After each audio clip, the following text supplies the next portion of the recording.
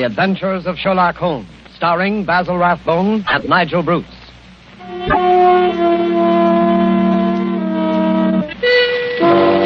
The makers of bromoquinine cold tablets bring you another adventure of Sherlock Holmes with Basil Rathbone as Sherlock Holmes and Nigel Bruce as Dr. Watson. Watch out for colds, ladies and gentlemen. They're very prevalent now, and a little cold may be the start of a serious illness. What you want to do at the first sign of a cold is take famous bromoquinine tablets. Bromoquinine tablets are made for one purpose and one purpose only, and that is the relief of colds. They act fast, give you speedy results, and that's what you want when you have a cold. Bromoquinine tablets are known the world over for their efficacy. Trust to reputation when buying a medicine.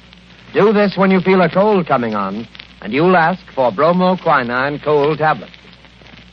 And now, as we make our way through the night to Dr. Watson's hospitable door, we notice a feeling of spring in the air. The buds are swollen on the trees, still black and dripping from the rain. And there's the smell of warm, damp earth. Delicious. Hey, Mr. Manning? Well, hello, Dr. Watson. I didn't see you in the dark. Yes, I've been out checking up to see if my magnolias survived the winter. Any casualties? No, they all seem to be fairly bursting with buds.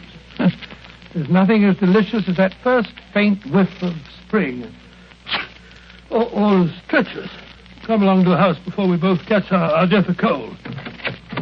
After you, sir. Not at all, my boy. None of that age before beauty nonsense. I'm not as decrepit as all that. Oh, what's this? The front hall littered with trunks and suitcases? Oh, yes. I'm afraid my annual wanderlust has broken out rather early this spring. I'm off on a little jaunt first thing tomorrow morning, but come along into the study. Does that mean that this is the last of our storytelling evening? For this winter, yes, I'm afraid it does. Well, I trust I'm not too forward if I hope to be invited back again in the fall. Oh, of course not. You know we'll be waiting for your return. Oh, thanks very much. It's very, very decent of you. To put up with the meanderings of an old fellow like myself, huh? I appreciate it, you know. But sit down, Mr. Manning. Sit down there, over there, in the usual chair. Let's get on with our story before I get all glittery and sentimental. You're going to tell us about Professor Moriarty tonight, aren't you? Well, I had intended to, but I've changed my mind. I'm going to tell you the adventure of the retired Colourman instead. Retired Colourman? Isn't that a military term? No, it isn't. Mr. Josiah P. Amberley has been the junior member of Brickfall and Amberley, manufacturers of artistic paint boxes. He made quite a tidy little fortune. Retired from business at the age of 61, bought a house at Lewisham, and then settled down. Early next year, 1897, I think it was, the old fool married. Married? Yes, married. The woman 30 years his junior. Yes, that's always a bit risky. Risky? Within 2 years, he was as miserable a creature as crawls beneath the sun. Oh, dear me, I'm jumping ahead in the story again. As I was saying, it was the 23rd of April, 1899, and a rainy and disagreeable April it had been. Holmes was in a melancholy and philosophic mood that morning as he stood by the window, watching the raindrops chasing one another down the pane. Rain had always depressed him when he was not working on a case. When he was working on a case, I don't believe he realized that there was such a thing as weather.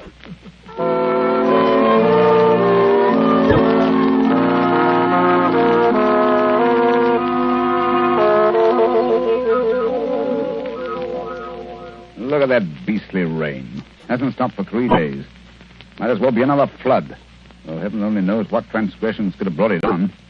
That's been a really first-class crime for months. Oh, cheer up, Holmes, cheer up. It's probably good for the crops or something. The shortage in crime? No. The rain, of course, probably makes the little buds sprout and the little shoots shoot. Oh, don't be so blasted optimistic. More likely rotting all the seed that's already been planted. Rain, where the deuce does it all come from? This confounded English climate? Why any man with half a brain stays on this rain-soaked, mist-bound island is beyond me. Oh, I doubt if the men have anything to do with it. It's the ladies, God bless them. This climate gives them perfect complexions, and with so many lovely creatures about, what Englishman would think of quitting the country? So much beauty, such exquisite... Oh, rubbish, Watson, rubbish. The spring has given you a temporary softening of the brain. I regret to say it seems to have that effect on most impressionable males. Impressionable nonsense. When a woman's concerned in one of your cases, you never even notice whether she's 16 or 60, and then you don't care whether she's got a well-turned ankle or whether she's flat-footed. Oh, why should I? Holmes, there are times when I think you're a cold-blooded fish. Possibly, Watson, possibly. Why do you suppose the fool doesn't show up? What fool? Josiah P. Amberley. Oh, is he one of your clients? Oh, I suppose I may call him so. He's been sent to me by Scotland Yard. Oh, by Scotland Yard. Quite. By Lestrade, to be exact. You must consider the case fairly hopeless if Lestrade hands the matter over to me of his own accord. Look, Holmes, there's a cab drawing up in front of our front door. He must be your client, Mr. Amberley. Yeah. Strange-looking individual, eh, Watson? He's quite an old fellow. Looks literally bowed down with care. Ah, but no weakling. Look at those shoulders and that chest. The framework of a giant.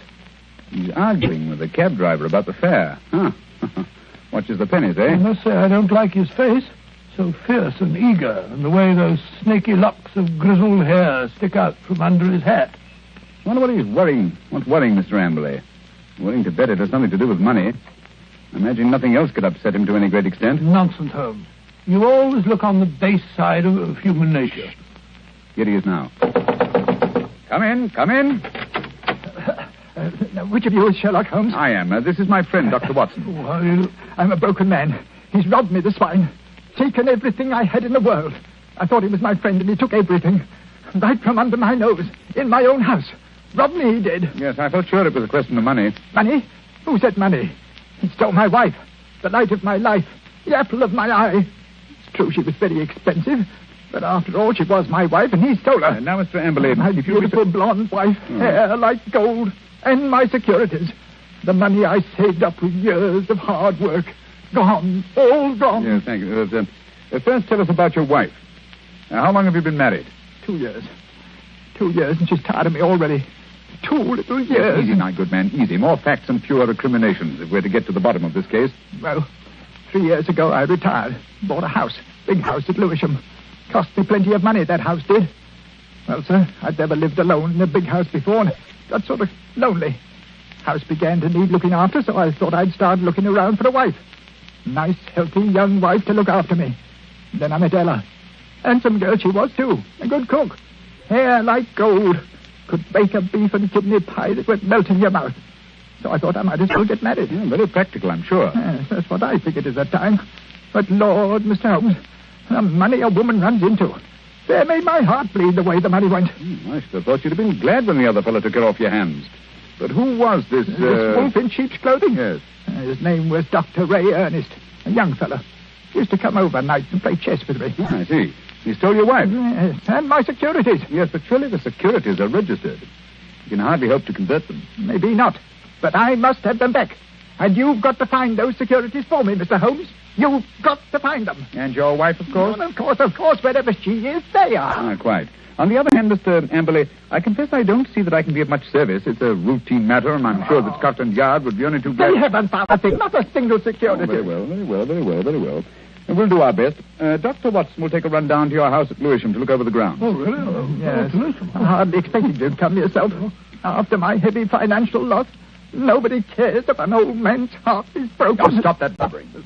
I'm not coming myself because I'm preoccupied with the case of the 2 Coptic patriarchs. This particular case doesn't seem to be very complicated. I'm sure, Mr. Amberley, that Dr. Watson can handle it as well as I could myself. Well, if that's the best that you can offer, I suppose I must be satisfied. Pampered, that's what she was. And that young man, that dirty pickpocket, I treated him like my own son. He had the run of the house. And now look how they've treated me. Me, you never harmed a soul. Quite. And now, good day, Mr. Amberley. Yes. Well, good day, Mr. Holmes.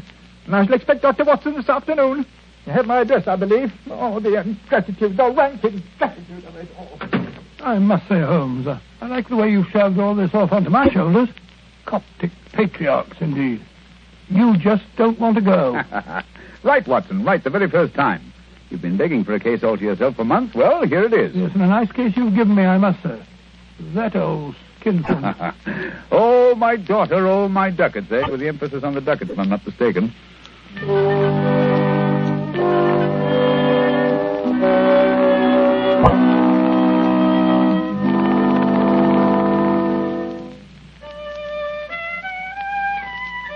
Oh, confound that passage.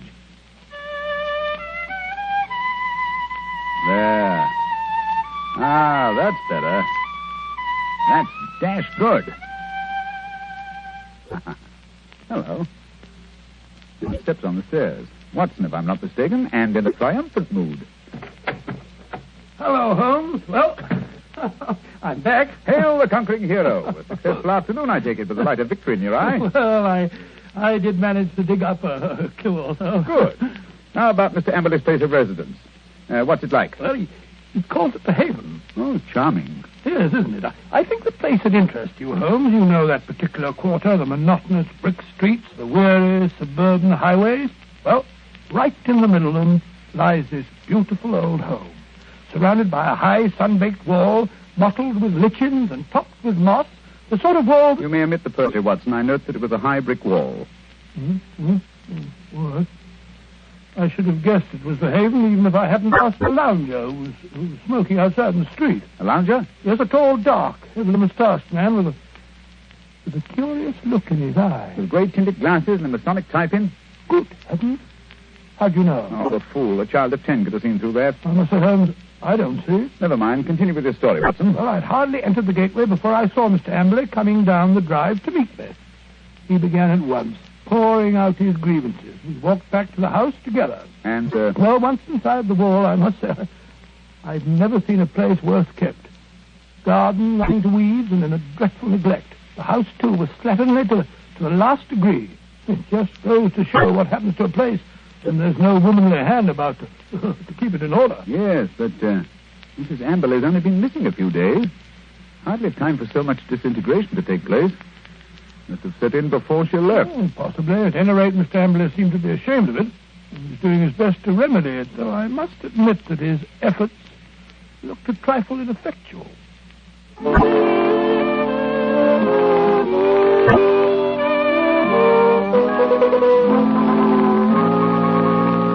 What's to become of me? What's to become of me? My wife gone, most of my fortune stolen. Oh, come in, Dr. Watson, come in. Here you see what remains of what used to be called my home. An Englishman's home is his castle, so they say. But home is where the heart is. And my heart... Look out, Dr. Watson, look out. That woodwork's just been... Oh, look at that. My best pair of trousers. Too bad. Careful. You almost get that pot of paint. Oh, dash it all, Amber. This is absolutely the limit. Sorry, I shouldn't have left that pot of paint in the middle of the passage, I suppose. That when one's alone in the house, one forgets. Well, alone? So you've been doing this painting yourself? It must strike you a strange occupation under the circumstances. One must do something to ease an aching heart. And step in here, Dr. Watson. This is my study, my sanctum sanctorum. Oh, sanctum sanctorum. I see you've just finished painting woodwork in this room, too. What a smell of paint. Yes, it's not dry yet. That's why I have a fire in here. Now, let me see. Where did you keep your securities? In the safe in that wall. This room is really a strong room, like a bank, with an iron shutter on the window and an iron door, burglar-proof. Ah, that's the irony of it. No thief from without could have taken my money, but my wife, my own wife. There's a picture, Dr. Watson, on the mantel, taken in a wedding dress. Nice-looking girl, Emily. It doesn't look the sort... the viper, the ingrate. Oh, really? Why, that very night, I bought 2 upper circle seats at the Haymarket Theatre. Wanted to give her a treat, I did. Oh, didn't she go? No. Last moment she said she felt sick. Said she had a headache, she did. I believed her, went alone. When I came back, she was gone. The safe was ransacked. Just a minute. What night was that, Mr. Emily? Last Thursday. Oh, Thursday, was it? Here's an unused ticket. Money wasted. She was always wasting money. May I have that ticket, Mr. Emily? Hold on. You thrown it in the fire. Now, why? I wanted to get rid of it. I want to get rid of everything that reminds me of her.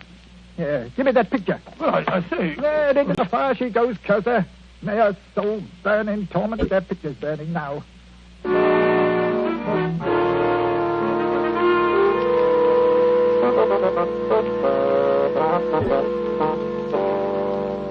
Unpleasant fellow, eh, Watson? This case begins to look more somber than I suspected. If you could only have brought me that ticket, Watson. Oh, I did my best, Holmes. I may not have the ticket itself, but I did notice the number of the seat. Oh, bravo, Watson. How did you happen to remember it? Well, as a matter of fact, it was my place in form at school, 31. See from the bottom. And so it stuck in my head. Splendid, old fellow. Then Amberley's seat must have been 30 or 32. Dear me now. Who can that be? Well, whoever it is, he's dashed impatient. Oh, yes. Here he comes up the stairs, fairly running. Come in. Well, bless my soul if it isn't our old friend, our good friend, Mr. Amberley. What's up? A telegram, Mr. Holmes. I can't make anything of it. Here, see for yourself. Uh-huh. Come at once without fail. Yes. Can give you information as to your recent lost find, Elman, Yes, the Elman. vicarage. Dispatched at 2:10 from Little Purlington. Little Purlington in Essex, I believe, not far from Frinton. You will start at once, of course. Watson, look up the train. It's probably a hoax. What could anyone in Little Purlington But it's know from a about very it? responsible person. Where's my crockford? Yes, here it is. We'll look up this minister of the gospel. Elman. Here it is. Yeah, J.C. Elman, M.A., living of Mossmore, Little Purlington. Yes, but I still don't think... Surely, Mr. Amberley, you want to find your wife and your lost security, don't you? Of course, but think of the waste of time and money. Here we are. Here's the train from Liverpool Street at 5:20. Yes, we just have time. Mr. Amberley, you go downstairs and hail a cab. I'll help Dr. Watson throw a few things in the bag. You think I need Dr. Watson? Perhaps I'd better go alone. Oh, no. It may be a trap for all we know. I don't think I shall go. Mr. Amberley, it would make the worst possible impression on both the police and on myself if you refused to follow up so obvious a clue. We should feel that you are not in earnest about this investigation. Very well, I'll go. Perhaps you'd better go with him, Holmes. What? Take your case, Watson. After the brilliant way in which you've handled it? No. Go along, Mr. Amberley, or you'll miss your train. Very well, but the expenses... Here you are, Watson. Here's your bag. It's packed. Yes, you never know when you may be called off on a case like this. I packed it for you. Holmes, I do think... Quite. Now, whatever you do, see that he really does go to Little Purlington. Yes, I don't think that he's Again, quite. Should he break away and try to return, get to the nearest telegraph station and send me the single word bolted. I will arrange to have it reach me wherever I am. What? You have something to look into at this end, then? I have, Watson. This case is beginning to take on a rather curious and sinister aspect. Above all, old man, take good care of yourself. And Mr. Amberley.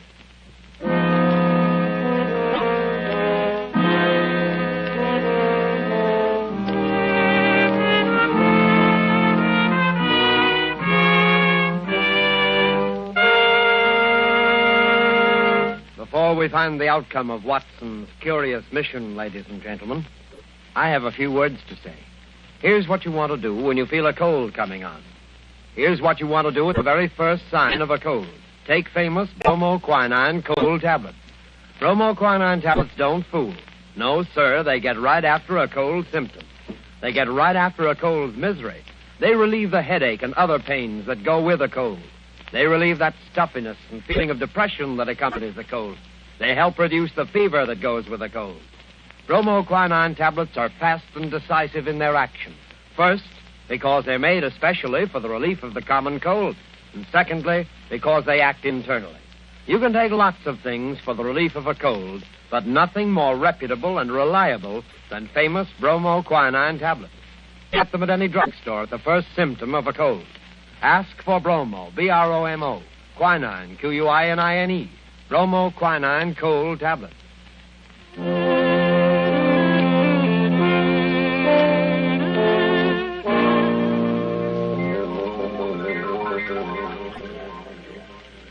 Confound this rain. Everything's as dark as a black hole of Calcutta. The haven. Chilly little haven this is. I can find a window unlatched. Not much chance on the first floor. The old boy's 2 quarters. Ooh. Second-story window, perhaps.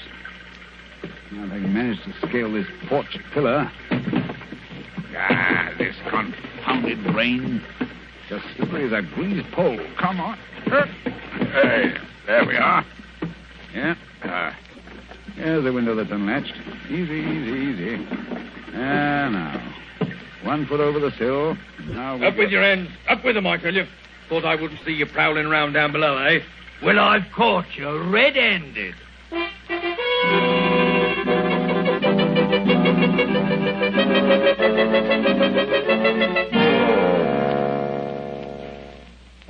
Nice wild goose chase that turned out to be. That friend of yours, Sherlock Holmes, is a fool. I'm sure, Mr. Amberley, if you'll call and see him, he can explain. Explain nothing. That vicar had never seen that telegram before. The way he treated us. You might have thought we were suspicious characters. Then missing the last train and having to sit up all night in the confounded station with the rain dripping through the roof. Well, we could have gone to an hotel. Gone to an hotel? That costs money. Gone to an hotel, indeed. Well, here's your house, Mr. Amberley. I think I'll go along home now and get some breakfast. You will not. I'm going to come into the house and see if everything's all... I look up there. The window over the porch. It's open. Perhaps you left it like that yourself. Rubbish. I tell you, I don't like the looks of this. Where's my key? Here it is. We'll soon find out. I say, it is gloomy, isn't it? Look. Someone's been here right enough. Footprints on the fresh paint. I'll find him if I have to tear the place apart. No need for that, Mr. Amberley. We're here waiting for you in the study. Holmes! Good heavens, what a start you gave. How did you get in here? Arrived in through an upstairs window. That's burglary, young man. Yes. Burglary has always been an alternate profession, and I cared to adopt it. I'll admit I was glad I hadn't when I walked into Inspector Lestrade's gun last night. He thought I was a burglar, too. But come, we're keeping him waiting. He's in the library. Here they are, Lestrade. I told you we could expect them back before 10. No, but look here, that's not Lestrade. That's the man I saw loitering in front of the gate yesterday afternoon. The fellow with the black moustache and the glasses. That's right, Dr. Watson. Yes. Lestrade fondly imagines that's a disguise. Oh, now, look here, no. Why, it's as obvious to anyone who takes the Now, trouble. look They here, can see I've had enough of this. I won't have two busybodies prowling around my house in the middle of the night. And what's more, Mr. Sherlock Holmes, I suspect you sent that telegram yourself. Very clever of you, Mr. Amberley, very clever. You look a trifle pale. I thought a night in the country might do you no, good. enough of that. What kind of a fool do you take me for? I'll have you put behind the bars, all of you. Oh, surely not Inspector Lestrade. Why, he's from Scotland Yard. I don't care if it's from the House of Lords. Yeah, none of that. You're all disgraced, publicly disgraced. Breaking into my house in the middle of the night. Oh, I'll get you for that. What were you doing in here last night? Answer me that. Looking for the bodies. What? Looking for the bodies of your wife and Dr. Ernest. What have you done with them? How dare you? You murdered them in this room. We have ample proof. Why, you... Stop him, Watson. Stop him. He's got a capsule in his hand. It's poison. He's got to swallow it. No. Come on, get that out. Spit it out. Spit it out. Spit it out, or I'll choke No you. shortcut, Mr. Amberley, if you please. Everything decently and in its proper place. Take him away, Lestrade. Right, come along now. No more monkey business. I won't put up with that. All right, come. Phew, what a scene. So that old brute Amberley's a murderer, eh? How did you find it out? Well, the first clue was the theater ticket, which you didn't use. We found that out. Oh, that destroyed his alibi. Yes, the theater people assured us that there had been 2 empty seats, not just one. The second clue was the smell of fresh paint. What was he trying to hide by that? Yes, what? Gas. He asphyxiated his wife and Dr. Ernst in this room. Good heavens. His strong room, which was as near airtight as anything could humanly possibly Yes, be. but how? Well, that's what I wanted to find out. That's what I was looking for when I broke into the house last night. And what did you find? Look here. Notice the gas pipe along the skirting here? It rises in the wall, in the angle there, and ends in that plaster rose in the center of the ceiling where it's concealed by that ornamentation. The end's wide open. How horrible. Yes, and look here. Look, near the floor. What do you make out?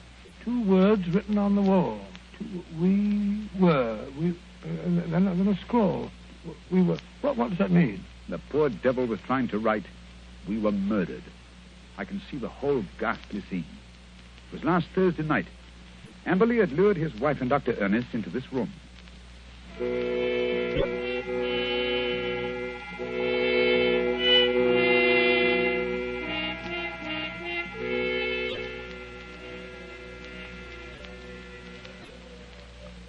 Oh, listen to that wind. I wish it would stop. It's not so bad in this room. Have a little game in here, eh, Dr. Ernest? Just you sit here, Andrea. Entertain the doctor while I go and look for the chessmen. Excuse me for a minute, Dr. Ernest. Certainly. And if you don't mind, I'll close the door. There's such a draught. It'll be much cozier in here with the door closed. Much cozier. If that wind only wouldn't howl. I feel so depressed. Is there something terrible we're going to happen? Oh, nonsense, my dear Mrs. Amberley. This house is getting on your nerves. Is it any wonder? He gets worse and worse. Oh, Dr. Ernest, I'm so frightened. You must go away. What? Now, don't be alarmed, Mrs. Amberley. I've had your husband under observation for some time. I'm afraid he isn't quite normal. It isn't safe for you to stay here any longer. But, Dr. Ernest, don't you understand? I can't leave my husband. Heaven knows what would happen if I left him alone. We could get a nurse to take care of him. You can't stay here with him. What was that? Josiah, he heard us. He was outside the door listening. Oh, Dr. Ernest, this is terrible. What can we do? Listen. You hear that? It's the gas. Someone's turned on the gas. I can smell it. Hurry. We've got to get out of here. What? Oh, the door's locked. He's locked the door. Amberley! I say, Amberley, open the door! Quick, the window. No, that's locked, too. The iron shutters. Amberley! Amberley, let us out! You realize what this means? He's going to kill us. He must have gone mad, I'm afraid. Yes, it's what I was afraid of. He's a maniac. A homicidal maniac. Oh, this is horrible. We're trapped. What a fool I was. What can we do? I feel so faint. I I can hardly breathe. Here. Lie down on the floor. The air's better down here. It's no use. I can't stay awake. I don't mind anymore. I'm quite all right. Really. Mrs. Amberley. Don't give up. I feel pain, too. I must warn people. It's dangerous. I can't think. God, I can't breathe. I can't think.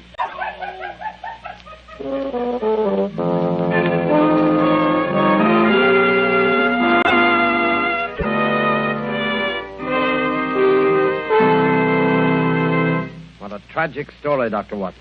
And was Mr. Amberley insane? They decided he was. He ended his days in an asylum. Did they ever find the bodies? Yes, at the bottom of an old well, the opening of which had been cleverly concealed by a dog kennel. I see. And now I'm afraid it's time to say goodbye. Well, not goodbye, Dr. Watson. Au revoir. Oh, just as you say, Mr. Manning. Anyway, in conclusion, I want to thank you and our radio audiences who so patiently listened to the reminiscences of a sentimental old fellow. And I want to wish you all, old and young, an extremely happy summer. Thank you, Dr. Watson. Ladies and gentlemen, in just a moment, Basil Rathbone would like to say a few words to you. But first, may I give you a word of advice? Remember the danger of the so-called common cold. Remember the sickness it can cause and the bills it can cost. Act promptly, decisively, at the first sign of a cold. Take famous bromoquinine tablets. Bromoquinine tablets have a reputation. Their fame extends to all quarters of the globe. Their merit is an assured fact. Reliability is the one thing you want in any medicine, especially a medicine for the relief of cold. Don't wait. Don't procrastinate when you feel a cold coming on. Go right to your druggist and get a box of bromoquinine tablets.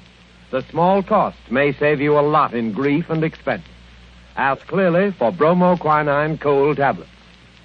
And now, here's Basil Rathbone. Ladies and gentlemen, to me, Sherlock Holmes has always been one of the greatest characters ever created. Tonight, as our present series ends, I'd like to thank our sponsor, the makers of bromoquinine, for giving me the opportunity of playing Holmes on the air, especially with such an inspired Dr. Watson as Nigel Bruce. Oh, Basil, that's very... Please. Oh, sorry, what? Speaking to myself and Mr. Bruce, may I express our gratitude to our radio audience for the many letters of interest and encouragement that we received. And finally, a word of appreciation to all the performers and others concerned with this program who have helped so immeasurably in making the Baker Street days live again. And now, until fall, it's time for me, too, to say au revoir and good luck.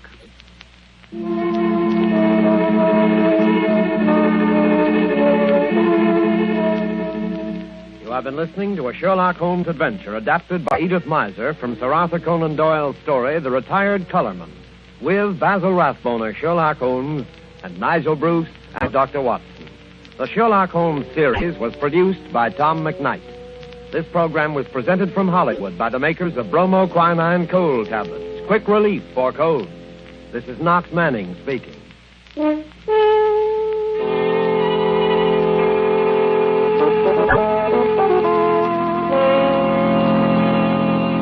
This is the National Broadcasting Company.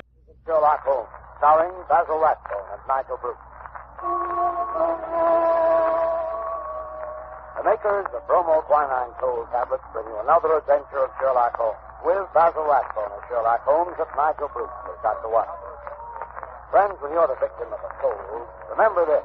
Bromoquinine cold tablets are made exclusively to help relieve the usual distress of cold. They're not a cure-all. They're made for one purpose, and one purpose only, to help relieve the common miseries of a cold.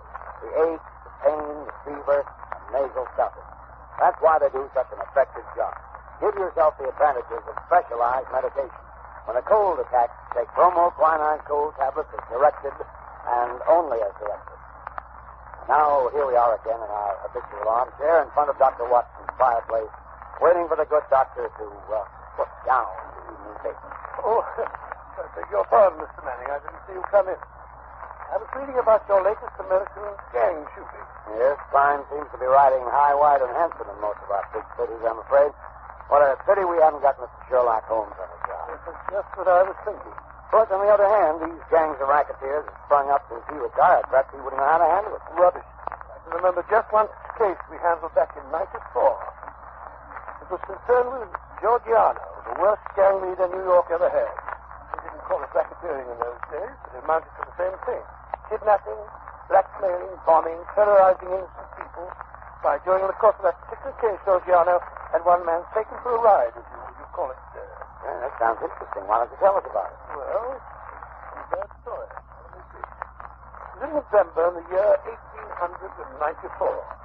Holmes and I were sitting in our rooms in Baker Street. Well, I thought you said this story was about the head of a New York gang. Yes, so I did, Mr. Manning, so I did, just to interrupt. Even famous gangsters have been known to travel about from time to time. Well, as I was saying, Holmes and I were sitting in our rooms in Baker Street, and our housekeeper, Mrs. Hudson, ushered in a friend of hers, a landlady who kept lodgings in Great Orm Street. Holmes invited her to sit down. The poor woman was obviously harassed and kept sucking away at the fringe of her cape.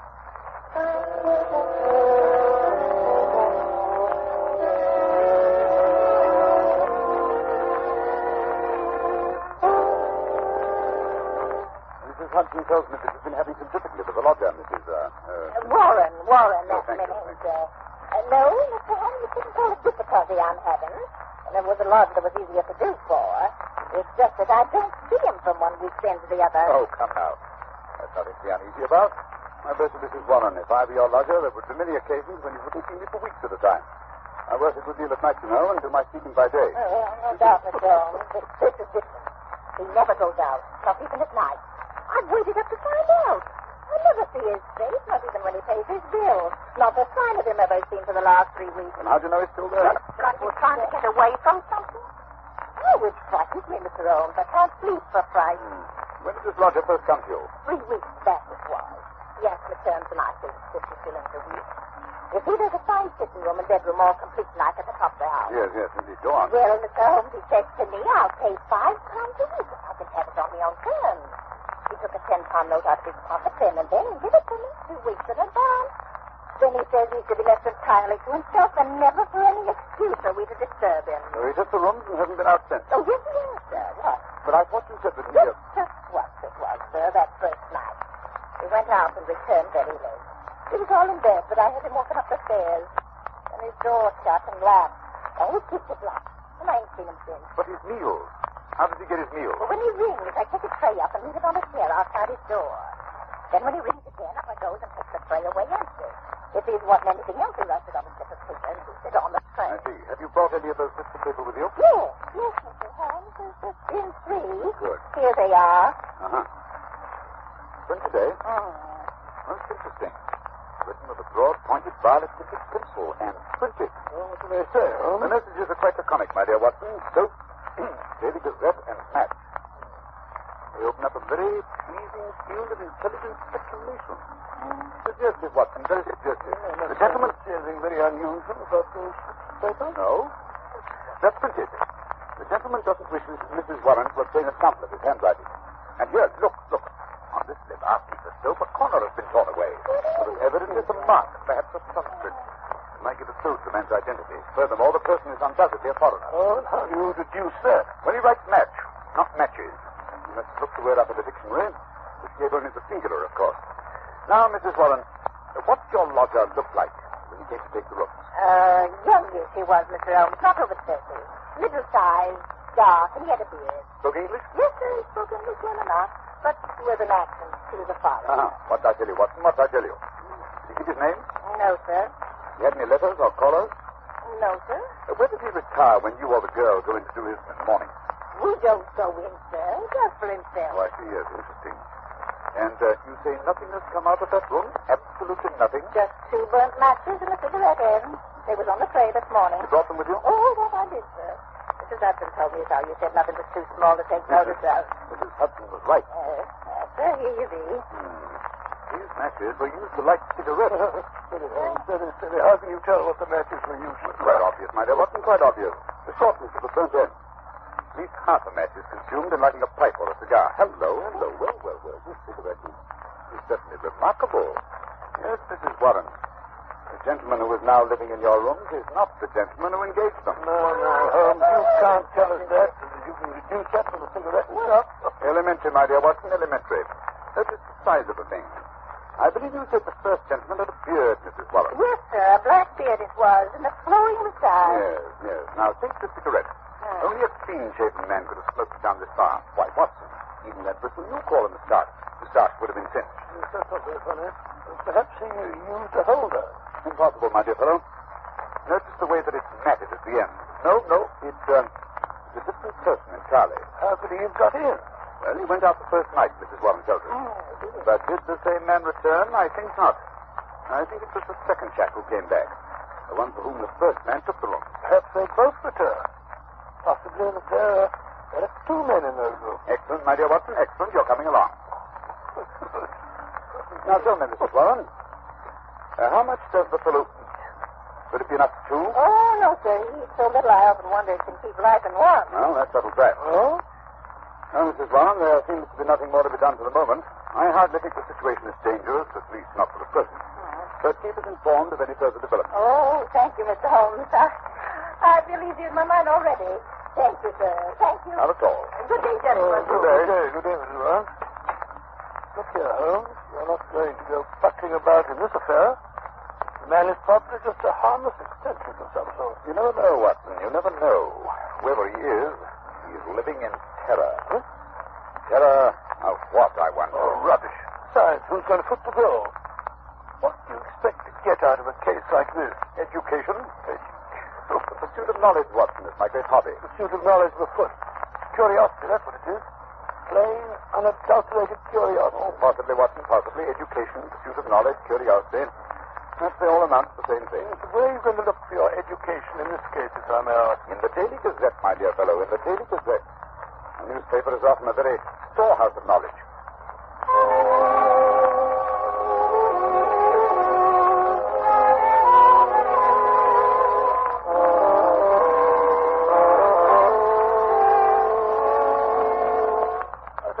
Every time I look at you, you have your nose buried in a copy of the Daily Gazette.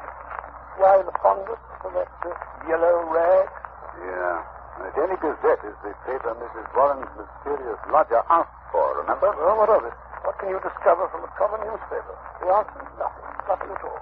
Here it is 4 days since we heard of that mysterious gentleman, Mrs. Warren. What have you unearthed? Nothing.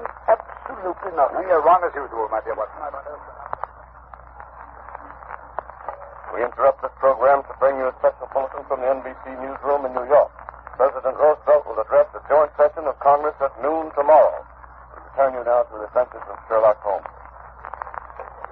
My chief enemy to the hiding place of the mysterious lodger. How would you go about keeping in touch with him? Just learn now. Through the papers, my dear fellow, through the agony columns. And since Mrs. Warren's lodger received only one paper, the notices must appear in that. See now, but how can you tell which notice is the one we're after?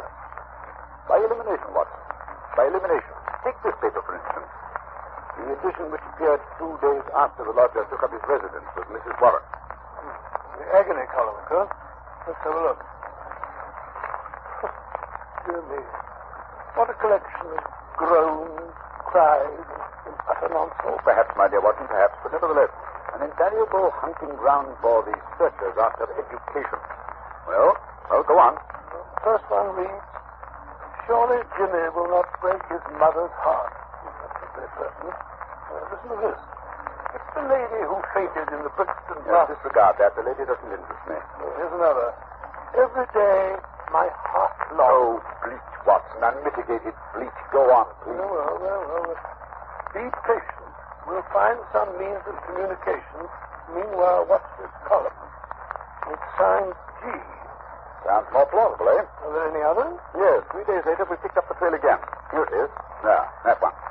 And making successful arrangements, patience and prudence, the clouds will pass. G again. Yes, nothing for 2 weeks after that. Then comes something more definite. Here. The path is clearing if I find chance to signal a member code. A1, B2, and so on. Watson's here, too. Oh, what for, Chief? By Jove. Things are warming up. Oh, see who that is, will you, Watson? Oh, sure. I'm sure he wanted his lunch. Thank you so much. Well. What is it? It's the afternoon copy of the Gazette that has just arrived. This is how we're going to put it up. Good. See if there's anything in it. House of Parliament in heated session. Actress has pearls still. Oh, come on. Give me that paper. Look, Holmes. Do tell. Snatching a paper out of a fellow's hands like that. Nice manners, I must say. Here we are, Watson. Here we are. High red house with white stone facing, third floor, second window left after dusk. G. Ha. That's definite enough, Watson. That's definite enough. Hello. What's that? Look out of the window, will you, Watson? It's your friend, Mrs. Warren. I said it. She must be excited. Her hat's on the side of her head, and she's puffing like a steam engine. There's Mrs. Hudson. Just let her in. Yeah, something's happened. We weren't there. Confound it, Watson. I hope nothing did it. Come in. Mrs. Warren, what's up? Oh, Mr. Holmes, sir, I come as fast as I could. Well, here, take a chair and get your breath. Oh. No, wait a minute. Sit down. Oh. That's better. Now then, what's happened? It's a police matter, that's what it is. I'll have no more of it, and I won't. I'll pack him on bag and baggage. I'm at the end of my patience, I am. When it comes to knocking my old man about... Mr. Warren, well, tighten him up anyway. Who did that? Well, that's what we want to know. It was around 11 this morning. There was a fog, you remember? Well, I sent Mr. Warren around to get me some money in for the stew we were to have for lunch. Well, he says he got no more than 10 paces down the road when two men come up behind him, threw a coat over his head, and bundled him into a cab that was standing beside the curb. 12 o'clock, 1 o'clock, and he don't come back. And there am I in me stew left waiting for the onions. Well, at 2 o'clock, they come up a stew anyhow. And you know what a stew is like without onions. Yes, it's like tea without... Yes, I like mine. Well, tea without milk is about that. That's one of the most... Go on, Mrs. Warren. Go on, never mind. Yes, well, at 3 o'clock, my old man comes home, all black and blue, and his coat tore. At first, I think he's been in some pub. He's got a weakness for a drunk now and then. Yes. And pretty soon, I see he's not drunk, just dazed, and he tells me he's been driving around for 2 hours with a couple of men threatening him, and finally they opened the door and shoved him out. And when he comes to, he found he was on Hampstead Heath, so he took a bus home, and there he lies now on the sofa, moaning and groaning. Indeed, most interesting. Did he notice the appearance of the men? Did he hear them talk? No, Mr. Holmes. He's clean dazed. He just knows he was lifted up as if by magic and then dropped again. Is by magic? Yes, sir, that's right. And you connect this attack with your lodger? Well, sir, we've been living there 15 years now, and those happenings ever came before. I've had enough of it. Money's not everything. I'll have him out of the house before the day is now, done. Wait a minute, Mrs. Warren. Wait a minute. Don't do anything rash. Matters becoming more and more interesting. It's clear that these men mistook your husband for your lodger, and the heavy fog this morning, and when they discovered their mistake, they released him. They threw him out, they did, on his ear. Yes, well, wait a minute. The important thing is that your lodger's enemies have found him. They're on his track. They'll be back. I suggest you return to your home at once before anything serious has a chance to happen.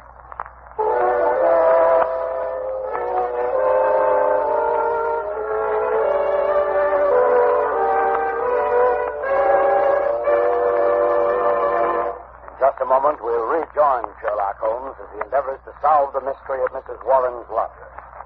Ladies and gentlemen, in every American city, town, or village, you'll find a group of people who are worthy of the highest praise.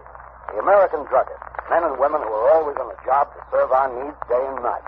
This evening, we have a very welcome guest, a druggist from the city of the famous Mardi Gras, colorful New Orleans, Mr. Wally Schweikart of the Schaefer and Schweikart Pharmacy at Carrollton and Jeanette. Now, here's what happened the other day when a friend of mine visited the Schaefer and Schweikart Pharmacy. Mr. Schweikart, you certainly have a fine modern drugstore. How long have you been serving this neighborhood? About 25 years. Well, sir, it's a long time. Say, what were those big buildings I just passed on the way out? Why, the famous Tulane and Loyola University. And we're proud to have some of the students among our best customers. And I suppose you have an occasional professor stopping in, too, huh? Yes, we do. College students and professors buy medicines just like anyone else. And that brings up a question I'd like to ask. What do most of your customers buy when they want to relieve the usual symptoms of colds? Bromoquinine cold tablets by a big margin. We recommend them, and both Mr. Schaefer and I have used them to help relieve the common miseries of our own colds. That's just the way it happened, isn't it, Mr. Schweikart? Yes, that's right. It's been a pleasure to have you with us, Mr. Schweikart, and your statement bears out the results of a coast-to-coast survey conducted by one of America's leading research organizations and taken among over 2,000 American druggists just like yourself. It it was found that more than 87%, that's about 9 out of every 10 druggists, recommend bromoquinine cold tablets as an effective aid in the relief of the usual cold symptoms. And in addition, the majority of these druggists said that bromoquinine cold tablets were their largest selling tablets made exclusively for the common distress of cold. Friends, when you have the usual symptoms of a cold, get the preparation your druggist probably recommends. Time-proven bromoquinine cold tablets can take only as directed. Bromo, B-R-O-M-O. Quinine, Q-U-I-N-I-N-E. Bromoquinine cold tablets.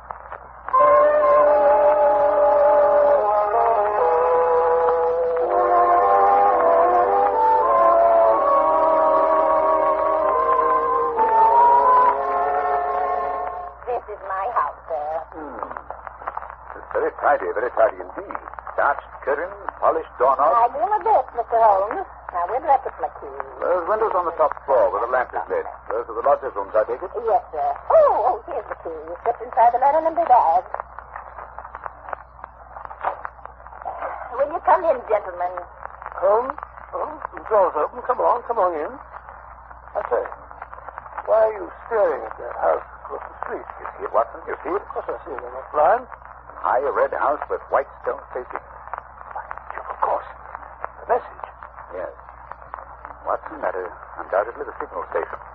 Notice the to let sign in the window? An ideal spot, my dear fellow. An ideal spot. Yes, I was supposed to be gone inside. But keeping Mrs. Warren waiting. Right, Watson. Practical as usual. Well, Mrs. Warren, what now? I don't rightly know, sir. Well, I suppose we begin by taking a look at this mysterious lodger of yours. Well, how are you going to manage that if he keeps the door locked? When do you take his next tray up to him, Mrs. Warren? Usually I do see around 4:30. 4:30, eh? It's almost that now. Is there any chance, another room with a door opening onto this corridor? No, sir, that is... Oh, wait a minute, sir. There's a cupboard. A big cupboard almost opposite his door, here. Excellent. What you and I will secrete ourselves in that cupboard while Mrs. Warren fixes the gentleman's tea tray. Very good, sir. I'll do it right away.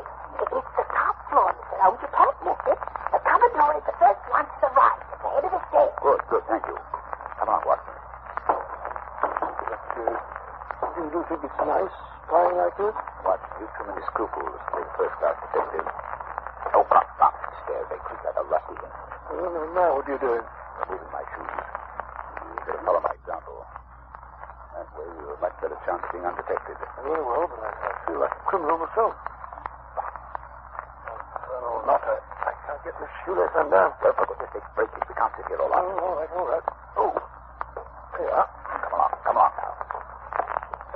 Quiet. You sound like the charge of the light brigade. I'm not making any more noise than you are. Easy now. Cupboard door.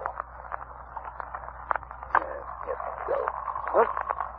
What you said was the large. Oh, good thanks, please. Squeeze here. Close the door. Look at the crack. That's enough to see through. I can't do the best thing pushed here like this. Well, not supposed to. I'll do this little band bit of it myself. Here comes Mrs. Warren now. Stop that noise, Watson. You're pumping like a grappler. Yes, here she is.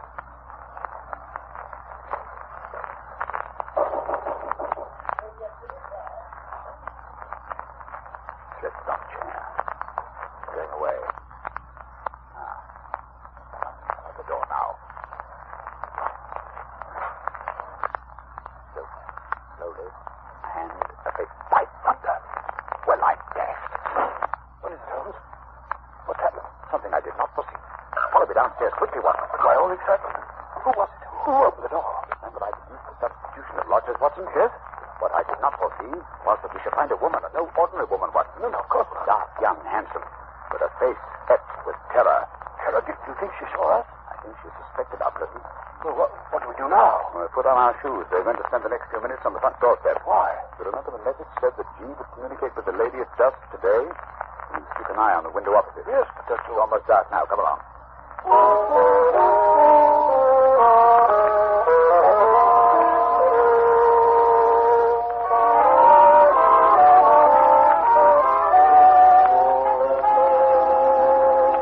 Holmes, we've been here for half an hour.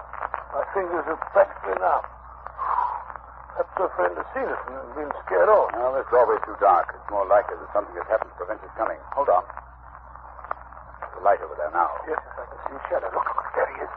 Pale face. That's the pair. He's got a candle, peering across. Once they're sure she's there. Now we see this flash. A single flash. Stay. Take the message, Willie Watson, so we can check up on each other. Oh, I will. T. That is T-A-T-S. Wait a minute. There's down. Another T. That was the beginning of the word. Now E. Then comes an N. Long one this time. It's another T. An A. It's not. Well, surely that's not all. At Tenta. At Tenta-night. That's why we go. I had it. T-A is the initial. That goes again. Why she's got a waist like that? I can't keep up with it. The same message over again. Curious, Watson. Attenta. Must be in cipher home. Not a very obscure cipher, Watson. It's Italian. Attenta means beware. It must be urgent. Very good, scarcely. Still the same message. Attenta. Hello. He's broken off. The light's gone out. Someone's broken a window. What's that? Quick, Watson. We must get in there. Something violent is happening.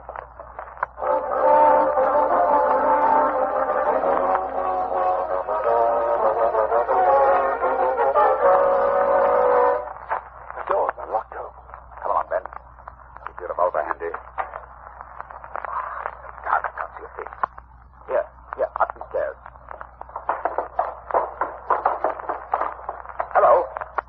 There's a camp where he dropped it. You're warm. Got him at Watson. That's better. Let's look around a bit. Oh, so quiet. Almost uncanny. What could he have got? There's a broken window. And here, look here, Watson. Blood. A trail of blood. Some heavy object has been dragged along the floor. Use this cupboard door. Open it, Watson. Is it out? Oh, very well. Oh, look. On the floor, a man. On his back and covered with blood. Look, there's a knife. A knife sticking straight up. Driven blade deep into the body. A terrific blow. Give me that candle. Let's have a look at him. Yes. There. Look at the red circle drawn on the floor under his head. A halo in blood. Holmes, what are you doing with that candle? Finishing the message. I think it will be helpful. Let's get to the root of this mystery. I must find out how he got there. You knew this man? Then you recognize him? Naturally, Watson. It's Black Georgiano, the head of the most terrible band of criminals in America. Like Georgiano. Gee, for Georgiano. Then it must be he who sent the message. What's he doing over here in England? That's the question we must ask the lady from across the street. We should be here in a moment. I signaled her to come. Here she is. Carissimo, I have a come. Ah, fool! What is it? What have you done with me? You must prepare yourself for a nasty shock, madam. My husband, what has happened? What are you hiding from me? Who is that on the floor? I beg of you not... Oh, let me see. Georgiano. Oh, Mary, you have killed him. He is dead. Please don't be so upset, madam. But it is wonderful, marvelous. What? You are a policeman. You have killed him. Oh, I'm so happy. You have killed him. He was dead when we found him. How so? But it was my Jenna who killed him. My wonderful Jenna. He has done it perfectly. He is splendid. He is magnificent. But where is he? Just now he sent a message for me to It come. was I who sent the final message. Your husband disappeared out of the back window, if I read the signs correctly. But I ran away. For my husband, he did it to protect himself. To save me. No one could blame him. We could not arrest him for that. No. Now that your Jenna is dead, we fear nothing. We are free. Perhaps you'd like to tell us about it. I may be able to arrange matters with Scotland Yard. Well, Jenna is my husband. Gennaro Luca. I am Amelia Luca. Oh, my husband and I, we live in New York. We are happy until my Geno's brother, he meets this Georgiano. He was a devil. A monster. There is no judge in the world who would punish my husband because he killed him. Yes, I understand he had rather an unsavory character. He was a king. He makes the young Italian men join in his society. Gennaro's brother was one of his men. He cannot break away. He must do the most terrible thing. And then one night he say no. He was shot. Shot in the back. In the back? Quite a sportsman, huh? Oh, quiet, Watson. After that, this Georgiano, he say my husband must join his gang. to make love to me. He was terrible. I was so afraid. So you ran away? Yes. One night we go on a boat for England. But we know Georgiana will follow us when we find out. My Jenna, he had me where I will be safe. He knows Georgiana will come, and he waits for him outside. Tonight he arrived at last. But Margeno is ready. He is prepared to kill him. Oh, he is a hero, my Gennaro. I don't know what the British point of view will be, but I imagine that in New York, this lady's husband will receive a pretty general vote of thanks. Oh, I think we can arrange the British point of view, Watson. Scotland Yard has been on the lookout for this Georgiano since they heard he had landed. Mr. Luca has just taken a little bit of work, that's all. And now, Mrs. Luca, if you'll come with me, I believe we can arrange matters satisfactorily. Gracias, senor, gracias. I'm so happy. Well, it's been an interesting case, Holmes, but I still can't for the life of me see what you expect to get out of it. Education, Watson, a little more education. Always seeking knowledge at the old university. In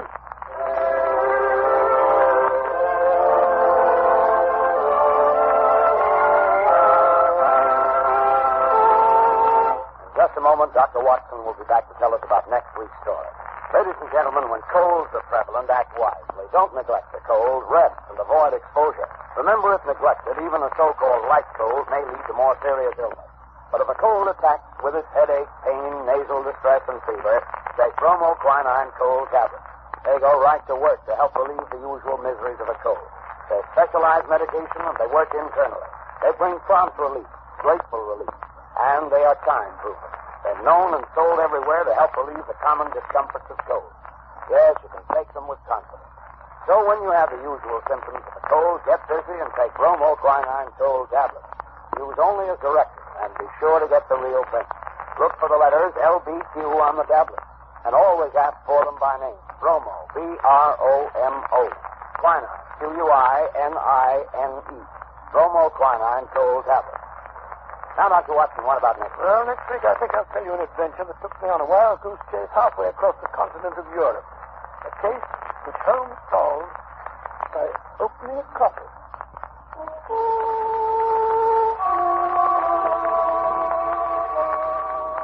You have been listening to a Sherlock Holmes adventure adapted from Sir Arthur Conan Doyle's story, The Adventure of the Red Circle, with Basil Rathbone as Sherlock Holmes and Nigel Bruce as Dr. Watson.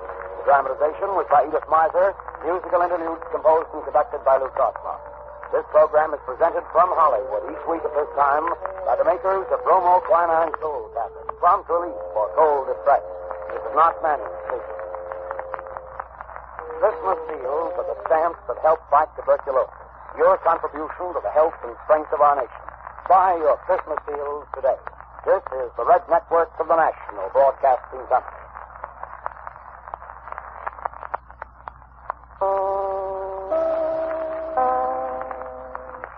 This episode from the life of Sherlock Holmes will be transmitted to our men and women overseas by shortwave and through the worldwide facilities of the Armed Forces Radio Service. Petri Wine brings you Basil Rathbone and Nigel Bruce in the new adventures of Sherlock Holmes.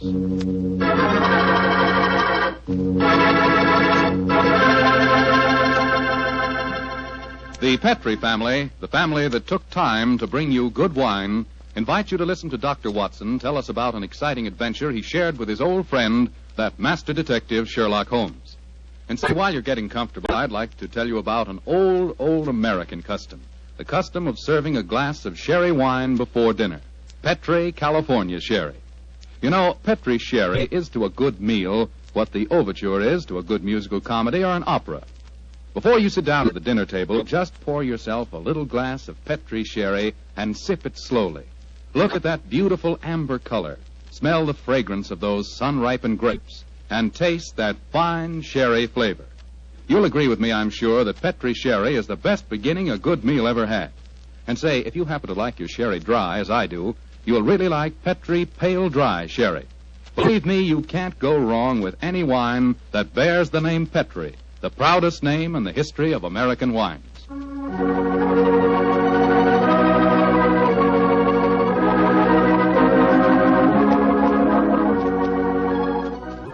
And And now let's drop in on the good Dr. Watson, who's waiting for us in his California ranch house. Good evening, Doctor. Good evening, Mr. Foreman. Come in and make yourself at home. Thank you, Doctor. Sitting here with the lights off, I see. Have you been getting yourself in the mood for tonight's Sherlock Holmes story? No, my boy, I was watching the sunset. It's quite a beautiful tonight. Aye, Doctor, the sun set over an hour ago. Yes, I know that, young fellow, my lad. I know that. But at my age, a fellow's entitled to take a little snooze after dinner, isn't he? Of course he is, Doctor. And now that we've settled that, how about tonight's story? Well, a very beautiful girl figured prominently in this adventure, Mr. Foreman.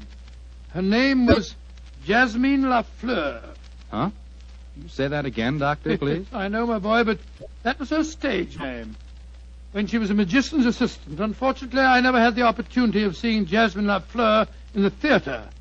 But I'm told that she was a fascinating figure in tights and spangles. When Holmes and I first met her, however, she was dressed a little more conventionally. And her name was then Diana Vennering. Lady Vennering. Lady Vennering? Say, those tights and spangles really paid off, didn't they? Well, how did you and Sherlock Holmes come to meet up with her, Doctor? In rather spectacular style, Mr. Foreman. Miss Lafleur became something of a femme fatale in the early 1900s. First of all, she married Signor Rossoni, the magician for whom she was working. On the wedding night, he was mysteriously stabbed to death. A few months later, Madame Rossoni, very fetching in her widow's weeds, I'm sure, met Sir Wilfrid Vennering. And, after a whirlwind courtship, she married him. Don't tell me he got murdered, too. He did, Mr. Foreman. Also on the night of the wedding. But this time the police found a suspect. It was a certain Major Beckworth, cousin of the dead man, and an ardent suitor of the fair Diana. The trial at the Old Bailey was one of the most sensational I ever remember. Sherlock Holmes and I, in court on the closing day as a jury, were still considering their verdict. Holmes, the jury's been out over 8 hours. I bet you they can't agree on a verdict and there'll be a new trial. I think not, old chap. Look, here they come now. You know, there's a strong moral probability of guilt, but I'm sure they'll agree that there's insufficient evidence to convict. Oh, perhaps you're right. Just look at Lady Vennering down there ahead of us. What a stunning woman. Yes, and a woman of great poise and courage. Here it comes. Gentlemen of the jury, have you arrived at a verdict? We have, my lord.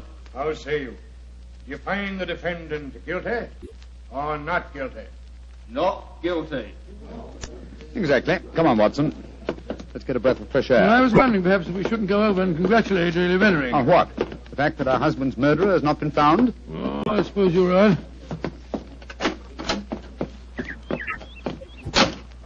You ever read the Book of Tobit, Watson? Tobit?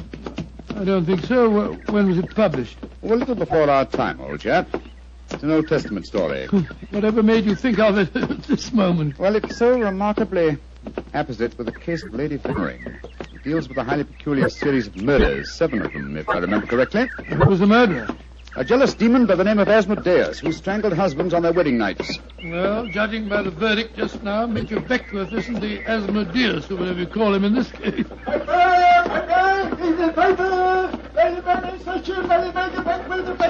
Here, now, boy, here. Give me a paper. Thank you, Governor. Thank you. Paper!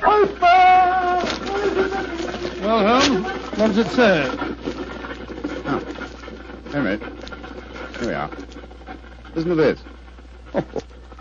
Lady Vennering, widow of the murdered man, says that she will marry the suspect. Lady Vennering told newspaper reporters this afternoon that if Major Beckworth is acquitted, she will marry him before the year is out. Oh, from my soul, Holmes, there's a positive sparkle in your eyes. You read about her. I must admit the lady fascinates me, old chap. I hope before she becomes involved in any further tragedies that we may have the opportunity of meeting her. And something tells me that we will.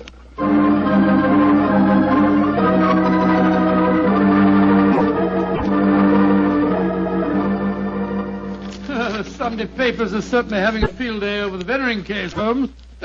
Did you read them? No, I didn't, Watson. There's a complete life history of Lady Vennering in one of them with photographs. It's rather interesting. Really? What are you doing over there, Holmes? Looking out of the window. Ah, yes. You expecting anybody home? No, come over here, old fellow. Oh, it's a clergyman. Yes, a very agitated one. Look at the way he's pacing up and down. And looking up at our window, too. Joe. What eyes? Yes, there's a fanatical look about him, which suggests either the martyr at the stake or the inquisitor lighting the faggots. Mrs. Hudson's letting him in now. Well, I'll be interested to know what he's come to us about. I can hear footsteps on the stairs. Here, I'll go and have a look. How do you do, sir? Come along in, won't you? It's all right, thank you, Mrs. Hudson. You're Mr. Sherlock Holmes? I am, sir, and this is my colleague, Dr. Watson. My name is Whalen, the Reverend Arthur Whalen. How do you do, How sir? do you do, sir? Sit down, won't you, and tell me what I can do for you. Thank you. Mr. Holmes, this is a very difficult subject to broach. In fact, it's only after intense personal conflict that I've been able to force myself to come to you. May I ask you, are you familiar with the Book of Tobit? Book of Tobit? Oh, gracious me. You were talking about that yesterday, Holmes. I see that you've come to consult me about the Veneering case. But that's amazing. How did you know? Has Lady Veneering been in touch with you? No, sir, but I'm familiar with the Book of Tobit, and Lady Venering's case closely resembles that of the woman Sarah in the Old Testament story. More closely than you realize, Mr. Holmes. Did you know that before each one of Lady Venering's husbands was killed, they received a threatening note? Yes, I recall that from the trial. Signed in some sort of gibberish, weren't they, sir? No, Doctor. Yesterday I was permitted for the first time to examine one of these notes. The apparent gibberish was in reality ancient Hebrew writing. Indeed. Were you able to translate it? Yes, Mr. Holmes. In effect, it said, if you go through with this marriage, your hours are numbered. And it was signed Asmodeus. Oh. The name of the jealous demon who strangled husbands in the Book of Tobit. Exactly. Just why have you come to me, sir? I want you to talk to Diana, to Lady Veneering, to tell her she must not go through with this new marriage. Murder is stalking her, Mr. Holmes. I have argued with her, prayed with her, implored her to realize her danger. But she is adamant. I'm afraid I should feel extremely presumptuous in giving her my advice. No, Mr. Holmes. I have prepared the way for you. You could, I'm sure, make her realize her danger. And she's willing to see me, you say? Willing and anxious. Oh, very well. But I'd like to ask you a few questions first. Anything, Mr. Holmes. What is your interest in her? She's a member of my flock. She needs my guidance. Nothing further? No, Mr. Holmes. By the way, I believe that you performed the marriage ceremony at both of her previous weddings. Yes. Are you proposing to officiate at the ceremony if she marries Major Beckwith? Well, I don't know. I'm hoping that marriage will never take place. And so I want you to help me, Mr. Holmes. Where does the lady live? 47, Berkeley Square. Very well. Dr. Watson and I will call on her this afternoon. Delighted to, delighted. I doubt if I can be there myself. In fact, Diana might speak more freely if I'm not. But here's my card. Oh, thank you. You'll know where to get in touch with me if you want to. Very well, sir. Good day to you, gentlemen. And I'm greatly in your debt. Good day, sir, good day. Strange business, Holmes. I can't believe that Mr. Whalen's motives are entirely impersonal. Nor can I, old chap. What are you laughing about? I was thinking of the Book of Tobit, Watson. In that the role of protector, the role I have just been asked to take, was played by the Archangel Raphael. I can't help feeling, Watson, that I'm making distinct strides in my profession.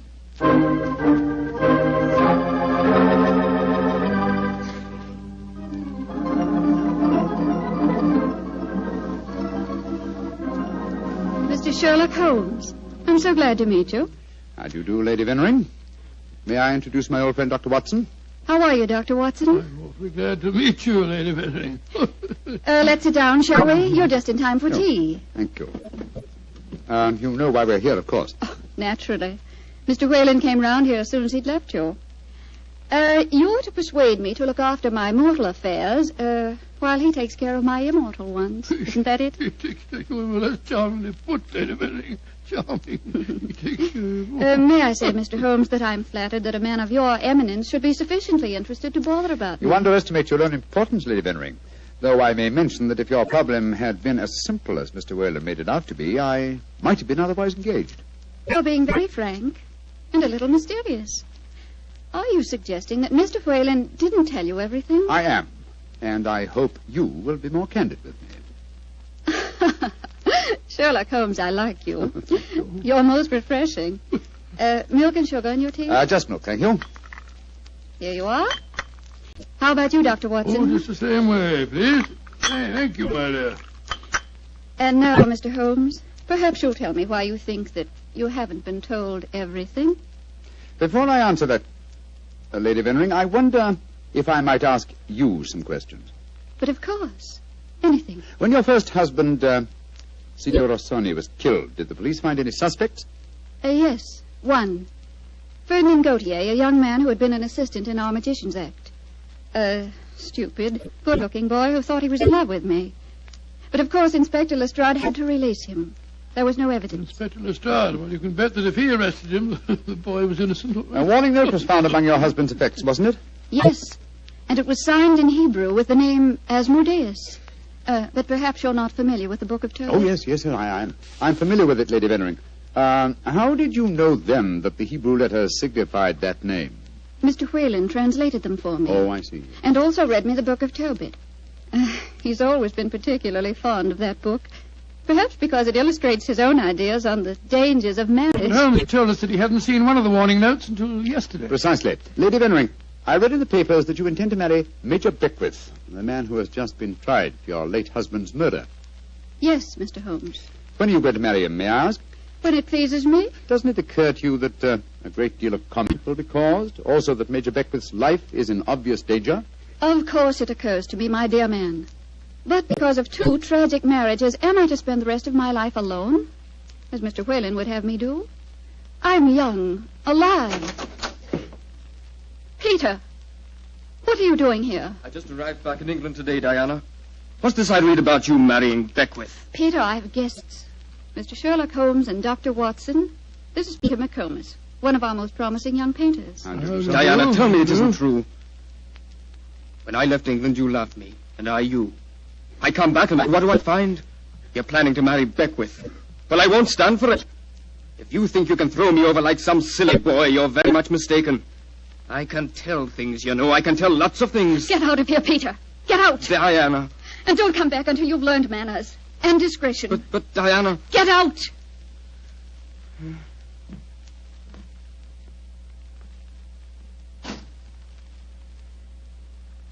I'm sorry, gentlemen. Were there any more questions you wanted to ask me, Mr. Holmes? One, Lady Vennering. Where is your fiancé, Major Beckwith? He's upstairs.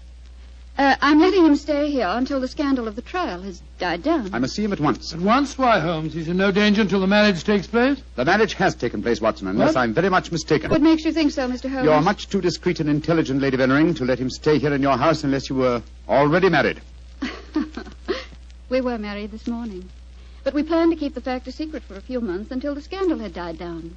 May I talk to him, please? Of course. I'll ring for the butler and ask him to come down. May I ask, madam, who married you? The Reverend Arthur Whalen, of course. Oh, and all the time he talked to us today, he knew perfectly well that this marriage had taken place. He must have just come from it. I don't trust that man, Holmes. Oh, there you are, Hudson. I just rang for you. Will you ask Major Beckwith? Excuse me, milady. I was just on my way to telephone the police. The police? What do you mean? It's Major Beckwith, milady. He's been stabbed to death in his bath. Mr. Beckwith murdered, too. Hudson, I'll telephone the police. By now, I'm rather well acquainted with Inspector Lestrade. Excuse me, gentlemen. What a dreadful business, Holmes. A third husband murdered on his wedding day. But what a woman, Watson. She's superb, magnificent. What on earth do you mean, Holmes? What courage. What unconquerable spirit in the face of a fresh tragedy. Watson, she fascinates me. I haven't seen such a splendid female since we solved that case for the King of Bohemia.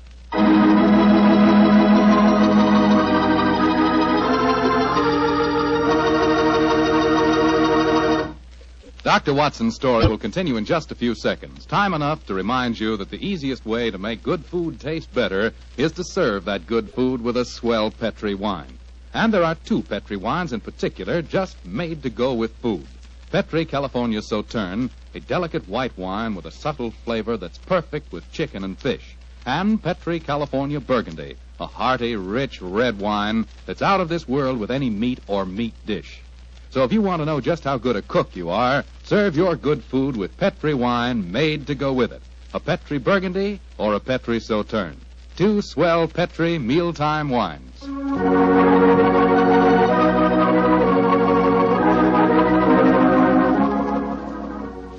And now back to tonight's new Sherlock Holmes adventure. The famous detective and his old friend Dr. Watson have become involved in the affairs of thrice-married Diana, one-time magician's assistant. Each of her husbands has been mysteriously murdered on his wedding day, the latest murder occurring on the same day that Sherlock Holmes and Dr. Watson are brought into the case. As we rejoin our story, it's a month later, and for some obscure reason, Sherlock Holmes seems to have lost interest in the case, though not in the beautiful Diana. Mr. Holmes. Yes, Lestrade? It's over a month now since Major Beckwith was murdered, and we haven't found a single clue to work. Do you expect me to supply the deficiencies of Scotland Yard? Well, it's unlike you not to help us, Mr. Holmes. And after all, you and Dr. Watson were in the house when it happened. If you ask me, the murderer's either McComas, that Irish painter, or the clergyman Whalen. What do you think, sir? As far as I'm concerned, the case is closed, Lestrade, and I wish you'd stop bothering me. What do you think I am? Nothing but a detecting machine? Mr. Holmes, whatever's come over you? Holmes, you're not going out again this evening, are you? I'm afraid so, old chap. Well, this will be the fourth night in a row. I was hoping that we might have a nice, quiet evening in front of the fire. Oh, I'm sorry, Watson, but I promised to take Diana to the horse show at Olympia. I should be home by midnight.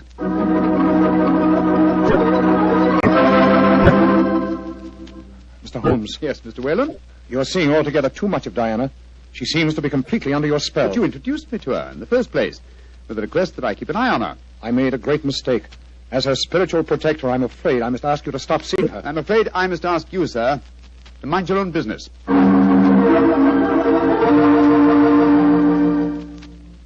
I say, Holmes, have you seen in the paper that violinist, Ziwi, is playing at the Albert Hall tonight? No, I haven't looked at the paper today. Oh, I thought perhaps that we might go along and see I'm together. afraid I can't, old chap. No, I'm taking Diana to the French Maid at Delius Theatre. I hear it's a charming musical comedy.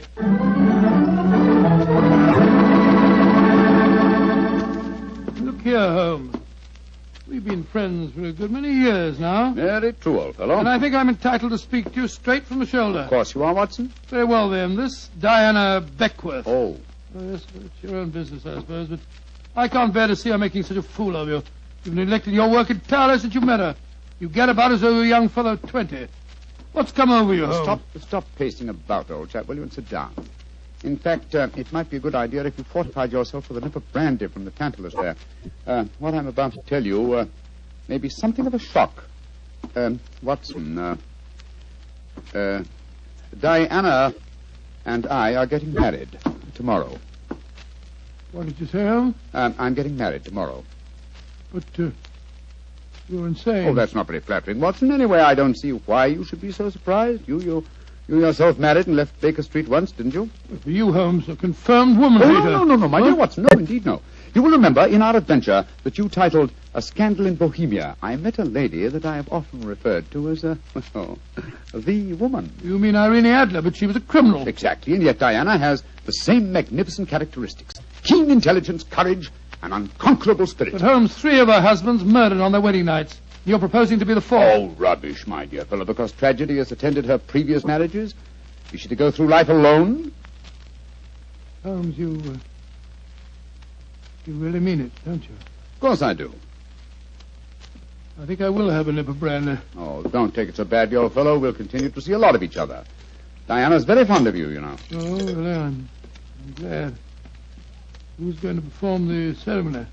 Not the Reverend Mr. Whalen? Oh, no. We decided, in view of Diana's previous marriages, that he might prove to be a trifle, unlucky.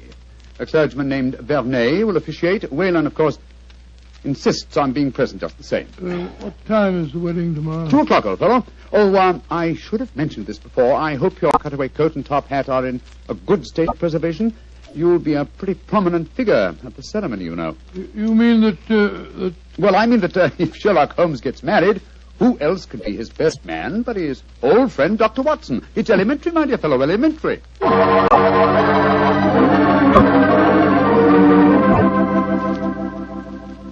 I now pronounce you man and wife, and those whom God hath joined together, let no man put asunder.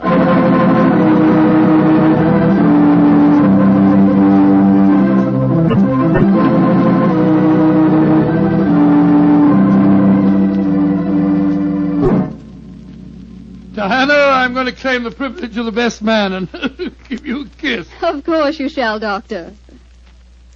Joe, Holmes, you're a devilish lucky fellow. Of course I am, old chap. Sherlock, I'm going upstairs to change my dress now. Very well, Diana. I'll be up shortly. I'll see you later, Dr. Watson. Very well, Mrs. Holmes. Holmes, I never thought I'd live to say that. Watson, old fellow, I'm worried. Worried today? Oh, my dear fellow, what's the matter? Well, just before the ceremony, I received one of those warning notes signed by Asmodeus. Oh, you better be careful, Holmes. I think I'll slip out and have a pipe or two on the matter. Yes. Look after my guests for me, will you? And keep your eyes open. And your ears. Yes, I will indeed. There you are, Mr. Whalen. Would you care for a glass of champagne or punch or something or other? Thank you, no, Doctor. I'm in no mood for celebration. I'm certain that Diana has made a shocking mistake. Well, really, sir, I don't think... I only came here in a last-minute attempt to dissuade her. Now that I've failed, I shall leave. Good day, sir. Bless your soul. Dr. Watson? Oh, hello, McComas. Where's Mr. Holmes? We'll be back in a few minutes. Would you care for a glass of champagne, sir? Well, thank you. I should like to drink a toast to the pair. I've been in love with Diana for years, you know, but she wouldn't marry me, and... Well, I suppose I might as well make the best of it. I must say your friend Sherlock Holmes seems like a splendid fellow. He is indeed, McComas. In fact, I may say... What? Excuse me, sir. All right, Holmes, I'm coming. Up here. What on earth's the matter, Holmes? Follow me, lock the door behind you. Allow me to introduce you to the demon Asmodeus, Watson. Unfortunately, at the moment, she's in a faint. Good Lord. It's Diana. Exactly. Always an impetuous woman, she made the mistake of trying to stab me with that knife. So I bent over to strap up a suitcase. She didn't allow for the wall mirror in which I was watching her. You mean you suspected her all along? Of course I did, old fellow.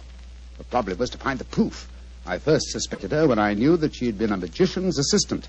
The key to the profession of magic is misdirection, and these murders have been a perfect example of misdirection of motive. How do you mean, Holmes? Well, by creating Asmodeus, thanks to the well-meaning stories of the Reverend Mr. Whalen, from whose theological libraries she must have copied the Hebrew signature, she focused the murders on jealousy, concealing the fact that the one person with a perfect motive was herself, the widow who was to inherit. Oh, why hasn't she been caught before? Because she was clever, devilishly clever.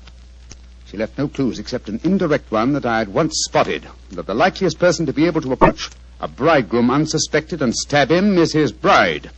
And now I wish you'd see if you can revive her, old fellow. When the police get here, I should like Mrs. Holmes to be in full possession of all her faculties.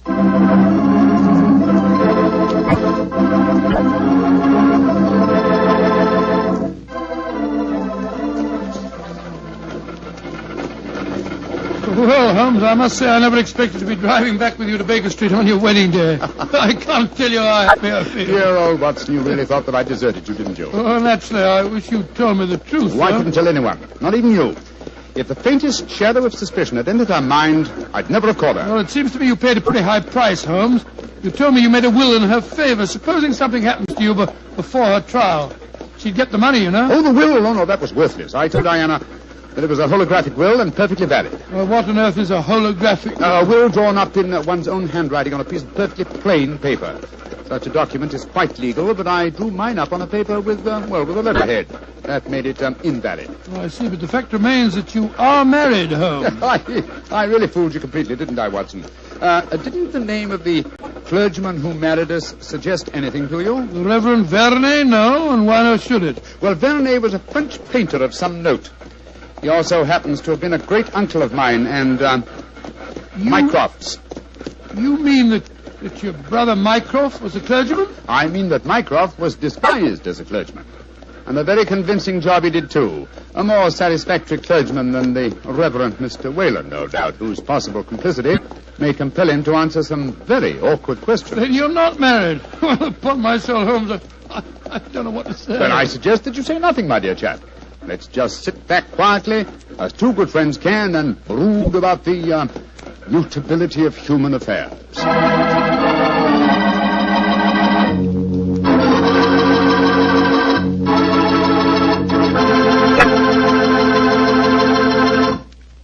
Well, Doctor, tonight's adventure was really a little extraordinary, to say the least. Holmes sure had a narrow escape. Doubly narrow, Mr. Foreman, doubly narrow. He not only escaped the jaws of death, but he also escaped the clutches of matrimony.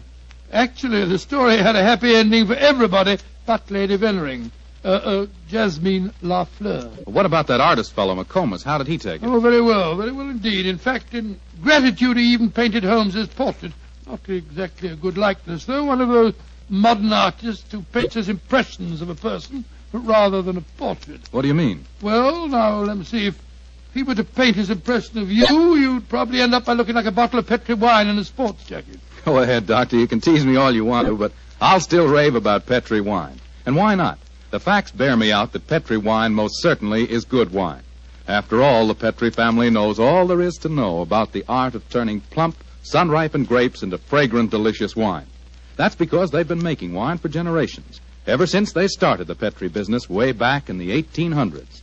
And because the making of Petri wine is a family affair, the family has been able to hand down from father to son, all their skill and knowledge and experience. And believe me, that adds up to plenty. So no matter what type of wine you prefer, one to serve with meals or a wine for any special occasion, choose one of the fine Petri wines. You can't miss, because Petri took time to bring you good wine. And now, Dr. Watson, what story do you have lined up for us next week? Well, now, let me see, Mr. Foreman. I'm going to tell you about a strange adventure that began by my taking a wild cab ride through the moonlit streets of London, and ended with Holmes and me being trapped in a luxuriously furnished cellar below a furniture warehouse down by the waterfront.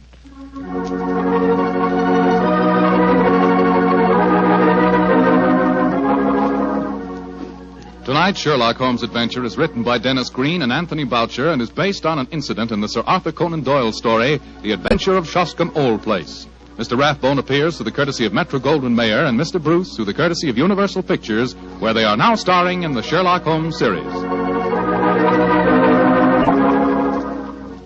The Petri Wine Company of San Francisco, California, invites you to tune in again next week, same time, same station. Oh, the Petri family took the time to bring you such good wine.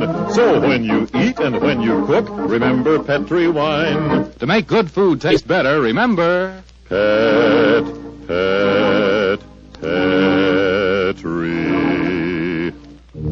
wine. This is Bill Foreman saying goodnight for the Petri family. Sherlock Holmes comes to you from our Hollywood studios. This is the Mutual Broadcasting System.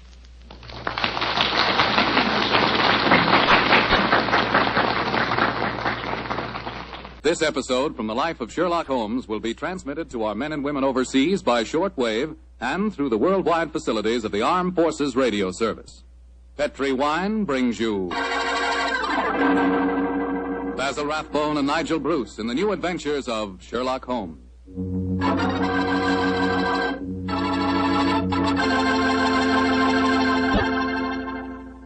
The Petri family, the family that took time to bring you good wine, invite you to listen to Dr. Watson tell about another exciting adventure he shared with that master detective, his old friend Sherlock Holmes. And say, I want to tell you about a little present I've got for you. A present, and it's free. It's a swell recipe calendar printed in full color, and it's good for 2 years, 1945 and 46. But best of all, this calendar not only gives you the dates, it gives you loads of swell recipes and ideas for cooking with Petri wine. Want to know how to make spare ribs that are out of this world? You want to learn a new way to fix liver and onions, a swell way to make soup more delicious than ever. It's a cinch with this calendar handy in your kitchen to tell you how. In fact, this calendar tells you all you ought to know about wine. And remember, it's free. Just write to Petri Wine, P-E-T-R-I, Petri Wine, San Francisco 26, California. Petri Wine, San Francisco 26, California. We'll send you your swell recipe calendar immediately.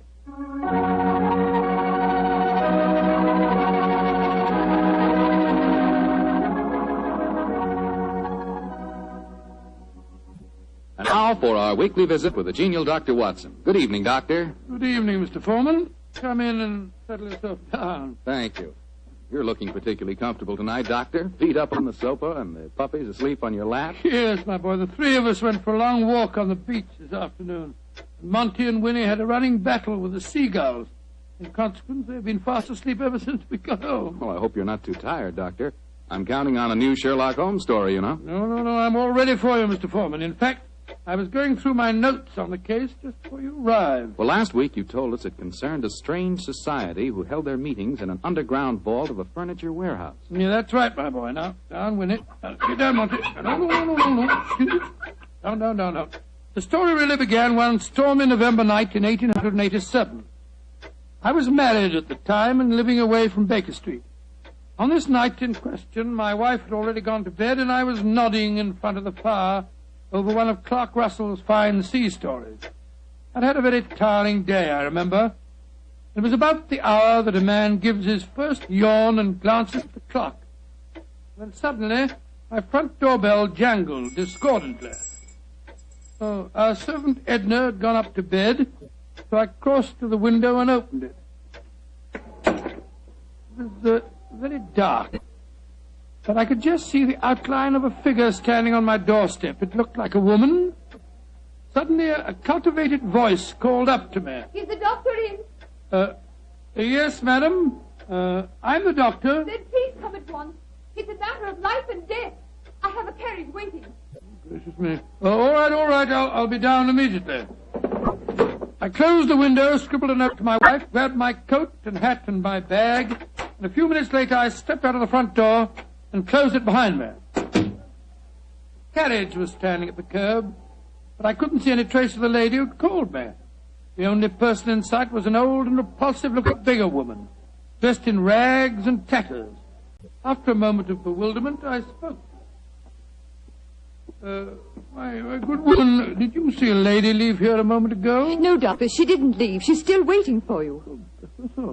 Forgive me, madam, but clothes of yours, I thought you were a beggar woman. There isn't any time to discuss that now. Please get in this carriage. But where's the driver? I'm going to drive. Please get in. Very well. It's only business. Are you sure that you can handle those horses, madam? Of course I can. I wish you'd tell me the way you're driving, ma'am. Please don't ask me any more questions, Doctor. You'll find out soon enough.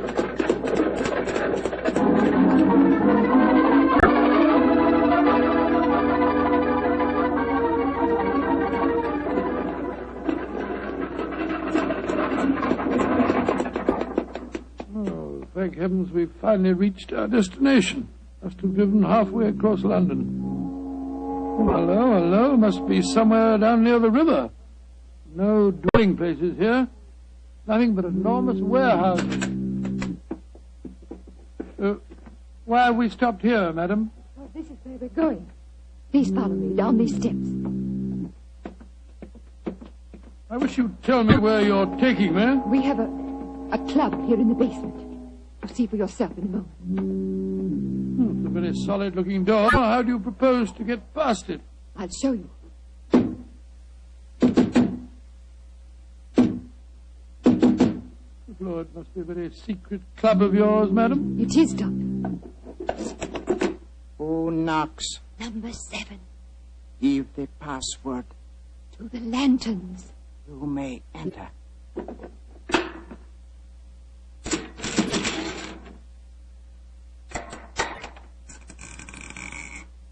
Follow me, Doctor.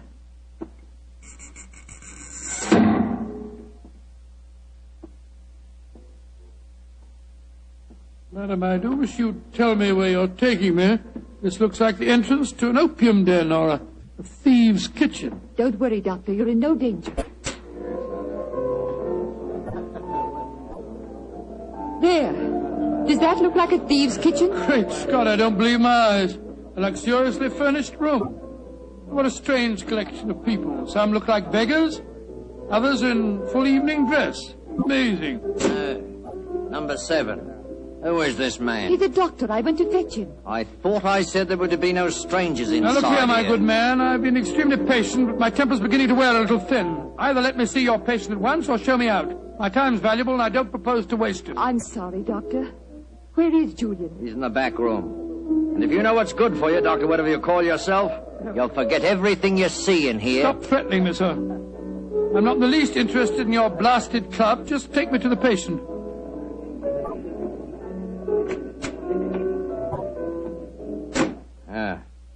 This is the man we want you to examine, Doctor. Huh? What happened? He fell down the stairs leading into the clubroom. Well, why'd you move him? We wanted him to be comfortable. It's the worst thing in the world you could have done. Never move a person with an injured skull. Is he going to be all right, Doctor? No, madam, I'm afraid he isn't. His neck's broken. He's dead. Huh? Julian, dead. You sure of that, Doctor? Of course I'm sure of it, my good man. I'm afraid you need an undertaker, not a doctor. We must tell the others. All right, quiet, everybody. Quiet. Quiet. Julian is dead. Julian dead? Oh, this is terrible.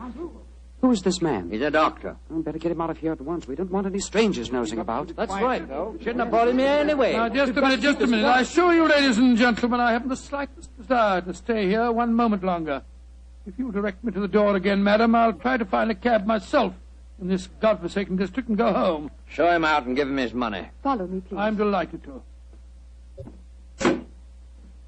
Do you mind if I don't drive you home, Doctor? Oh, well, no, I should prefer it. My nerves aren't in the best of shape. You mustn't be angry with me, Doctor, please. Leaving again, number 7. No, but this gentleman is. Will you see if you can find a cab for him? Right. To whom shall I send in my bill, madam? Oh, here's a £5 note. That should cover your time and trouble, shouldn't it? No. It's far too much, madam. No, Doctor, it's late at night and it hasn't been a very pleasant case for you. Please take it. Oh, it's very kind of you, very generous indeed. But by the way, how did you happen to come to me in the first place? I was driving about looking for a doctor and a policeman directed me to your house. Oh, I see. I have found a cab for you. Thank you, my man, thank you. Oh, Doctor, may I come round in the morning for a death certificate? Of course. You remember my address? Yes, but I don't know your name. Watson. Dr. Watson. Dr. Watson? Not the Dr. Watson who's associated with Sherlock Holmes. Right, madam, I'm flattered that you know of me. Good night, Doctor. And please forget about everything you've seen here tonight.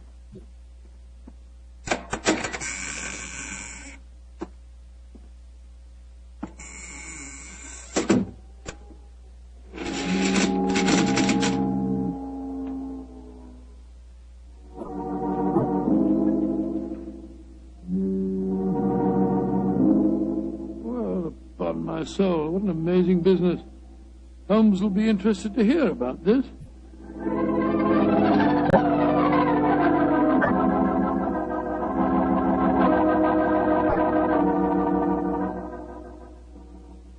And that's the way it was, Holmes. One of the most curious adventures I ever had without you. Very interesting, Watson. You say this underground cellar was luxuriously furnished. Yes, and the people there were an amazing mixture. Some were in rags and some in evening dress. Huh, like the nursery rhyme, eh? Some in rags and some in tags and some in velvet gowns. Oh, exactly. Even the feeling that I was taking part in a story out of the Arabian Nights. I must say, though, I was pretty angry at the time. However, after a good night's rest, I feel quite differently this morning. I thought I'd just drop round and tell you all about it. Glad you did, my dear fellow. It would be interesting to see if any repercussions of your strange adventure reach us. Oh, I doubt it. The woman seemed frightened to death when I mentioned your name. We shall see. Meanwhile, I'm expecting a client. You're not too busy. Perhaps you can stay. No, I'd like to very much. Who is it, you know? This telegram will tell you much more than I can. Arrived an hour ago. Let's have a look. Be at your lodgings this morning to discuss our problem. Signed AMS. Pretty high-handed message. Be at your lodgings. Oh, please. What suppose AMS stands for? I was just toying with that problem when you arrived.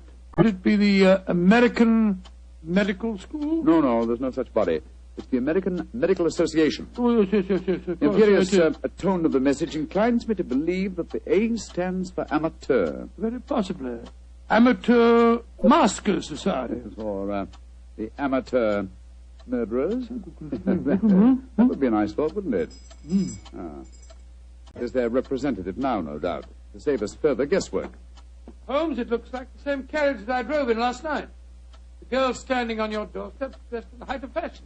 Mrs. Hudson's letting her in. Splendid. It seems that we have not heard the end of your adventure. Go and meet the lady at the top of the stairs, will you, old chap, and save Mrs. Hudson's legs. Right, you are, Holmes. Thank you, Mrs. Hudson, thank you. All right, come in, madam. Want to come in? Thank you, Dr. Watson. Mr. Sherlock Holmes. At your service, madam. Won't you sit down? I'm Lady Dorothy Brownlee. It's your voice. You're the lady who fetched me last night, dressed up as a beggar woman. Yes, I am, Dr. Watson. Forgive me for being so mysterious at the time. Doubtless you have come to consult me regarding last night's unfortunate accident at the Amateur Mendicant Society. How did you know what the initials stood for, Mr. Holmes? Well, after hearing Dr. Watson's story of last night's happenings, the connotation seemed obvious. Am I right? Perfectly. Last night when Dr. Watson told us Julian was dead, we thought it was an accident. And now you think it is murder, eh? Lady Brownlee, if you expect my help, there must be no more mystery. Just what is this Amateur Mendicant Society? I'm afraid it'll be a little hard for you to understand our motives. We're a group of people, rather wealthy people, I suppose, who find pleasure in deliberately leading a seamy life disguised as beggars. We use the basement that you were in last night, Doctor, as our headquarters.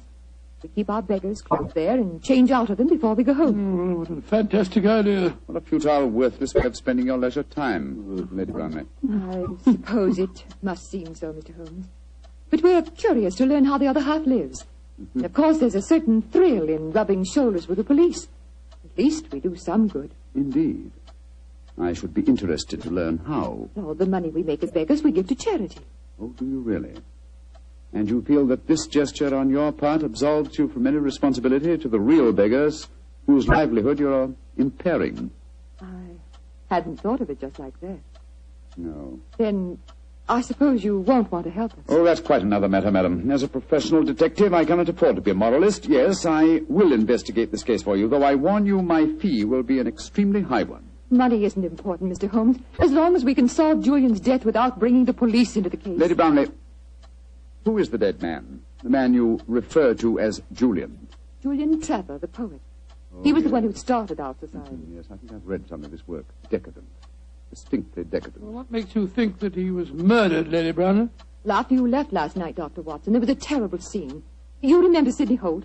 Oh, was he the big fellow who was so unpleasant to him? Yes, that's the one. Oh, do I remember him? He said that he saw Lord Cecil deliberately trip Julian as he came to the head of the staircase. Oh, Lord Cecil being... Lord Cecil Dyrenforth, son of the Earl of Mersham. Oh, yes. There was a bitter argument. Cecil accused Sidney of doing the same thing. Then they had a dreadful fight. It ended up with Cecil threatening to go to the police. So that's when we decided to send a telegram to you, Mr. Holmes. Oh, yes, I see. So the proof of murder depends on such flimsy evidence as to whether the dead man fell or, well, shall we say, was pushed? What it seems like. Mr. Holmes, even though you don't approve, please help us, won't you? Yes, Lady Brownlee, I will. Then you come back with me now to our headquarters? I shall join you within the hour. In the meantime, my old friend Dr. Watson can go with you. But Holmes, what can I do without you? You know my methods, old chap. Act accordingly. Oh, very well, Mr. Holmes. But you promise you'll be there. I promise you that I will be there, madam. Thank you so much, Mr. Holmes. We'll be expecting you. Come on, Doctor. Well, I'll just get my hat and coat. Holmes, what are you up to? Go with her and ask no more questions. I shall join you within the hour. Holmes, there's a glint in your eye. I don't think you believe the story. Of course I don't, Watson. Well, then what? Then go with it, old fellow, and keep your wits about you. The game's afoot.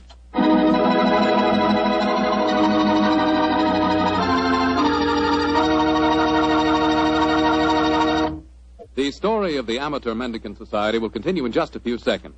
Time I'd like to use to remind you that you're really missing something until you try having wine with your dinner. And I mean a Petri wine. Let's say a Petri California Burgundy or a Petri California Sauterne. Both wines are just made to make good food taste better. If you like a red wine, try Petri Burgundy. Try it with hamburger, with stew, with any meat or meat dish. And if you like a delicious white wine, a wine that'll make chicken taste better than ever, try a well-chilled Petri Sauterne. With food, nothing can take the place of a good Petri wine.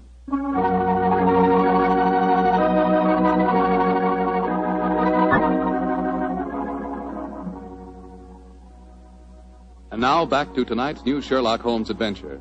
The Amateur Mendicant Society, a group of wealthy eccentrics who pose as beggars, have come to Sherlock Holmes and Dr. Watson with a problem. One of their members has apparently been murdered, and the famous pair have been asked to investigate the killing. As we rejoin our story, Dr. Watson, still awaiting the arrival of the great detective, is cross-questioning three of the members at the headquarters of this unusual society. I'm afraid that I don't find your stories very convincing. Oh, don't you now? Well, then suppose you stop asking questions until Sherlock Holmes gets here. He's the man we've engaged to settle this business, not you. We're paying for his services, not those of his assistant. Mr. Holmes asked me to conduct this preliminary investigation, my good man. I'm perfectly familiar with his methods. So keep a civil tongue in your head if you want us to continue with this case. Well, I'm not answering any more questions till he gets here. Insufferable fellow. Lord Cecil, you say that you saw Holt deliberately trip the dead man as he came down the stairs last night. Yes, I did. Well, where were you standing, sir? At the head of the staircase. Holt was beside me, and as Julian came by, he deliberately... Excuse me, number 11, excuse me. What is it? There is a strange man just come in. He is dressed as you when you work, but I do not remember to have seen him here before. He speaks very rough. Did he give the correct signal? Yes, and the password. He must be a new member. I suppose we better see him. Bring him in. Bad time for him to come here, confound it. This way, please. Tommy, what a nice place you got here. Yeah, quite a nice place. Certainly do yourselves proud, don't you? Who are you, and how did you get in here? I'll give it a signal and the password, just like Julian told me to. Are you a friend of Julian? Of course I am. You coming to meet him here today? Who are you, really? Are we all friends here? Yes, you can talk freely. And permit me to introduce myself. I am Don Luis Jose Fernando de las Torres at your service. Why? Why do you want to join us? When Julian tell me about it, it tickled my, my funny bone. It is a so charming idea to see others of mendicancy. I suppose he's all right. Of course I'm all right. Now, where is Julian, please? He will vouch for me. He's in the other room. He had an accident. An accident? Not a bad one, I hope? A very bad one. Dr. Watson, you better take him in there and break the news to him. Very well. Follow me, sir. This is terrible. Please, tell me what happened, Doctor. I'm afraid you must prepare yourself for a shock, sir. Your friend is dead.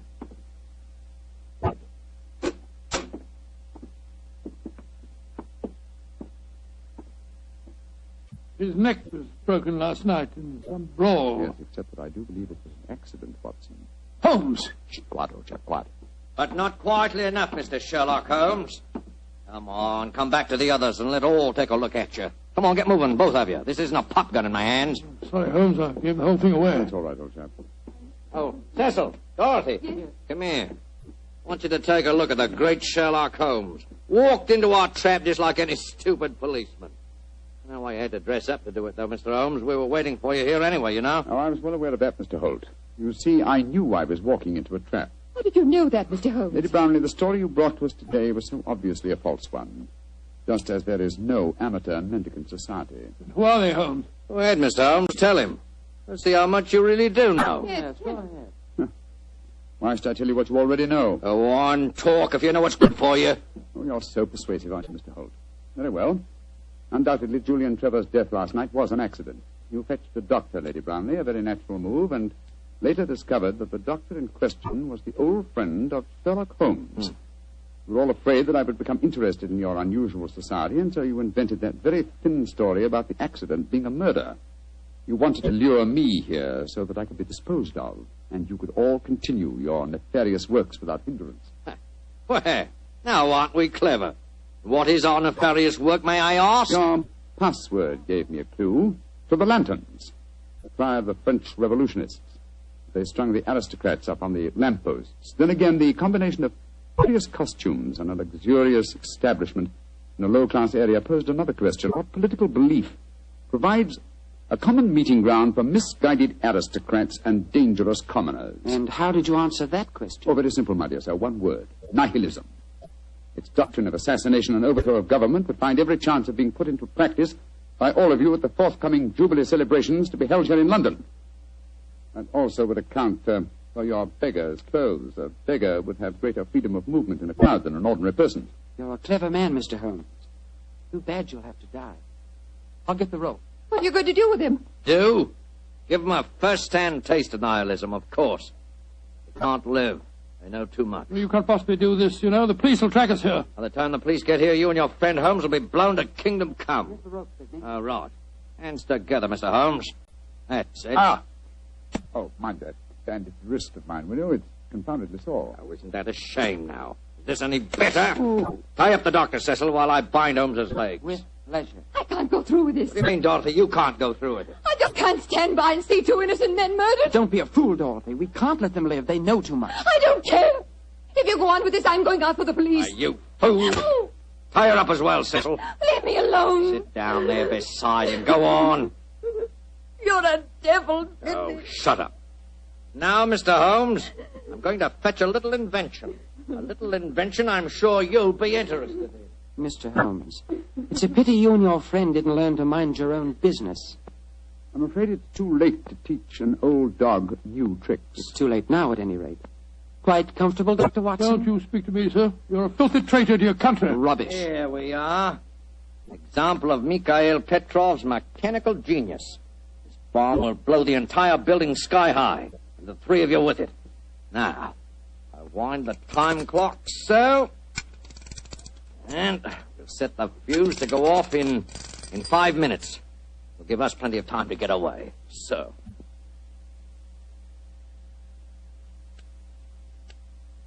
Come on, Sidney, let's get out of here. Right. Charming picture. Three of you bound hand and foot sitting beside each other on the sofa. Well, ta-da, Dorothy. Think of our cause during the 5 minutes. And as for you, Mr. Holmes, and your friend, good riddance to bad rubbish.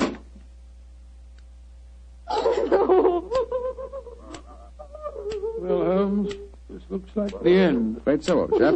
I blame myself. If I hadn't been so infernally noisy when I recognized you, we wouldn't be in this mess. Wasn't your fault, old fellow. I think they suspected me anyway. Well, I must say it seemed to me that you told them a great deal more than was necessary about your suspicions. Surely you could have pretended ignorance. Oh, I suppose I could have done. I can't die yet. I'm not ready to Courage, die. Lady Brownlee, courage. And by the way, was I right in assuming that your associates are nihilists? Of course they are. They're planning to assassinate the Prime Minister during the Jubilee celebration. Prime Minister, great heavens, Holmes, we've got to get free. Assuming some miracle happened, we did get free and your former associates were arraigned in court, would you testify against them? Oh, of course I would. But what chance is there of that? That clock! That devilish clock! Why doesn't it stop ticking? If it bothers you that much, Lady Brownlee, I'll stop it for you.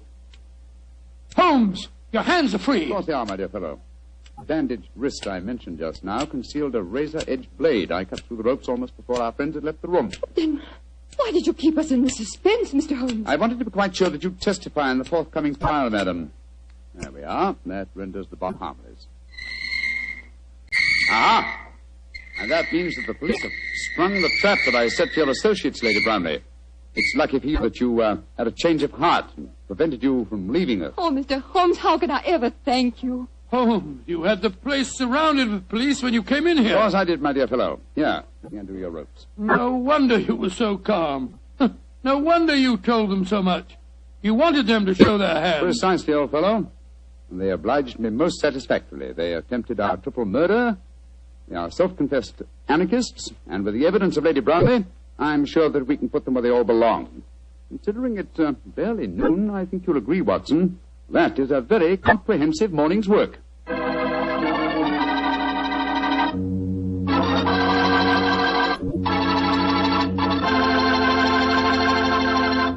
Doctor, tell the truth. Were you scared waiting for that time bomb to go off? Scared, my boy? I was so scared that to this day I can't stand being in the same room with a loud ticking clock. Each tick of the clock seems to speak to me. Seems to say, tick-tock, this is the end. Tick-tock, this is the end. The clock ever speak to you like that? Well, yes, Doctor. How did you know? Well, what's the clock say to you? Tick-tock. Petri took time to bring you good wine. Petri took time to bring you good wine. Gracious me, Mr. Foreman. Well, you listen to your clock and I'll listen to mine. Gosh, Doctor, can I help it if I like to hear about Petri wine? After all, that Petri family really knows how to make good wine. And it's no wonder. They've been making wine ever since they started the Petri business generations ago, way back in the 1800s. And because the making of Petri wine is a family affair, well, they've been able to hand on down from father to son, the skill and experience of each preceding generation.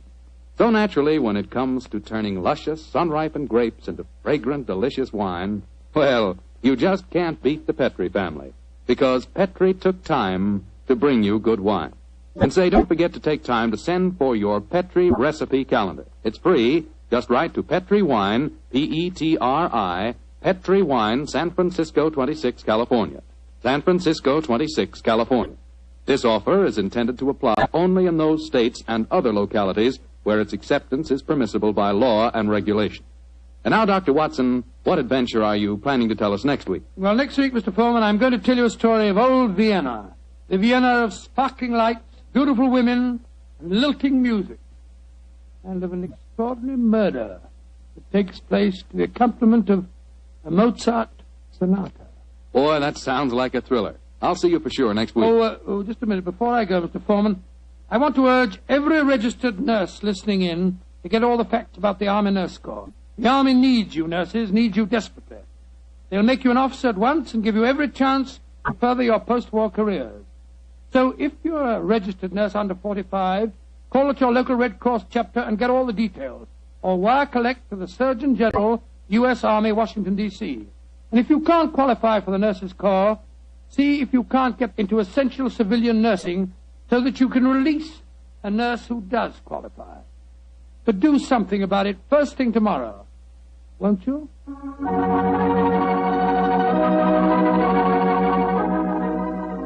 Tonight's Sherlock Holmes adventure is written by Dennis Green and Anthony Boucher and is based on an incident in the Sir Arthur Conan Doyle story, The 5 Orange Pips. Mr. Rathbone appears through the courtesy of Metro-Goldwyn-Mayer and Mr. Bruce through the courtesy of Universal Pictures, where they are now starring in the Sherlock Holmes series.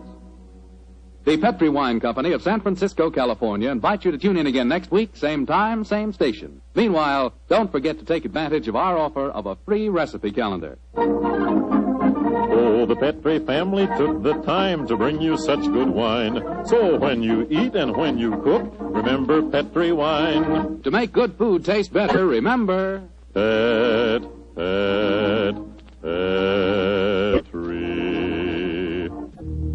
wine. This is Bill Foreman saying goodnight for the Petri family. Sherlock Holmes comes to you from our Hollywood studios. This is the Mutual Broadcasting System.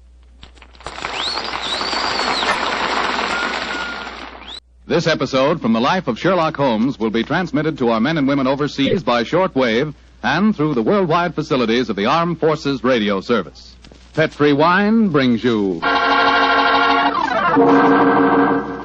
Basil Rathbone and Nigel Bruce in the new adventures of Sherlock Holmes.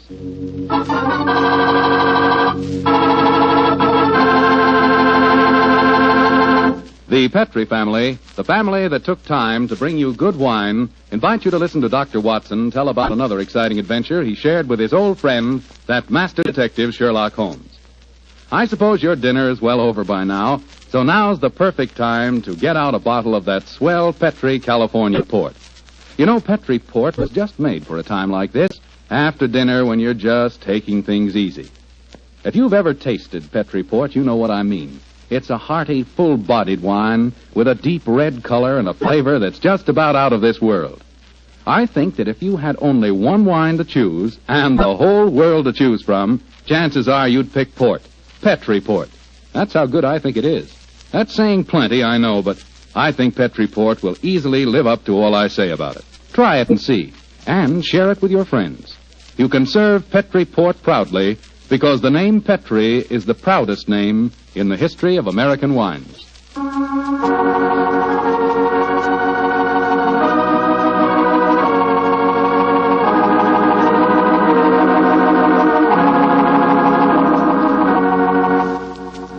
And now let's visit our old friend, Dr. Watson. I'm up here on the patio, Mr. Foreman. Come on out and join me. Admiring the sunset, eh, Doctor? Yes, my boy. It's a particularly beautiful one. Where are the puppies this evening? Asleep on a favorite tweed coat of mine that's just come back from the cleaners.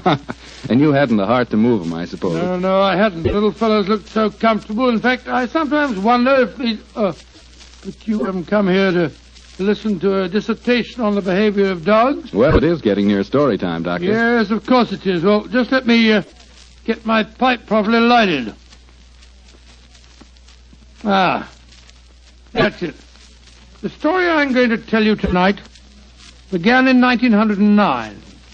I received a telegram from my old friend telling me that he was leaving his Sussex bee farm and coming to London for a few days. I hadn't seen the great man for several months, so naturally I went to Victoria Station to meet him. As the train drew to a stop, the door of a first-class carriage swung open and Sherlock Holmes, hand outstretched, jumped down onto the platform to greet me. Watson, my dear fellow, how are you? Oh, Holmes, my dear fellow, it's good to see you again. I've missed you. And are you, old chap?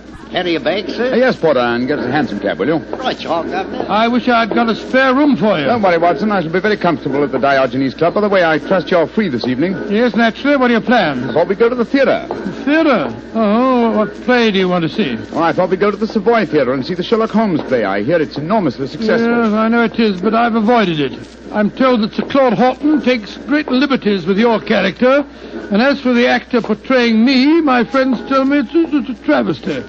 He makes me nothing but a bumbling old fool. Therefore, a visit to the play might be a salutary experience for both of us. In any case, my trip to London is a response to an urgent telegram from Sir Claude himself. Seems to need my help rather badly. Oh, what's his trouble? Well, he wasn't specific in his telegram. He suggested, however, that we attend tonight's performance and discuss the matter with him afterwards. I see. Well, I suppose if you can sit through it, I can. Of course you can, old fellow. In any case, you yourself are partly responsible for the play's existence. How do you mean, Holmes? Those sensational stories you wrote of my modest problems, I should have seen where they would eventually lead to. In time, no doubt, we shall be portrayed on the cinematograph as well. Nonsense, Holmes. That newfangled thing's only a toy. I think not, Watson. We're on the edge of a strange new mechanical world. In fact, I begin to feel a certain concern about the rumored developments in wireless telegraphy. But enough of these predictions. Here comes our porter with a cab. We'll tell the driver to take us straight to the Savoy Theatre.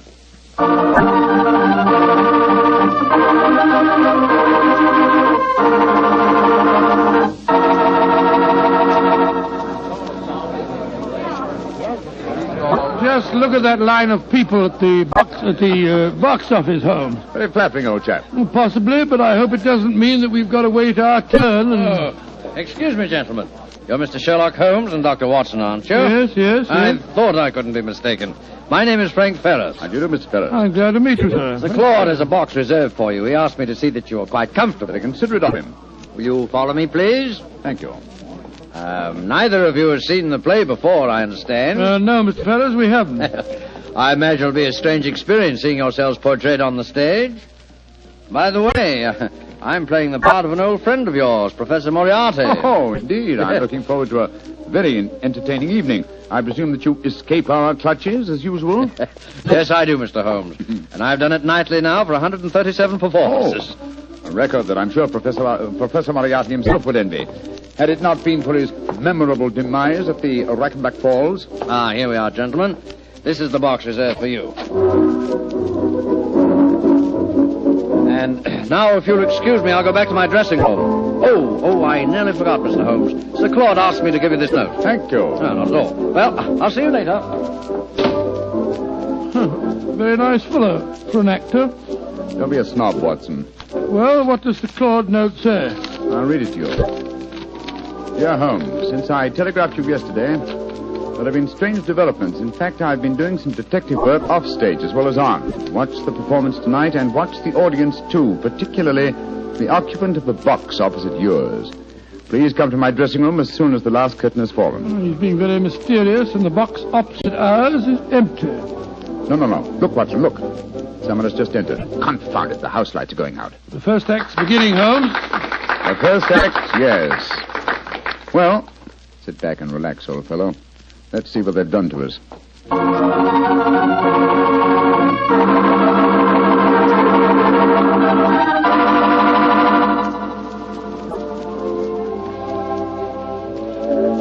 Well, what did you think of the first act, Holmes? Huh? Oh, the first act, yes. I was examining the occupant of the box opposite ours. An attractive young lady, alone and unusually preoccupied in her program. In fact, one might assume that she was trying to hide her face. Yes, but the play, don't you think it's ridiculous? Just imagine a crown jewel being stolen from the Tower of London. Why not? It's been attempted many times. Anyhow, you must admit that the actor who's portraying me behaves like a blithering idiot. And Sir Claude's interpretation of you is pretty far-fetched. Far-fetched, but flattering, Watson. What poise, what suavity, and what a voice. I find myself thoroughly entertained. You're a strange chap, Holmes. No accounting for your tastes. Look, Watson, look. The back of the box over there. Good Lord, I could have sworn a man dodged behind the curtains. I don't think the girl saw him, though. Looked like a foreigner. Huh.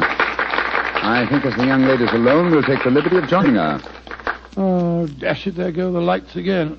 The second act starting now. And sit down, old fellow. We don't want to attract attention. We'll join her during the next intermission.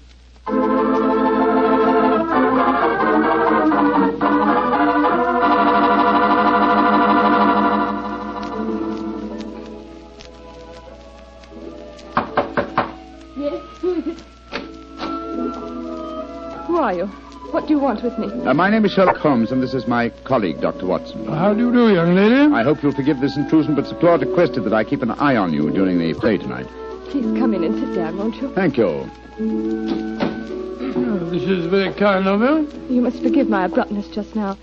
But I've just been watching Sherlock Holmes and Dr. Watson being impersonated on the stage. It's rather startling to have the real couple walk into my bar. Yes, I quite understand. By the way, just before the curtain went up on the second act, I thought I noticed a man come into the back of this box and then disappear again. Were you aware of his presence? No, I didn't see him. But I know who it is. He's been following me for weeks now. Perhaps you'd like to tell us about it, Miss... Henshaw. Alicia Henshaw. Yes, I would. As a matter of fact, that's why I'm here tonight. Sir Claude Horton's an old friend of my father's. I went to ask his advice. He did some investigating himself for a few days, and then he found himself a little out of his depth, so he decided to telegraph for you, Mr. Holmes. We were going to meet in his dressing room after the performance tonight. Splendid. And now, Miss Henshaw, what is your story? It's a strange one, Mr. Holmes, though I didn't realize just how strange until I first saw this play a few nights ago. You see, my story concerns a stolen ruby. Good Lord, and tonight's play revolves around the same thing. Exactly. I might as well tell you how it all started. My brother's an officer in the British Army stationed in Egypt. Early this year, he saved the life of a very important native personage in some uprising in Cairo and was rewarded with a magnificent ruby. This jewel he sent to my Uncle Timothy and me. We're the last of the Henshaws, you see. Did your brother tell you the name of this personage? He didn't know it, Mr. Holmes. Apparently, the whole affair was hushed up. I see. Please continue. Well, the trouble began shortly after Uncle Timothy and I received the ruby. A description of it was published in the papers, and a few days later a message came to us from an Egyptian, Muhammad Ali, laying claim to the stone as one stolen from his family years ago. He sent an expert to our house who examined the ruby under a lens, Mr. Holmes, and then tapped it with a hammer. It fell to pieces. It was a fraud. Gracious me, an amazing thing. I'm sure that's not the end of the story, Miss Henshaw. Oh, no, Mr. Holmes. I wrote and told my brother what had happened. He became very suspicious and suggested that I investigate the credentials of the expert that examined the stone. I think I can finish the story for you. The supposed expert was a jewel thief who substituted a paste ruby for the real one, destroyed the imitation, and walked off with the treasure. It's an old trick. Of course, you haven't been able to find any trace of the supposed expert. Well, that's the funny part of it, Mr. Holmes. Uncle Timothy and I gave a description to the police, but it was a very vague one, I'm afraid. All the time, Uncle said the man reminded him of a colleague of his many years ago at the university, a professor of mathematics. He couldn't think of his name, but when we first saw the play a few nights ago, he was reminded of it. The name was Moriarty. Moriarty? But Moriarty's dead. Miss Henshaw, you say you have been shadowed for some weeks. Yes, an Egyptian. They've stolen the ruby, Mr. Holmes. Why don't they leave me alone?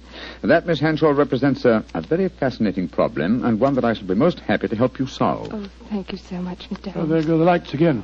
The last act. Yes, the last act of this little play, but not, I fear, of Miss Henshaw's problems. Let's meet after the act in Sir Claude's dressing room, shall we?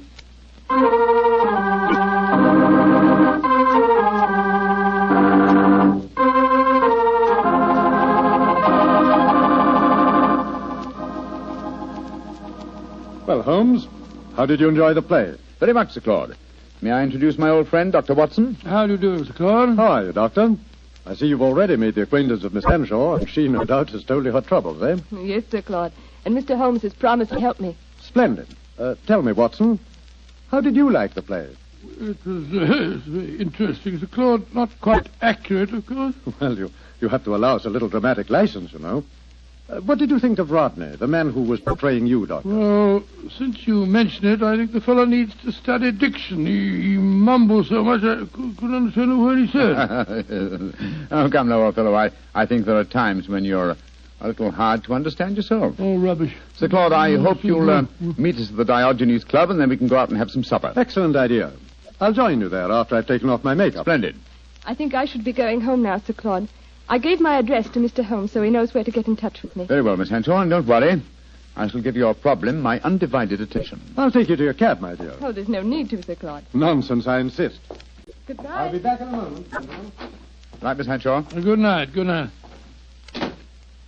Strange business, Holmes. What do you make of it all? Very little as yet, but it's a fascinating problem. Sir Claude really seems to have identified himself with the character of Sherlock Holmes. He gave me the impression that he feels quite capable of solving the case by himself. Oh, hello. Claude hasn't left, has he? Oh, no, Mr. Ferris. He's coming back in a moment. How'd you like the play, gentlemen? Very much. Your own performance as Moriarty was most convincing. Yes, indeed, sir. Congratulations. A couple of times there, I had a strange feeling that you really were Moriarty. Well, that's very flattering, Doctor. Oh, hello. Well, it sounds as if there's some trouble at the stage door. Hey, excuse me. Come on, Watson, let's follow him. Right. Hello, it's Sir Claude. He seems upset about something. Yes. What's happened, Sir Claude? Oh, there you are, Holmes. I just seen Miss Henshaw off in her cab when a foreign-looking fellow came out of a doorway and got into another cab. I heard him tell the driver to follow her. I tried to stop him, but he got away. Must be the same man that we saw in our box during the play. Sir Claude, we have her address. I think we'll drive there at once and see that she's arrived safely. We'll join you later at the Diogenes Club.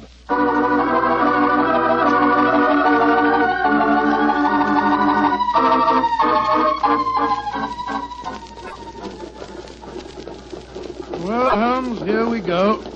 Off on another adventure. Yes, and one that may give us an opportunity of crossing swords with Moriarty once more. Oh, Moriarty's dead. He was killed when you and he fell over the precipice in 91. He was supposed to have been killed, just as I was, but his body was never found. It's impossible, or rather possible, that he returned to pour into the ears of Colonel Moran a story as unlikely and as true as the one I related to you on that April evening in 1894. One can never be sure of death, old chap, until one has touched the cold skin of a corpse.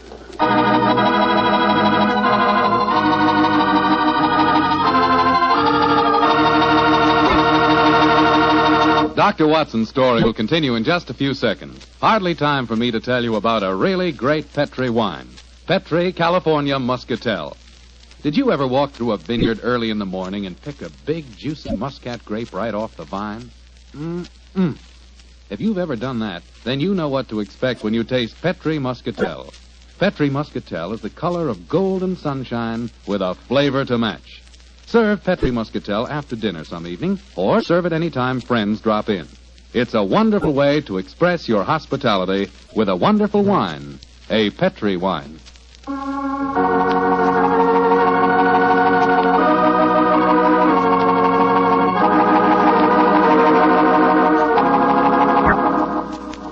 And now back to tonight's new Sherlock Holmes adventure. The famous pair have become involved in a strange mystery concerning a stolen ruby, a frightened girl, and an Egyptian who appears to be shadowing her. As we rejoin our story, Sherlock Holmes and Dr. Watson are standing in a darkened alleyway adjoining the girl's house. Holmes, look. That Egyptian fellow. He's pacing up and down in front of the house. Yes, therefore we may assume she's safely inside. Seems to be giving up. He's coming this way. Flatten yourself against the wall. Good evening, sir. Good evening. Who are you, please? We are friends of Miss Henshaw, and we're very curious to know why you've been following her. I'm sorry that I cannot answer your question, sir. Now, look here, my man. You're talking to Mr. Sherlock Holmes. You are Mr. Sherlock Holmes? I'm greatly honored to meet you, sir. All my life I have known of you. All my life I have admired you. Then in that case, perhaps you'll answer my questions. Why have you been following Miss Henshaw? Because it is my duty. What do you mean, your duty? Perhaps I should have said my destiny, Mr. Holmes. For 2 generations now, the family of Arabi, of which I am a humble member, have dedicated their lives to finding the stolen treasure of Asyut. What on earth's all that got to do with Miss Henshaw? The treasure of Asyut is a giant ruby. It was stolen many years ago from the family of Muhammad Ali.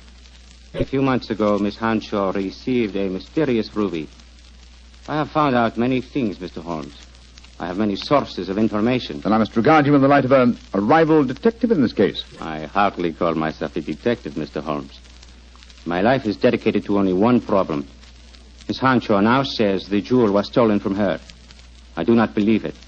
That is why I watch her. If I am wrong this time, and I do not think I am wrong, then my quest must go on. Always it will go on. Permit me to wish you the best of luck, sir. Thank you, Mr. Holmes. Good night, gentlemen. Good night, good night. Sure we shall meet again. Oh, why did you let him go, Holmes? Why not? He's frightening Miss Hanshaw. But not molesting her, old chap. In fact, it might be a good thing if someone is keeping an eye on her. In the meanwhile, Watson, let's see if we can find a cab and get back to the Diogenes Club. I don't want to keep Sir Claude waiting.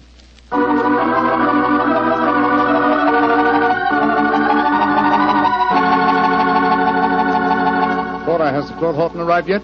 Yes, Mr. Holmes. He and another gentleman came in about 5 minutes ago. They went up to the library. The other gentleman has just left. I see. Thank you. This way, Watson.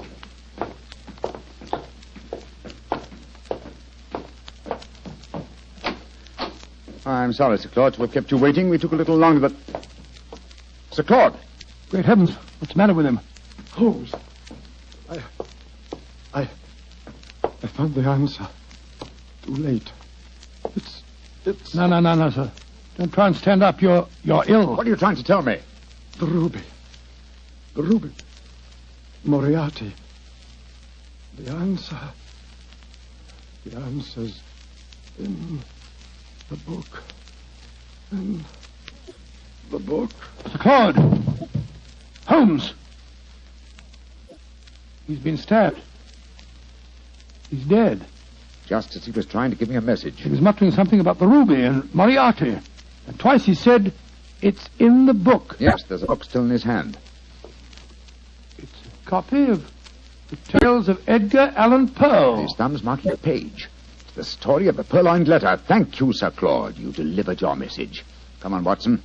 If we want to catch a murderer and a thief, we must go back to the Savoy Theatre as quickly as we can.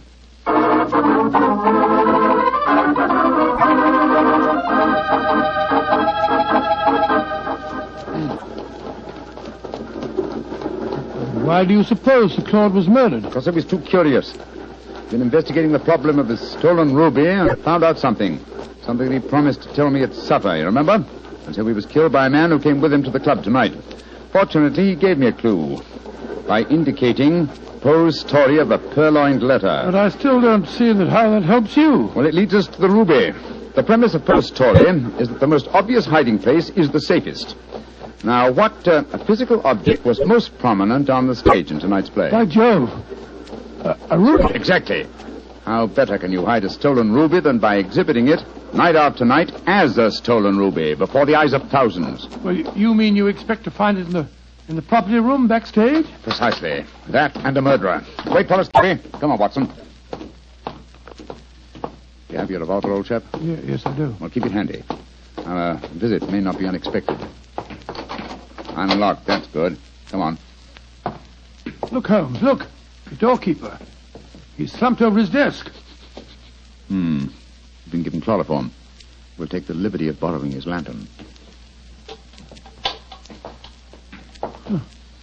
It's an eerie atmosphere about a dark and empty theatre, isn't there, Holmes? Now, where would the stage properties be kept, I wonder? Hold the lantern a little higher, will you, old fellow? Yeah. That's it. Aha, look over there. A large cabinet. It's marked Property Department. And it's unlocked. Oh, this is frighteningly easy. Let's look out for a trap. Now, let's see. Look. There's a ruby lying on that tray. Hold it up under the lantern, Watson. Exactly. It's as I thought. This is no paste stage property. It's a genuine ruby. In the light of this lantern, it's very hard to... Down, Watson, quick! He nearly got us. Smashed our lantern. Yes, he's got an air rifle, a powerful one, too, confound it. There's no flash to indicate where he's firing from. Of course, he's baited his trap so neatly that he knows exactly where we are. I'm going to take a shot at him. I can't see anything, but at least it'll let him know we're armed. Now, move your position quickly, Watson. Just missed me, Holmes. This is hopeless shooting in the dark. Yes. I've got to switch the stage lights on. Keep him occupied, old fellow, will you? While I try to find the light switches. I've got him. But he can still shoot, confound it. Yes, well, I found the light switch. Keep your eyes skinned, Watson. I'm turning it on. There he is, Holmes. Up in that box. Getting away. After him, Watson. We can jump over the footlights into the box.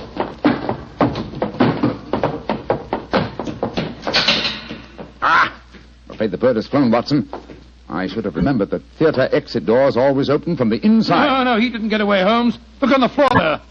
It's that Egyptian fellow. I hope you haven't wounded him too badly, No, old I don't chap. care if I have. He was trying to kill us. No, it's only a shoulder wound. He's fainted, infernal scoundrel. No, he's a very gallant man. Undoubtedly, he was trying to save us as you shot him just now. Holmes, what on earth are you talking about? Obviously, he's Moriarty. No, Watson, Moriarty just escaped through the door you heard clang a few moments ago. Then what's this man doing here? As a fellow detective, undoubtedly he followed us. Perhaps he preceded us. When Moriarty started shooting, this man tried to capture him and got wounded by you for his pains. Then who is Moriarty? He must be someone connected with this theatre. It's obvious. Moriarty is Moriarty. What? You mean Frank Ferrers, the fellow that played the part on the stage? Again, remember Poe's story of the purloined letter. But why didn't you recognize him? Oh, remember, I haven't seen him for 20 years, and you haven't forgotten his genius for disguise, have you? What incredible audacity.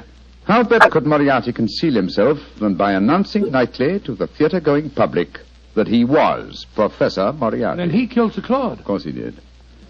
Sir Claude must have persuaded Moriarty to go to the club with him. Probably he hoped to expose him in front of me, but Moriarty found out that Sir Claude knew too much. Yes. So he stabbed him. Rushed back here to bait his trap for us. Yes. But how did he know that we'd walk into it? Well, he knew that if Sir Claude had guessed his secret, then I certainly would, and so he was waiting for us. Hello. He's coming too. How are you feeling, my man? The ruby. The ruby. Did you find the ruby? Yes. Here it is, sir. Tell me, is it the ruby of Muhammad Ali? No. It is a fine stone, but it is not the one for which I have searched all my life. And so my endless quest must go on and on. He's fainted again. Poor devil. Fine mess I made of this case, Watson. Oh, I don't know. You've recovered the ruby? Yes, look at it, old fellow. Before I turn it over to Miss Henshaw, look at it well. Probably its every facet stands for a bloody deed. It's a beautiful stone. And yet this lovely baubles cost Sir Claude his life. And that devil Moriarty still goes free. But one day, Watson, and may the day come soon, I shall meet Moriarty again. And when that happens and I finally bring him to justice, then and only then can you write fini to the character of Sherlock Holmes.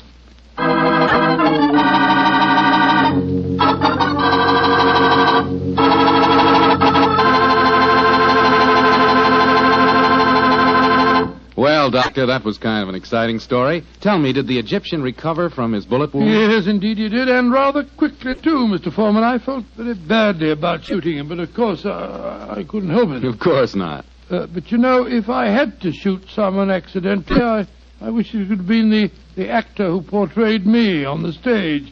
Wretched fellow mumbled all over the place. Oh, don't worry about that. After all, you did recover the ruby. Yes, and a beautiful stone it was. The color of, the color of a fine glass of port when the light shines through it. By a fine port, I take it you're talking about a Petri port? Is there any other kind? Well, all kidding aside, Doctor, Petri port, like all Petri wines, is good wine. And I can tell you why very simply. Petri took time to bring you good wine. You see, the Petri family has been making wine for a good many generations, since way back in the 1800s. And because the Petri business has always been family-owned, everything the family has ever learned about the art of making wine, they've been able to hand down from father to son. From father to son. That adds up to a lot of skill and a lot of experience when it comes to turning plump, juice-filled California grapes into clear, fragrant, delicious wine. So when you want a wine for any occasion, obviously you can't go wrong with a Petri wine. because Petri took time to bring you good wine. And now, Dr. Watson, what story do you have lined up for us next week? Now let me see. Next week, Mr. Foreman, I'm going to tell you a most unusual adventure that occurred to Sherlock Holmes and me early in the last World War. It took place in Flanders and concerned a famous British general, an actress, and a German firing squad. Boy, that sounds like a real thriller. Well, see you here next week. No. Not here, Mr. Foreman, remember? Oh, of course. Next week, we're going to be at the Paramount Theater in Hollywood for the 7th War Loan Drive. That's quite right. Ladies and gentlemen, I can't invite you all to my home for one of our broadcasts, but we can get together next week at the Paramount Theater in Hollywood. You can get a free ticket for our broadcast by buying a war bond. And I sincerely hope that you will do this, so that we can see you next week at this time.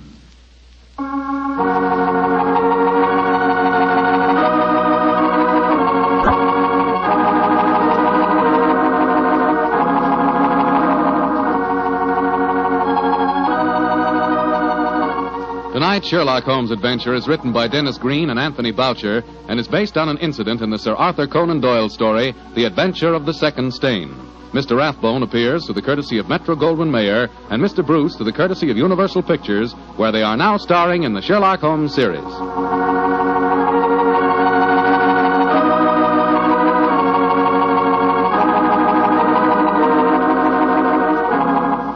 The Petri Wine Company of San Francisco, California, invites you to tune in again next week, same time, same station.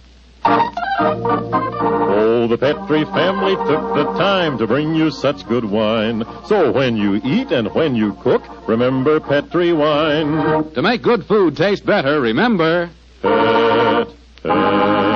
Petri.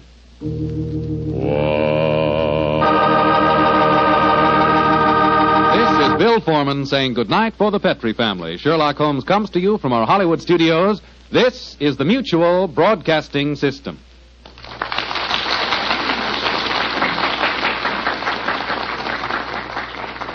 As evening approaches, a thick London fog moves quietly across the still waters of the Thames River, spreading along the cobblestone streets, covering the familiar landscape of the city. In Baker Street, the lodgings of 221B are empty, for Sherlock Holmes and Dr. Watson have left long ago on another case of murder.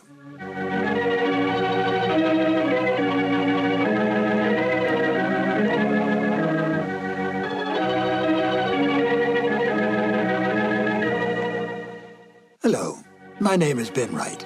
Welcome to the new adventures of Sherlock Holmes.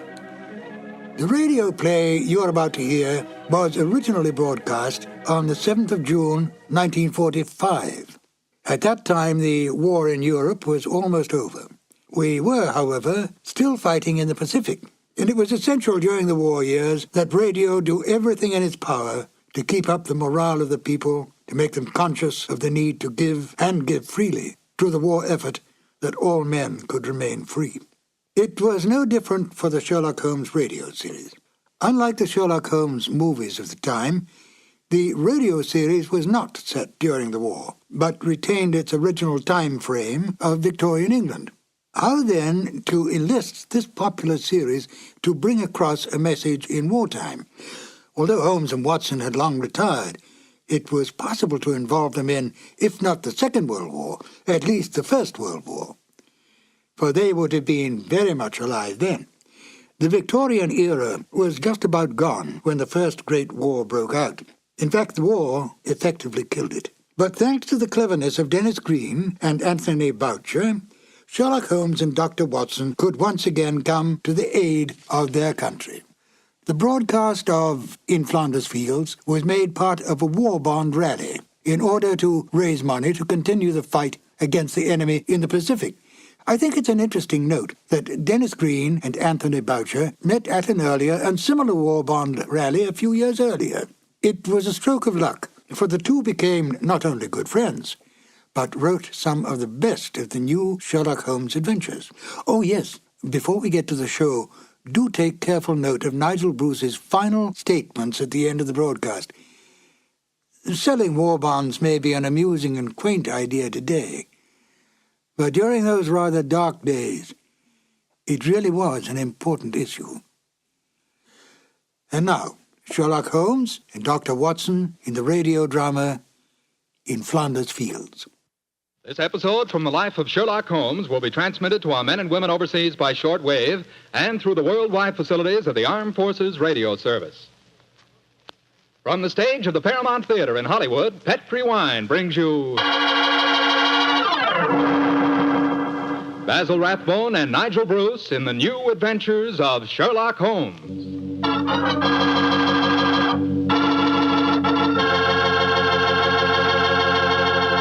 The Petri family, the family that took time to bring you good wine, invite you to listen to Dr. Watson tell us about another exciting adventure he shared with his old friend, that master detective, Sherlock Holmes.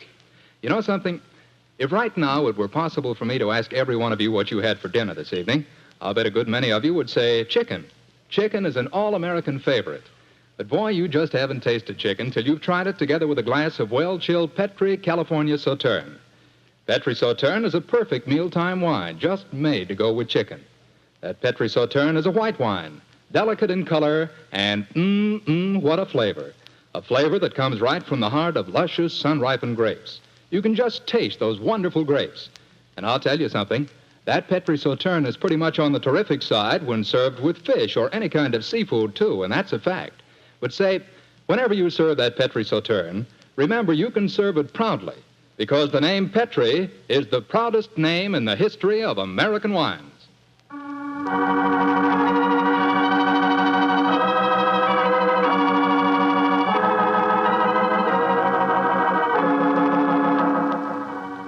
And now for our weekly doctor's appointment. Let's knock on his library door and see if... There's no point in doing that, Mr. Slattery. I'm right behind you. Oh, hello, Dr. Watson. Don't tell me you've been stalking me. No, my boy, I was on the patio and I heard your footsteps, so I thought that I'd come in and fetch you. Let's go back and sit out there, shall we? It's a beautiful evening. That's fine with me, Doctor. Here we are.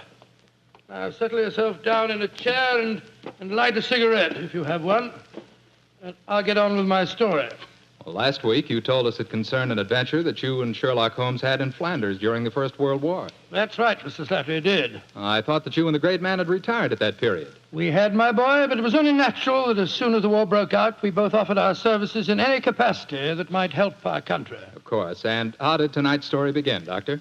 It was in the winter of that first year. Things weren't going very well for the Allies. The Germans were advancing on Paris, and the picture was looking very black. It was just 24 hours before the famous Battle of the Marne began, the battle that changed the early course of the war, when Holmes told me that we had to go up to the front lines on a secret mission. We'd been in Paris for several weeks, where Holmes had just solved the case of the missing aide-de-camp. I was anxious to get back to England and my work in the war hospitals, but of course this new summons was in the nature of a command. And so, late on a rainy September afternoon, Holmes and I, with the boom of gunfire in our ears, found ourselves in the front seat of a staff car, sloshing and jolting its way towards the battlefield. Am I driving too fast for you, gentlemen? No, Sergeant, not at all. No, you're doing a splendid job. Oh, my man, look out, considering the state of the road. Thank you, sir. Hello? The gunfire's getting nearer, Holmes. Yes, old fellow. I imagine we haven't much further to go, have we, Sergeant? No, sir, we're nearly there. Did you notice the two civilians in the back seat, Holmes? Yes. Handsome woman and a distinguished-looking man, several years her senior. I wonder who they are. I'll tell you. He's a Shakespearean actor of some note, though he never achieved the fame to which he thinks he's entitled. I shouldn't be at all surprised if he feels that he's been slighted in not receiving a knighthood. But, Holmes, that's amazing. How can you possibly deduce all that from just looking at the man as we got into the car? Elementary, my dear fellow, I didn't deduce it. We saw him twice last year in the London Theatre, if you remember. What? His name is Maitland Morris. As for his biography, he's a friend of my brother, Mycroft's. He told me about him. Well, what do you suppose he's doing up here near the front line? His brother is General Sir Stanley Morris, who's in command of this particular front, and it would seem reasonable to presume that his brother has come up here to give a performance for the front-line troops. I suppose this hut is as far as we can drive, Sergeant. I'm afraid so, sir. We're 4 miles from the front line now. You'll have to clear your papers here. See that ruined farmhouse there, sir? Yes, Sergeant. Is that the General's headquarters? Yes, sir. Come on, Watson. Good Lord, it's pelting with rain. Yeah, let's make a dash for it.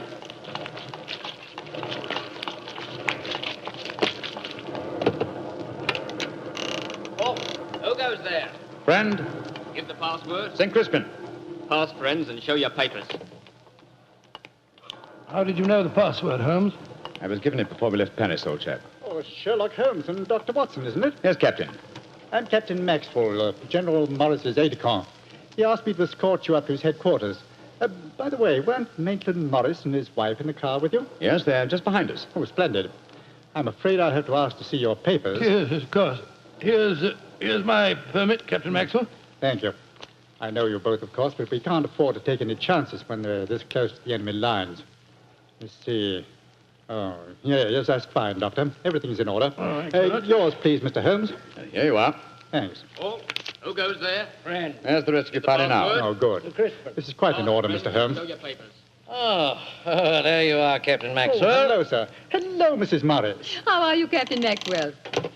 Well, you've both met Mr. Sherlock Holmes and Dr. Watson, I suppose? Well, no, we haven't, even though we drove up in the same car. Natural reserve of us Britishers, I suppose.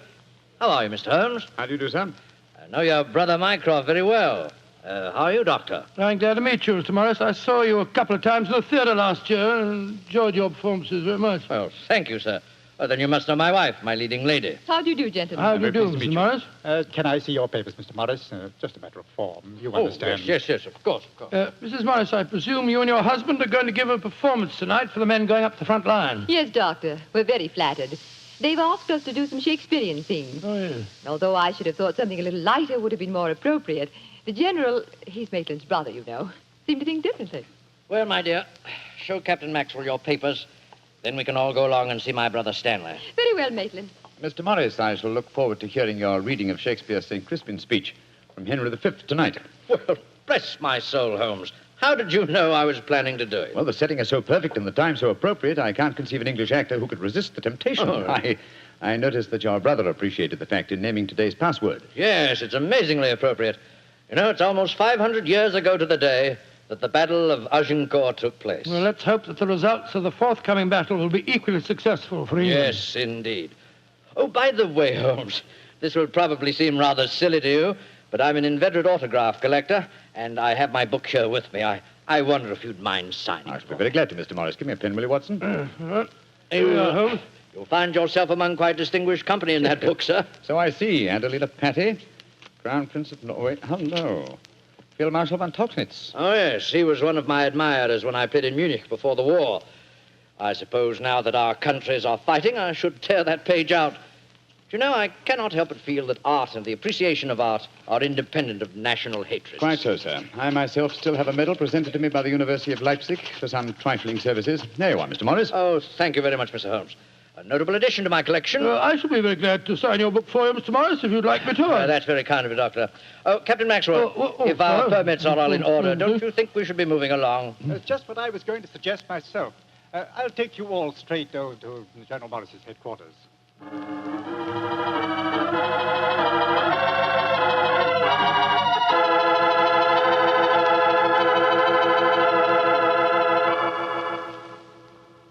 General Morris, may I introduce Mr. Sherlock Holmes and Dr. Watson? How do you do, sir? How are you, General? How do you do? Know a lot about you.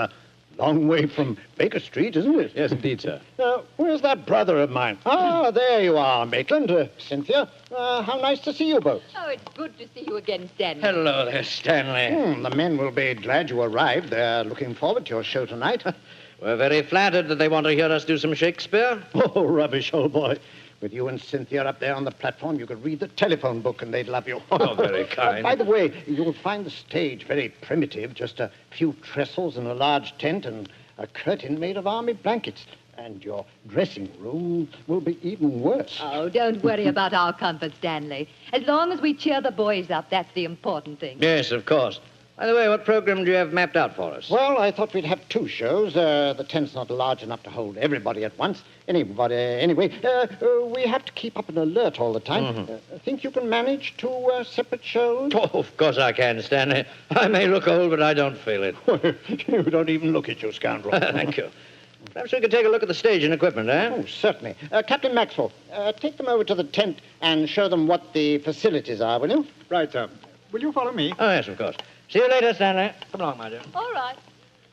I'm glad you're here, Holmes. I'm sure I can speak quite freely in front of Dr. Watson. Oh, yes, with perfect freedom, sir. He's my colleague, and he's an old army man himself. Really? What regiment, Doctor? The 5th Northumberland Fusiliers, sir. Later attached to the Berkshires in Afghanistan and wounded in the Battle of Mainwan. Really? Oh, then I'm sure I can speak freely in front of you. Holmes, you know why you're up here so near the front line, don't you? I have a very shrewd suspicion, sir. Yeah, I thought you had. That's why I asked for you to be sent here. You asked for me to be sent here, General. Yes, I think I understand. Well, I wish I did. You will, Doctor, in due time. In the meanwhile, gentlemen, I'll have an orderly show you to your quarters. Thank you, sir. And, Holmes, take a look around, will you, and keep your ears open. We're comparatively a little distance from the German front lines, and yet there's a very puzzling silence just now. Yes, I noticed that, sir. And half an hour ago, on our way up, there was quite a lot of shelling. Exactly.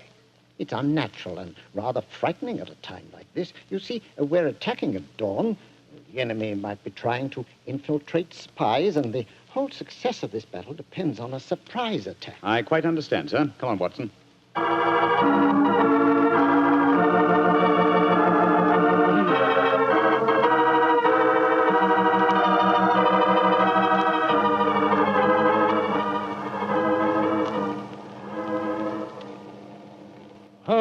Holmes, the first performance starts in a few minutes, you know. They're all there waiting. Why are we tramping about out here in the mud and the rain? I thought a pipe or 2 in the open air would clear our brains. Yes, a pipe in the open air is one thing, but a pipe in a downpour of rain's another. Was it raining? Oh, didn't even notice it. I was listening to the silence. What do you mean? Thousands upon thousands of Germans. Armed Germans. Full of a blind fanatical hatred and desire to kill. Are crouched in trenches only a mile or 2 from here. Surrounding us are an equal number of English boys, also armed. And with the will, if not the desire, to fight. Because they know their cause is the cause of freedom and justice. All these thousands poised, ready to pounce on each other and fight to the death. And yet,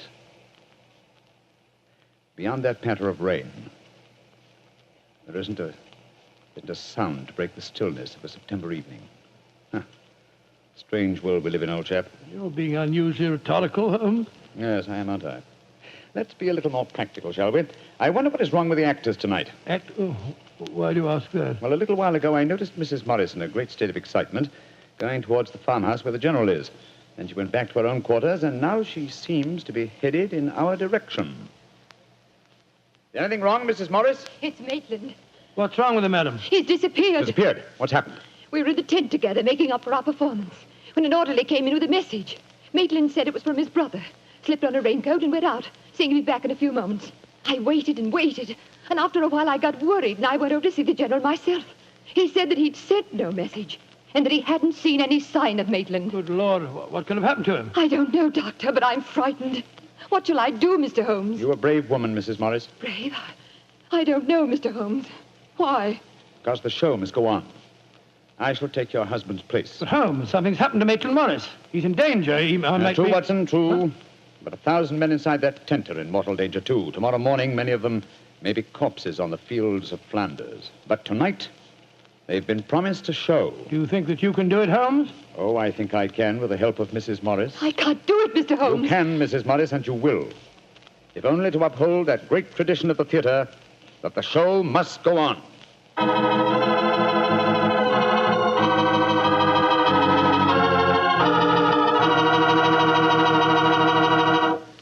We'll hear the rest of Dr. Watson's story in just a few seconds. Time I'd like to take to tell you that if you've got a butcher who has meat and you've got the points to get that meat, don't forget to bring home a bottle of Petri California Burgundy. Tell you why. That Petri Burgundy is a rich red mealtime wine that's wonderful with any meat or meat dish. That's a fact. Petri Burgundy can make a banquet out of a hamburger. And boy, Petri Burgundy and old-fashioned Irish stew are bosom companions. Just get yourself some Petri Burgundy and share it with your family. Petri Burgundy is the best friend a good meal ever had.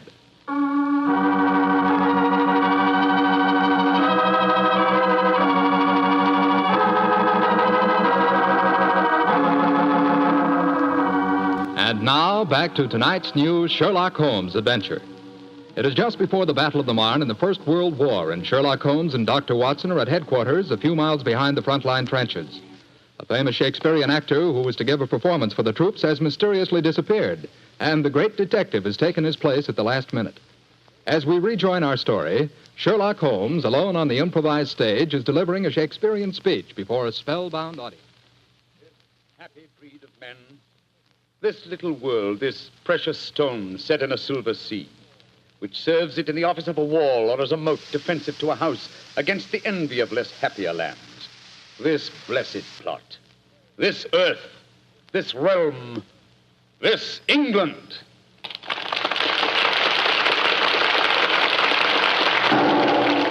Holmes! That shot, are you all right? Yes, old chap. Fortunately, I started to leave the stage as the shot was fired. The bullet just missed me. I heard it splinter some wood nearby. But who on earth would want to shoot you? That's what we've got to find out, though I think it more likely that the shot was intended for me. It was not intended for me, but for Maitland Morris, the man for whom I'm substituting. Well, even so, who'd want to shoot him? Oh, don't ask me so many questions, old fellow. Let's see what clues we can find. Now, the shot was fired from outside the tent from behind me. Yes, look there. See the hole in the tent there? By Jove, yes. The footlights would outline your shadow on the back of the tent. Whoever it must have fired at your silhouette. The question is, where did the bullet embed itself? Aha. Look here, Watson. You got a penknife? Yeah, wait a minute. Here, Holmes. This shouldn't be hard to extract. Look at this splintered tent pole. Wait a minute. There we are. Excellent. Huh. Very interesting. Well, what's so interesting about it? Just a revolver bullet, isn't it? No, it isn't, Watson. Huh? It's far from just a revolver bullet. This bullet was fired from a German Luger pistol. A German pistol? There must have been a spy here behind our lines. That's a reasonable enough assumption. Yes, we may be sure that no English soldier would carry such a weapon and face inspection. Come on, I want to talk to Mrs. Morris.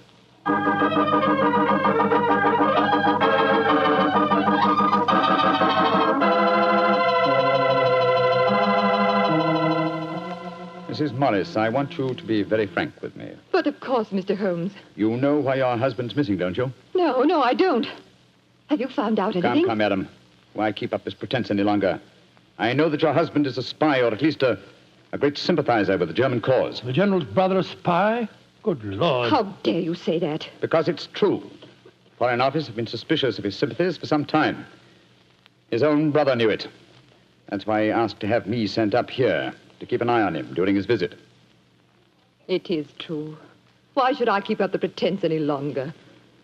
You see, Maitland was a disciple of Stuart Houston Chamberlain. Oh, who was this Stuart Houston Chamberlain? An Englishman who married one of Richard Wagner's daughters and became a German citizen, and an arch-enemy of England. I tried to dissuade Maitland. I implored him to consider his British heritage, his brother's name and mine. But Maitland was a strange man. His life was one of frustration and envy. Envy of his brother, I suppose? Yes. When Stanley was knighted, it hurt Maitland terribly. He said it was typical if the English would knight a soldier and yet leave a great artist like himself unrecognized. That in Berlin, they really understood and rewarded the artist. Well, if the authorities knew that, it's amazing they allowed him to come so close to the front lines at a time like this. Oh, it was at the General's request. He wanted to plead with my husband, to warn him that his secret was known. And now Maitland's gone over to the German lines. Oh, it's terrible. It's worse than that. It's disastrous. He can give them information as to the strength of our troops here. He knows the password. He might even know the hour the attack is timed to start. How did your husband expect to enter the German lines in safety, Mrs. Morris? He speaks fluent German, Mr. Holmes. I fancy the autograph book he was carrying, containing the signature of Field Marshal von Tauchnitz, was in reality his pass through the German lines. You've told the General that his brother was gone, of course. I haven't been able to. He moved up to the front line position immediately after the first performance, though I had warned him what I thought Maitland was planning to do. I think he intended to give his performance first, then cross the lines immediately afterwards.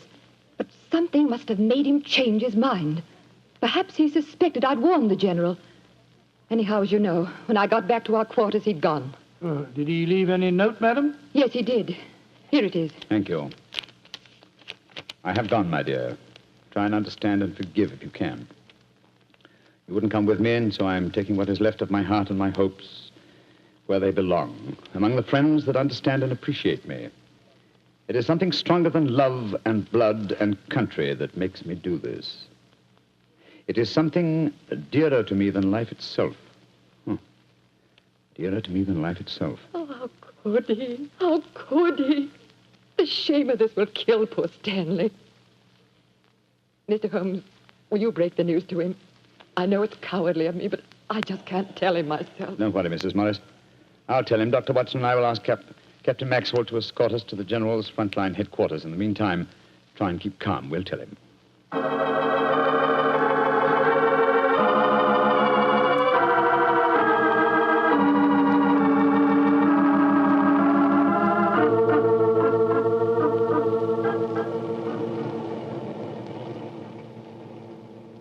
If you will wait in the dugout, Mr. Holmes, I'll tell the General that you're here. Thank you, and be sure to let him know the urgency of the matter. Yes, sir.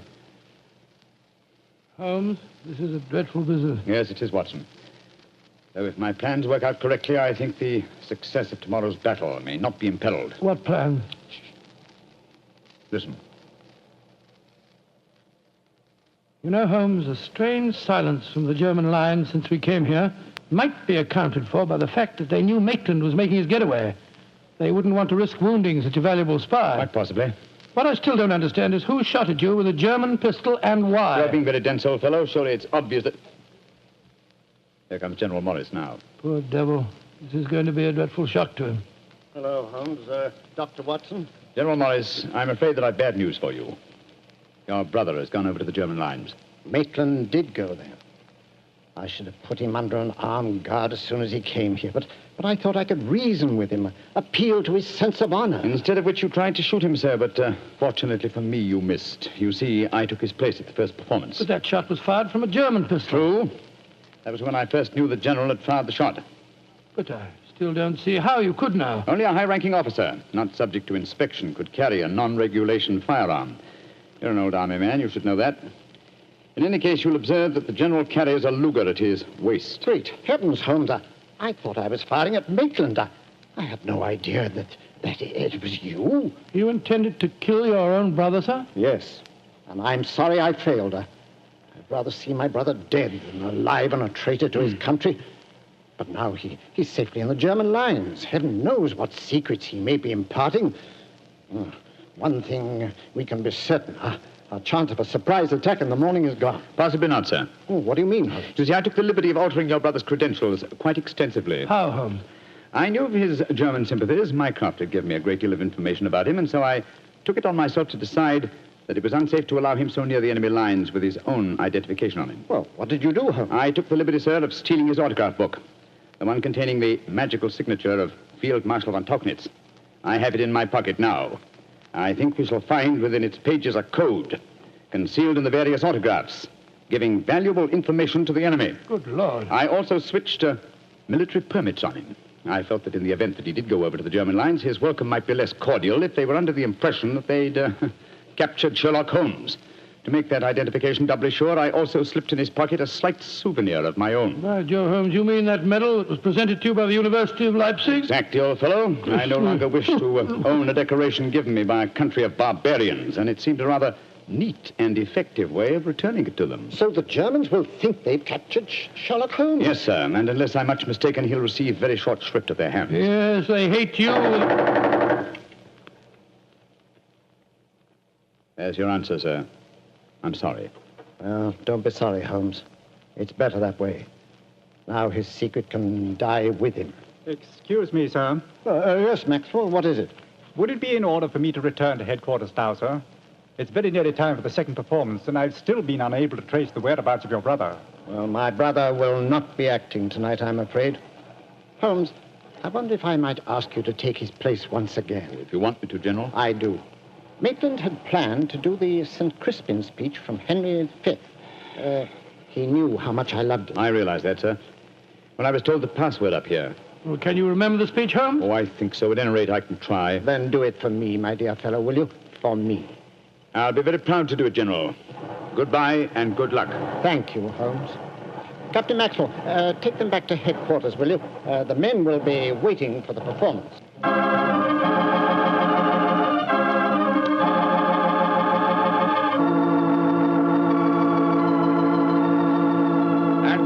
Crispian shall ne'er go by from this day to the ending of the world, but we in it shall be remembered. We few, we happy few, we band of brothers.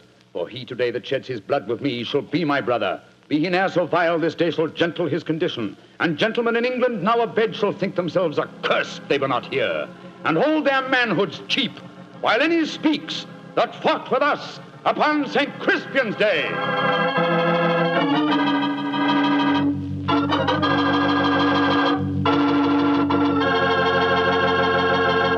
Well, Doctor, that was a bit of an exciting adventure you told. I can still remember that awful feeling I had when I heard the shot in the tent and realized someone had tried to kill Holmes. He did have a narrow escape, didn't he? Well, Holmes always said there was no such thing as a narrow escape.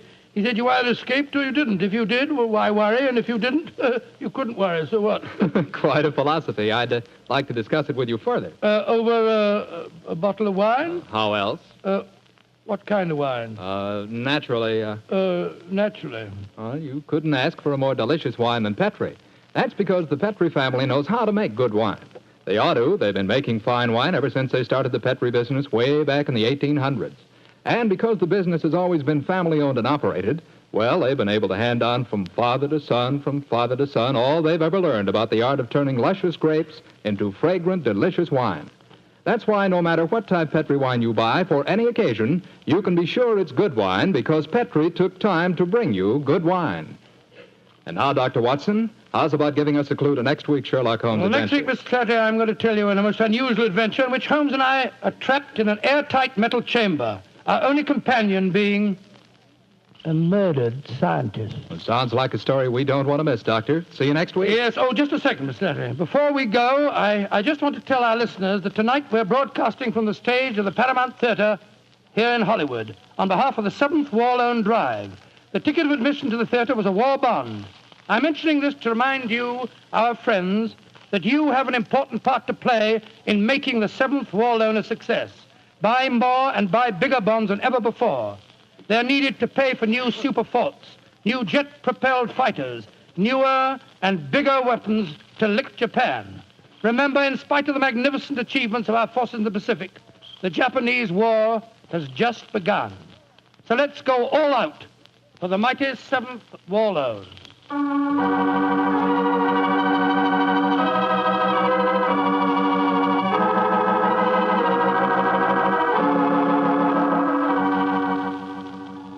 Tonight's Sherlock Holmes adventure is written by Dennis Green and Anthony Boucher and is based on an incident in the Sir Arthur Conan Doyle story, The Adventures of the Blanched Soldier.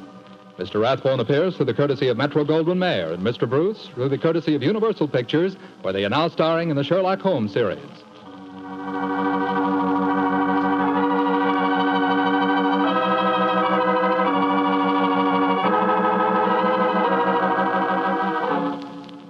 The Petri Wine Company of San Francisco, California, invites you to tune in again next week, same time, same station. Oh, the Petri family took the time to bring you such good wine. So when you eat and when you cook, remember Petri wine. To make good food taste better, remember Petri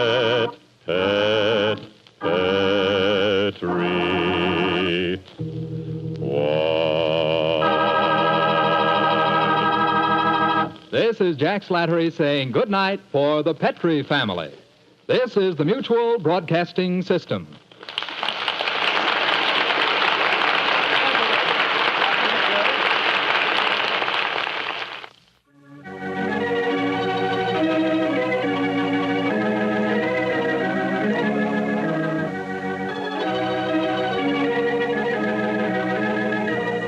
It was only a short time later that calls for the sale of war bonds would come to a complete halt.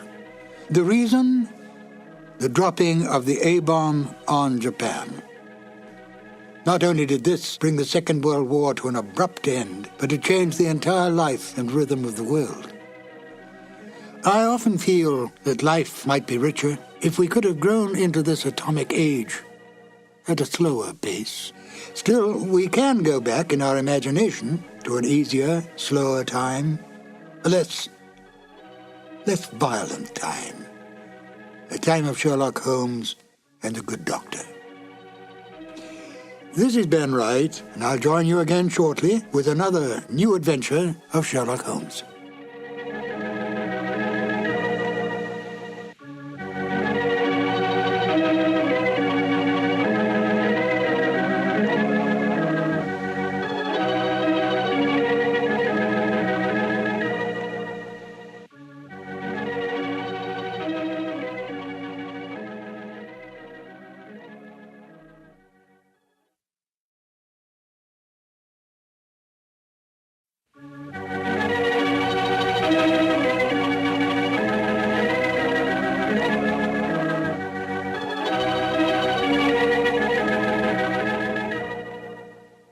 Once again, it's time to walk down Baker Street with its swirling fog, its passing hansom cabs, and bustling London life. Hello, this is Ben Wright, welcoming you to 2 more new adventures of Sherlock Holmes, starring Basil Rathbone and Nigel Bruce. At the end of each broadcast, the announcer says, tonight's episode was written by Dennis Green and Anthony Boucher. Both men, although they are no longer with us, were married. Dennis Green's widow, Mary Green, lives in New York and is still active in theater and dance. And Phyllis White, Anthony Boucher's widow, lives in San Francisco and makes numerous guest appearances at mystery club gatherings and at the meetings of the Baker Street Irregulars. Well, tonight it is my pleasure to present Phyllis White, who will tell you a little about what her husband and Dennis Green did for the Sherlock Holmes radio series. Phyllis? I've been asked to give an account how it happened that my husband got involved with the Sherlock Holmes show. The way his career developed was not according to any underlying plan. Whenever he turned a corner and moved into a new field, it was brought about by chance. And this was a good example of that. He was at the time a mystery reviewer for the San Francisco Chronicle. Well, this time he went over to the book department office, got his books in his mail, and found among the mail an invitation to a cocktail party. It was in honor of Basil Rathbone and Nigel Bruce, who had come to San Francisco to do a war bond promotion. The party was going on right then, so he could quite easily have learned about it too late. But he trotted right over, and aside from meeting Rathbone and Bruce, there were other people who had come along from the radio program. There was Glenn Hall Taylor, who was the producer, and there was Dennis Green, who was one of the writers. He was writing in collaboration with Leslie Charteris. Well, as it turned out, the Greens were staying on a little longer in the Bay Area. My husband invited them to come over to Berkeley and have dinner with us and see his Sherlock Holmes collection. Well, they went back to Hollywood, and not long after, it turned out that the program was in need of a new writer. Dennis suggested Boucher. Well, it turned out that it meshed just beautifully as a collaboration. Here was a noble project working with gifted colleagues, something that they could all feel affection for and respect, and a lot of fun along the way, too. Thank you, Phyllis. And now, Sherlock Holmes and Dr. Watson in Colonel Warburton's Madness. Petri Wine brings you Basil Rathbone and Nigel Bruce in the new adventures of Sherlock Holmes.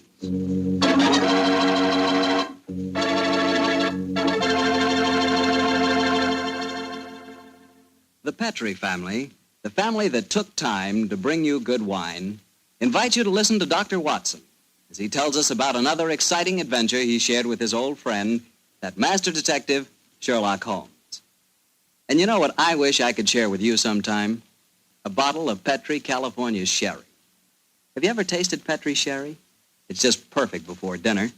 Why, that Petri sherry can change the usual before-dinner lull into a special event, and that's a fact. Just look at the clear color of Petri sherry. It's a deep, rich amber, clear and cheerful-looking. And wait till you taste it. That's when you find out for sure just how good a wine can be. That's when you find out just what I mean when I say that the flavor of Petri sherry comes right from the heart of the grape. Try Petri sherry by itself, or with hors d'oeuvres or canopies or whatever you call those little cocktail sandwiches, and say, if you like your sherry dry, well then Petri California Pale Dry Sherry is the sherry for you. Just be sure the label says Petri, the proudest name in the history of American wines.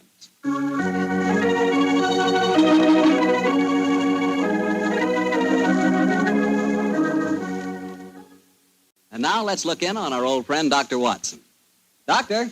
I'm out here on the patio, Mr. Bartell. Come out and join me. Quiet, Winnie. Quiet. Down, Monty. I see the welcoming committee's here. Yes, little scoundrels.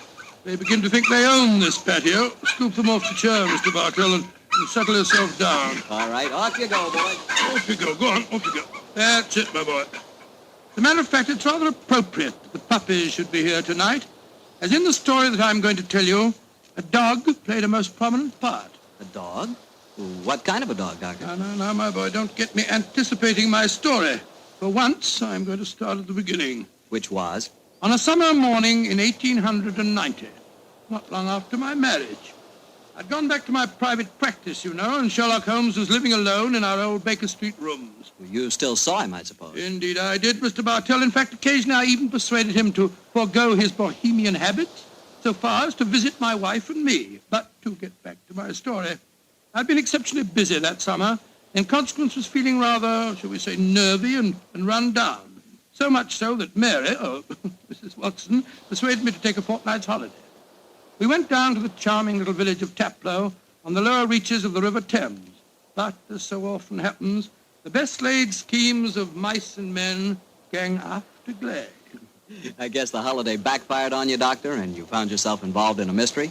Maybe a mystery calling for the aid of your old friend Sherlock Holmes? Quite correct, Mr. Bartell. We'd only been down there a couple of days when the trouble began. In fact, the whole thing became so involved that I thought the best thing to do was to put the whole strange story in a letter to Sherlock Holmes. This I did.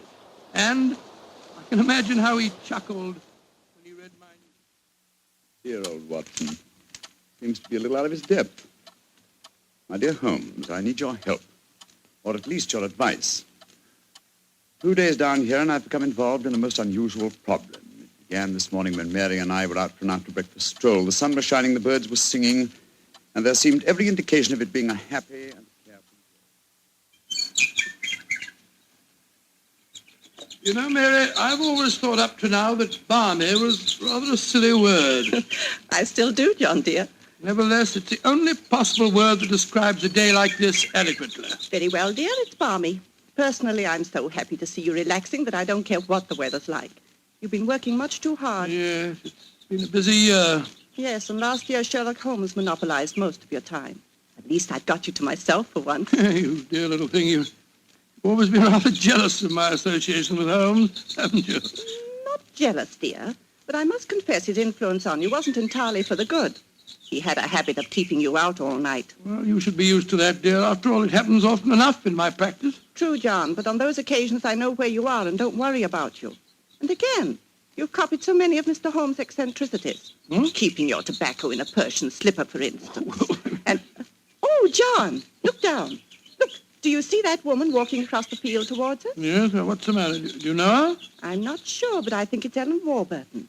I believe she does live somewhere near here. And who is Ellen Warburton? An old friend of mine.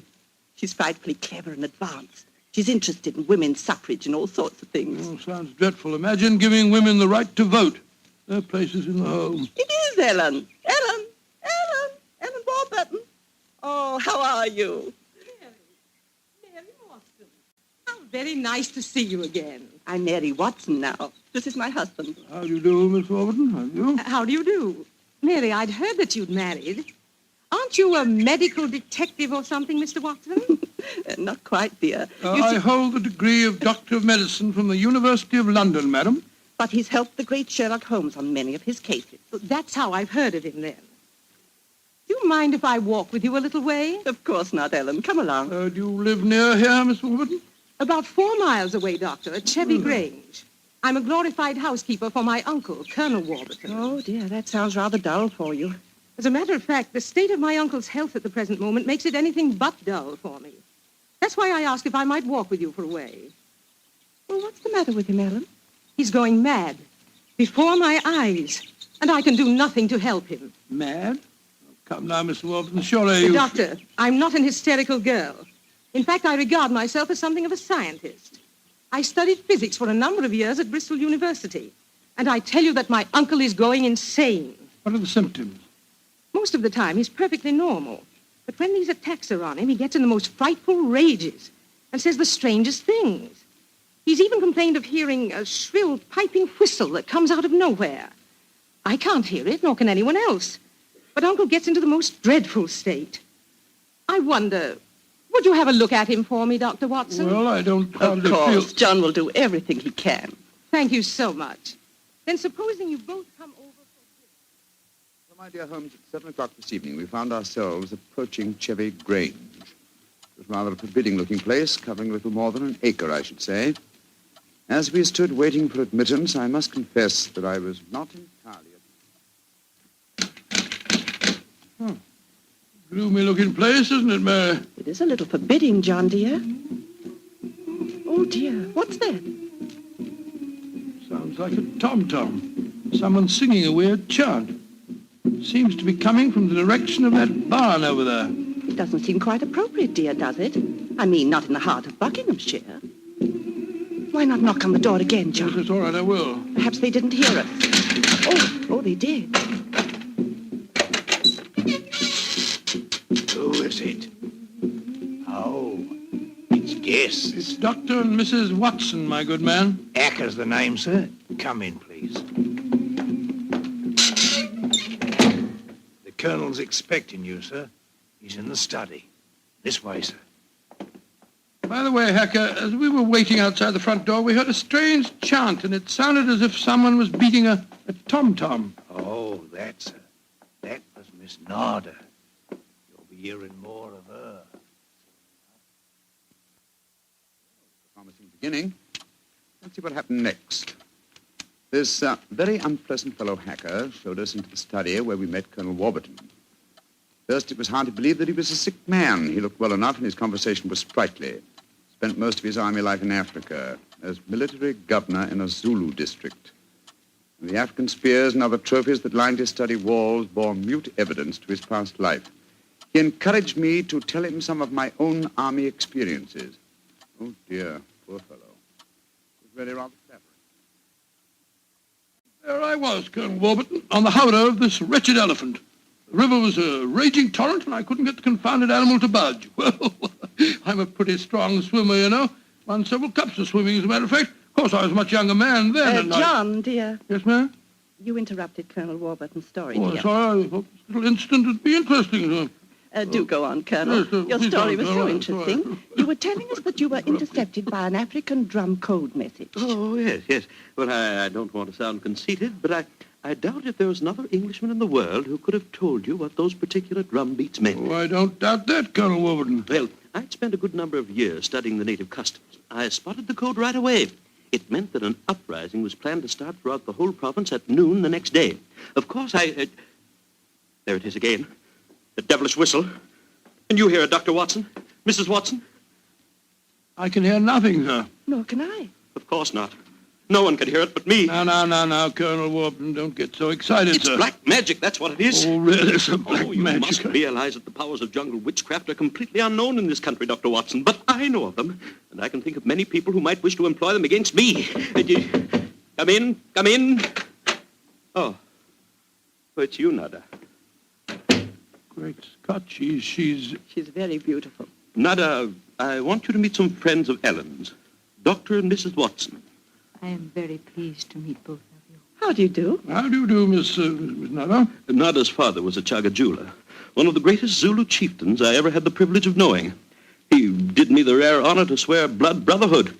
So when the missionary sent Nada to England to complete her education, I insisted that she spend her first few months here under my wing. Listen. What is it, Colonel? It's that whistle again. For heaven's sake, say that you heard it this time. Please say that you did. I didn't hear a thing, sir. Well, I did, and I know where that sound came from. Now, put down that spear at once, will you, Colonel Warburton? The devils are trying to kill me. I'll kill them first. No, don't throw it, sir. Don't throw it. Someone's opening the door. Uncle! It's Ellen. Great Scott. The spear missed her by an inch. Uncle, what is it? Whistle. I heard it again, Ellen. And I'm going to find where it came from. Poor Uncle. Of course, you heard no sound. Nothing, Ellen. What can we do to help him, Dr. Watson? Well, it's hard to say, Miss Warburton. I'm not sure that medical help's what she needs.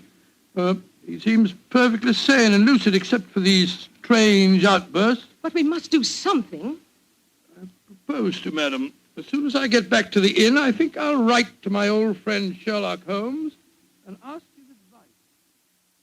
There's a problem.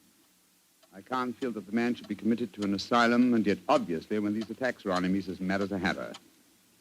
Well, fascinating problem, and one that calls for speedy action. I think a telegram to my friend Watson might help to clarify some aspects of the case. Yes.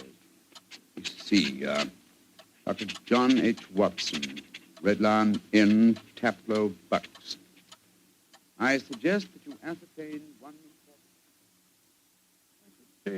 one important fact. Does the Warburton household have a dog? Telegraph reply, Holmes. Upon my soul, Mary, that's a cryptic answer to my letter. Yes, dear, it is. I'm afraid Ellen will be disappointed. She's coming over to join us for lunch to see if you have any news. What on earth can dogs have to do with the case? I can't possibly... Here's Helen now. Good morning, Ellen. Hello, Mary. Good morning, Doctor. Good morning, good morning. I suppose it's too early to have received any reply from Mr. Holmes. Well, as a matter of fact, I just got this telegram from him. You can read it if you like. I can't see it makes much sense, myself. But that's extraordinary. I did have a little dog. He was killed a week ago. But it didn't occur to me to tell you about it yesterday. Oh, that's amazing. How could Mr. Holmes have known about it? It's very little that Holmes doesn't know, my dear. How was your dog killed, Miss Warburton? I found him in the grounds with his head smashed in by a stone. Oh, how dreadful. Who do you think did it? It might have been a poacher. And then again, it might have been... Your uncle? It's possible. When he's in those rages, I don't think he knows what he's doing. That's very important. I think I shall go and send Holmes a telegram at once. Don't wait lunch for me.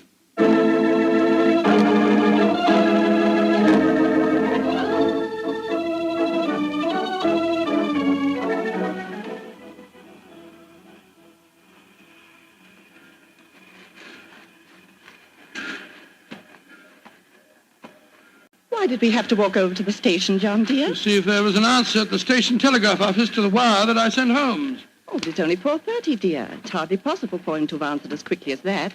In any case, they delivered the telegram to the hotel, you know. Well, it was a nice walk, my dear. Hello, there's a train in the station now. I wonder where it's from. Why don't you ask that porter, dear? It's not a bad idea.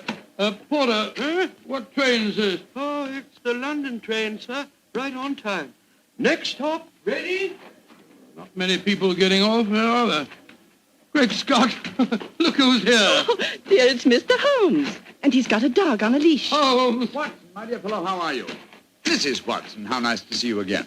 Thank you, Mr. Holmes. I'm delighted you're here, old fellow. We walked over to the station to see if you'd answered my telegram, and here you are in person. It occurred to me that I could be down here in the same time that it would take a telegram to reach you. And I decided that a day or two in the country would make a pleasant change, apart from the fact that Colonel Warburton's problem interests me enormously. Why on earth did you bring a dog? I felt that this was a case in which a dog would be of invaluable assistance. Oh, be careful, John. Yes, look out, old chap. I think it would be safer not to pat him. I picked him up on the Mile End Road for a couple of florins, and I fear he's a dog that should have remained in London. A singularly unattractive nature seems to have been entirely ruined by an hour's train ride. Unpleasant brute. Isn't he? By the way, Holmes, what do you make of the case from my letters? Well, I should prefer to reserve my judgment until I've met the Colonel. However, I will vouchsafe one opinion. Oh, what's that? To paraphrase a proverb, don't disbelieve all you don't hear.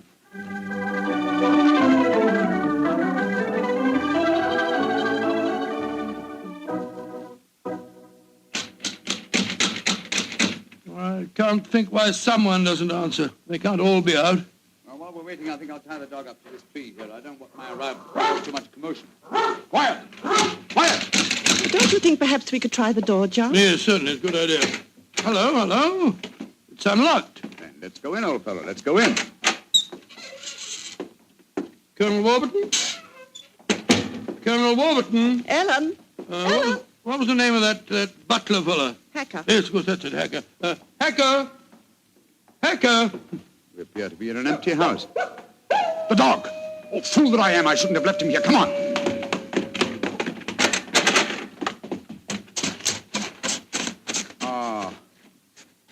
We're too late. Oh, the poor dog. He's been killed. Yes, poor brute. Stabbed to death by one of the Colonel's spears. That proves it, Holmes.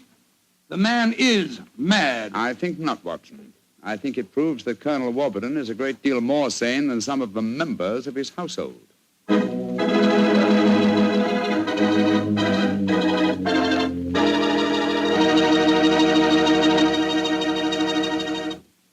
You'll hear the rest of Dr. Watson's story in just a few seconds. Time for me to remind you that there's one secret every smart woman knows. Simply, good wine makes good food taste better. And by good wine, naturally, I mean Petri wine. Try a Petri wine with your dinner. If you want a wonderful red wine, try Petri California Burgundy. If you want a perfect white wine, try Petri California Sauterne. In fact, try them both. You'll agree, I'm sure, that next to your good cooking, nothing can do more for a meal than a glass of good wine. A glass of Petri wine.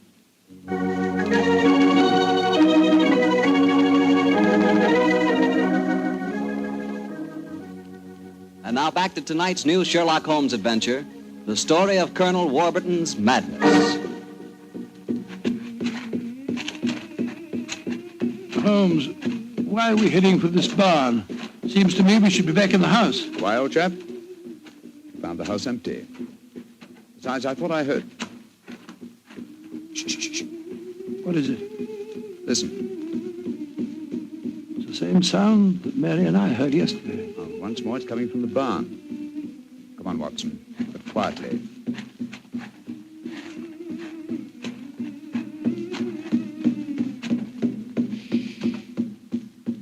We can see through this window here.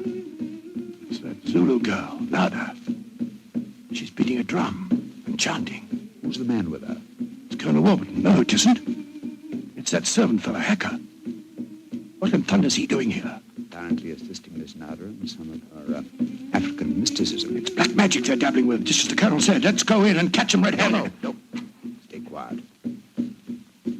We'll talk to them soon enough. At the moment, I feel it's much more urgent that we find Colonel Warburton. Come on.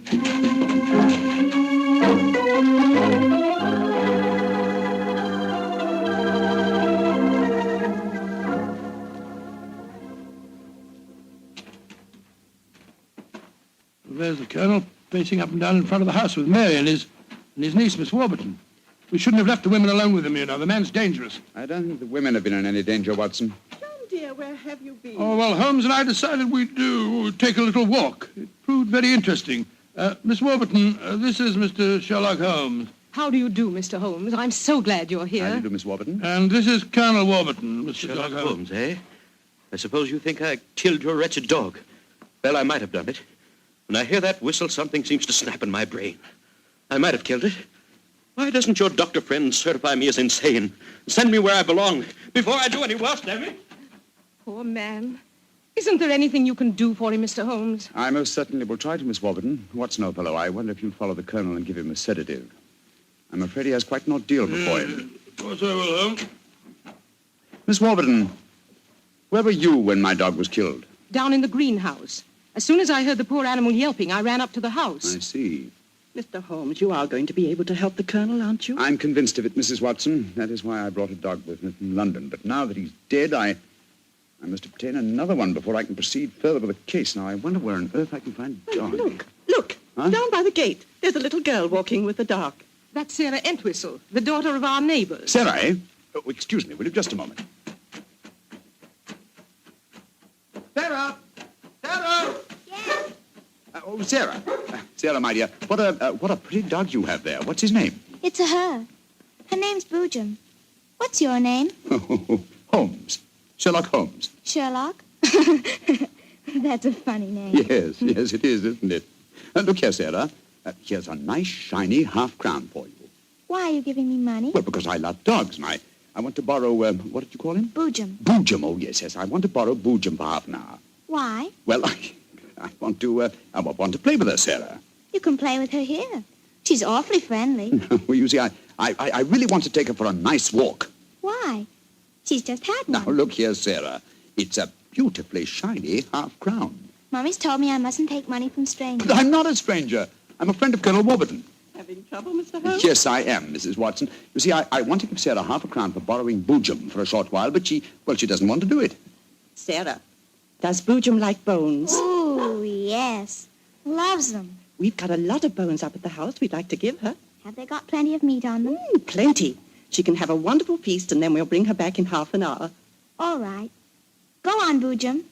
Now, promise you'll bring her back in half an hour. We promise. Yes, Sarah. And Sarah, what about the half crown? Well, I'll take it home and ask Mummy if I may keep it. Good.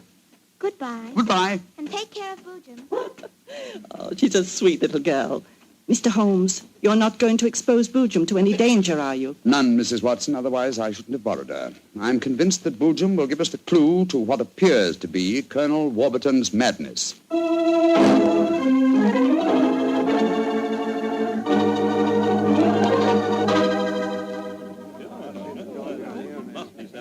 Now, let me see. We're all here. Miss Warburton, the Colonel, Miss Nada, Hacker, and the dog Boojum. Yes. Now, ladies and gentlemen, I propose to conduct an experiment. Before I conduct it, I should like to point out the chronology of the events in this case. First, Miss Nada arrived here. Mr. Holmes, you're not suggesting Please let me finish, Miss Nada. First, Miss Nada arrived here. Second, the Colonel first heard the mysterious whistle.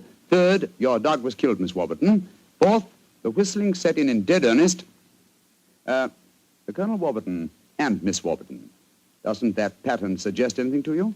No, I can't say that it does, Mr. Holmes. I don't see what you're driving at. Well, nor do I, Holmes. We should be more explicit. Very well, then I will. I shall now conduct my experiment. I want you all to watch Colonel Warburton and the dog Boojum. Excuse me while I turn my back. Now. There it is again. That whistle. The dog heard it, too. Great Scott, Holmes. What does it mean? It means that this wooden whistle in my hand is the answer to the mystery. The sound made by this cunningly designed instrument is above the normal range of pitch. You see, the Colonel has hypersensitive ears. So the dog heard it. Perhaps I should have said the normal human range of pitch. Then do you suppose someone has deliberately been trying to drive the Colonel mad? Of course, Mary. That's why the dogs were murdered. Whoever it was knew that a dog would give the game away. And it's not hard to guess who that someone is. Nada, this started when you came here. Is this your gratitude for the Colonel's kindness to you? Endangering his sanity with your evil black magic? That is not true. One moment, please, Miss Warburton. Miss Nada. Yes, Mr. Holmes. Dr. Watson and I watched you in the barn some 3/4 of an hour ago with Hacker. Were you engaged in practicing any form of black magic? No. I was praying to my old gods to save the Colonel's sanity. What were you doing there, Hacker? Don't tell me you were praying to old gods, too. I used to be a chapel-going man, sir, but I don't know. No harm in trying something new, I always say. In any case, why should Miss Nada wish to persecute the Colonel? It might be for some tribal revenge. Oh, but that's ridiculous, Ellen. Her father and I were sworn blood brothers. Exactly, sir. No, it should be obvious. Who had a motive for making the Colonel appear mad? His niece and heiress. What do you mean? She has studied physics, you will remember, and so could know about supersonic research. Possibly she was afraid the Colonel might leave his estate to Miss Nada, and so wished him to appear insane and thereby invalidate a new will. What? In any case, I found this whistle in a drawer in your room, Miss Warburton. Ellen, how could you? I did it for your sake, to save you from Nada. She's just an adventuress, only you won't see it. Colonel Warburton, what action do you wish me to take regarding your niece, Miss Warburton? My niece? I have no niece, Mr. Holmes. Come, Nada, my dear.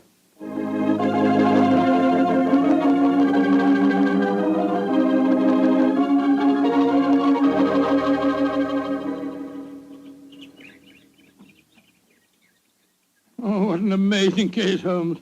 Mary, wasn't it clever the way Holmes solved it? It was very interesting, dear. I was quite enthralled.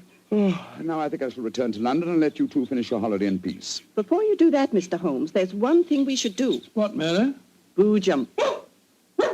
We promised, you know. Oh, yes, of course. I think the three of us might walk her home. But before we do that, I suggest we rummage through the kitchen. The kitchen? What on earth for?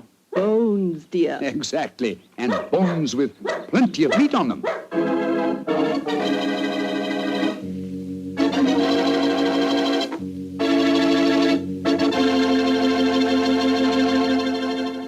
Say, Doctor, that was a swell story. And look, you mean there really is a whistle that only dogs can hear? I thought you'd ask me that question, so I've got one of those whistles to show you. There. Well, there's nothing unusual about it. Blow it, Doctor. Well, listen, Mr. Bartell, if I want you to come quickly, I don't just have to whistle. All I have to say is, would anybody like a glass of Petri wine? And hey, presto, there you are. Well, can you blame me? I know a good wine when I hear it. And Petri wine sure is good wine. It ought to be. The Petri family's been making wine for generations. As you know, ever since they started the Petri business way back in the 1800s, that business has always been family-owned and operated. So just think of all the experience the Petri family's gained. They've been able to hand on down from father to son, all they've ever learned about the art of turning luscious California grapes into fragrant, delicious wine. So whenever you're choosing a wine to serve before dinner, with dinner, or at any time, you can't go wrong with a Petri wine. Because Petri took time to bring you good wine.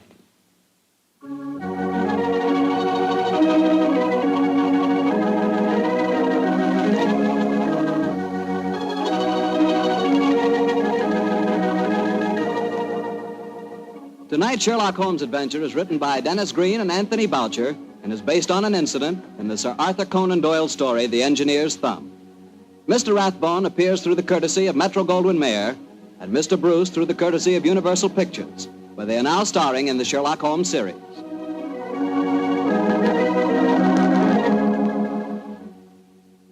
The Petri Wine Company of San Francisco, California, invites you to tune in again next week, same time, same station.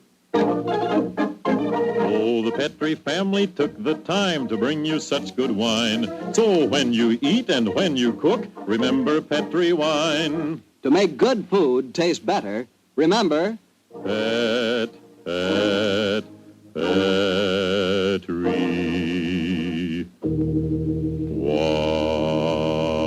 wine. This is Harry Bartell saying goodnight for the Petri family. Sherlock Holmes comes to you from our Hollywood studios. This is the Mutual Broadcasting System.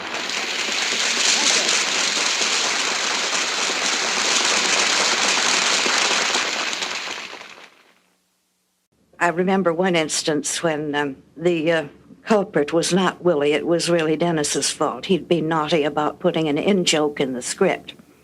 Holmes and Watson had to meet someone at a hotel, and he gave the hotel a name which was recognized by all the former denizens of London as that of a house of ill repute. Well, there were various comments about that, and Edna said, oh, but it's a very high-class one. Order was restored, and the rehearsal continued. They read on. Holmes and Watson were making their way through the fog to this rendezvous, until Watson exclaimed, there it is now, I see the red light. Edna used to permit a certain amount of this, but she would clamp down firmly because it was a tight schedule. This is Ben Wright. Phyllis White and I will return shortly with another new adventure of Sherlock Holmes.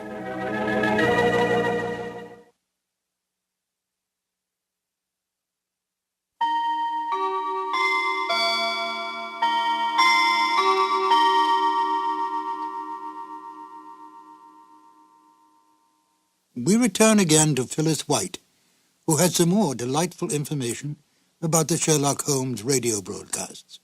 Phyllis? Rathbone and Bruce were making films, and they had just one day off per week for the radio work. They received the scripts a couple of days early to look over if they had time, and they would turn up at the studio early the afternoon of broadcast day. And the first reading would be rather slow and broken up as there was discussion and maybe a few changes. Then there would be a reading for timing to fit to the exact number of minutes available. It was more likely to be too long than too short. And Edna would flip over a few pages and knock out a couple of words here and a couple on another page, and it would miraculously come out exact to the minute. And so they went through the rest of the afternoon as the tempo and pressure increased and the show sharpened up. At the end of the afternoon, they went on the air for the eastern United States. Then there was a couple of hours break, and everybody would go out to dinner. Then they would come back and do it all over again for the West Coast. I feel very thankful now that these live and ephemeral shows were captured on disc and that they could now reach a new audience.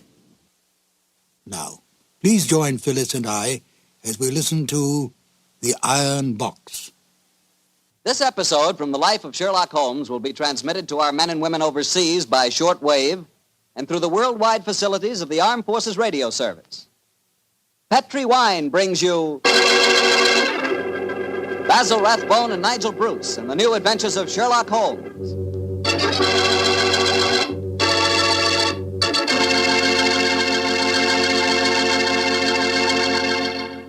The Petri family, the family that took time to bring you good wine, invite you to listen to Dr. Watson tell us another exciting adventure he shared with his old friend, that master detective, Sherlock Holmes.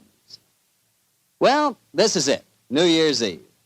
And I wish you could be here with us this evening so we could toast each other with a glass of Petri California port. As you know, port wine has long been a favorite wine for celebrating a happy occasion. That's because port is a wine rich in tradition. And you couldn't ask for a more delicious port than Petri port. Petri port is a deep, glowing red color, beautiful to look at and wonderful to taste, with a hearty, full flavor that's right from the heart of the grape. And when you serve Petri port to your friends tonight or any time, remember you can serve it proudly because the name Petri is the proudest name in the history of American wine.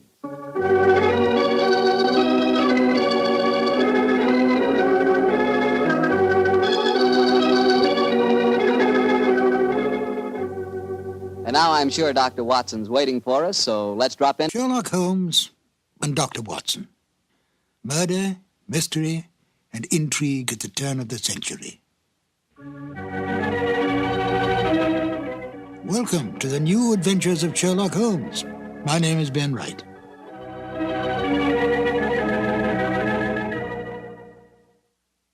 Sherlock Holmes, the most brilliant mind in crime detection, is without peer. He has more than stood the test of time. He has become an institution, a myth, the best of the best. But he was deeply human. He seemed a man possessed, focusing all his energies on crime detection. Yet he could be humbled by his own mistakes and was deeply attached to his friendship with Dr. Watson. He distrusted women, and yet spoke glowingly of Maud Bellamy as a most remarkable woman. And of Irene Adler, she was to him the woman. A man of almost manic depressive nature, he could be brilliant beyond belief, and yet turn quickly to cocaine when his depression reached deeply into his inner being. With an almost photographic memory, he could recall some small detail in a long-forgotten unsolved case and then use it to solve one on which he was presently working. Although he lived and worked in the bustling city of London, Holmes loved nature. Witness a remark he made in the story The Naval Treaty. Our highest assurance of the goodness of Providence seems to me to rest in the flowers. Could this be the foreshadowing upon retiring of his desire to become a beekeeper on a small farm in the Sussex Downs? Although Holmes did not cultivate friendships, with the major exception of Watson, he did have some friends. At least Dennis Green and Anthony Boucher, the writers of The Out-of-Date Murder, would like us to think so. They enjoyed embellishing the original Holmes stories and adding information to the canon that Sir Arthur Conan Doyle never touched upon. Listen carefully to the end of this exciting adventure, where the story reveals the exact kind of payment Holmes accepts for solving this case. It's a delightful addition to the canon, totally imagined by Dennis Green and Anthony Boucher. And here they are now, Basil Rathbone as Sherlock Holmes and Nigel Bruce as Dr. Watson in The Out-of-Date Murder. This episode from the life of Sherlock Holmes will be transmitted to our men and women overseas by shortwave and through the worldwide facilities of the Armed Forces Radio Service. Petri Wine brings you Basil Rathbone and Nigel Bruce in the new adventures of Sherlock Holmes.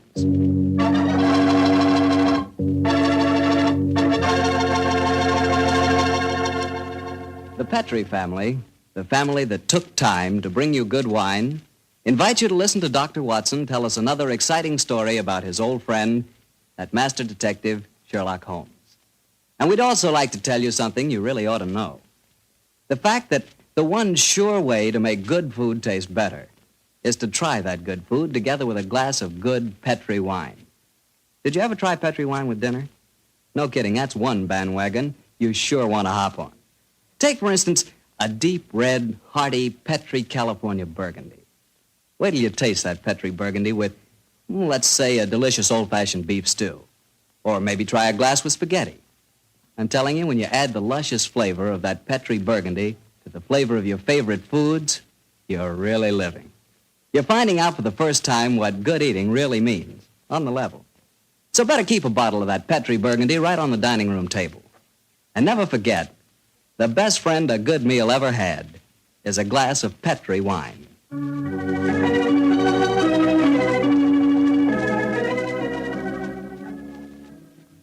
And now for our weekly visit with the good Dr. Watson. May I come in, Doctor? No, Mr. Bartell. You know me better than that. Of course you can come in. I'm expecting you. I always look forward to these Monday evenings together, you know. Me too, Doctor. In fact, I always say this is the one doctor's appointment that never scares me. Oh, that's very nice of you, my boy. Draw up your chair and make yourself comfortable. Thanks. And what prescription do you have in mind for us tonight, Doctor? Well, now, let me see. Take one measure of subterranean peril, one of aristocratic lady in distress, a sprinkling of assorted villains, a corpse or two, and a little more than a dash of Sherlock Holmes and Dr. Watson. Shake the mixture well, and you have the case of the out-of-date murder. Well, how did the adventure begin, Doctor? Exactly enough. It was in September of 1900. I remember that Holmes and I went to Eastbourne for a much-needed rest. First couple of days we spent in soothing idleness. On the morning of the third day, Holmes, a dash of colour back in his cheek and a hint of the old sparkle in his eye, suggested that we should go and call on his good friend Evan Whitnell, curator of a nearby museum. And so, just after lunch on that September day, found the two of us talking to Professor Evan Whitnell in his private office at the museum. It only seems yesterday that Holmes was saying... Professor Whitnell, your recent discoveries in this part of England have made you world famous instead of just nationally famous. My congratulations. Professor, I do wish you'd tell me about your discoveries. Oh, with pleasure, Dr. Watson. Less than 2 months ago, I was excavating on the downlands in this neighborhood when I was fortunate enough to discover a number of underground caves, caves saturated with a heavy deposit of lime that gave clear evidence of having the property of rapidly mummifying any flesh, human or animal, deposited in them. Good gracious me, it's interesting. And what treasures have you unearthed, Professor? Well, a number of mummified specimens of animals clearly belonging to bygone eras. My prize specimen is the body of a large wolfhound. The inscription on its collar identified the animal as having belonged to some local squire in the year 1748. Amazing. I didn't know that limestone had such qualities of preservation. Come in. Yes, Alan? What is it? It's Lady Clavering, Professor. She asked me to tell you that she was in the museum. Oh, yes. Show her up here, will you, Alan? Very good, sir. Yes, I'm most anxious for you both to meet her. And she, in turn, is even more anxious to meet you. Now, I dined with her last night, and when I told her that you were coming here today, she insisted on meeting you. Oh, Whitnell, you scoundrel, there's a twinkle in your eye. I suspect that Lady Clavering is here to consult me in my professional capacity, and that you engineer the meeting. Well, perhaps I might have dropped a hint. No, I warn you, Professor, Holmes can't become involved with another case. He's completely run down. Well, don't worry, Doctor. All that Lady Clavering requires is a little advice. Advice? Oh, that's a different matter altogether. Yes, sir. I knew you wouldn't mind, Holmes. Helena, my dear, there you are. Come along in. Thank you, Alan. Allow me to introduce Lady Clavering, Mr. Sherlock Holmes and Dr. Watson. How do you do, Lady How are Clavering? you, gentlemen? Now, here you are, my dear. Sit down here. And I may as well tell you, Helena, that our little plot has already been discovered. Oh, dear. And I was just getting ready to exert all my feminine wiles in an attempt to persuade you to help me, Mr. Holmes. Oh, I'm certain that he found you utterly irresistible, my dear Lady Clavering. You flatter me, Doctor. No, I mean it. The professor tells me that you're in need of a little advice, Lady Clavering. Yes, Mr. Holmes. I'll put my question simply. 5 years ago, my husband, Sir George Clavering, left me. Left you? Gracious me, how stupid of him. I haven't seen or heard tell of him since. I now wish to remarry. But of course I couldn't do that without having my husband declared legally dead. My dear Lady Clavering, I can't help feeling that a lawyer is the proper man to consult, not a detective. Perhaps you're suggesting that there was foul play in connection with your husband's disappearance. Oh, no, Dr. Watson. The Claverings are a strange family, self-willed and headstrong. George and I were not happy together. I think he disappeared deliberately. You reported his disappearance to the police, of course. Oh, yes, Mr. Holmes. But they've never been able to trace him. This kind of thing has happened in the family before, Holmes. Tell them about Sir Nigel, Helena. He was one of my husband's ancestors. He walked out one day in 1777 and was never seen again. Extraordinary family, always disappearing. George knew of the legend. He often threatened to do the same thing himself. But your problem, Lady Clavering, is not that of your husband's fate, but rather of your own freedom. Yes, Mr. Holmes. Well, I'm afraid my advice can be of little consolation to you. The law has specified a number of years that must elapse before anyone disappearing can be declared legally dead. I would suggest that you possess your soul in patience until that period has elapsed. Oh, dear.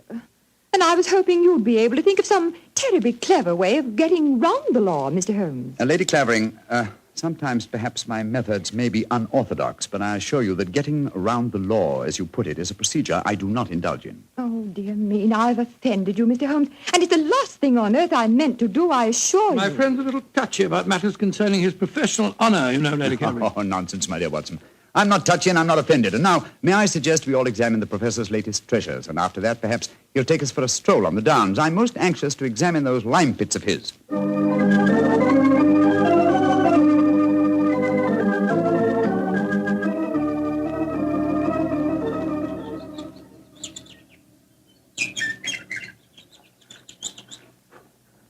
The lime pits are about a mile from here. It's a nice walk across the cliff tops. I'm sorry Lady Clavering didn't want to come with us. A charming woman, even though she did rub you up the wrong way. A beautiful woman, Watson, but I must confess her charm eludes me.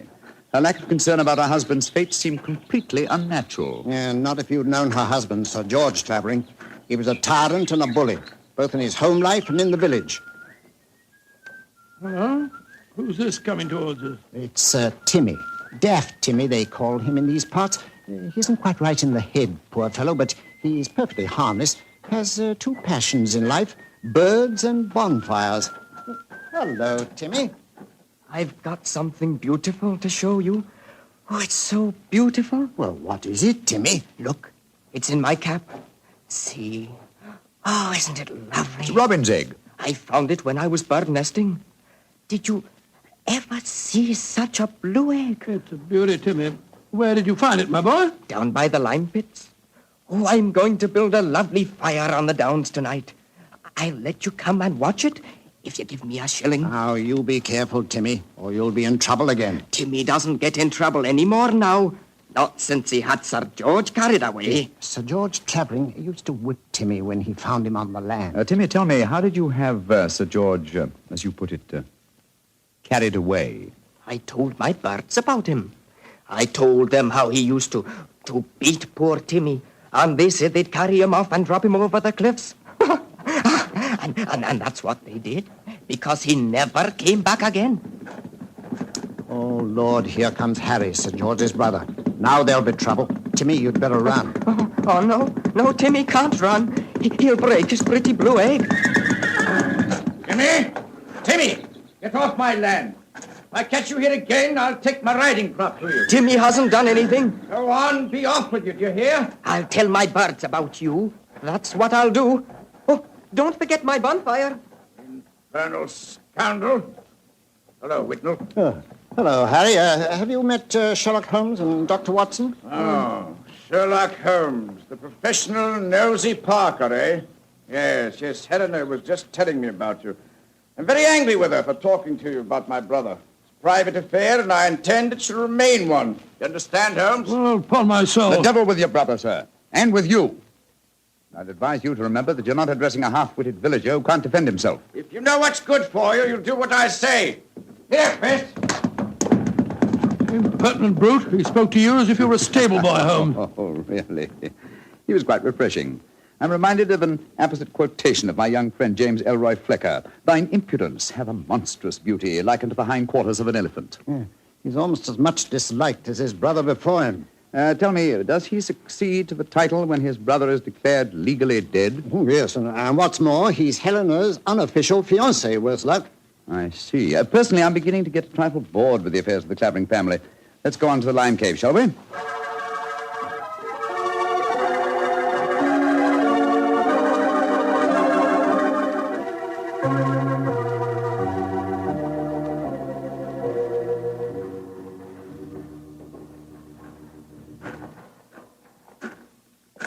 These caves are amazing. We must be 50 feet below the level of the ground, aren't we, Whitnell? Well, more than that, I should say. Rock formation is most unusual, a series of caves connected by a veritable honeycomb of tunneling. Yes. I think I'll light the lantern now. It's getting darker in here, and I haven't explored this particular cave before.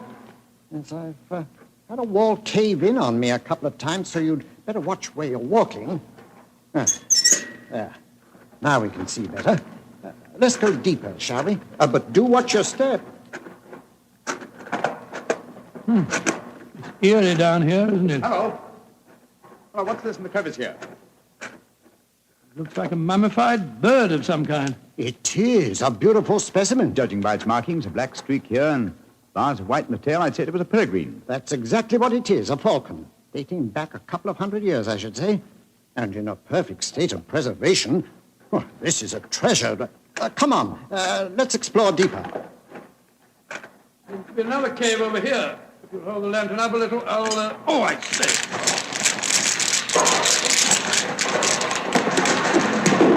Good Lord, the whole wall's collapsed. Watson, you're not hurt, are you? No, Holmes, I'm all right. Why, you've unearthed another cave, Dr. Watson. Let's go in. I think we can just manage to crawl through. Great Scott, I don't believe my eyes. Magnificent. Whitnell, this is a treasure indeed. A perfectly preserved body dressed in 18th century costume, powdered wig and all. Yes, and there's no mistaking who it is. Look at that typical beak profile. It's a Clavering, and it isn't hard to identify which one. By George, you mean the one that Lady Helena told us about this afternoon? Exactly. Without doubt, this is the body of Sir Nigel Clavering, who disappeared in 1777. Let's search his pockets. We might find some identification. Here's a snuff box of the period and some coins. Yes, the inscription of George III is still visible on them. Hello, here's his diary. This is unbelievable. What are you up to, Holmes? I was examining the body, Watson. This man was murdered. Murdered? With this wound just above the heart. Obviously inflicted with a sharp instrument, probably a dagger. This is interesting. An entirely new experience for me. The opportunity of solving an unsuspected murder committed well over 100 years ago. Glance through that diary, Watson, will you, old chap? Let's see if the poor devil suspected his fate. Rather hard to read. All the S's look like F's. Peculiarity of the 18th century writing. They are saying, I suppose it means saying, they are saying in the coffee houses that my brother, Harry, hath been coveting my wife. But this is amazing, Holmes.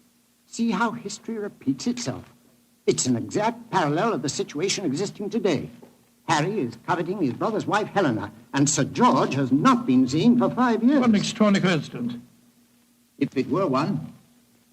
As it is, it's one of the most ingenious frauds I've ever seen. The clothing appears authentic, so do the coins and the faded ink, the paper of the diary, and due to the peculiar mummification of the body, it would be almost impossible to say how long it's been here. Nevertheless, I am convinced that this is a recent corpse, and undoubtedly that of Sir George Clavering. Well, what makes you so sure, Holmes? Writing in the diary.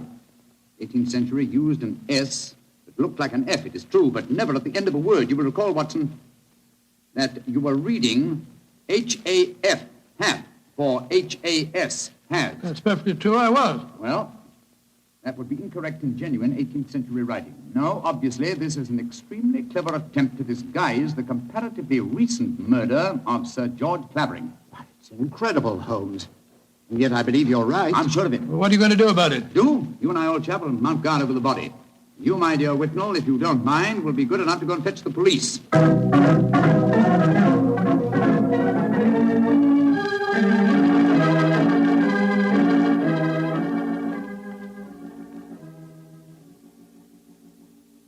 Holmes. Yes, old chap? What do you suppose is keeping the police? Whitnall must have gone over an hour, and the lantern with him. Here we are, crouching in the dark in a smelly cave, 50 feet under the cliffs, with a mummified corpse. Very true, Watson, but I don't. Uh-huh. Here comes the lantern. It must be Whitnall and the police. Whitnall! That you, Whitnall?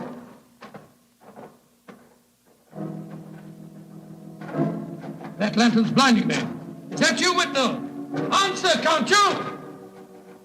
Look out, Watson!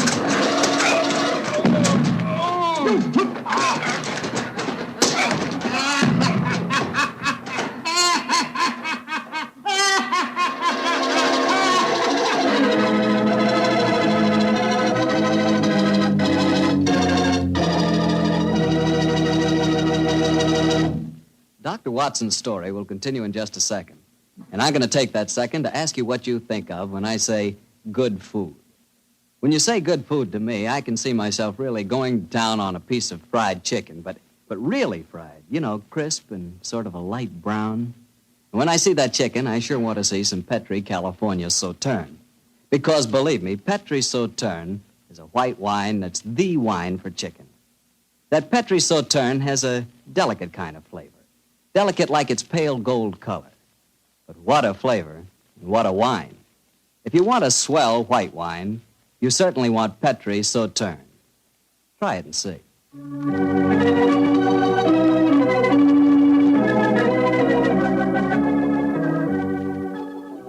And now, back to Dr. Watson and tonight's story, The Case of the Out-of-Date Murder. Well, Doctor, you certainly had me on the edge of my chair during the first part of the story. Oh, I'm glad of that, my boy. Say, what happened when Sherlock Holmes yelled out at you in the cave? I was struck from behind with a spade and knocked out. A second later, the same thing happened to Holmes. You see, we were blinded by the lantern and couldn't protect ourselves. When we came to, we found we were at the bottom of a pit. The walls were narrow and vertical, and I saw no earthly way of our getting out of the trap. But as usual, Holmes had something up his sleeve.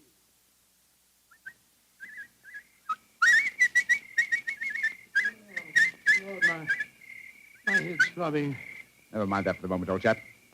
Get the coat off in your shirt. Oh, Come on, off with it, old boy. Come on, off with it. I've already removed mine and tied them together. Oh, what for? Oh, dear me, that blow on your head must have been unusually severe. I'm trying to make a kind of rope, Watson, a rope to get us out of here. Oh, what's the good of a rope unless there's someone on the ledge above us to haul us out? If you think you're performing the Indian rope trick. My dear Watson, this is no time for your rather heavy-handed humor. Why do you keep whistling like that? You've been doing it for the past 20 minutes. I'm whistling for help. Well, why not shout? Whistle carries further. No, dear. Who's going to hear that? That Timmy, I hope. Remember, he was having a bonfire on the cliff tops tonight. My whistle is that of a nightingale, a song unheard in Sussex at this time of the year. If he does answer it, I'm sure it'll bring him down here. Oh, dear. Well, I hope you're right. Seems to me that Whitnall and the police will never find us here.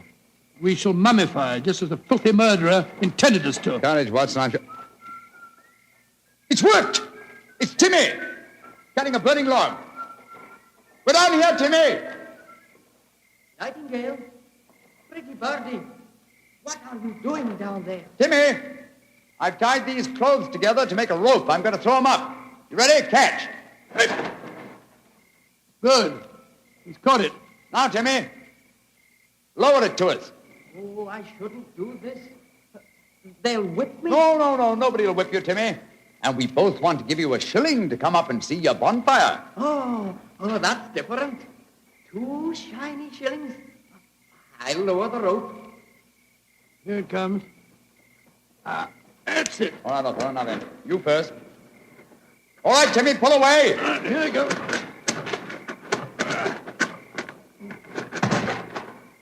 Splendid. I'm up, Holmes. Now I'll lower it for you. All right. I've got it. Look out now. Here I come.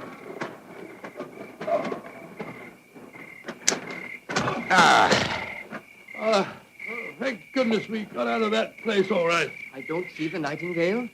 Oh, you must have him inside your coat. Well, never mind. We'll all go up to my bonfire and get warm. It's such a pretty bonfire.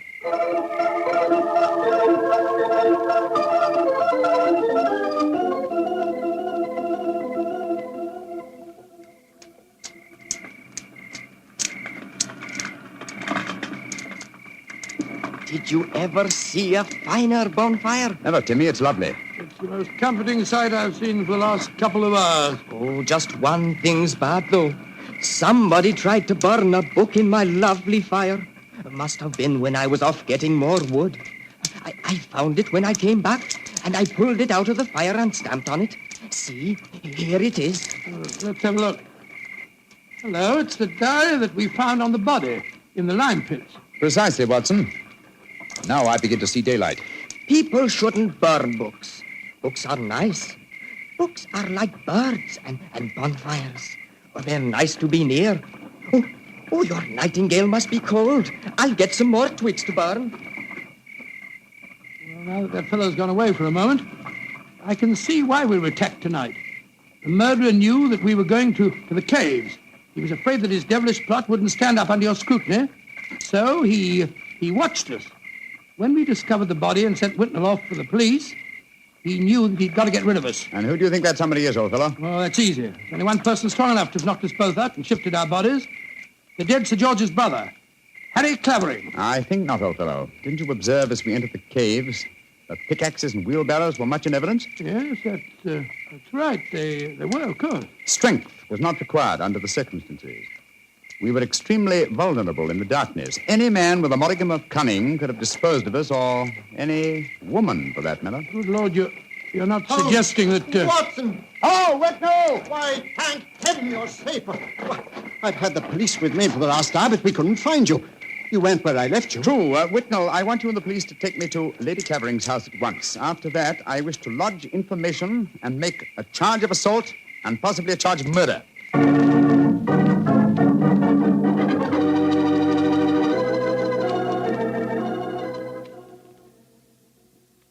And that, Lady Clavering, is the story of how we found your husband's body.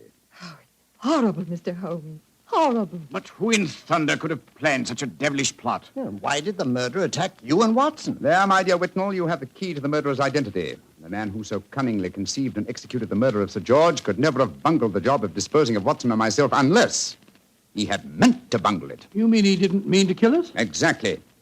He merely wished us out of the way while the incriminating evidence was removed. You mean the diary? Of course I do.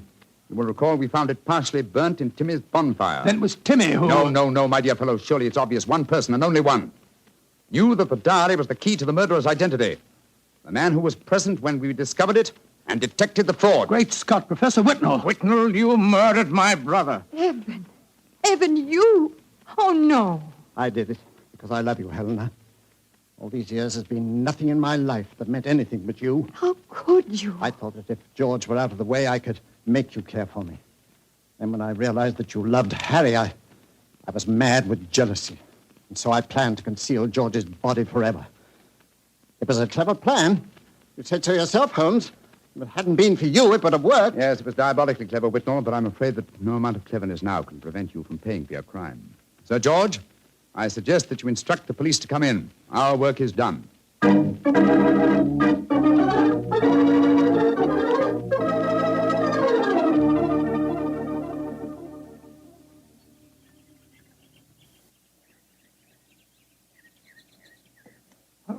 Holmes, look there on the point.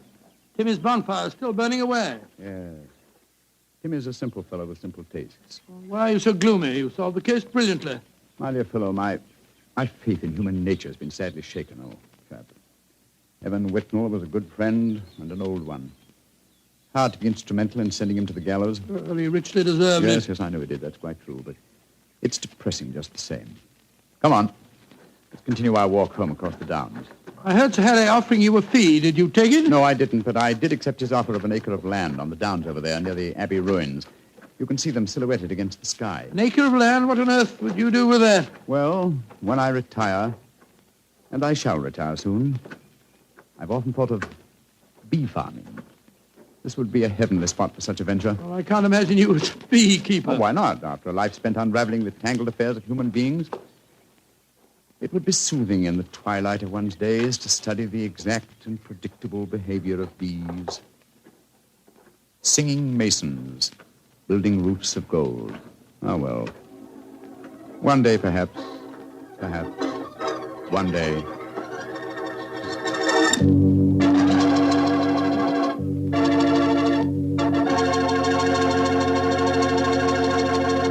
Well, Doctor, that was a swell story. You know, I'm sure glad we get together like this once a week. Oh, thank you very much. Next week, why not come over a little earlier for dinner? Oh, no, I wouldn't think of having you go through all that trouble. Oh, well, of course, if you feel that way. Well, say, aren't you going to coax me? Well, to tell you the truth, I knew I wouldn't have to coax you. Mr. Bartell, I was just going to show you the 2 thick steaks that I've got frozen in my refrigerator. Oh, no. Oh, yes. I'll also put aside a bottle of Petri Burgundy. Well, in which case, I'll bring along a very hearty appetite. If you pick the steak, I know it's good, and when it's Petri wine, you know that's got to be good, too. Because the Petri family has been making fine wine for generations. They've owned and operated the Petri business ever since its inception, way back in the 1800s. During all that time, they've sure learned plenty about the fine art of turning luscious grapes into clear, fragrant, delicious wine.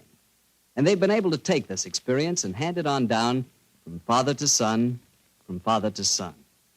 That's why, when you want a wine for any occasion, you can't go wrong with a Petri wine. Because Petri took time to bring you good wine. Now, Dr. Watson, what story do you have lined up for us next week? Well, now, let me see. Next week, Mr. Bartell, I'm going to tell you an adventure that occurred to Holmes and me in the shadowy depths of the Limehouse district in London. It's a strange tale of death and terror. I call the story The Eyes of Mr. Layton. Well, Doctor, we'll be sure not to miss it. And meanwhile, don't you forget your promise to contribute to the National War Fund. National War Fund, of course, Mr. Bartell. It's a must. The money you give to your war fund not only helps the men and women in our armed forces, and it not only helps our allies, but that money goes to work right in your own community, helping make possible many relief and welfare agencies in your own hometown. So let's all be generous in victory. Give to your community war fund. Tonight's Sherlock Holmes adventure is written by Dennis Green and Anthony Boucher and is based on an incident in the Sir Arthur Conan Doyle story, The Adventure of Wisteria Lodge. Mr. Rathbone appears through the courtesy of Metro-Goldwyn-Mayer and Mr. Bruce through the courtesy of Universal Pictures, where they are now starring in the Sherlock Holmes series. The Petri Wine Company of San Francisco, California, invites you to tune in again next week, same time, same station. Oh, the Petri family took the time to bring you such good wine. So when you eat and when you cook, remember Petri wine. To make good food taste better, remember... Petri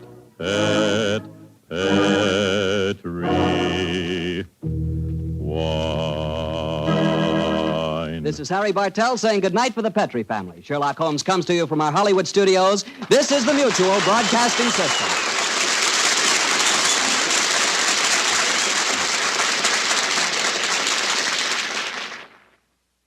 Sir Arthur Conan Doyle never revealed how Holmes came to own his bee farm on the Sussex Downs. This wonderful touch at the end of the case adds a little extra to the original stories and seemed to please the Sherlock Holmes aficionados when it was broadcast. But I'm Ben Wright. In a moment, I will present you with another new adventure of Sherlock Holmes.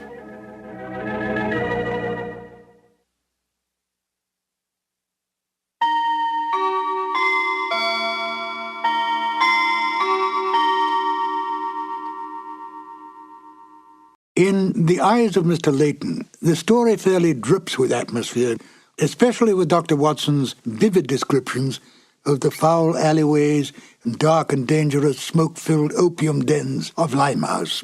It is some of the best of dramatic radio's way with the listener's imagination. Basil Rathbone has always been underestimated as a fine character actor. Although he was more than happy to be a leading man in films and on the stage, it is such disguised characters as those he portrays in The Eyes of Mr. Layton that gave people a chance to see his true range as an actor. It was Rathbone's intense desire to stretch his acting ability in other areas that made him decide to leave the series, much to the dismay of Nigel Bruce. Nigel Bruce was extremely easygoing and a great fun-loving prankster, quite beloved by all who knew him. He adapted easily to any role he played, and especially loved the part of Dr. Watson, even though he himself knew that the good doctor was not at all like the person he portrayed in the Sherlock Holmes films or the radio series. It doesn't seem to matter, for Bruce's interpretation of Dr. Watson has been accepted and embraced by the public. It's interesting to note that Rathbone, by his very nature, was not unlike Sherlock Holmes. Rathbone's clipped tones and natural logic added to the picture of Holmes, and Bruce's casualness and his loyalty to Rathbone was much like Dr. Watson's attitude to Holmes.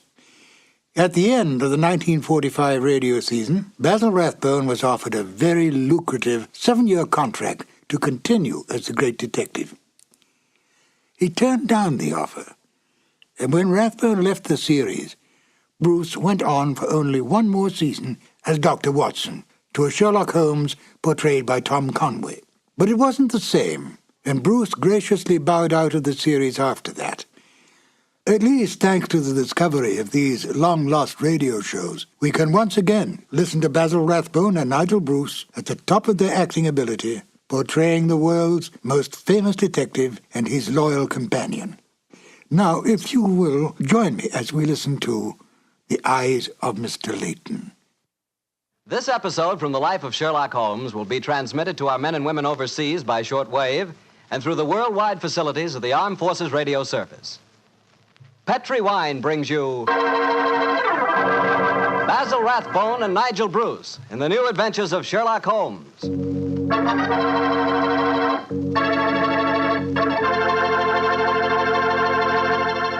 The Petri family, the family that took time to bring you good wine, invites you to listen to Dr. Watson tell us another exciting story about his good friend, that master detective, Sherlock Holmes.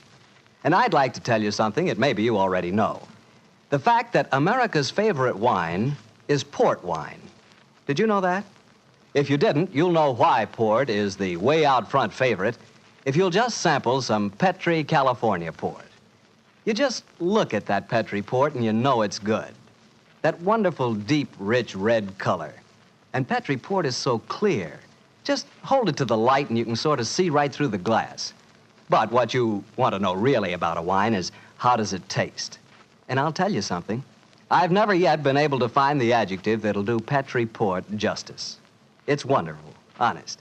You've just got to taste it for yourself and find out for yourself. You'll love that Petri port in the evening after dinner when you're sitting around listening to the radio.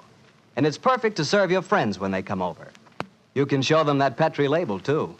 In fact, you can show it proudly, because the name Petri is the proudest name in the history of American wines.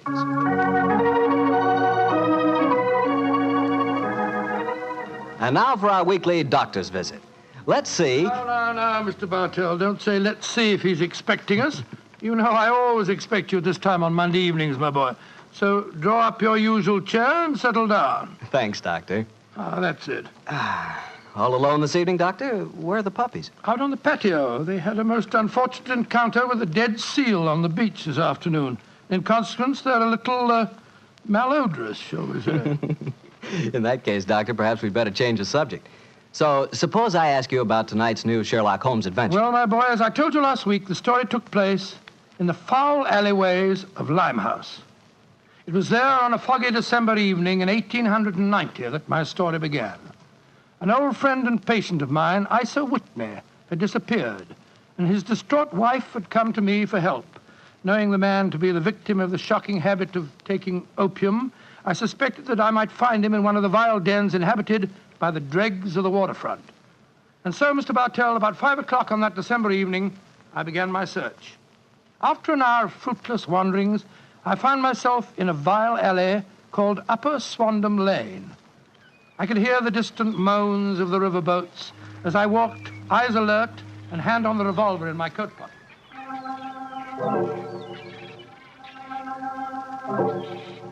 Suddenly, I saw a steep flight of steps leading down to a black gap, like the mouth of a cave. I walked down them.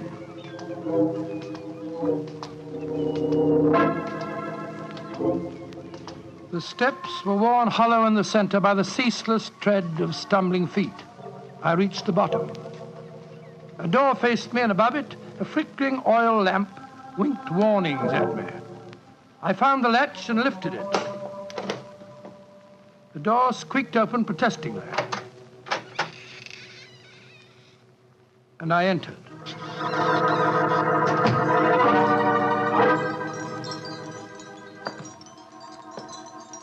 There was a tinkle of Chinese wind bells as I walked towards a long, low room. A strange sight met my eyes. Through the gloom, thick and heavy with the brown opium smoke, I saw that the room was terraced with wooden berths, like the forecastle of an emigrant ship. Out of the shadows, there glimmered little red circles of light, now bright, now faint, as the burning poison waxed or waned in the metal pipes. Bodies lay in strange, fantastic poses. Bowed shoulders, bent knees, heads thrown back. The attendant came up to me with a pipe and beckoned me to an empty berth. I haven't come here to smoke your filthy drug. I'm looking for a friend, Mr. Isa Whitney. No, Mr. Whitney here. Oh, I'm going to search the place. You must not disturb the I'm priest. carrying a revolver, so you'd better not argue with me, my good man. Out of the way.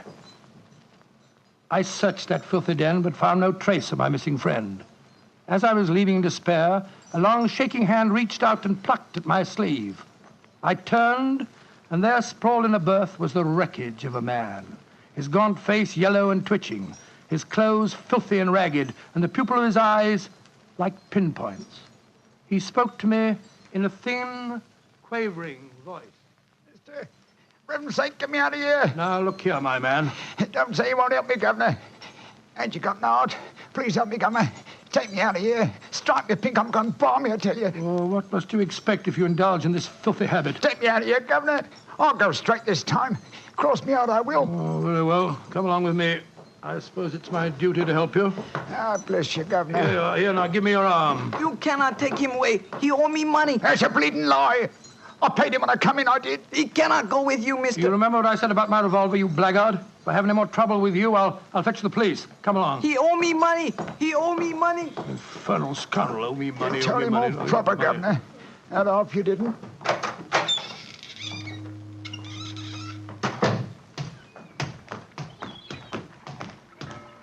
Now, look here, my good man. I'll give you a square meal, some advice, and some medical attention. But the rest Never mind the advice, Watson, but I'll take you up on that square meal. Holmes. Yes, I'm very glad to see you, old fellow. What brought you to that filthy den of iniquity? Oh, gracious me, I went to find a friend. And I, an enemy. Your disguise is wonderful. It completely fooled me. But I'm afraid the proprietor was beginning to penetrate it. That's why I staged the little rescue scene. Had I been recognized, my life wouldn't have been worth an hour's purchase. Well, how long had you been there? Why were you there? Come on, Holmes. Tell me all about it. With pleasure, old chap. But first, let's find a chop house. I want that square meal you promised me.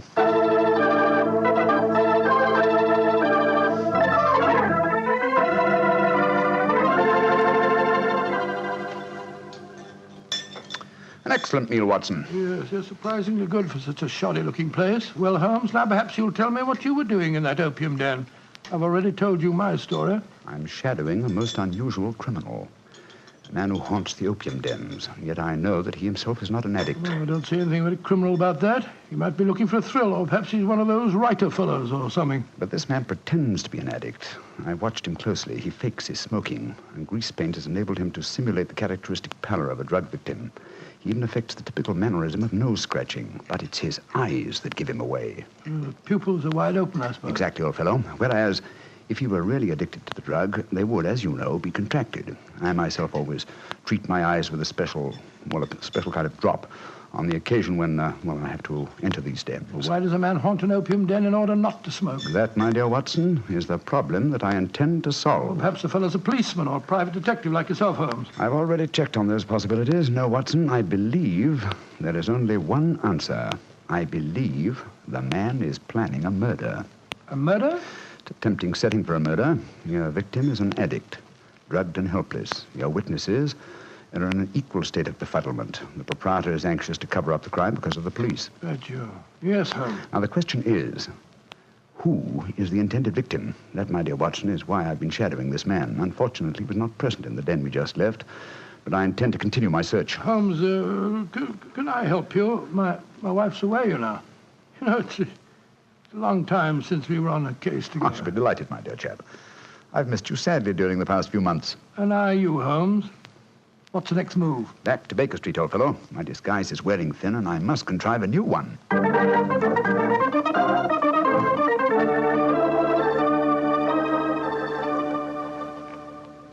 New disguise, eh?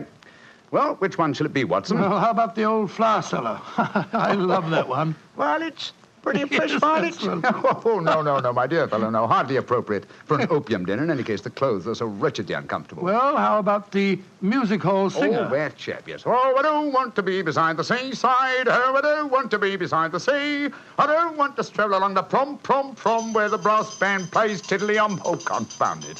Who can that be? You weren't expecting anyone, were you? No. This is just like the old days. The doorbell ringing, Mrs. Hudson toddling off and bringing up some poor devil in trouble and... You say that rather wistfully, old fellow. Don't tell me that you repent of marriage. No, of course not, Holmes. Mary's a perfect darling, and I couldn't be happier. Just the same, it is rather fun to be back here again. Come in. Yes, Mrs. Hudson? It's a gentleman, sir. He gave me this card. Says he's very anxious to see you. Wayne J. Layton, President, Layton Corporation, Chicago, United States. Ask him to come up, will you, Mrs. Hudson? Aye, sir. Well, it's quite like old times to see you back here, Dr. Watson. Just what I was saying myself, Mrs. Hudson. Mr. Layton has scribbled a message on the back of this card. If £1,000 for a week's work interests you, you'll see me. £1,000? Big fish, Watson. Very big fish. This way, sir. Thank you. Oh. How do you do, Mr. Layton? I guess you're Sherlock Holmes. You guessed correctly, sir. Excuse me. Oh, Mrs. Hudson, just a moment, Mrs. Hudson. Aye, Mr. Holmes. Sit down, won't you, Miss Layton? My name's Watson, Dr. Watson. I'm Sherlock Holmes' colleague. Yes, I've heard about you, too. Like a cigar, Doctor? It's a good one. Set me back 3 shillings. Oh, 3 shillings? Oh, thank you. That's very nice, sir. Just put one. Oh, I introduced yourself. Splendid. And now, Mr. Layton, may I ask what brings you here? I'll talk fast and to the point. I'm a businessman. I like to do things in a business way. I have a chance to control the guano deposits of the Republic of San Pedro. Their minister will be in London tomorrow, and if it weren't for one thing, I know that I could swing the deal and get the concession. And what is that one thing, Mr. Layton? The deal is secrecy. I thought no one knew about it, but when I got here, I found out that my biggest business rival has gotten wind of what's going on. He's an Englishman. I've never met him, but he's right here in London. Now, I'm not going to tell you his name, not until you give me your word that you'll work for me. Just what you wish me to do, Mr. Layton. Get this rival of mine and keep him out of circulation for a week. I don't care how you do it, and I won't ask. In a week's time, I'll give you the other half of this £500 I brought with me. Oh, good Scott. What kind of Watson, detective give Mr. Layton his hat and gloves. That's it. Thanks, old fellow. Goodbye, sir. What are you doing, throwing me out? I can't think where you gathered the impression that I indulged in kidnapping. Once again, goodbye, sir. And here, sir, you can take back your cigar. Well, if you don't want some easy money, I'll soon find someone else that does. This is the last you'll see of me, Mr. Holmes. Life is full of little consolations. Some people seem to think that money can Watson, the game's afoot. Mr. Layton is the man I've been seeking. The man who pretends to be an opium smoker. Why in blazes did you let him get away? Here, I'll go after him. No. Don't worry. I've already arranged for that. Oh, how? When I left the room just now to talk to Mrs. Hudson, I was intending to tell her to summon some of my band of street urchins. You know, the Baker Street irregulars. when she informed me that half a dozen of them were in the kitchen at this very moment, partaking of one of her incomparable steak and kidney pies. The rest should be obvious. You left instructions for one of them to shadow Mr. Layton when he left here. Elementary, my dear Watson. Oh, don't tell me that Layton back again. No, I think not. I should say that at the moment he's just about to walk out of the front door. No, I think we shall have another visitor. And judging by the commotion, the incoming and the outgoing visitors know each other and are not on the best of terms. Well, it sounds to me as if they're having a fight. Here comes Mrs. Hudson to tell us about it. Come in, come in. Oh, Mr. Holmes, you've got another visitor. So I gathered. Mrs. Hudson, you gave my instructions to one of the boys? I did that, sir. Young Wiggins was going to follow the gentleman. Mrs. Hudson, what was all that commotion about downstairs just now? Oh, it was the two gentlemen shouting at each other. Him that was leaving and the one that was waiting on the doorstep. And who is our new visitor, Mrs. Hudson? Here's his card, sir. Oh, thank you. Linton Chumley, 9 Belgrave Square. Well, ask him to come up, will you, Mrs. Hudson? Very well, Mr. Holmes. Oh, one thing more. Yes, sir. Please instruct another of the Baker Street irregulars to follow this Linton Chumley when he leaves here and report to me. All right, sir. You're taking no chances, Holmes, eh? You're having this fellow shadowed, too. Layton is a potential murderer. Of that I'm convinced. This Mr. Chumley might possibly be his intended victim. While we're talking to him, Watson, old fellow, I want you to be sure to look at the condition of his eyes. Yeah, I certainly will. Come in. Oh, good evening, Mr. Chumley. Are you Mr. Sherlock Holmes? I am. This is my colleague, Dr. Watson. How do you do, sir? That was Wayne Layton that was just left here, wasn't it? Won't you sit down, sir? Thank you. I don't want to sit down. All right, you needn't answer my question, but I know it was Layton. I've never met him, but I've seen his picture in the newspapers. Oh, very well then, sir. It was Wayne Layton. I know why he came to you. He's trying to have me put out of the way while he closes that deal on the San Pedro and Guana concession. Now, look here, Holmes. You've got to be on my side. Whatever fee he offered you to dispose of me, I'll double it if you'll take care of him for a few days. Oh, dear me, this is becoming monotonous. Watson? The hat and gloves? Thank you, old chap. That's right. Good night, Mr. Chumley. Look here, Holmes. I'll treble his fee. I'll quadruple it. My dear Mr. Chumley, I have accepted no fee from Mr. Layton. I don't propose to accept one from you. Your hat and gloves, sir? That man is out to kill me, Holmes. Well, if you won't help me, I'll go to the police. That's an excellent idea, Mr. Chumley. Again, good night. Did you notice his eyes, Watson? Yes, the pupils were contracted. He's obviously an opium addict. And also a potential corpse. What do we do now? Wait for the irregulars to report? No, you'll return home for your medical bag. I have a feeling that you'll need it before the night is out. Then come back here. If I've gone before you return, I'll send one of the irregulars to bring you to wherever I may be. Wait until you receive a message from me. On your way, old chap. There's work ahead of us.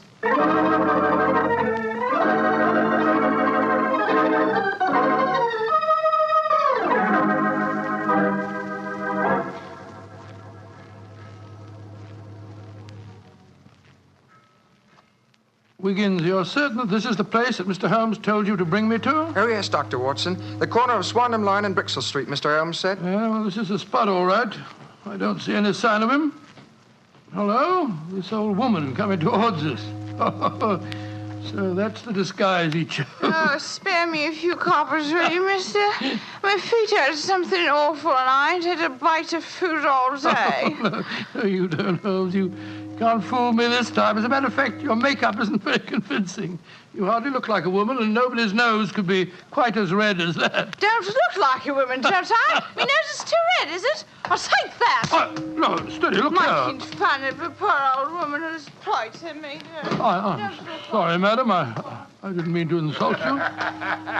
Well, matey, she gave you a bit of what for, all right, didn't she? Box your ears. No mistake about it. You mind your own business. And anyhow, why aren't you aboard your ship at this time of night? Because I'm not a sailor, Watson. It's Mr. Holmes. Great heavens, Holmes. I wish you wouldn't confuse me like this.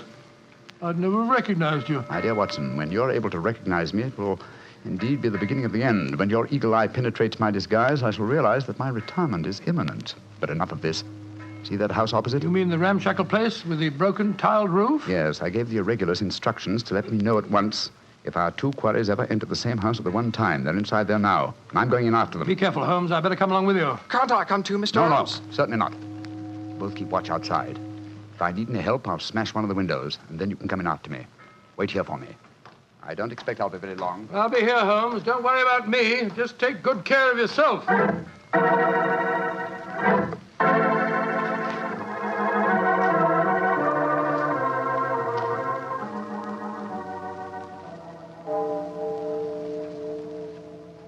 It's 1 o'clock, Doctor. Yes, I know, Wiggins.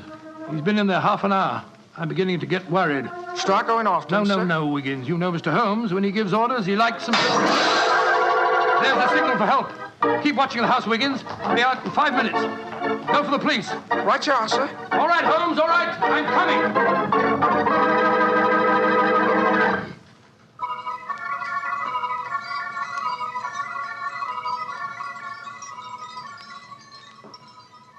You have searched my house from basement to attic. Why do you not give up?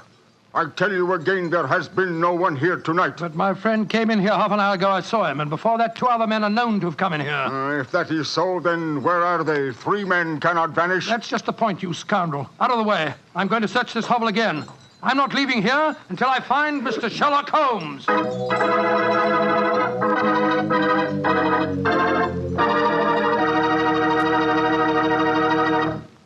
You'll hear the rest of Dr. Watson's story in just a second. And if you don't mind, I'll take that second to say just one word to the ladies. And that word is muscatel. Petri California muscatel. I want you women to know about it because Petri muscatel is one wine that practically every woman likes. Maybe because it's such a beautiful color, like pale gold. But I guess really because Petri muscatel brings you the wonderful flavor of luscious, sun-ripened muscat grapes. And that's a flavor. Try Petri muscatel after dinner, or any time as a change from Petri port. Remember, if it's a Petri wine, you know it's a good wine.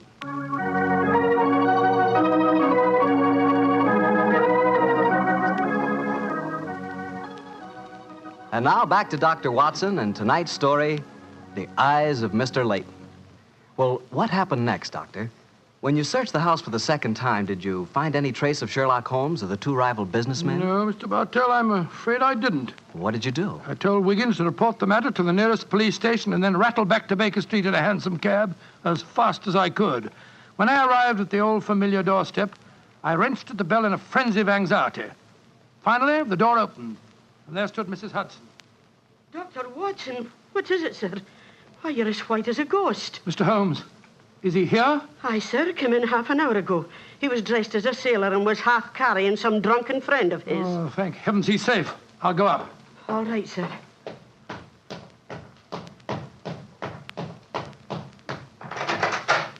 Now, Watson, old chap. There you are. Holmes, I can't tell you how glad I am to see you. Who's that lying on the sofa? Well, up with your bag, Watson. Though I'm afraid the poor devil's done for. Great Scott, it's Wayne Layton, the American fella. With a knife wound between his ribs. See what you can do for him, will you? Right.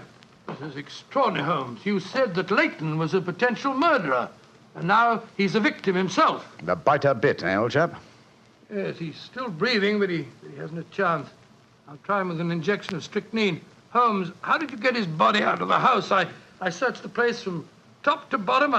I found no trace of any of you. When I went in, I found the stabbing had already taken place. The proprietor then bribed me, or rather the broken-down sailor he took me for, to smuggle the body out through the secret stairway leading to the wharves at the back of the house. Well, there's no trace of Chumley there? No, he must have left before me by the same exit. And then you smashed the window and bolted? Yes, I knew that I could count on you to hold the fort while I was getting the body away. Mm-hmm. Just try to say something, Watson. Yes, the injection's beginning to take effect. Yes, Mr. Layton? What are you trying to say? Tell us, who stabbed you, sir? Shh. Lips are moving.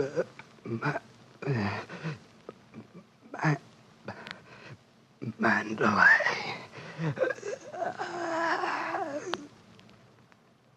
He's dead, Holmes. Yes, but he gave us the clue to the murderer's identity. How? And the word he mumbled just before he died. Sounded to me as if he said Mandalay. Precisely, old fellow. Never did a corpse give us a clearer instruction as to our next and final move. And that is? Back to Limehouse, Watson. Back to Limehouse.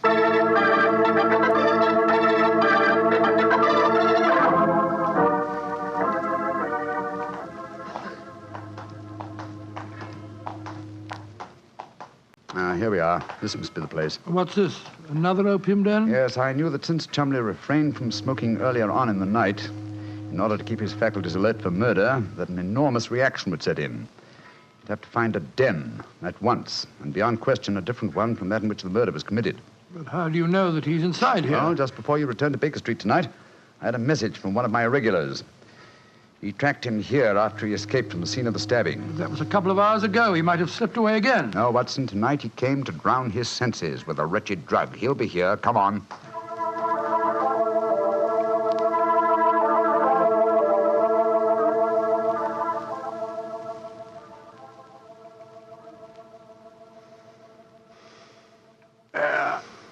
That second injection of caffeine should bring him round.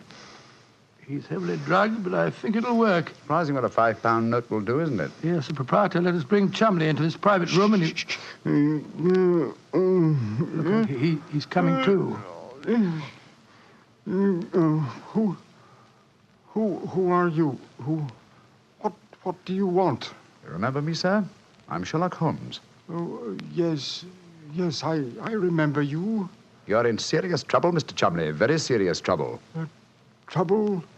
What trouble? Wayne Layton didn't die. Oh. He's badly wounded, but he's going to live. He's at Baker Street now. He wants to go to the police and give evidence. You've got to get me out of this, Holmes. I'll pay you anything. 10,000, 20,000. Why did you stab Layton? He was in my way. I wanted the San Pedro concession. I meant to kill him, but we can fix it up now, can't we, Holmes? We can fix it up now. Yes, we can fix it beautifully, sir. As neat a murder confession as ever I listened to, Holmes. Exactly. Come along, Mr. Chumley. I think some night air will be good for you. We'll take you for a nice drive to Scotland Yard.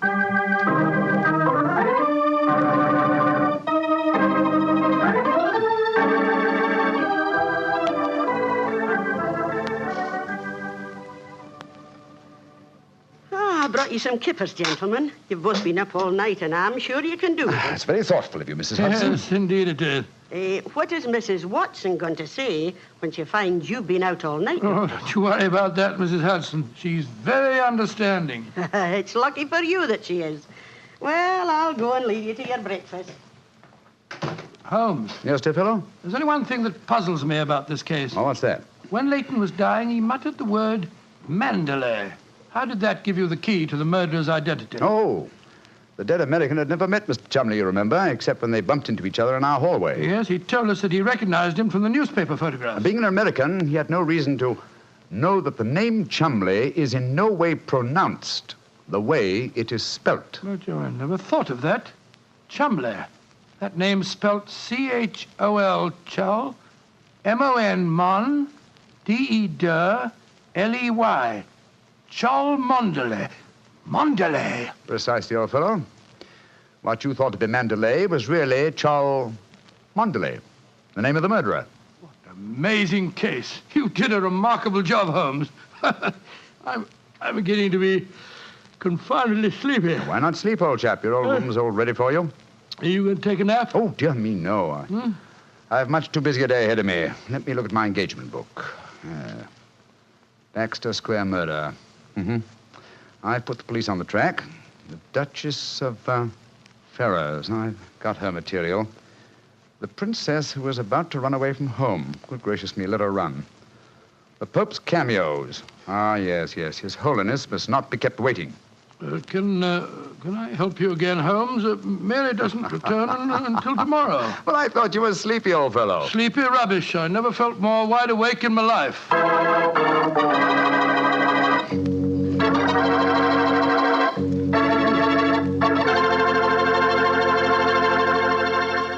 That was a swell story, Doctor. I'm glad you enjoyed it. And it was really funny when you mistook that old lady for Holmes and she slapped your face. It wasn't very funny at all.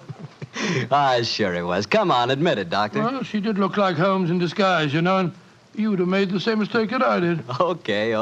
Her nose was ridiculously red, and she did look like a man. Look, Doctor, forget I ever said anything. I won't say another word. I'll keep my mouth closed forever. Oh, come on, I wouldn't do that. Mr. Bartell? Mr. Bartell? Won't you even open your mouth to finish your wine? Your Petri wine? Okay, you win. You know I'll open my mouth for Petri wine anytime. That Petri wine is always good wine. And for good reason, too. The Petri family has always owned and operated the Petri business. They've been making fine wines for 3 generations, since way back in the 1800s. That adds up to a lot of experience. Experience handed on down from father to son, from father to son. The Petri family really knows how to turn luscious California grapes into fragrant, delicious wine. And that's why, no matter what kind of wine you want, I'm sure you'll like it better if it's a Petri wine. Because Petri took time to bring you good wine. And now, Dr. Watson, what story are you going to tell us next week? Well, now, next week, Mr. Bartell, I'm going to tell you a most unusual adventure that Holmes and I had in the heart of the English countryside. It concerns a corpse, a missing revolver, and a beautiful girl who was frightened of her own shadow.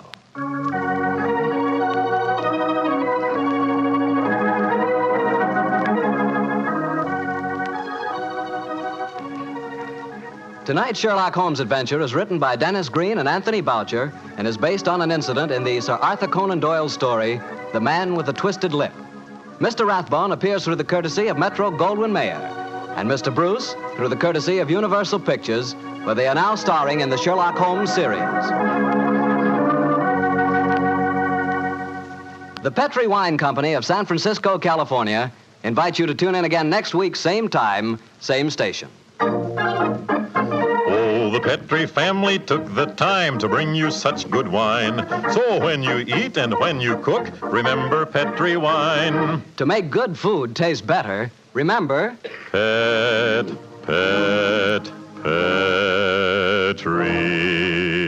wine.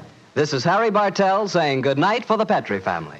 Sherlock Holmes comes to you from our Hollywood studios. This is the Mutual Broadcasting System.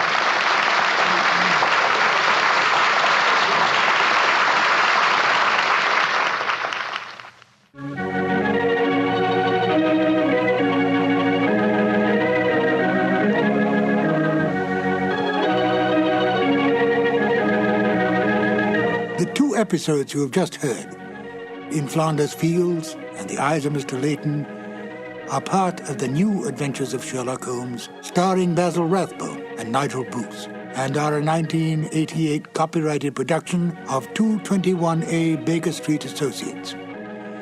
The Sherlock Holmes stories and the characters of Sherlock Holmes and Dr. John H. Watson were created by Sir Arthur Conan Doyle and are used with the kind permission of Dame Jean Conan Doyle. I'm Ben Wright. I hope you will join me again for more New Adventures of Sherlock Holmes. Thank you for listening.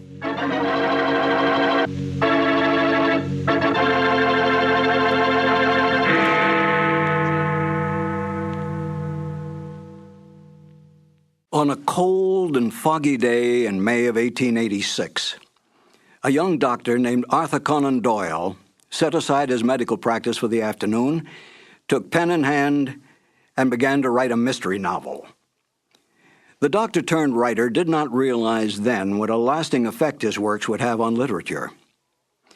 Hello, and welcome to two more New Adventures of Sherlock Holmes. My name is Harry Bartell, and I'm proud to say that I was the announcer on the Sherlock Holmes radio series starring Basil Rathbone and Nigel Bruce.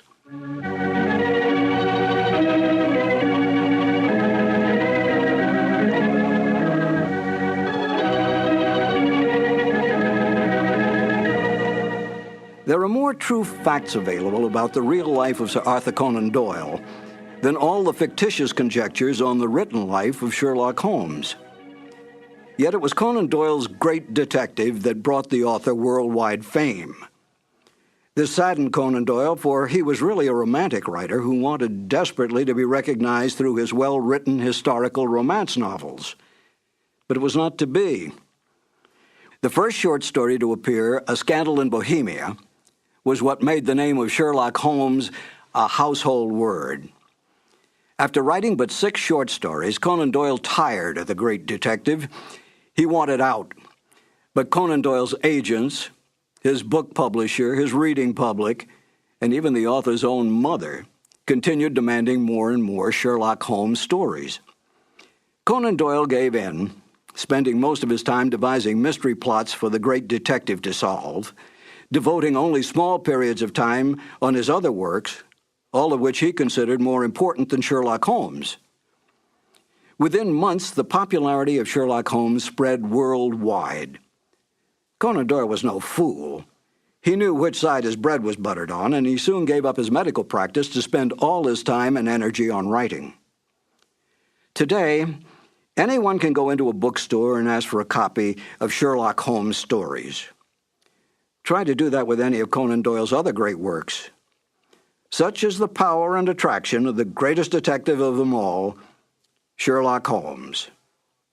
Now, let's listen to Basil Rathbone and Nigel Bruce in one of the original Conan Doyle mysteries, The Adventure of Thor Bridge.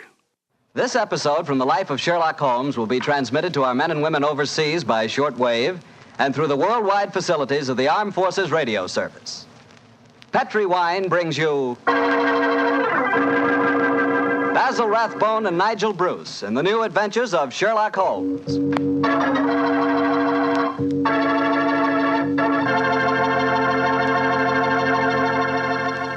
The Petri family, the family that took time to bring you good wine, invites you to listen to Dr. Watson tell us another exciting adventure he shared with his old friend, that master detective, Sherlock Holmes. And while you're settling back comfortably in your chair, mind if I tell you about something I'd like you to share with me? It's a glass of Petri California Sherry.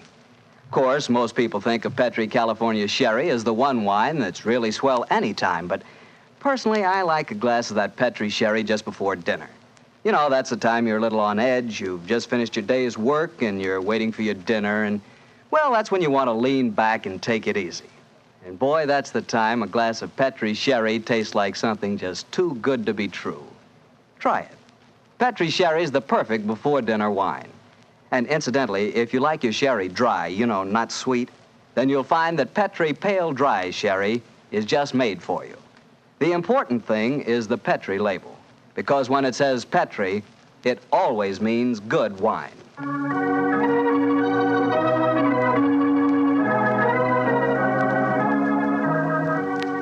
And now for our weekly visit with our good friend and host, Dr. Watson. Good evening, Doctor. Good evening, Mr. Bartell. You're a bit late.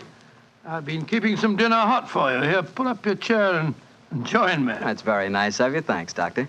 Are you all set with tonight's story? Yes, my boy, I'm all set, as you call it. As a matter of fact, I was going over my notes on the case just before you arrived. Last week, you hinted that a beautiful girl figured prominently in your adventure. That's quite right, Mr. Bartell. An extremely beautiful girl. In fact, I often used to say to Sherlock Holmes that if I'd been a little younger at the time, I might... Oh, well, you haven't come here to listen to my personal reminiscences.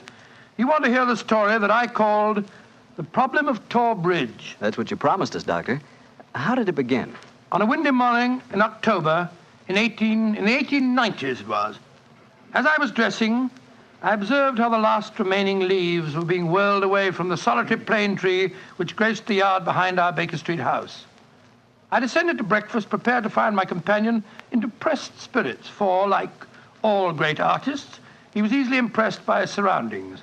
But, to my surprise, he was in an unusually gay mood.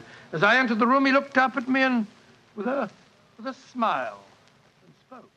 Good morning, my dear fellow. Hope you slept well. Splendidly, thank you, Tom. I'm so glad. Well, you're very solicitous this morning. I think you must have got a new case. Am I right? The faculty of deduction is certainly contagious. Yes, I have a new case. After a month of trivialities and stagnation, the wheels revolve once more. Good. Tell me all about it. Well, as yet, there isn't much to tell. Have you ever heard of Neil Gibson? Neil Gibson? Oh, yes. Something to do with gold mining, isn't he? A great deal to do with it, my dear fellow. In fact, he's considered the greatest mining magnate in the world. About 5 years ago, he bought a large estate in Hampshire.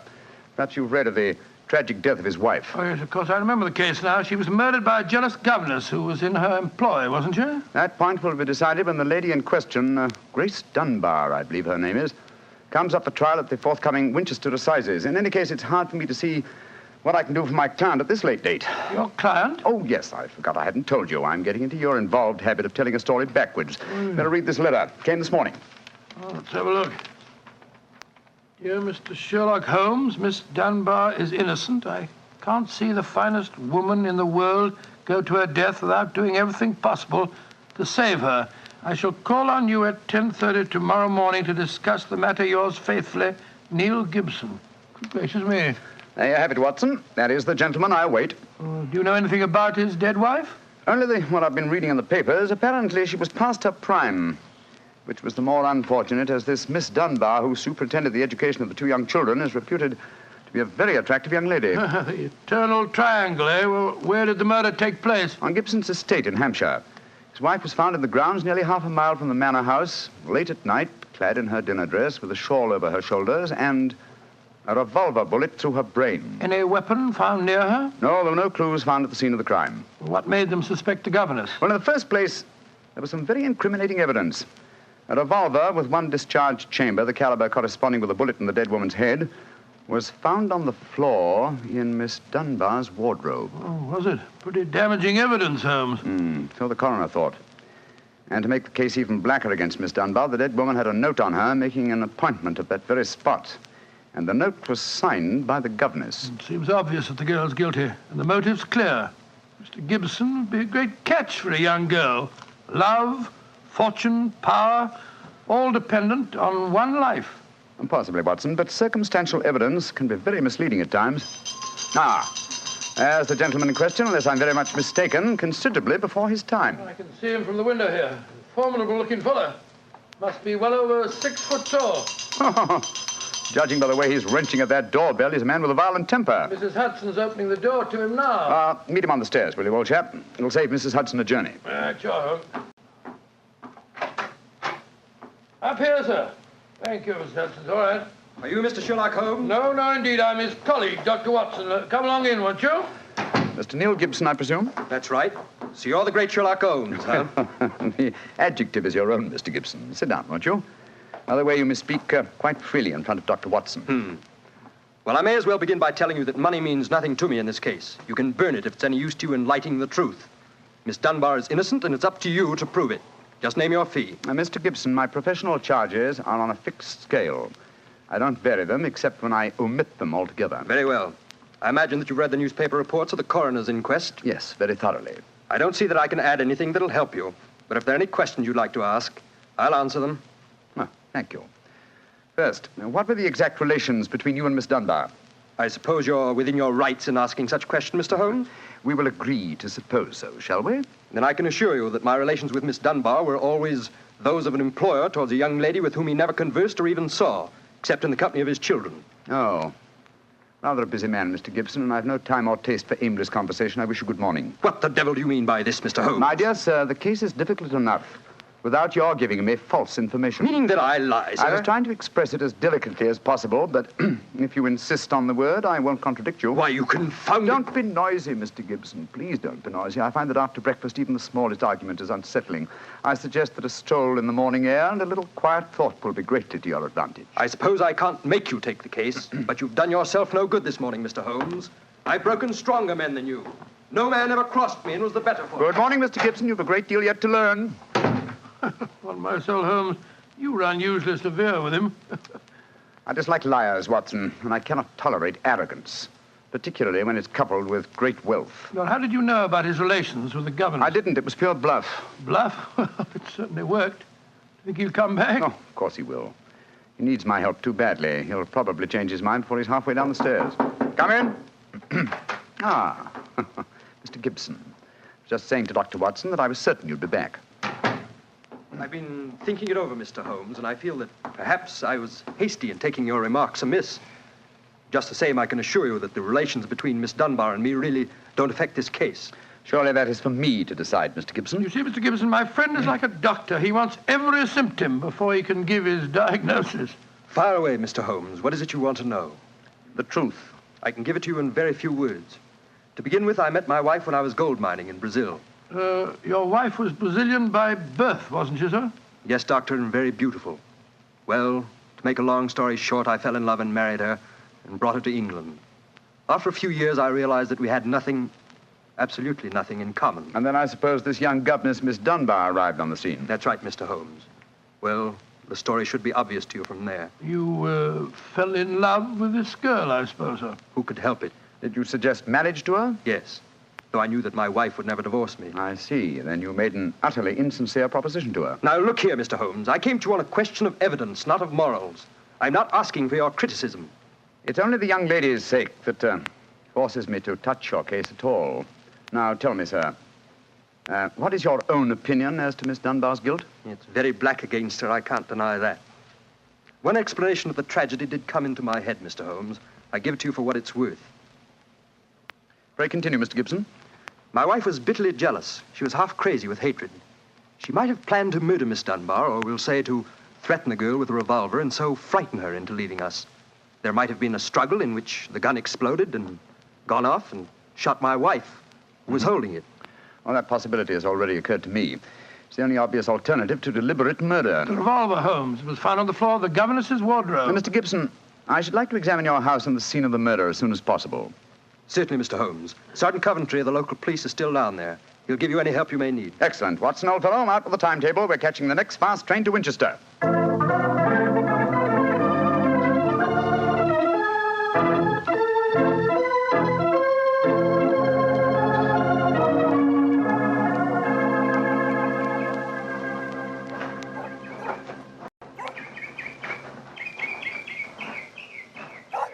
So if I have to have someone else on the case, I'd rather have you, Mr. Holmes. If the yard gets called in, then we local police loses all credit for success. Generally gets blamed for the failures. Now I've heard that you play straight. I do not appear in the matter at all, Sergeant Coventry. If I can clear it up, I don't ask to even have my name mentioned. Well, that's handsome of you, I'm sure. And I know your friend Dr. Watson can be trusted, too. Oh, don't worry, my dear fellow. We won't steal any of your thunder. Well, that's nice and friendly of you, Doctor. Well, come on, gentlemen. I'll walk you down to the bridge. That's where we found Mrs. Gibson's body. It's not far from the house here. Well, I must say, Mr. Gibson has a beautiful estate. It must be 60 or 70 acres. Oh, nearly twice that, Doctor. The woods back of the house there belongs to him, too. Mr. Holmes. Yes, Sergeant? There's a question I'd like to ask you. A question I wouldn't ask anyone else. Then please ask it. Don't you think there might be a case against Mr. Gibson himself, sir? I've been considering that possibility. That there Miss Dunbar's a bit of all right. If you ask me, he wanted his wife out of the way, and the pistol she was shot with was his pistol, you know. Was that fact proven? Yes, Doctor. It was one of a pair that he had. One of a pair? Where's the other? Well, Mr. Gibson has a lot of firearms. We never quite matched that particular pistol, but the box was made for two. Well, if it was one of a pair, surely you'd be able to match it.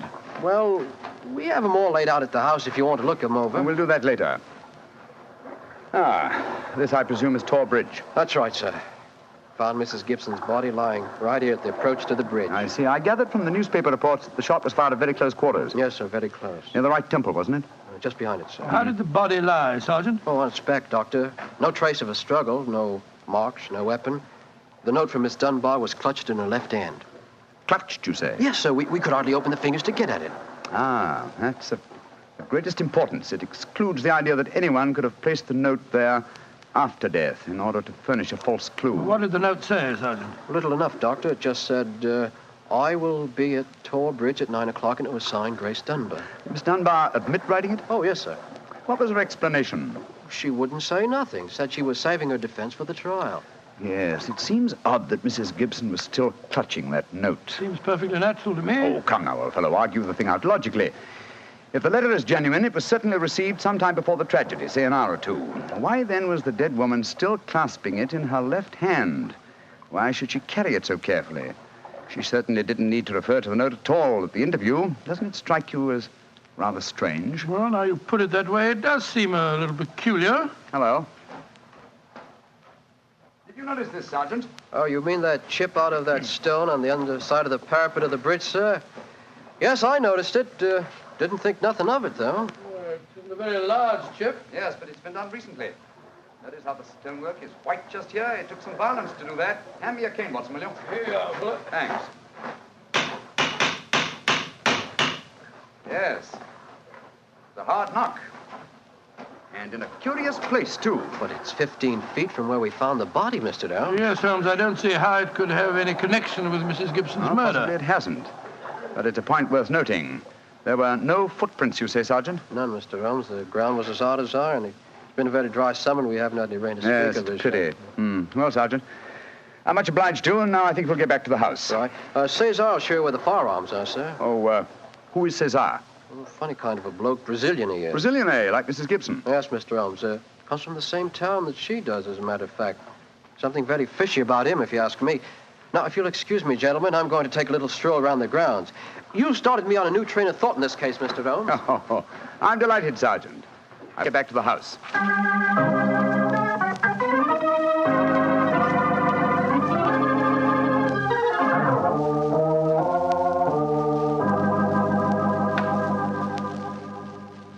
I see.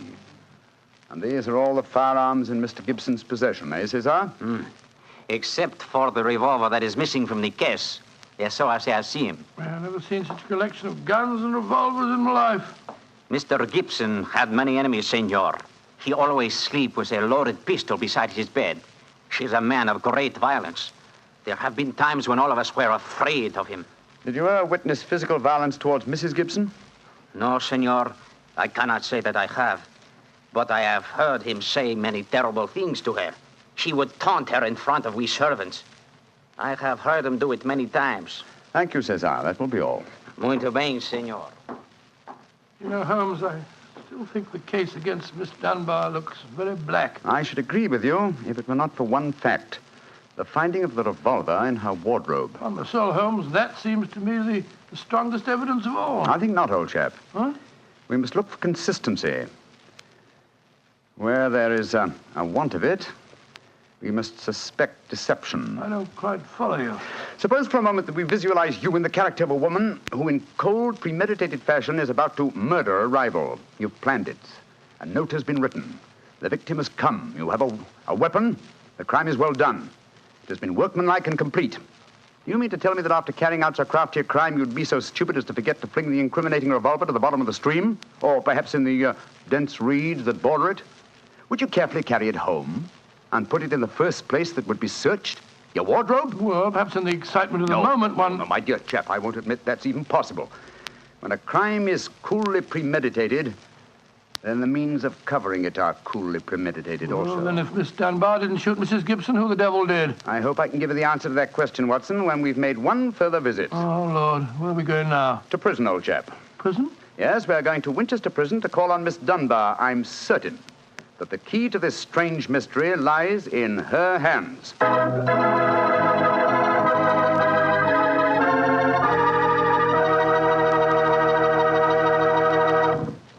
You'll hear the rest of Dr. Watson's story in just a few seconds.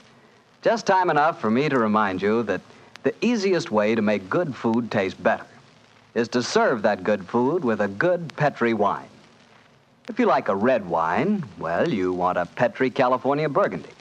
If you'd rather have a white wine, then you want a Petri California Sauterne. But red or white, Petri Burgundy or Petri Sauterne, you're choosing a dinner wine that's sure to turn a simple meal into a feast. Your whole family and all your friends will love Petri, the wine that makes good food taste better.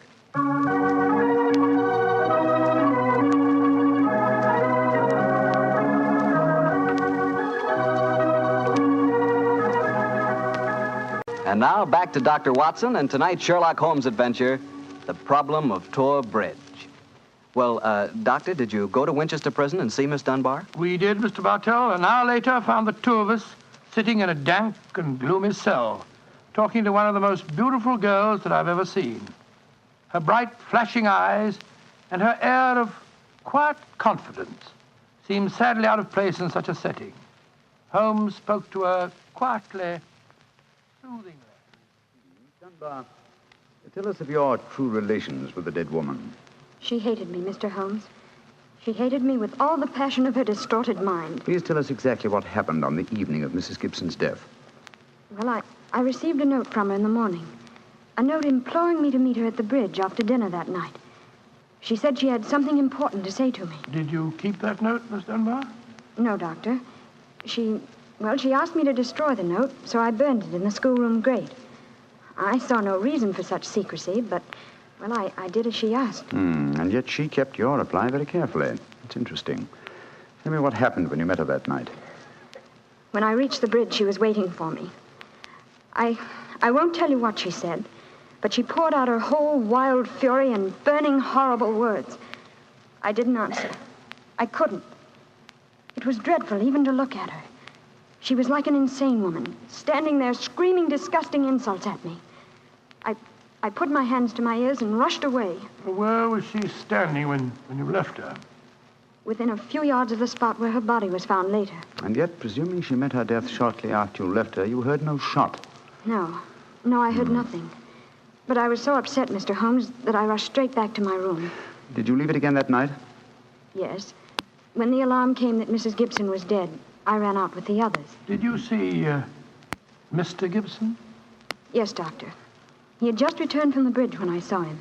He had sent for the doctor and the police. This pistol that you found in your room, had you ever seen it before? Never, Mr. Holmes, I swear it. When was it found, Miss Dunbar? Next morning, when the police made their search. It was on the floor of my wardrobe where I keep my shoes. You had no idea how long it had been there? Well, it hadn't been there the morning before. How do you know?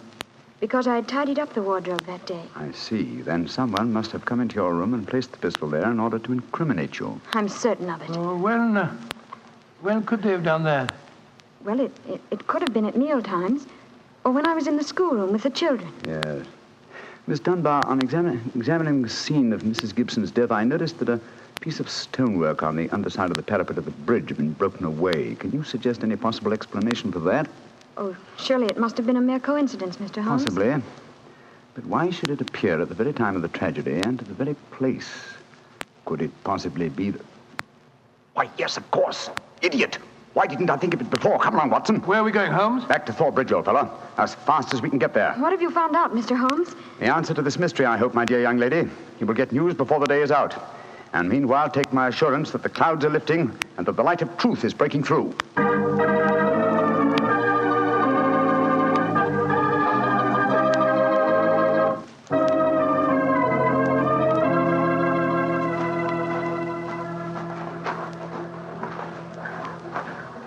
Well, Mr. Holmes, you're soon back here. What have you found out? Sit down a few moments. You got my message? Oh, yes, sir. Here you are. Ball of twine. What you wanted for, I can't imagine. You'll soon see, Sergeant. Watson, I have some recollection that you usually go armed on these excursions of ours. Yes, I'm carrying my revolver. Why? Give it to me, old chap, will you? Thanks. I believe your revolver may have a very intimate connection with the mystery we're investigating. You're joking. Now, Watson, I'm very serious. We have a test to make. If the test is successful, Miss Dunbar will be free before nightfall, and the test will depend on the conduct of this revolver of yours. Yes, I'll take the precaution of unloading it. There we are. Now, Sergeant, ball of twine, please. Wish I knew what you was up to, sir. I tie one end of the twine like this to the handle of the revolver. So. Sergeant, see if you can find me a heavy stone, will you? Oh, right, you are, sir. Holmes, what are you doing? Trying to reconstruct the killing of Mrs. Gibson. But you've seen me miss the mark before, Watson. I have an instinct for such things, and yet it has sometimes played me false. It seemed a certainty when it first flashed across my mind in Miss Dunbar's cell. But one drawback of an active mind is that one can always conceive alternative explanations which would make our scent a false one. And yet, oh well, we can but try. Here's a nice stone, Mr. Holmes. Thank you, Sergeant. Yes, now, sir. I tie the other end of the twine to the stone. Wait a minute. Like that. Splendid. Sergeant, will you please take this stone and stretch the twine across the parapet of the bridge there, so that the stone will swing just clear of the water on the other side of the bridge? Right, sir. I'll stand on the spot where Mrs. Gibson's body was found. That's it, Sergeant. Over the parapet. How's that, Mr. Holmes? The stone swinging about 8 feet above the water. Splendid. Now, Watson, watch closely. I raise the revolver to my head. Careful, Holmes, careful. Don't worry, old chap's not loaded. Now, let us imagine I am the late Mrs. Gibson. I raise the revolver to my head and fire it. Instantly, my fingers release their grip and... There's your answer, Watson. Great Scott, the revolver flashed back out of your hand, struck the parapet of the bridge, and then the weight of the stone flipped it over into the water. Was there ever a more exact demonstration? Come on, old fellow. You're a blooming magician, Mr. Holmes. That's what you are, a blooming magician. Look at that. Observe the second chip on the stonework of the parapet here. Same size as the first. And the murder of Mrs. Gibson... Wasn't murder at all. It was suicide. What? We can follow the various steps quite clearly. A note was extracted very cleverly from Miss Dunbar, a note which made it appear that she had chosen the scene of the crime. Mrs. Gibson, in her anxiety that the note should be discovered, somewhat overdid it by holding it in her hand to the last. That alone should have excited my suspicions earlier than it did. So she stole one of her husband's revolvers and planted the other one in Miss Dunbar's wardrobe. Exactly. After discharging one of the cartridges, which you could easily do in the woods without attracting suspicion, she then went down to the bridge, where she contrived this exceedingly ingenious method of getting rid of her weapon. When Miss Dunbar appeared, she used her last breath in pouring out her hatred, and then, when the girl had left, carried out her terrible purpose. Then the missing revolver? You'll find it with the aid of a grappling hook at the bottom of the stream, and also the stone and the string, with which this vindictive woman attempted to disguise her own crime and fasten a charge of murder on an innocent victim. Yes, Sergeant, and don't forget while you're at it that my revolver's down there, too. No, don't worry, Doctor. I'll get some grappling hooks right away. I must say, Holmes, you've solved this case brilliantly. Quite brilliantly. I disagree, old chap. And I fear that you will not improve my reputation by adding the case of the Tor Bridge mystery to your annals. Oh, nonsense, but that's ridiculous. Oh, no, it isn't, old boy. I've been sluggish in my mind and wanting in that mixture of imagination and reality which is the very basis of my art. I confess that the chip in the stonework was a sufficient clue to suggest the true solution, and I blame myself for not having attained it sooner. Well, Holmes, personally, I agree with the sergeant's opinion of you. Oh? What was that, old fellow? You're a blooming magician, Mr. Holmes. That's what you are, a blooming magician.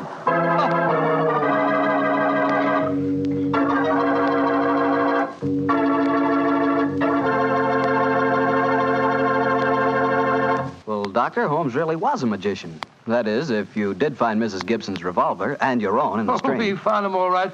You don't think I'll tell you the story otherwise, do you? What do you take me for, anyway? Well, now that you ask, I'll tell you. I take you for a very charming gentleman, a wonderful storyteller, and a fine host. Oh, that's very nice. Really, Well, you are a gentleman of the old school. And you do tell a fine story. You flatter me, you... And you are a perfect host. That meal we had tonight was wonderful. Oh, it was, eh? And, that wine, what kind was it? It was Petri wine, and you know it. And I should have known that you were leading up to something. Mr. Bartell, you should be ashamed of yourself. You will do anything to get a chance to talk about Petri wine. Oh, I can't say I blame you. Well, honestly, Doctor, I meant everything I said. But you don't really want me to stop talking about Petri wine, do you? After all, it's worth talking about, isn't it? What other wine is made with the loving care that goes into Petri wine? Don't forget, Petri wine is made by the Petri family. Winemaking is their business. Why, they've been making wine for generations, handing down from father to son, all their skill and knowledge and experience. You can be sure the Petri family really knows plenty about the fine art of turning luscious grapes into delicious wine. That's why, whether you want a wine for before dinner, with dinner, or for any time, you can't go wrong with a Petri wine, because Petri took time to bring you good wine. And now, Dr. Watson, what new story are you planning to tell us next week? Well, next week, Mr. Bartell, I'm going to tell an adventure that Holmes and I had amid the oriental magnificence of a Maharaja's palace in India. India? Sounds intriguing. What were you and Sherlock Holmes doing out there, Doctor? Well, you'll have to wait till next week for the answer to that question, my boy. But I can tell you that it was one of the weirdest problems that we ever had to solve. I call the story The Vanishing Elephant.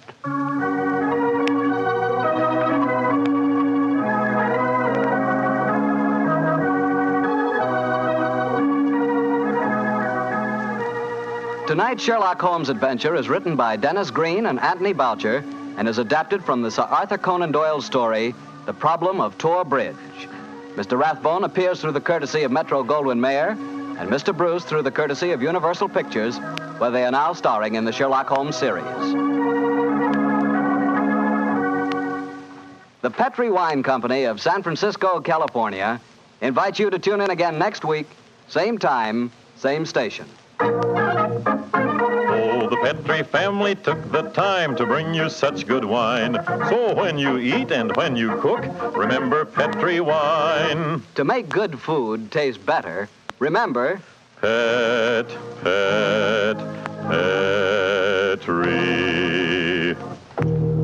wine. This is Harry Bartell saying goodnight for the Petri family. Sherlock Holmes comes to you from our Hollywood studios. This is the Mutual Broadcasting System.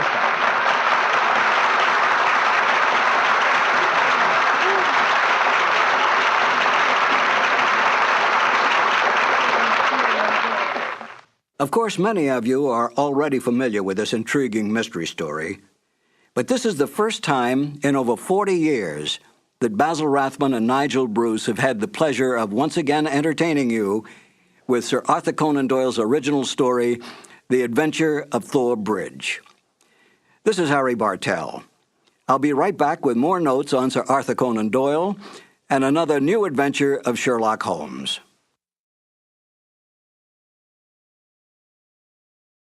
This episode from the life of Sherlock Holmes will be transmitted to our men and women overseas by shortwave and through the worldwide facilities of the Armed Forces Radio Service. Petri Wine brings you Basil Rathbone and Nigel Bruce in the new adventures of Sherlock Holmes.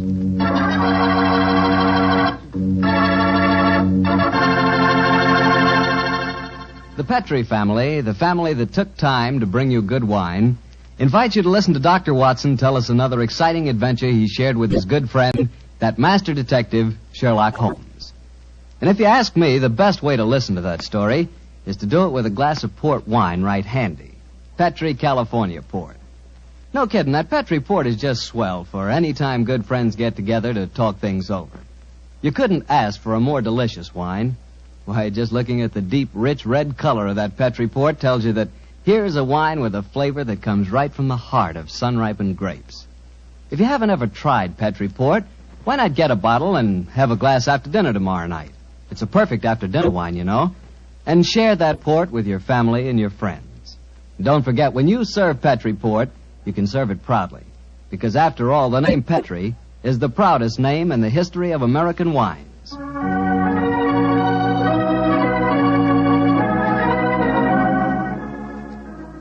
And now let's keep our weekly appointment. Good evening, Dr. Watson. Good evening, Mr. Bartell.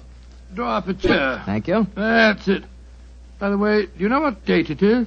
November 5th, isn't it? That's right. In England, it's known as Guy Fawkes Day. Have you ever heard of it? It's something to do with a gunpowder plot, isn't it? Yes, Mr. Bartell, it is. And as Sherlock Holmes and I had a very unusual adventure on the 5th of November many years ago, it seems appropriate that I should tell you about it tonight. But before I begin, I think it might help you to appreciate the true flavor of the story if I tell you a little about the origin and the customs of Guy Fawkes Day. It's a swell idea, Dr. Watson. Well, my boy, on November the 5th, 1605, exactly 340 years ago today, King James I was about to attend the opening of Parliament when a plot was discovered to blow up the House of Lords during the ceremony. And the chief conspirator was Guy Fawkes, I suppose? Yes, he was. He was captured in a vault immediately below the House of Lords, a vault full of barrels of gunpowder.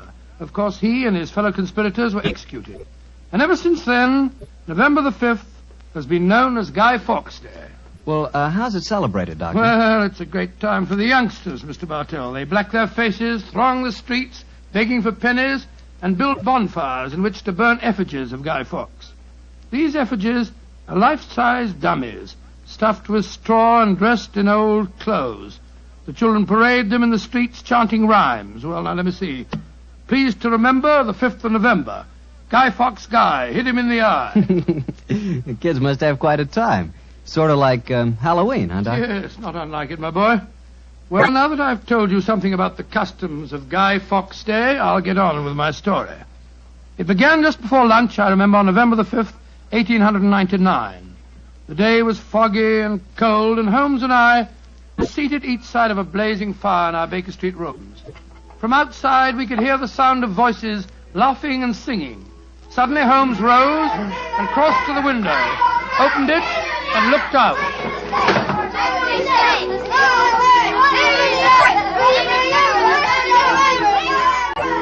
Then he turned to me and spoke.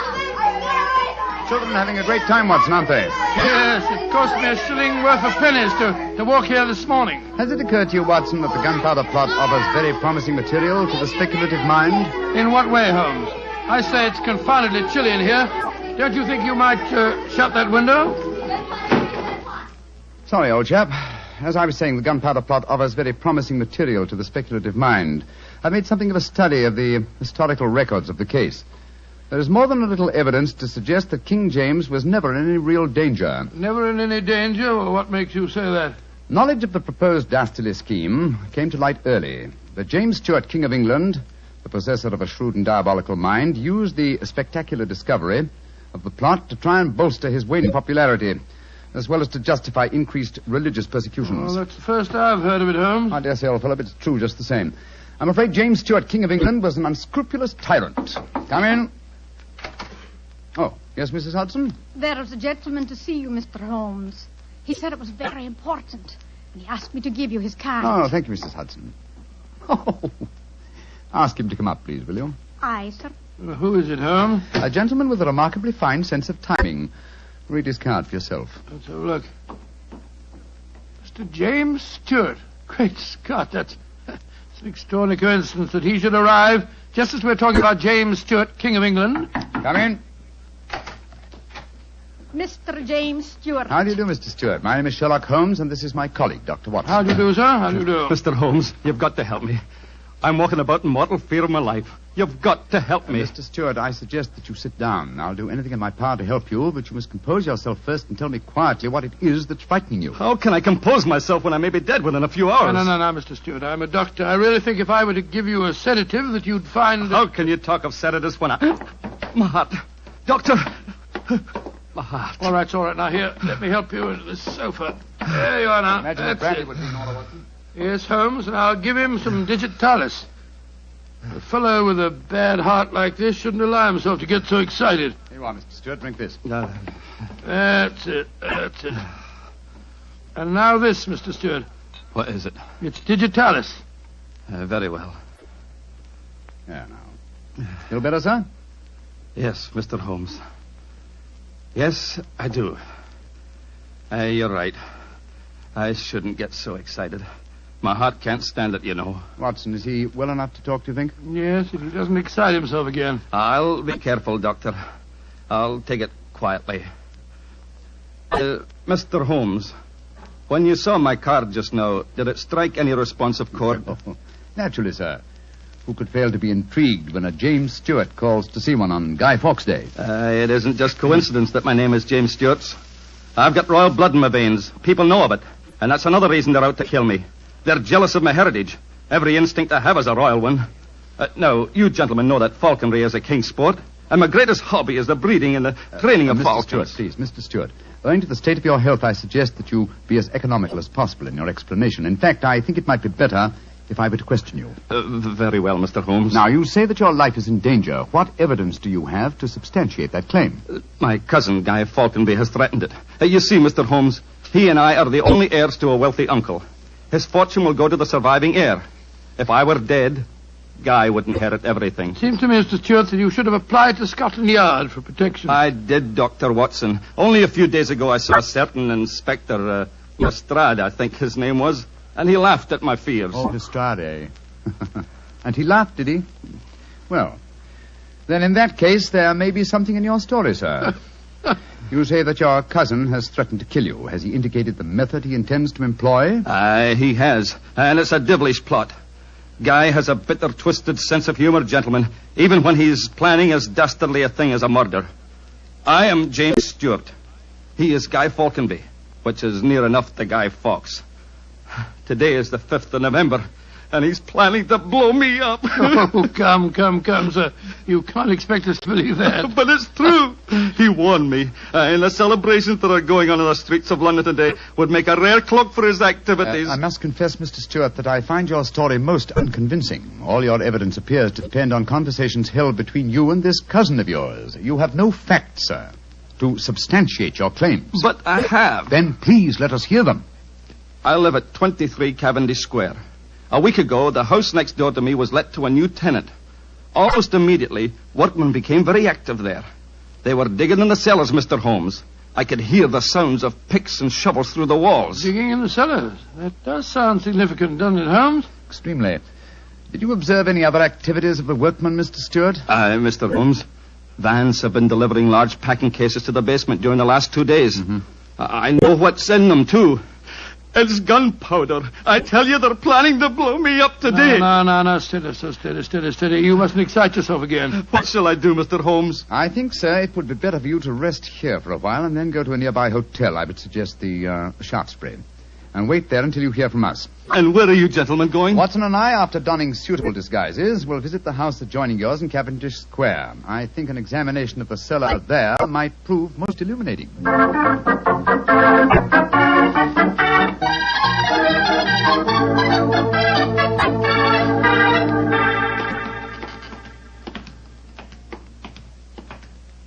This must be the house, all right, Holmes.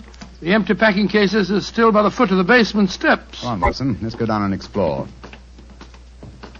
Pardon my soul, I feel a little self-conscious in these clothes. No need to, my dear chap. You look a most authentic inspector of plumbing. Well, if anyone challenges us, you'd better let me do the talking, though. I think my accent might be a little more convincing. Shh. Listen. I can't hear anything. Exactly. Then we may reasonably assume that either the workmen are observing the Guy Fawkes holiday or that their work is done. Come on, let's try this door. It's unlocked. Yes. Oh, this is too easy, Watson. We must be prepared for a trap. Come on. I've got my revolver handy if there's any trouble. I don't use it until I tell you to. Remember, we're supposed to be plumbing inspectors. It's pitch black in here. I can't see a thing. Strike a match. See if you can find a gas jet. Strike a match when the cellar may be full of gunpowder? Can't take the risk, old chap. Oh, here's a gas jet. I'll light it.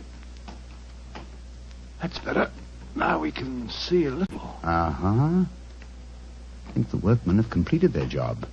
See that new wood forming a crude door in the corner over there? Where does it lead to, do you suppose? Let's find out.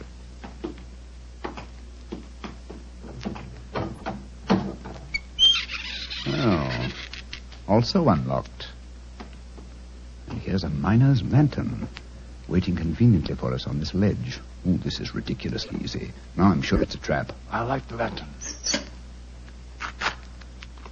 Great Scott, it's a tunnel. Yes, it's a tunnel leading into Mr. Stewart's house next door. Let's explore it.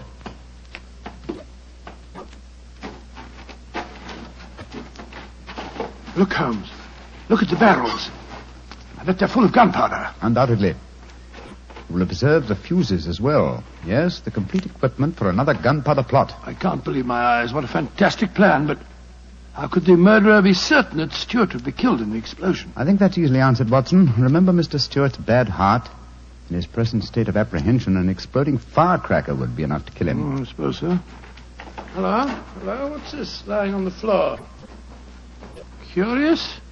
It's a funny strip of silk with a little ring on the end. Let me see it, Watson. Aha. This seems to be familiar. By Jove. I believe it's a Jess. A Jess?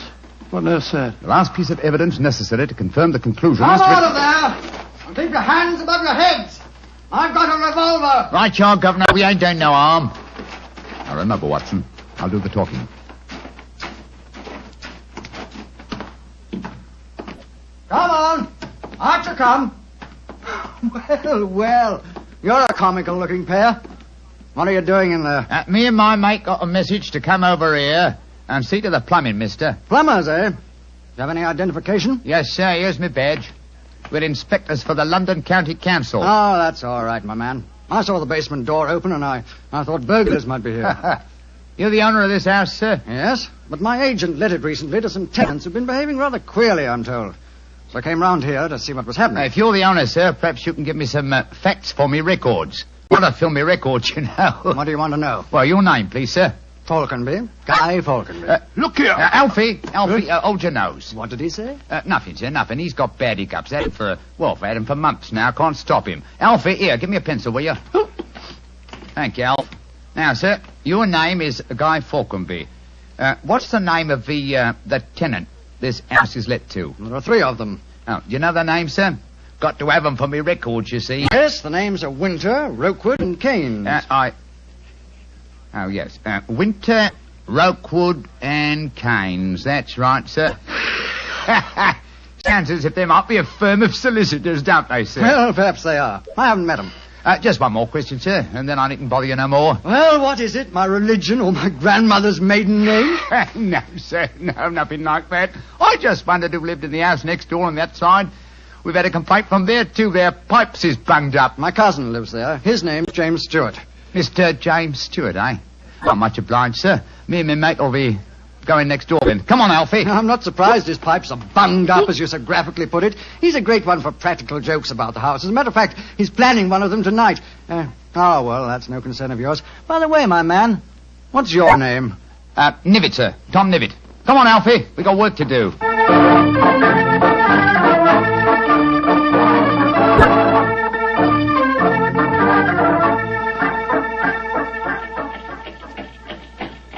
Holmes, I wish you'd tell me what's going on. Why have we taken this cab back to Baker Street? Get out of these clothes. They've served their purpose. Now there's more serious work afoot. Well, I'm still confused about our interview with Guy Falconby. Why did you say your name was Tom Nivitt? More touch of vanity, old fellow. Vanity? How do you mean? Well, consider the names in this case so far, Watson. James Stewart says that he's been threatened by Guy Falconby. A name, as Mr. Stewart points out, not unlike Guy Fawkes. Do you recall the names of the three tenants that Mr. Falconby gave us a few minutes ago? Yes. Winter, Rookwood, and Keynes. But what's that got to do with it? A great deal, my dear fellow. Thomas Winter, Ambrose Rookwood, and Robert Keynes were the three men executed with Guy Fawkes in the original gunpowder plot in 1605. Good Lord. Where does Tom Nivitt, the name you gave yourself, fit into the picture? Thomas Nivitt was the Westminster magistrate who arrested the conspirators. Since the would-be murderer has such an academic knowledge of the original plot, I thought I'd let him know that he was up against an opponent worthy of his steel.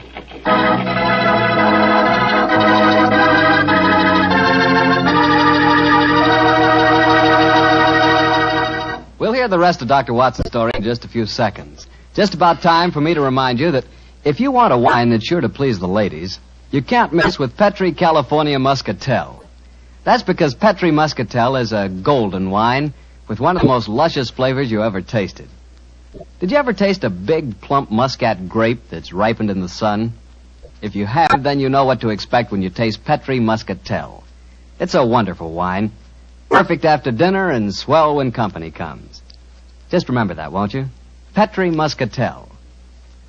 Well, Doctor, you and Mr. Holmes were certainly having yourselves quite a Guy Fawkes day. What happened when you got back to Baker Street? We quickly changed out of our disguises and back into our ordinary clothes. I was still pretty much in the dark, as usual. And I kept questioning Holmes as to our next move. He was in a state of suppressed excitement. And it was obvious as he spoke to me that he was anxious to be off. What's dawdle? There's so much work ahead of us. What do you mean, dawdle? I'm not dawdling. I'm dressing as fast as I can. What's our next move, anyway? Well, we must split our forces. Let's get hold of my band of street urchins, the Baker Street Irregulars. I'm going to surround Mr. Stewart's house in Cavendish Square, and they'll be invaluable for that purpose. So what do you want me to do? Go to the Shaftesbury Hotel and collect Mr. Stewart, then return with him to his house and wait me there. I shall join you as soon as I've rounded up the irregulars, but I must warn you. Don't leave Mr. Stewart for a moment. Don't let him out of your sight until you see me again. Of course I won't, Holmes, but, I must say, the idea of all that gunpowder in the cellar doesn't make me feel any too happy. Have faith in me, old chap. Have faith in me. You know, I wouldn't expose you to any danger if I could avoid it. And I assure you that I shall join you and Mr. Stewart very shortly. You have your revolver? Yes, of course. Good. And, give Mr. Stewart this revolver, will you? Tell him that I insist that he carries it. I fear that his own has probably been tampered with. Right you are, Holmes. I'll see that he has it. This is a strange business, I must say. That Guy Falconby seemed such a decent sort of fellow. Yes, he appeared to be a most amiable fellow, didn't he? This is indeed an unusual case, Watson. We're up against one of the most sinister and twisted antagonists that we've ever met. Well, old chap, I'm leaving now. I'll join you soon. And don't forget, stay close to Mr. Stewart. Stay very close to him.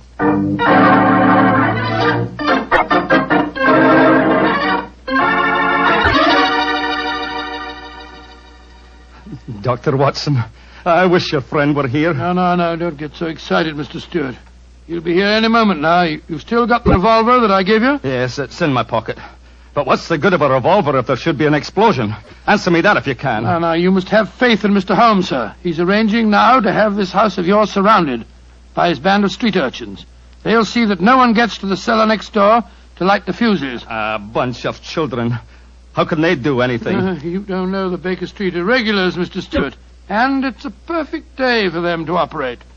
As black-faced boys begging for pennies, they'd pass unnoticed anywhere. I hope you're right. But I have a premonition, Doctor. There's going to be a tragedy. I know it. Now, take it easy, sir. Remember your heart. You're in splendid hands when Sherlock Holmes is on the case. Here he is now. Holmes, I say, I'm glad to see you. You received your visitor yet? Visitor? We've seen no one. Then be on the alert. I've just been questioning the boys surrounding this house. A few moments ago, some children pulled a small cart up to the back door. A cart containing a life-size dummy. My irregulars thought that it was an effigy on its way to a bonfire. Oh, why shouldn't it be, Holmes? I have reason to believe that it's someone visiting you in disguise, Mr. Stewart. A visitor who is mounting the back stairs at this very moment. You've got to stand by me, Holmes. You've got to protect me. Don't worry, sir. Come in. Look at that apparition. Great Scott, a Guy Fawkes dummy. A dark lantern in his hand, and it's walking. And also talking, I trust. Keep away from me. I got a revolver. For Victoria's sake. If you won't give me one, I'll take two. The better for me and the worse for you. It's Guy Fawkes. Keep away from me, do you hear? The better for me and the worse for you. All right, then. I'm going to fire. Dear me, Mr. Stewart, the revolver I provided for you seems to be unloaded. How very odd. Well, what in thunder is all this about? You've just witnessed an attempted murder, Watson. Murder? What are you talking about? This is a game. James and I had it arranged, the whole thing. You may have thought it was a game, Mr. Falconby, but I assure you that your cousin... Grab Mr. Stewart, Watson. He seems to be leaving us. Leave me alone. Take your hands off me. My heart. Here, help me put him on the sofa. That's it. I'll get him some digitalis. Look, I don't want to appear unnecessarily stupid, but will someone tell me what this is all about? With pleasure, Mr. Falconby. Your cousin had planned one of the most fantastic murder plots that I've ever encountered. He came to us with the story that you had threatened his life. But that's ridiculous. I'm very fond of him. Of course it's ridiculous. The whole plot was ridiculous. He leased the house next door, had a tunnel dug, and gunpowder and fuses planted there. Even entered the name of the tenants as Winter, Rokewood, and Keynes, to give the apparent plot a further authenticity. You mean my cousin was the real tenant? Certainly he was. However, he was clumsy enough to drop that piece of silk with the wire ring on the end that you found in the cellar, Watson. The thing you called a jess. And what's a jess? It's a strap that goes round a falcon's leg to which its leash is fastened. You will remember that Mr. Stewart informed us that falconry is his hobby, and it therefore indicated that he had been in the cellar and consequently must have known about the whole plot. And all he was trying to do was to build up in our minds the belief that his cousin was trying to kill him. Exactly, my dear fellow. Had we believed him, of course he could have shot you just now, Mr. Falconby, in apparent self-defense. Good Lord, what a fantastic plot. I still can't quite believe Mr. Falconby, why are you dressed as a Guy Fawkes dummy? Well, it was James's idea. He said that he was going to dress up too, and that we were to go round the bonfires tonight and frighten people by appearing as live dummies. But the last message he sent told me to come up here, that we'd play a practical joke on a couple of friends of his. And did he provide you with the costume that you're wearing? Yes, as a matter of fact, he did. Have you searched the pockets for any weapons? No, but I will. All right, and while you're doing that, I'll examine this dark lantern. How's your patient, Watson? Well, I've given him some digitalis, and now I'll get him some brandy. I can't find anything in the pockets. Here's the answer, my friends. Look here. Inside the lantern is a dagger. Your cousin planted it there to substantiate the claim that you were trying to kill him. Had his plans worked, you would have been dead, Mr. Falconby, before you could have told us the truth. Here, come back here, Mr. Stewart. James! He slipped out of the door. Confound it! He's faking the heart attack. Come on, Watson, after him.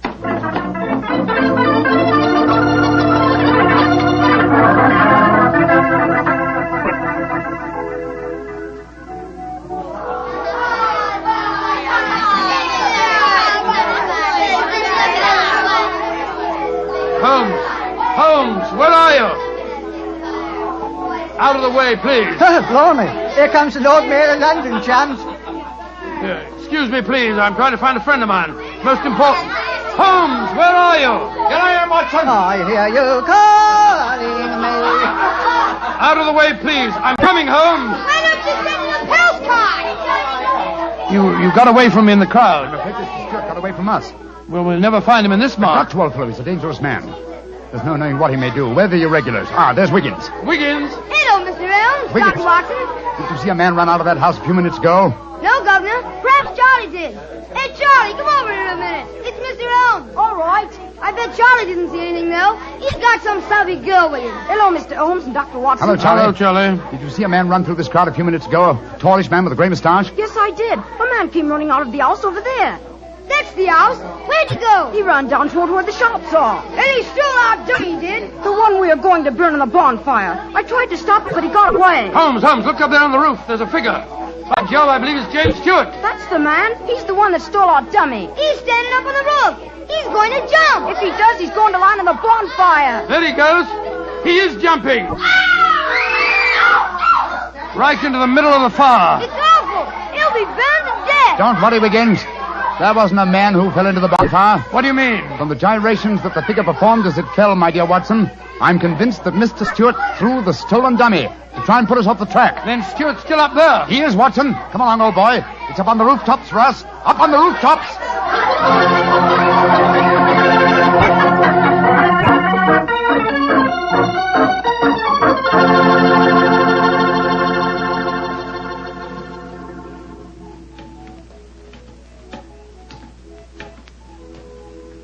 Here, Watson.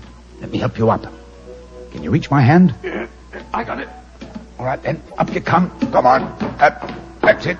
Phew. Seems to me that fire escapes must be designed for giants. Keep your eyes skinned, old fellow. Stewart's a dangerous man. Might be hiding behind those chimney stacks. Come on. Upon my soul, this is a strange place to be on Guy Fawkes night. Yes, a comprehensive case, Watson. It starts in a cellar and ends on a rooftop. Look, Holmes. By the parapet there. The crumpled body of Mr. Stewart. Looks to me as if it... Yes. He's dead, Holmes. Well, it's not surprising. The effort of carrying the dummy up here and throwing it, combined with his own state of excitement, were too much for him.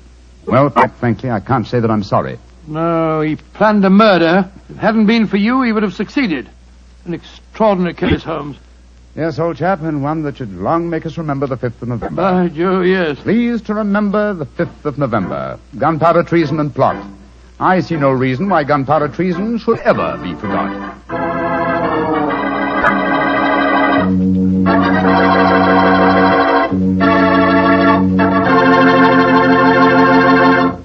Well, Doctor, as you boys would say, that story was a bit of exciting, what? Yes, and even now I sort of lose my breath when I remember climbing that fire escape. You know, Doctor, those two fellas certainly went out of their way to celebrate Guy Fawkes Day.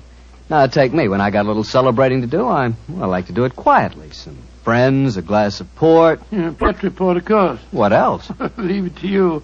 No matter what the occasion is, you can somehow make it a perfect occasion for Petri wine. How do you do it, old fella? Don't ask me how I do it. You mean, how does the Petri family do it? How can they make such swell wine? Well, the answer is experience. The Petri family has been making fine wine for generations. And ever since they first established the Petri business way back in the 1800s, they've handed on down from father to son, the fine art of turning luscious, sun-ripened California grapes into fragrant, delicious wine. That's why when you want a wine for any occasion, before dinner, with your meals, or after dinner, you can't go wrong with a Petri wine, because Petri took time to bring you good wine. And now, Dr. Watson, what Sherlock Holmes adventure are you going to tell us next week? An old favorite, Mr. Bartell, a story that concerns strange music that was heard in a lonely house in the English countryside, and of the living death that stalked there. I call it The Adventure of the Speckled Band.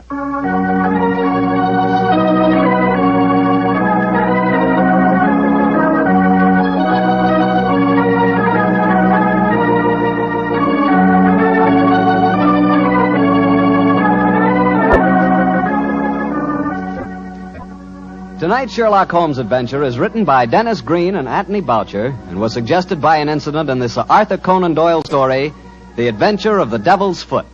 Music was by Dean Fossler. Mr. Rathbone appears through the courtesy of Metro-Goldwyn-Mayer, and Mr. Bruce through the courtesy of Universal Pictures, where they are now starring in the Sherlock Holmes series.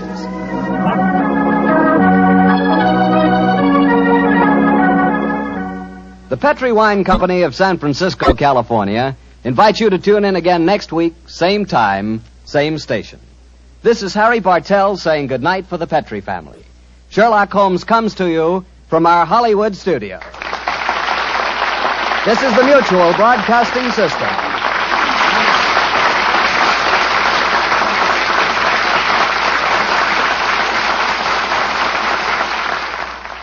Sir Arthur Conan Doyle claimed he based the character of Sherlock Holmes on a teacher of his, Dr. Joseph Bell, whose real powers of deductive logic awed all who knew him.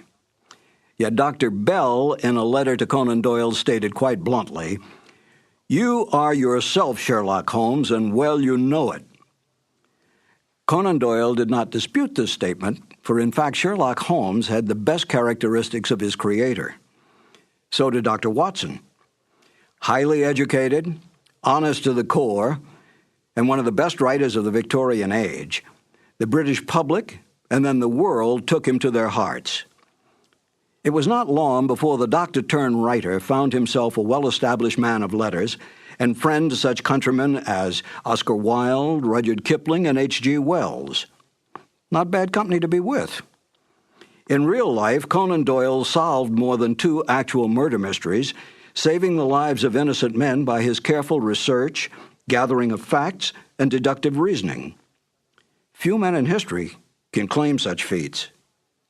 When he died in 1930, a time not so long ago, Sir Arthur Conan Doyle had this epitaph engraved on his tombstone: "Steel true, blade straight, Arthur Conan Doyle, knight, patriot, physician, and man of letters." Fitting words for such a giant of a man. And now, Basil Rathbone and Nigel Bruce in The Adventure of the Double Zero. This episode from the life of Sherlock Holmes will be transmitted to our men and women overseas by shortwave and through the worldwide facilities of the Armed Forces Radio Service. Petri Wine brings you Basil Rathbone and Nigel Bruce in the new adventures of Sherlock Holmes.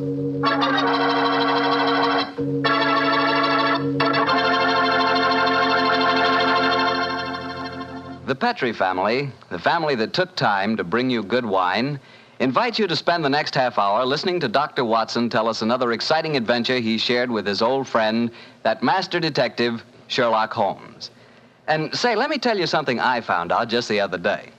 Steaks are really back again. Good, thick, juicy porterhouse steaks. That's for me. A thick, tender steak on the rare side, together with a glass of Petri California Burgundy. You know, Petri Burgundy is a perfect mealtime wine. And with meat or any meat dish, it's the very last word in good eating. Honestly, when you taste the wonderful flavor of that rich red Petri Burgundy, you're tasting one swell example of the art of winemaking. It's full-flavored and just about the most delicious wine that ever poured from a bottle. Try it the next time you have steak or chops, or the next time you have hamburger or pot roast. Believe me, Petri Burgundy is the best friend a good meal ever had.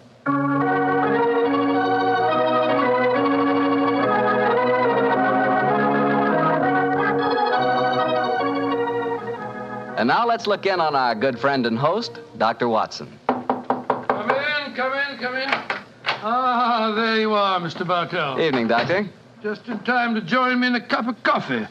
Draw up your chair, young fellow, my lad. Thank you. Ah, that's it. Well, Doctor, you told us last week that tonight's new Sherlock Holmes adventure takes us to the south of France. That's right, Mr. Bartell. The south of France in the year 1900. A beautiful playground bordered by the bluest of blue seas and populated with an extraordinary cross-section of cosmopolitan Europe. Rich man, poor man, beggar man, thief. All of them attracted by that Riviera paradise. All of them drawn by the magical spell of a small white ball spinning round the rim of a roulette wheel. Now, don't tell me that you and the great Sherlock Holmes were there on a gambling spree. We were not, Mr. Bartell. At the time my story begins, we had just concluded an extremely delicate mission. A mission, I may say, that concerned the safety and good name of a very prominent member of the royal family. Say, Doctor, you don't mean... One story at a time, Mr. Bartell. In any event, my boy, I'm afraid that's a case about which my lips are sealed for all time. But to return to tonight's adventure, one June evening, I persuaded Holmes to accompany me to the gambling casino at Fréjus, not far from Cannes, where we were staying. It wasn't quite as fashionable as the casino at Monte Carlo, but as I intended to do a little modest gambling myself, it seemed an establishment more suited to my means. As we stood there at the green baize-covered tables, the chatter of voices and the melodic chanting of the croupiers as they called the results of each spin of the wheel formed a background to a quiet conversation that Holmes and I were having.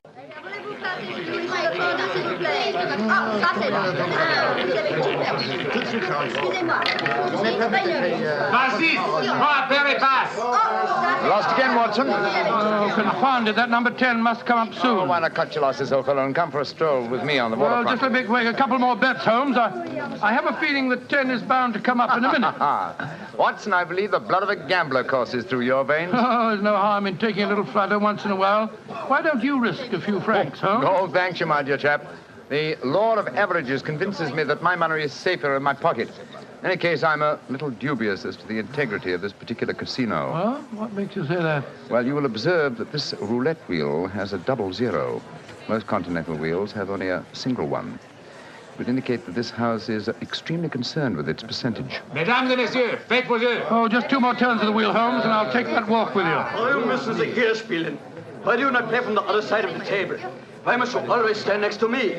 Hello. The trouble up there? I've placed my bet, so let's go and see. I ask you, so why do you play here beside me? I'm afraid I don't see any reason why I can't play wherever I Swish, you've broken my luck.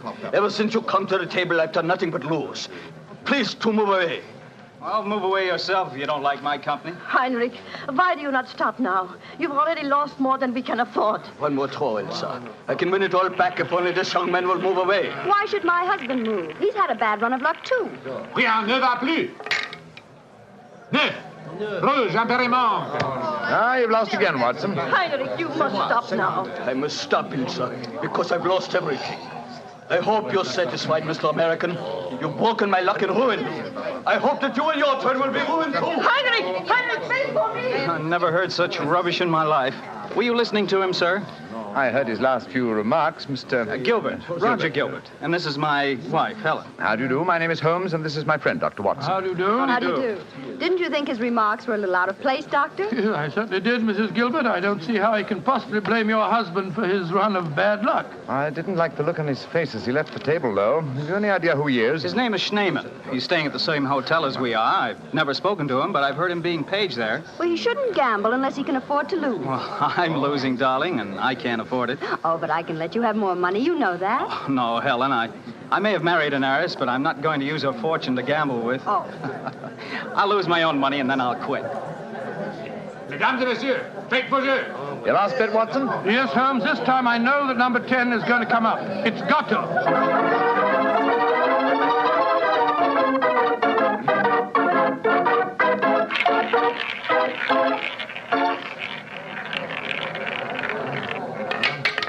Numéro 10. 10 at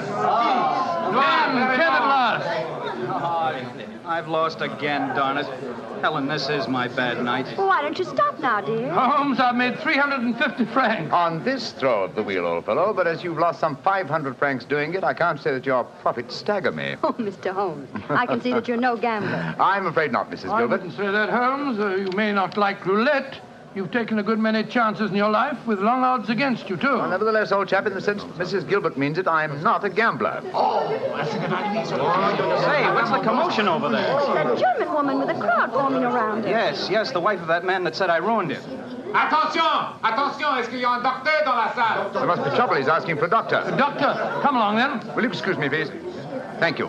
Excuse me, madame. Mon ami est docteur.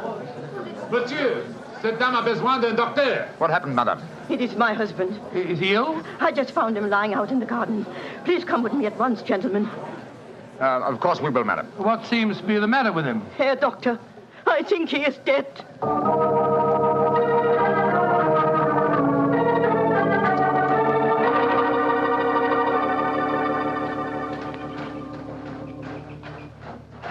He's lying by that tree, Doctor.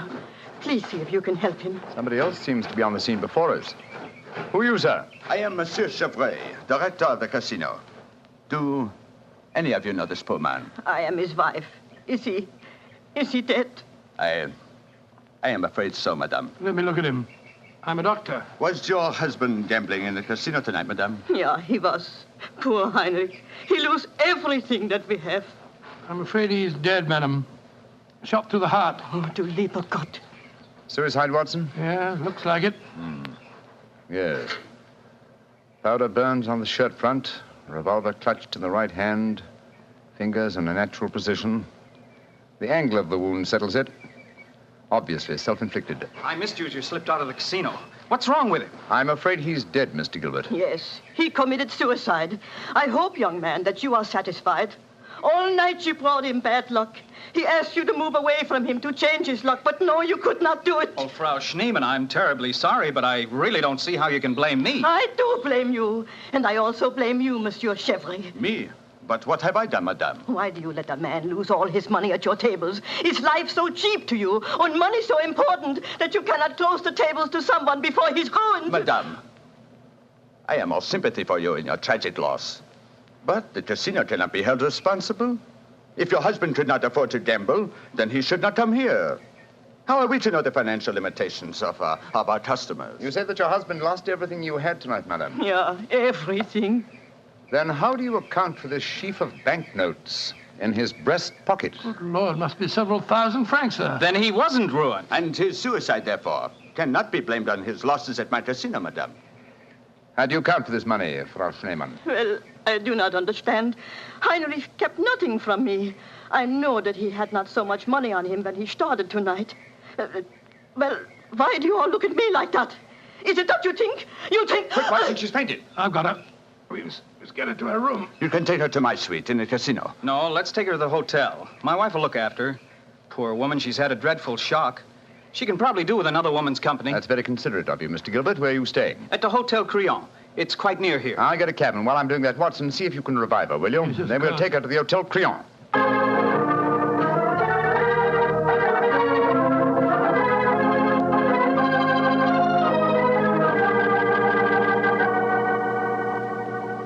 It's very kind of you, Mrs. Gilbert, to let us bring the poor lady into your suite. Well, it's the least I can do, in spite of what she said about Roger bringing her husband bad luck. I'm sure she'll need your help when she wakes up, Helen. Yes, I think you'll find that she'll sleep for some hours. I gave her a strong sedative. Well, we were just about to have a drink, gentlemen. Do you care to join us?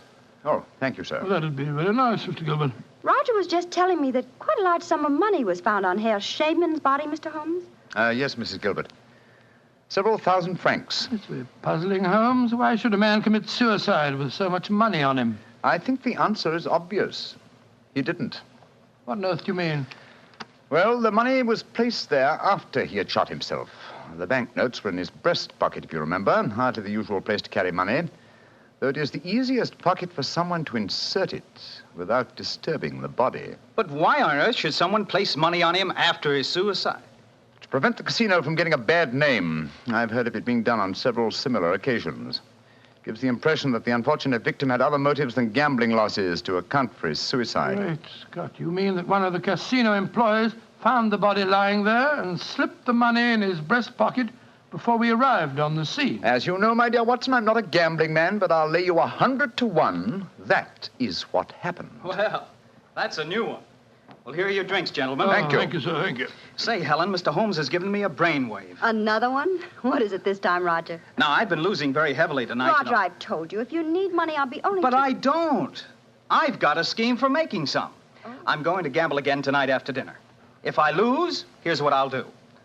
I'll stain my shirt front with red ink, walk out in the grounds, fire a shot, and lie down as though I'm dead. I'll wait for someone to come along and stuff my pockets full of banknotes. Not a bad idea, Mr. Gilbert. I think it's a darn good one. What do you say, Mr. Holmes? It's a whimsical one at any rate. Who knows? You might even be successful. Roger, you're not really going to do it, are you? Sure. Perhaps I'll get some of my losses back that way. Well, let's drink to it, gentlemen. At least I may have hit upon an idea of making money.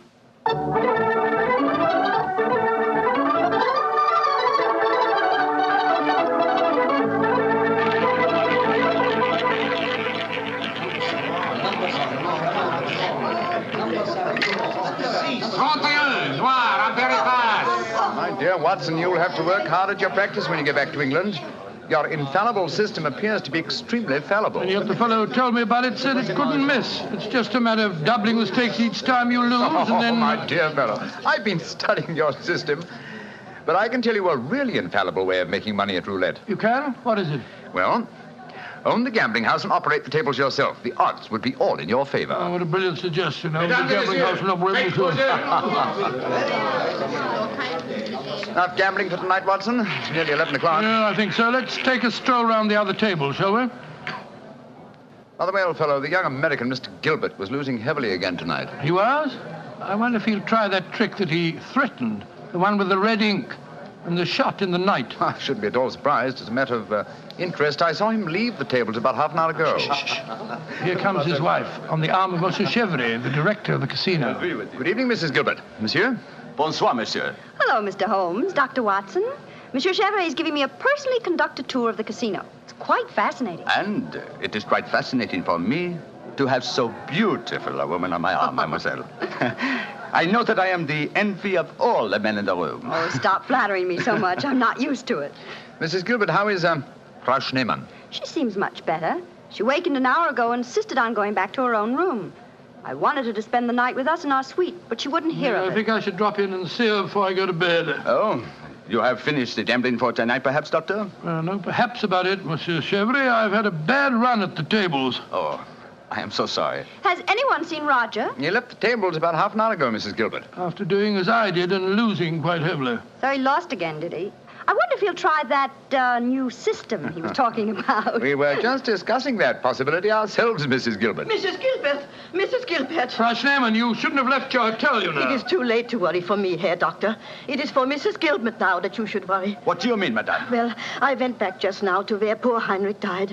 And there, lying in the grass, I saw another body. I was too shocked to go too close. But I am quite sure that I recognize your husband, Mrs. Gilbert. Oh, Dr. Watson, she's ruined Roger's trick. And he'll have taken fright and bolted by the time we get there. Possibly. Let's go at once and find out, shall we?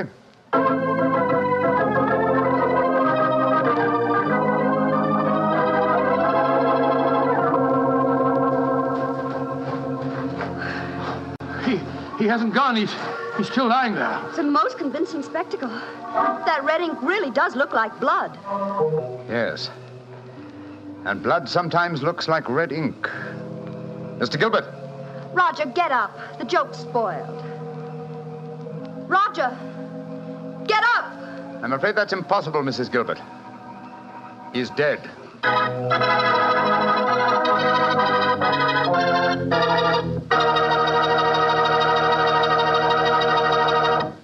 Dr. Watson's story will be continued in just a second, which is all the time I need to tell you that the easiest way I know to transform a simple meal into a feast is to serve that meal together with Petri California Sauterne. Petri Sauterne is a delicate white wine that's the perfect companion for chicken or turkey. Turkey, ah, yes. Turkey and Petri Sauterne. That's the heart of any Thanksgiving dinner. Look, why not make this Thanksgiving dinner the best one you ever had? Give it the air of a banquet. Serve it with Petri Sauterne. And when you buy that Sauterne or any wine for your Thanksgiving dinner, whatever you do, look for the letters P-E-T-R-I, because a Petri wine is always a good wine. Well, Doctor, so the young American's joke turned out to be another tragedy. Yes, Mr. Bartell. The poor fellow was lying there dead, with a bullet wound in the heart and a great splash of blood staining the whiteness of his shirt front. What happened next? Monsieur Chevrolet, director of the casino, took the distraught widow away from the scene, while Holmes and I examined the body closely. Within a few minutes, we were joined by Inspector Ganivet of the French police. As we stood there in the moonlight, the sounds of music could be heard from the casino. It was hard to believe that two men had died in that lovely garden since the moon had risen.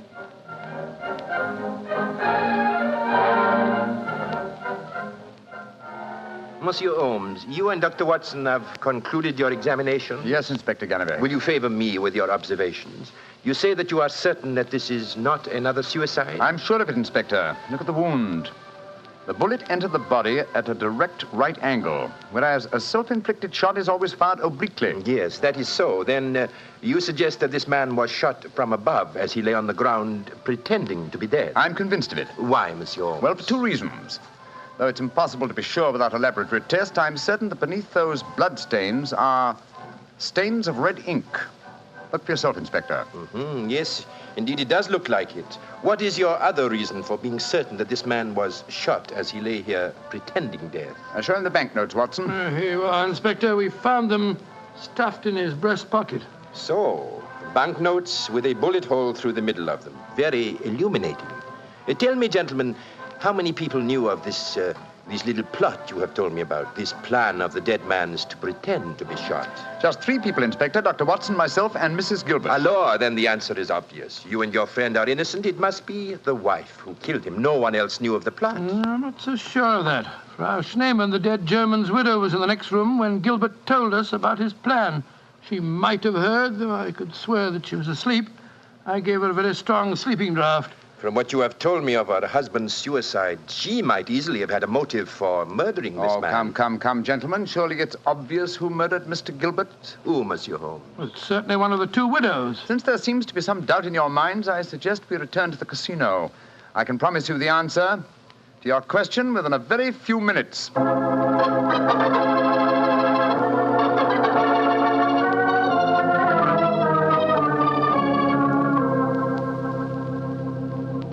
Well, Monsieur Chevrolet, now that we're all assembled in your office, I shall sit down quietly and let Inspector Ganivet conduct his examination. No, Monsieur Holmes. No, you have handled the case so far. Please to continue it to the end. Yes, Mr. Holmes.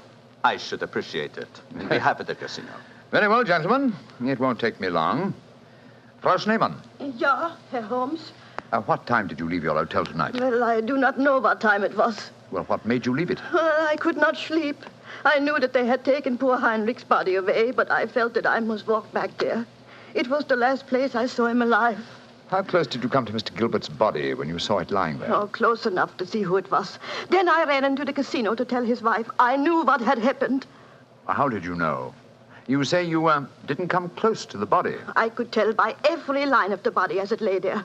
I could tell because I knew that poor Heinrich's death would not be avenged. Thank you, Frau Schneemann. That will be all. You may go. Monsieur Holmes, she has no alibi. Surely you should stop her. If I'm to conduct this investigation, I must do it my own way. Pardon, Monsieur Holmes. Please continue. You may go, Frau Schneemann. Mrs. Gilbert? Yes, Mr. Holmes. Where were you prior to our meeting in the casino tonight, just before we discovered your husband's body? After I left the hotel, I walked over here along the seafront. Can anyone verify that statement? I suppose not. I didn't meet anyone that I knew. And what did you do when you arrived at the casino? I played a little chemin de fer.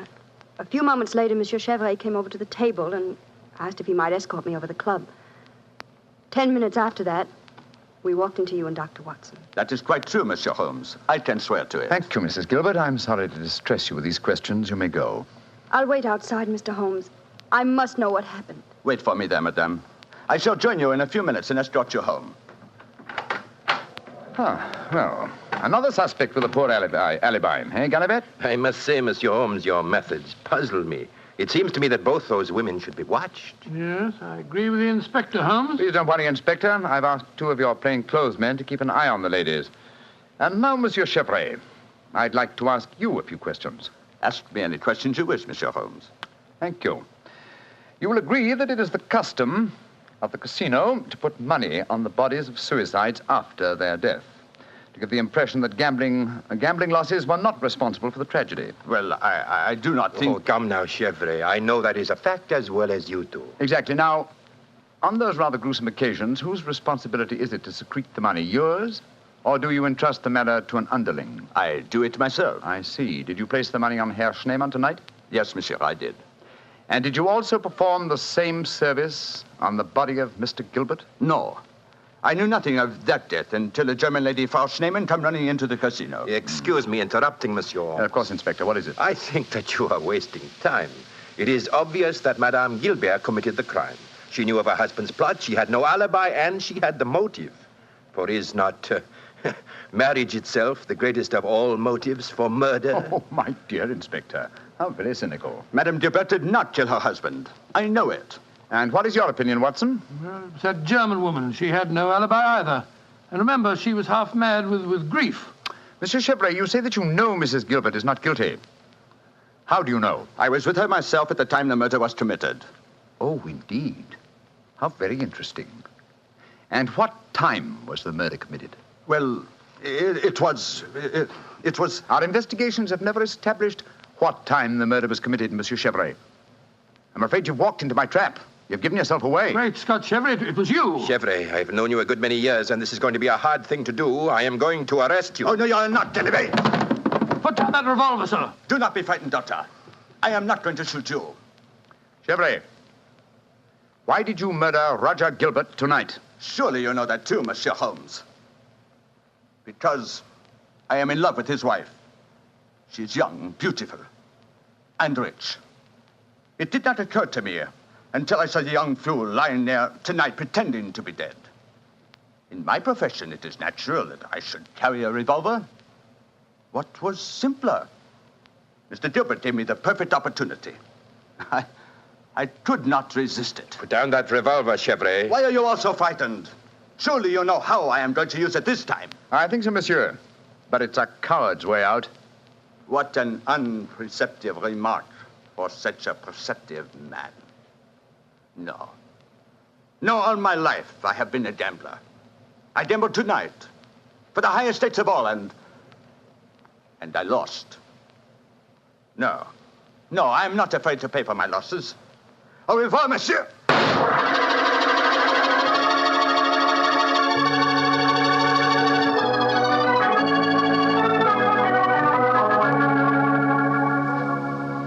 What an extraordinary case, Holmes. I never suspected Chevrolet. And I, old chap, suspected him from the beginning. Well, I wasn't the only one who was stupid anyway. Inspector Ganivet thought it was the wife. True. Very puzzling conclusion for a detective inspector to arrive at. Well, it seemed logical enough to me at the time. No, my dear Watson. Cold logic should have told you otherwise. Roger Gilbert had been losing heavily and had planned this hoax. He obviously had no money on him. Therefore, the money was planted in his pocket by Chevrolet. After he shot him? No, my dear fellow. Before. Before? The bullet hole through the banknotes provided that. Now, had the money been put there innocently, Gilbert would have, come back to life as soon as the person placing it there had left. He would not have remained lying on the ground for a murderer to find him. And Chevrolet must have bent over him as he lay there, placed the money in his breast pocket, and then fired. Precisely, Watson. Well, Holmes, I must say you solved it very neatly. You've told Inspector Ganivet that you wanted no credit in the case. Naturally, publicity would be unfavorable. If you remember, no one is supposed to know that we're in the south of France. I'm certain that the inspector learned a few tips about detection tonight. Possibly, old fellow. And I hope that you have learned a few things about gambling. How do you mean, Holmes? Well, you're backing the wrong color. A gambler is usually superstitious, and superstition... Well, I should have told you what color to follow tonight. I still don't understand you, Holmes. I was playing number 10. Exactly. Number 10 is black. You should have followed a red color tonight, old fellow. The color of red ink. Red ink. And blood.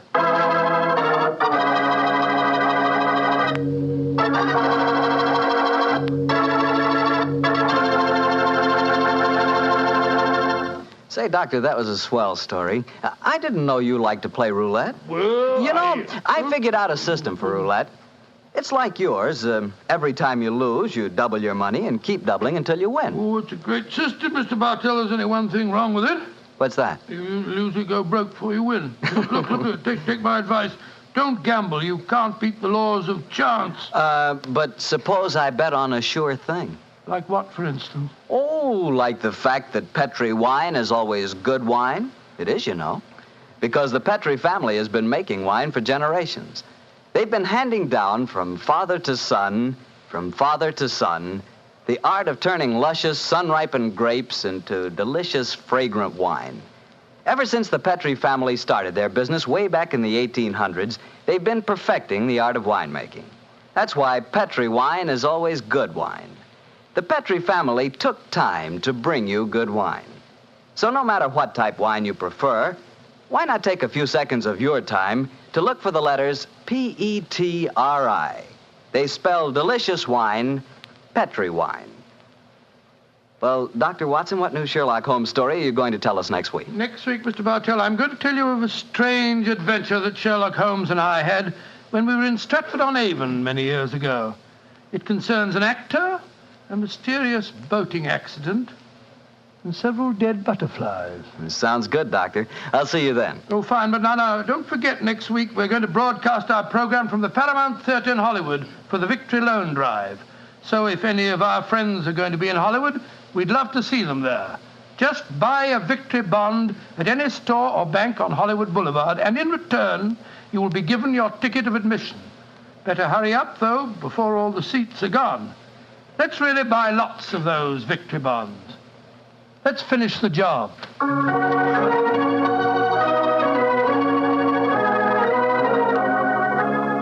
Tonight's Sherlock Holmes adventure is written by Dennis Green and Anthony Boucher and was suggested by an incident in the Sir Arthur Conan Doyle story, A Study in Scarlet. Music is by Dean Fossler.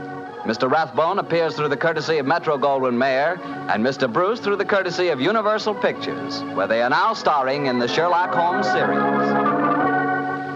The Petri Wine Company of San Francisco, California, invites you to tune in again next week, same time, same station. This is Harry Bartell saying goodnight for the Petri family. Sherlock Holmes comes to you from our Hollywood studio. This is the Mutual Broadcasting System.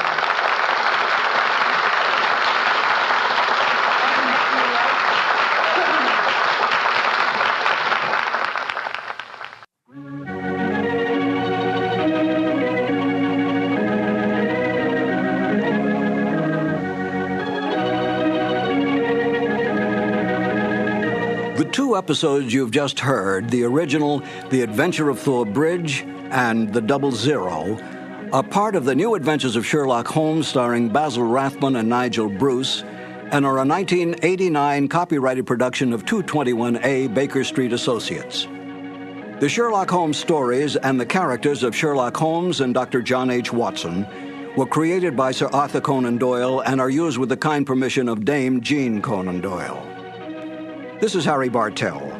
Won't you join me again on another cassette when I present Murder in Wax and The Man with the Twisted Lip? Thank you for listening.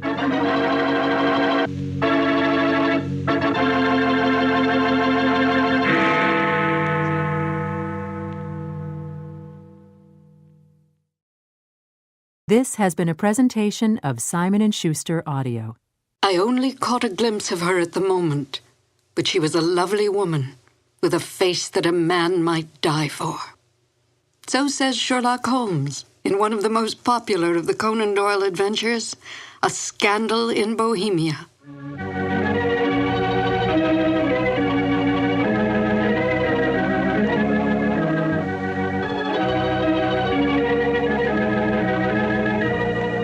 Hello, and welcome to two more new adventures of Sherlock Holmes. My name is Peggy Weber, and I had, as a young actress, the good fortune to perform with Basil Rathbone and Nigel Bruce on some of their Sherlock Holmes radio broadcasts. To Sherlock Holmes, Irene Adler was the woman. A great deal has been made of this over the years in many a pastiche, and even in some recent feature films, implying that Holmes was in love with Miss Adler. But we must not lose sight of the true nature of Sherlock Holmes. As Dr. Watson writes, Holmes was a man to whom all emotions, particularly that of love, were abhorrent to his cold, precise, but admirably balanced mind. It would not be in Holmes' nature to be in love with such a woman. We must also bear in mind that outward signs of love in the Victorian era were suppressed. Women were considered second-class citizens, creatures who stood behind their men, bred and raised their children, and stood by silently and supportively. Such forward women as Irene Adler were considered loose women, a woman who was, in the words of the King of Bohemia, an adventuress. Holmes accepted this label placed upon Miss Adler by his client, but did not have so narrow a mind about women himself. He might not care for them, but he certainly did respect them, especially such a formidable woman as Irene Adler.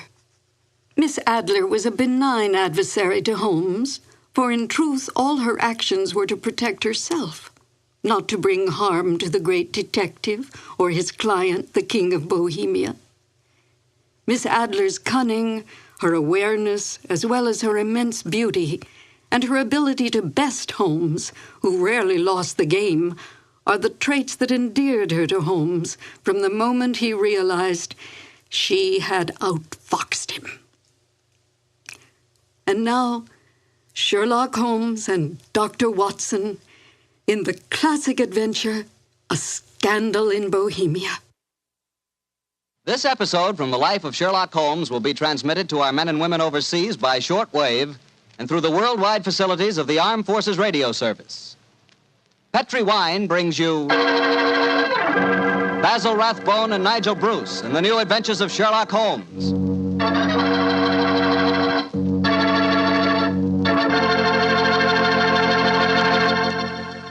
The Petri family, the family that took time to bring you good wine, invites you to listen to Dr. Watson tell us another exciting adventure he shared with his old friend, that master detective, Sherlock Holmes.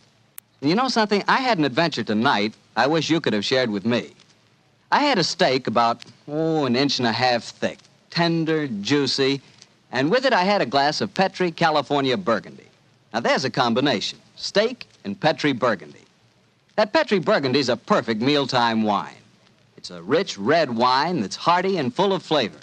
Flavor that comes right from the heart of the grape. And don't think that Petri Burgundy is only good with steak. It'll make a hamburger sandwich taste like a feast, too. Try Petri Burgundy with any meat or meat dish. It's just wonderful.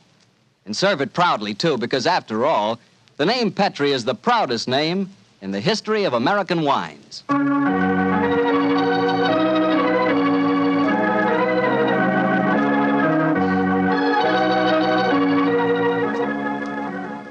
And now I know Dr. Watson's waiting for us, so let's go in and join him. Come in, come in, come in, come in. Good evening, Dr. Watson. Good evening, Mr. Bartell. You're quite muffled up tonight, I see. Overcoat, scarf, and gloves. Slip 'em off and come and join me by the fire. Thanks, Doctor.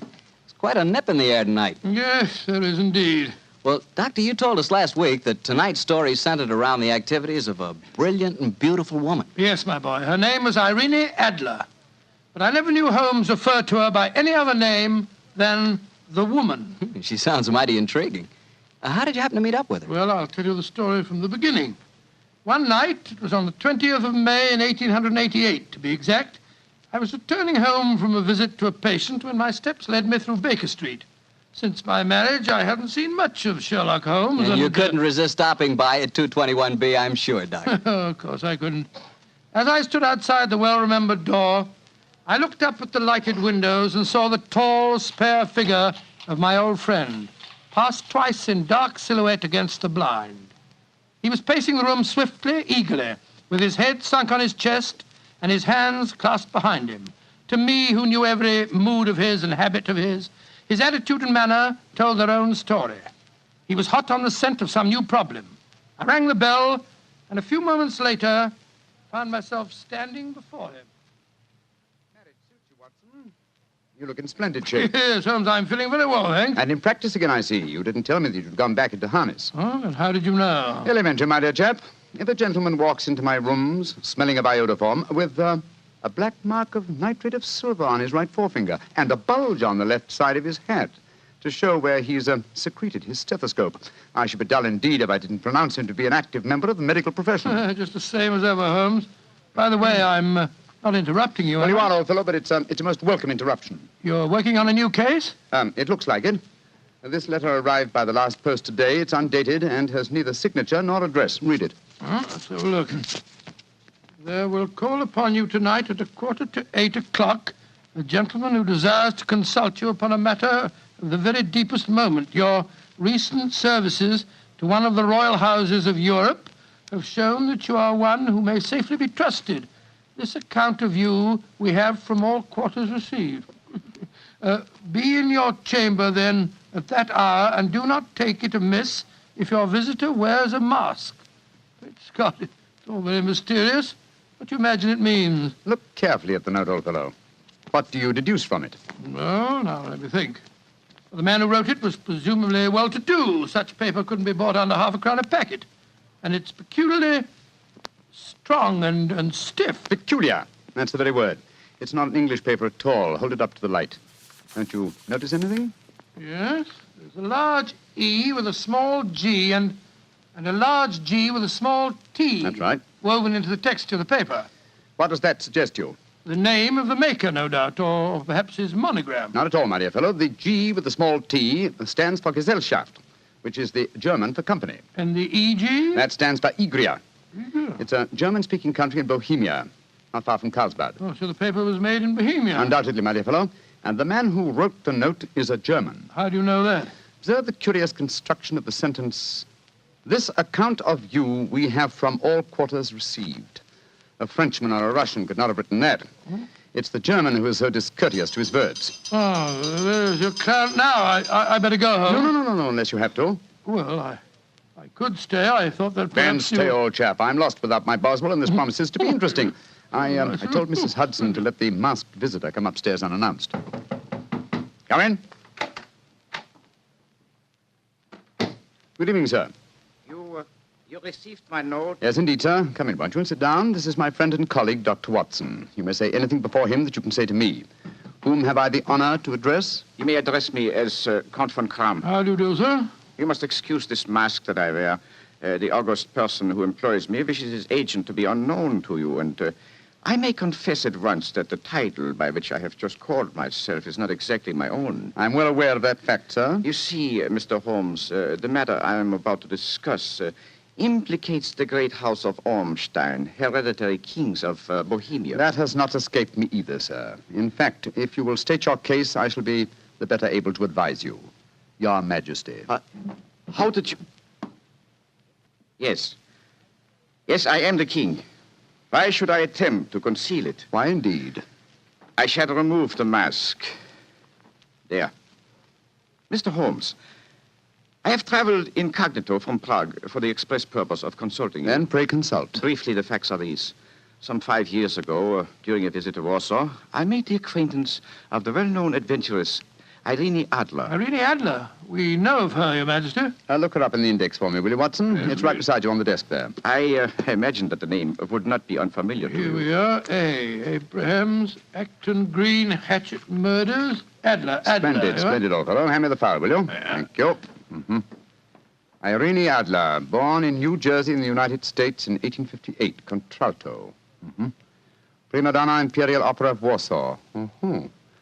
Retired from the operatic stage, living in London. Quite so. And here's a recent notation.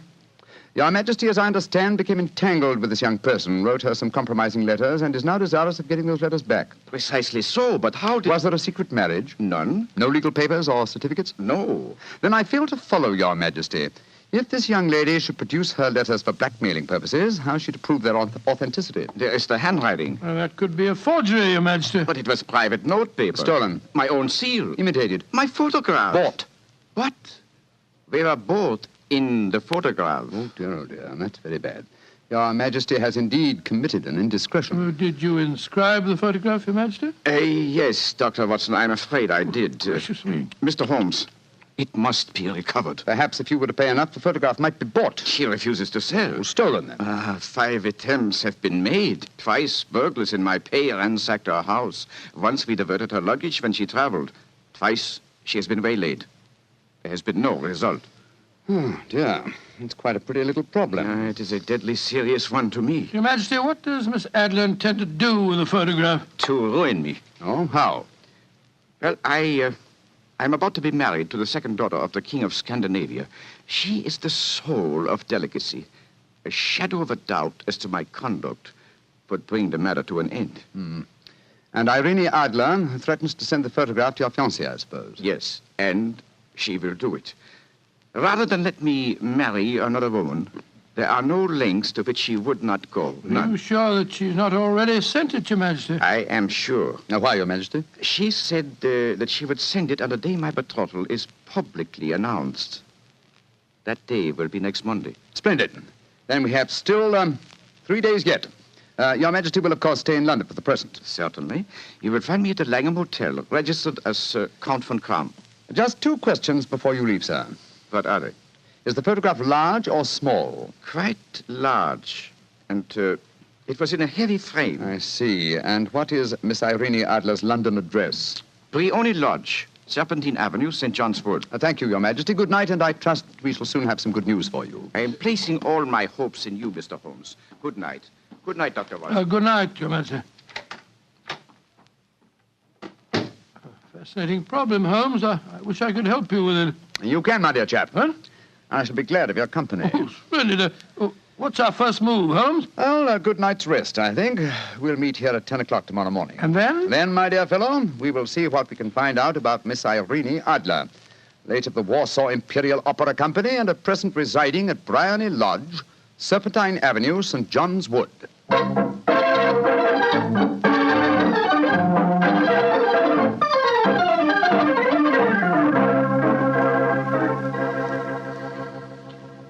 Well, Holmes, a cursory examination of Briony Lodge didn't prove very illuminating. No, a bijou residence that represents the essence of dignified suburbia, but tells us very little about its owner.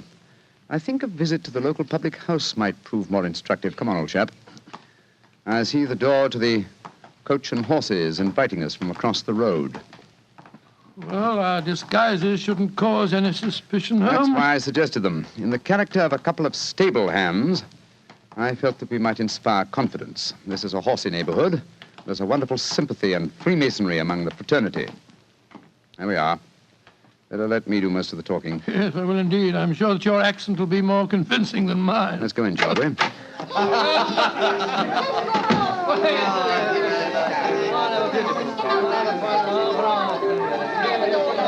Well, what'll it be, mateys? Half of Oldham Mile, please. How about you, Charlie? All ever say? Yeah. 2 halves of Oldham Mile.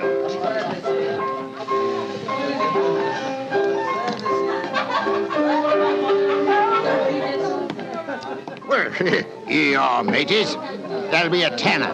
Have a drink with us, Governor. Oh, don't mind if I do. I'll have a Guinness. You blokes new round here? Yes, that's right. Came over from Clapham. Clapham, eh? Well, here's looking at you. Hunting for jobs? That's right. We was told that Miss Adler across at Briony Lodge needed a new coachman and a groom. Well, it's the first I've heard of it. It might be true. Have you been over there to ask? No, not yet. We thought we'd find out something about the old girl first. She ain't no old girl, matey. She's the prettiest young thing you ever saw under a bonnet, and that's a fact. You know her, Governor? Why, of course I know her. Used to drive her carriage, I did. Before I came to work here. Oh, what's she like? Oh, nice little lady, as you'll find, chum. Work you hard? No. She lives quiet, like. Goes out singing at concerts once in a while. The rest of the time, it's money for jam. She goes out for a drive in the park every day at 5 and comes back to dinner at 6:30. The rest of the time's your own. She ain't married, you say? No. But she's got a bloke what comes to see her all the time. He's a barrister. Nice gentleman. Mr. Geoffrey Norton is his name. Good-looking fella. Wouldn't be surprised to see him get spliced. Sounds like a cushy job to me. Come on, Charlie. Let's get over to the house and see what's what. Much obliged to you, chum. Well, good luck, mateys, and thanks for the dinners.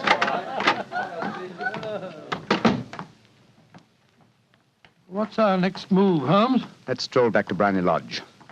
I'm undecided whether to continue my investigation there or to try and find out something about Mr. Geoffrey Norton, the barrister. If he's just her lawyer and nothing else, it's more than likely that she's entrusted the photograph to his safekeeping. Hello. There's a cab waiting outside Miss Adler's house. Hurry, Watson. Maybe Mr. Norton's. Here we are at the gate. Yes. Here comes a man hurrying down the pathway. Quick. Flatten yourself behind this post. Listen. Where to now, Mr. Norton? Drive like the devil. First to Gross and Hankey's in Regent Street, and then to the Church of St. Monica in the Edgware Road. Half a sovereign if you do it in 20 minutes. Right, y'all, Mr. Norton. Up in.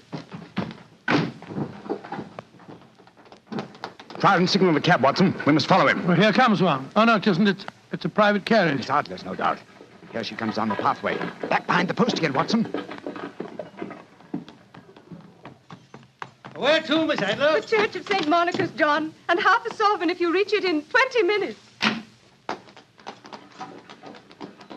The dame's afoot, Watson. Quick. We must get a cab and follow them. Here comes a hansom. Hi, cabby! Here! You blokes got enough money to take a cab? Here's a half sovereign for you, my man. Right you are. Where to, Governor? The Church of St. Monica, in the Edgware Road, and another half sovereign for you if you get us there in 20 minutes.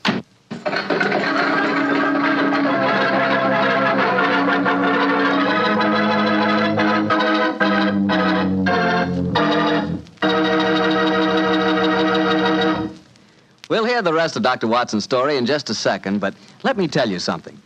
If you're going to have chicken for dinner tomorrow night, or any night, don't forget to serve that chicken with Petri California Sauterne. Believe me, Petri Sauterne is just about the last word in white wines. It's beautifully golden in color, it's delicate and intriguing in flavor, and it's just, well, you taste it and see for yourself. If you want a delicious white wine, you certainly want a Petri Sauterne.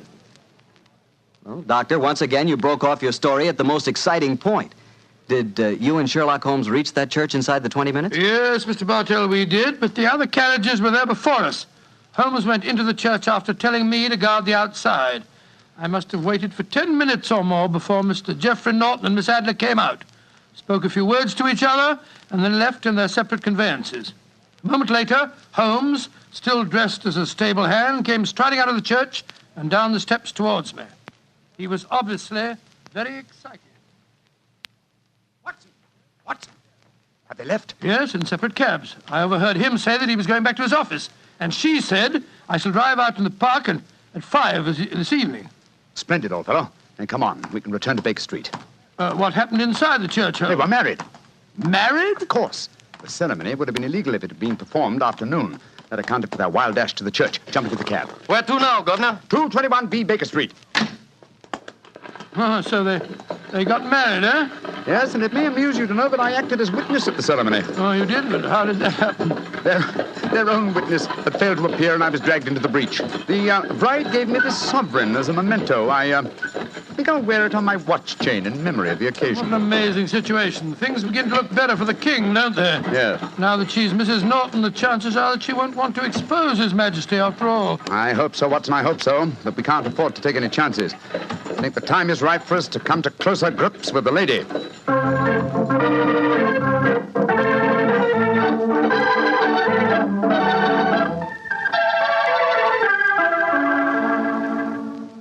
Well, Holmes, now that we've eaten, perhaps you'll tell me your plan. With pleasure, my dear fellow. And while I'm so doing, I'll proceed with applying the makeup for my new disguise. Another disguise? What's it to be this time? I think the character and appearance of an amiable and simple-minded nonconformist clergyman would be most suited to my plan for entering Miss Adler's house. Are you going to try and enter, then? I must, dear fellow. Yes, I'm sure the photograph is there. Miss Adler, or rather Mrs. Norton, will return from her drive in the park at 6:30. We must be at Bryony Lodge to meet her. And what then? You must leave that to me. I've already made my arrangements. There is only one point on which I must insist. You must not interfere, come what may. You understand? I'm to remain neutral. Yes, there will be some small unpleasantness. Don't join in it. It will end in my being conveyed into the house. As soon as I'm able to, I shall open one of the windows. You're to watch from the outside. When I raise my hand, you will throw an object which I shall give you through the window and at the same time cry, fire. Follow me? Entirely, but what am I to throw? Oh, it's nothing very formidable. Here it is. Looks like a great big cigar. What is it? Just an ordinary plumber's smoke rocket, fitted with a cap at each end to make it self-lighting. Your task is confined to throwing it through the window. When you raise the cry, fire, it will be taken up by quite a number of people. You will then walk to the end of the street, and I'll rejoin you in 10 minutes. I hope I've made myself clear. Perfectly. Good. And now, old fellow, as soon as I've donned my clerical attire, let's be on our way. There's no time to be lost.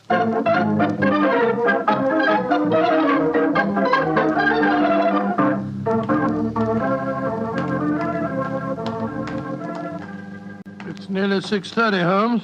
We've been pacing up and down in front of her house for half an hour now. I hope she does come back. I'm sure she will. There seem to be a lot of loafers hanging around her gate. All part of my conspiracy, old chap. You'll see them play their parts in a few minutes. You still think the photograph is inside the house? Yes, I'm sure of it. Hmm? It's most unlikely that she carries it about with her. Remember, the king told us it was a large frame picture. And also remember that she'd planned to use it within a few days. It must be where she can lay her hands on it. It must be inside her house. But her house has been burgled twice. They don't know how to look. Well, how will you look? I won't. I'll get her to show me. She'll refuse. No, she won't be able to. Shh. Here comes the carriage now. Remember, Watson, carry out my orders to the letter. Yes, you can trust me, Holmes. Good luck. Blimey, here comes the Duchess of Tiddlewigs.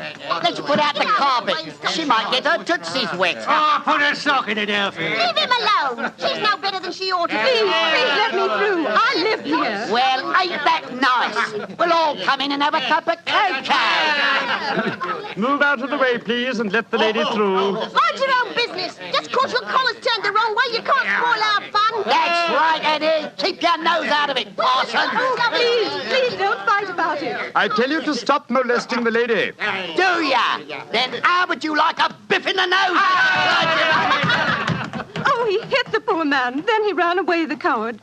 Is the clergyman badly hurt? He hit his head, Mum, and he fell. If you asks me, he's hurt bad. He's bleeding something terrible. Can we bring him in, Mum? He can't lie here in the street. Why, of course. Bring him in. Right you are, Mum. Here, Bert. Right out. Give us a hand. Anyway. Coo, poor fella. Do you see what happened to him, mister? Yes, I saw, my good woman. A very convincing demonstration. What you mean? Weren't you paid by a certain gentleman for this performance? Oh, you knows about it, too.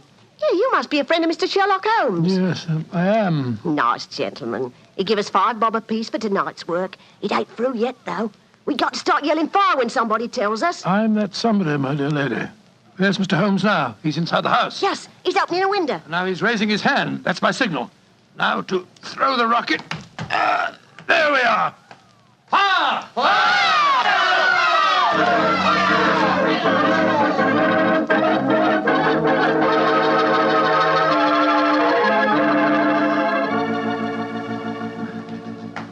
Holmes, there you are.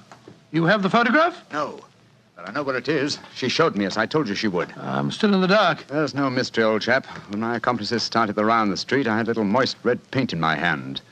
As my good friend Alfie pretended to strike me, I clapped my hand to my head and fell down. It's an old trick. Yes, I understand that, but how did my throwing the rocket help you? It was all important, my dear fellow. When a woman thinks her home is on fire, her instinct is at once to rush to the thing she values most. A married woman grabs her baby. An unmarried reaches for her jewel box. In this case, of course, it was the photograph. Where was it? In a recess in the living room, just above the right-hand bell pull. I caught a glimpse of it as she half drew it out.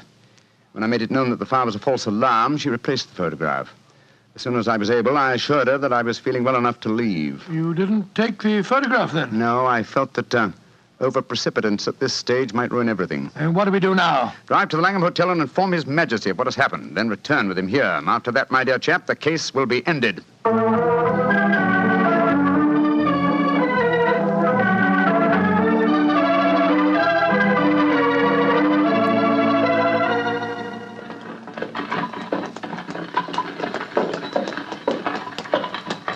This is Brownlee Lodge now, Your Majesty.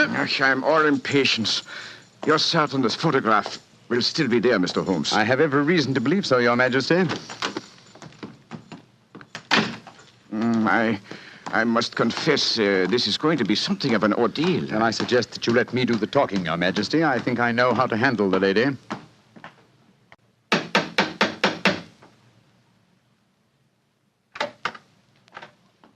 Mr. Sherlock Holmes, I believe. Yes. I am Mr. Holmes. How did you know? My mistress told me that you would be likely to call. She has left for the continent with her husband. You mean she's left England? Never to return. Then the papers, the photograph. All is lost, Mr. Holmes. We'll soon see. Follow me. She said you'd been looking for something. I hope you find it. This was the bell pull. There's a sliding panel behind it somewhere. Ah, here it is.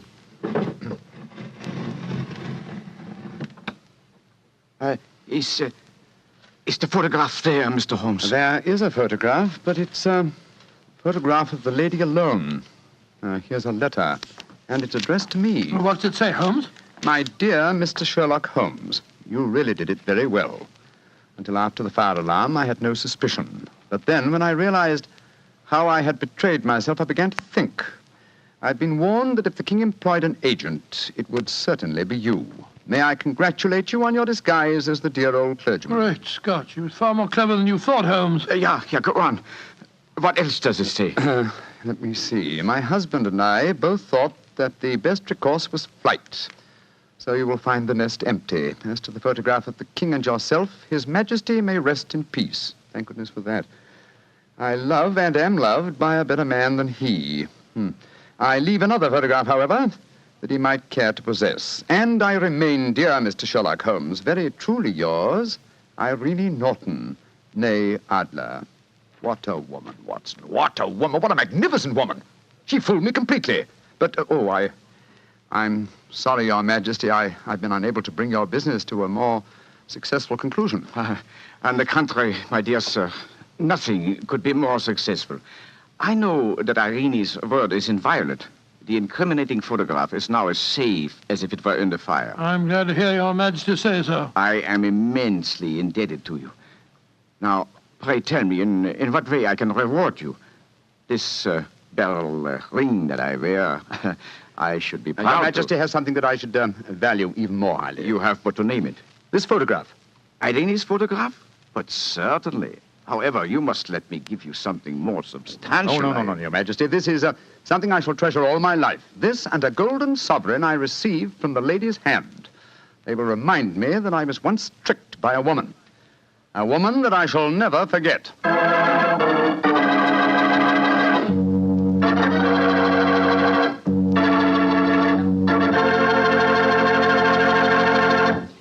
What a woman, that Mrs. Adler. Or should I say, Mrs. Norton. That's the kind of woman I could really go for, Doctor. Yes, you could. Just between ourselves, you know, I sort of could go for her myself. She was intelligent. Yeah, she was rich. Beautiful. That's the kind of woman you want sitting next to you in front of a cozy fire on a nippy fall night. Just the three of you. The three of you? Mm-hmm. You, she, and a glass of Petri port. Mr. Bartelli. Why not? That Petri California port is some wine. Boy, that Petri family really knows how to make good wine, all right. And no wonder. Look at all the experience they've had.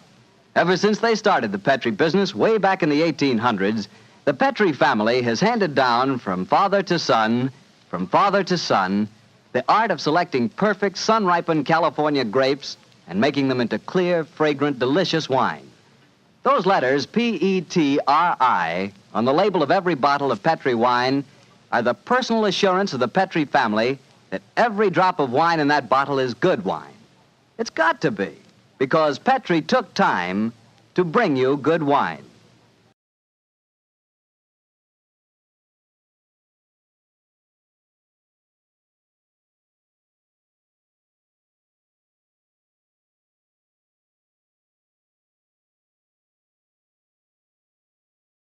Good evening, Doctor. Good evening, Mr. Bartell. Draw up your usual chair. Thank you. That's it. Well, did you enjoy the Christmas holidays? Well, I've had a whale of a time, thank you, but I don't think I can face a turkey or a mince pie for at least another year. How about you, Doctor? Oh, I had a very pleasant week, too, my boy. Parties, visitors, and a flattering number of Christmas messages to be answered. Oh, say, you got a new pipe. Is that a Christmas present? Yes, new pipe, new tobacco pouch, and a pound of my favorite tobacco. All of them sent to me from London by an old client and a friend of mine, Sir Ian Dunbar. An old client, huh? Well, do you mean he was one of your patients, or was he someone that you and the great Sherlock Holmes helped? The latter, Mr. Bartell. As a matter of fact, it was receiving this gift that reminded me of the story I've decided to tell you tonight. A story in which Sir Ian Dunbar played a prominent part. And how did it begin? The day before New Year's Eve in 1899. Sherlock Holmes and I sat in opposite corners of a first-class railway carriage as we sped towards Edinburgh in the Flying Scotsman. What took you and Sherlock Holmes up there, Doctor? It started off as a holiday visit, Mr. Bartell. My old friend Sir Walter Dunbar had asked Holmes and me to spend a few days with him at Dunbar Castle, about 20 miles outside Edinburgh. After we left King's Cross Station, Holmes, his sharp, eager face framed in his deerstalking cap, dipped into the bundle of fresh papers which he'd brought with him. We left Bedford far behind us before he thrust the last one of them under the seat, leaned across, and offered me his cigar case.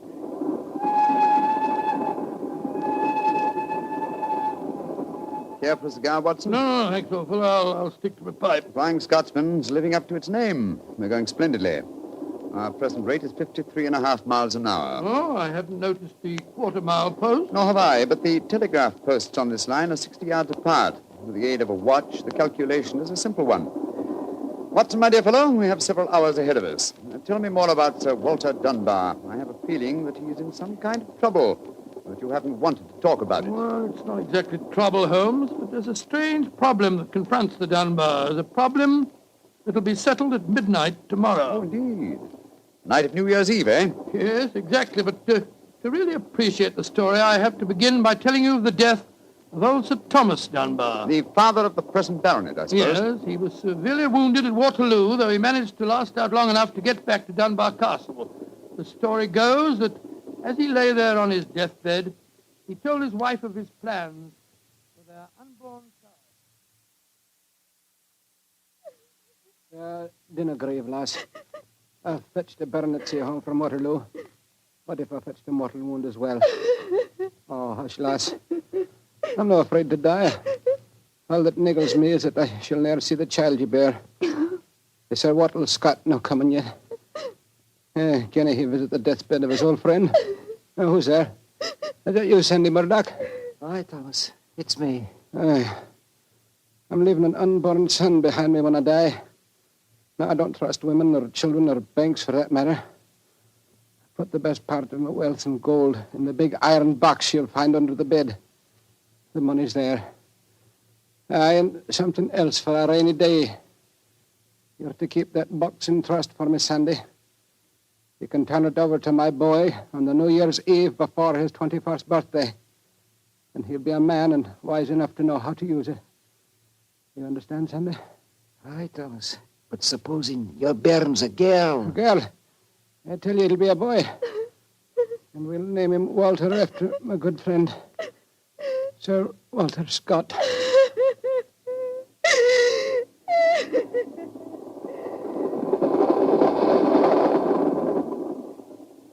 Very interesting story, Watson. And that child, of course, is the gentleman we are going to see now, Sir Walter Dunbar. Exactly. And the first baronet was a friend of Sir Walter Scott, while his son can boast of your acquaintance. Why, it's a family singularly rich in literary friendships. That's not very funny, Holmes. To continue, I suppose you can guess what happened. Sir Thomas carefully drew up a document to specify the New Year's Eve before the baronet's 21st birthday. And the poor child was born on February the 29th. It was a leap year. Oh, so poor Sir Walter is still waiting for his iron box full of gold. Yes, he'll be 84 next year, and yet legally, with only one birthday every 4 years in the eyes of the law, he'll at last be 21. A most amusing situation, though I'm afraid Sir Walter finds it far from entertaining. The lawyers must have been extremely scrupulous in abiding by the letter of the document. Yes, old Sandy Murdoch is dead now, of course, but he too is a great-grandson, William Murdoch, who still handles the Dunbar estate. He'll be at the castle tonight to formally hand over the iron box. I'm delighted you accepted the holiday invitation of Sir Walter. My dear fellow, I've needed a rest, but I've always loathed too strict a one. This situation may pose a nice little problem for me. Problem? Yes, I'm reasonably certain that the aged Sir Walter Dunbar will not get his iron box full of gold on this New Year's Eve either. But we shall see, old fellow. We shall see.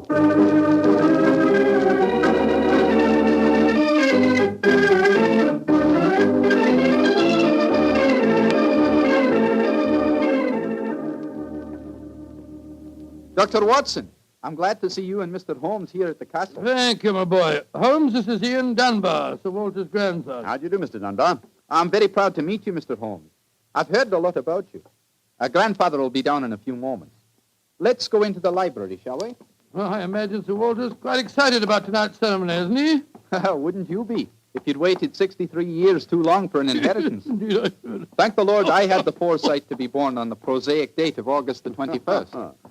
In the event of your grandfather's death, you will be the next baronet, I take it. Yes, Mr. Holmes. You see, my father was killed 2 months ago at Mafeking. Yes, I read about it in the papers, my boy. I'm very sorry. Thank you, Doctor. The opening of the box isn't going to be the only ceremony at midnight. Dorothy and I are announcing our engagement. Dorothy? Dorothy Small. She and her father are staying here, too. My congratulations. Yes, indeed, Ian. Indeed, mine, too. Thank you. It's been quite a battle with her father, though. He's a businessman and isn't impressed with titles when they aren't accompanied by a suitable income. But when we told him about the inheritance, he relented and gave his consent. Here's Dorothy now. Dorothy, darling, I want you to meet 2 friends of mine, Mr. Sherlock Holmes and Dr. Watson. How do you do? Now, how do you do, Miss Small? How are you, my dear? From what this young man's been telling us, I I gather that congratulations are in order. Thank you. I finally persuaded Father that Ian would make a worthy son-in-law. For a while, I was afraid we'd have to elope to Gretna Green, live in a cottage on bread and cheese and law, but brave the parental wrath, just as they do in the storybooks. Oh, Sir Walter, there you are. Watson, my dear boy. How are you? And this must be your friend Sherlock Holmes. How do you do, Sir Walter? Very well for a young nipper who'll be 21 at midnight. Gentlemen, may I introduce Mr. Herbert Small? How do you do, sir? I believe that we have to congratulate you on the engagement of your daughter. That was supposed to remain a secret until midnight. The Dunbar box was finally opened. Dinna be grouchy, Herbert. The children are in love, and I'm going to settle money on Ian. And it's New Year's Eve. Let's enter into the spirit of the occasion. Bring out the glasses, Ian. I've had some bottles of my special pride put out. It's the finest port in Scotland. The cream of Dunbar. Aye. My father laid the first bottle down the year before I was born. And a drink of the brew will surely warm the cockles of your heart. Well, my mouth's watering already, Sir Walter. When is this lawyer fellow, young Murdoch, getting here? Oh, any moment, Herbert. As soon as he arrives, we'll have dinner, and then we'll be ready for the evening ceremonies. He's bringing the famous iron box with him, Sir Walter? If he doesn't, they won't get any dinner, Holmes. Ian, pass the glasses around, my boy. There you are, Murdoch. Good evening, Sir Walter. Oh, you've got the box with you, I see. Now the party's complete. Oh, let me introduce you. Miss Small, her father, Mr. Small, my grandson, Ian, you know. Mr. Sherlock Holmes, Dr. Watson. How do you do, sir? I'm sorry I'm late, Sir Walter. My train was delayed. Oh, that's all right, Murdoch. You're here, and you brought the box. That's all that matters.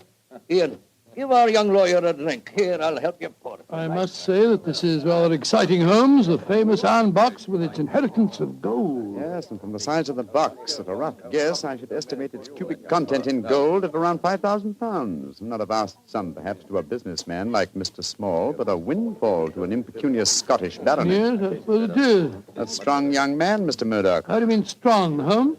A box that size, full of golden sovereigns, would weigh a considerable amount. And yet the lawyer carried it single-handed. Now that we're all assembled, I'm going to propose a toast. Though it's still some hours off yet, let's drink to the new year. It means a lot to some of us. To 1900. 1900. We should toast more than just 1900, Sir Walter. We should drink to the new century that's about to begin. Good idea, Dorothy. Well, I'm afraid that wouldn't be quite appropriate, Miss Small. To be accurate, the 20th century won't begin until January the 1st, 1901, and not 1900. Of course. That's it. Dorothy, I'm afraid your wedding can't take place for some time yet. Father, what are you talking about? I read an article in The Guardian the other day that said just the same thing as you, Dr. Watson. And what's more, it said something even more important. It said that 1900 is not a leap year. Oh, rubbish. Leap year comes every 4 years. There was one in 1896. Then obviously 1900 is one. I think Mr. Small may be right. What do you say, Mr. Holmes? Do you know? Well, I hope no one would bring up this point, but it's the little problem I referred to on the train, my dear Watson. Yes, I remember. Holmes, for heaven's sake, answer. Is 1900 a leap year or no? I'm afraid it's not, Sir Walter. No? Because of a slight imbalance that would otherwise be produced in the calendar. Of the even century years, only those divisible by 400 are leap years. In other words, 1600 was a leap year, the year 2000 will be a leap year, but 1800 and 1900 are not leap years. Then you have no birthday next year, Sir Walter, and I'm afraid I can't open the box tonight. And the Dunbars won't get their inheritance. And you, my dear, don't marry for a few more years. I won't allow you to marry a pauper. Mr. Holmes, are you sure of your facts? I'm very much afraid that I am, young man. Oh, this is terrible. I cannot stand any more. No, don't take it too badly, Sir Walter. Here, sir. Here, drink this. There. That's it. After all, you only have to wait another 4 years. Another 4 years? At my age, young man, at my age. Oh, no. I shall never live that long. Aye, what is it, Angus? Dinner is prepared, Sir Walter. You can serve it as soon as you're ready, sir.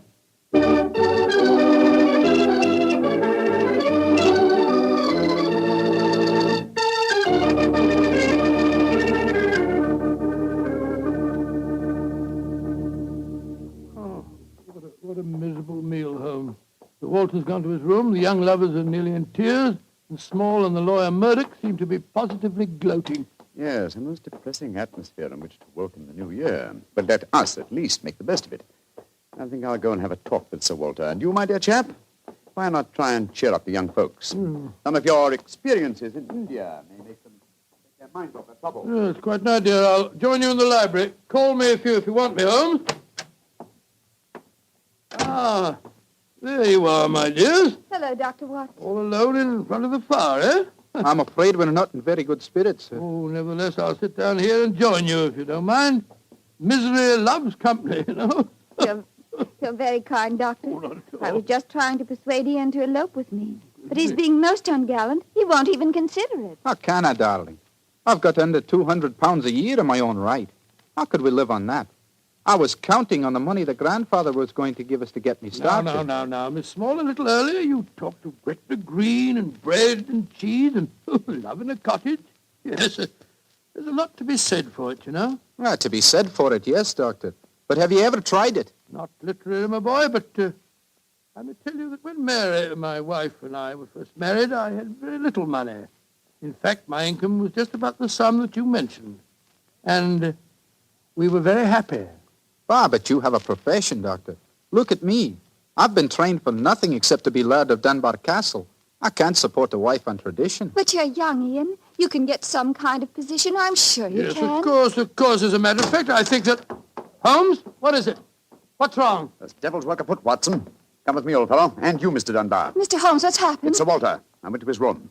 It was in darkness, but in the moonlight I saw two figures struggling by the open casement. One of them was Sir Walter.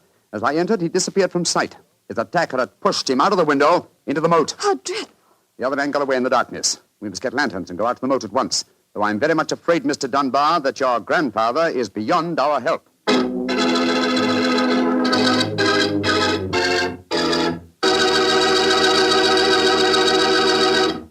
Dr. Watson will be back in just a second, so I'd just like to remind you that if you want to serve a wine over the holidays that you're sure the ladies will enjoy, serve Petri California Muscatel. Petri Muscatel is a golden wine with a wonderful flavor. The flavor of big, plump Muscat grapes. And you know what a flavor that is. I'm sure you'll find that Petri Muscatel is the favorite wine of all women, just as Petri Port is the favorite wine with men. And incidentally, if you're not sure which to get, Petri Muscatel or Petri Port, don't buy one, buy two. Get them both, and you'll be sure to please everyone. Now, to get back to our story, someone had pushed poor old Sir Walter out of his bedroom window and into the moat below. Isn't that right, Dr. Watson? Yes, Mr. Bartell. Of course, we grabbed lanterns as fast as we could and rushed outside, but it was a hopeless task. The water was 8 or 10 feet deep, and it seemed obvious that the elderly Sir Walter wouldn't have a chance of saving himself. But we searched on, the flicker of bobbing lanterns and the scurrying figures in the frosty moonlight, forming a weird, fantastic...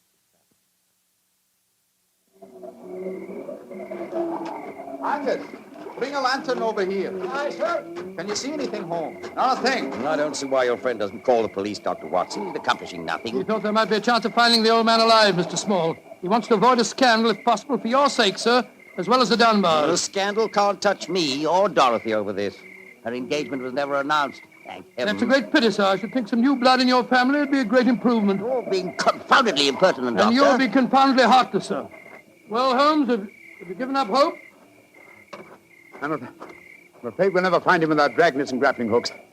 Have to call the police. What time is it? Sir Ian, you know the time? What did you call me, Mr. Holmes?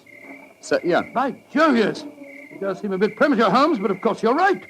If your poor grandfather's dead, Mr. Dunbar, you're the baronet now. And the time, Sir Ian? It's 11:45, Mr. Holmes. A quarter of an hour to the new year. Sir Ian, doesn't that fact suggest something to you? Yes, it does. So I'm the new baronet, am I? Very well, then. There'll be no more talk of the police for 15 minutes. I want all of you to come back to the castle with me. As the last chime of midnight rings out, I shall have a statement to make. A statement that I want you all to hear.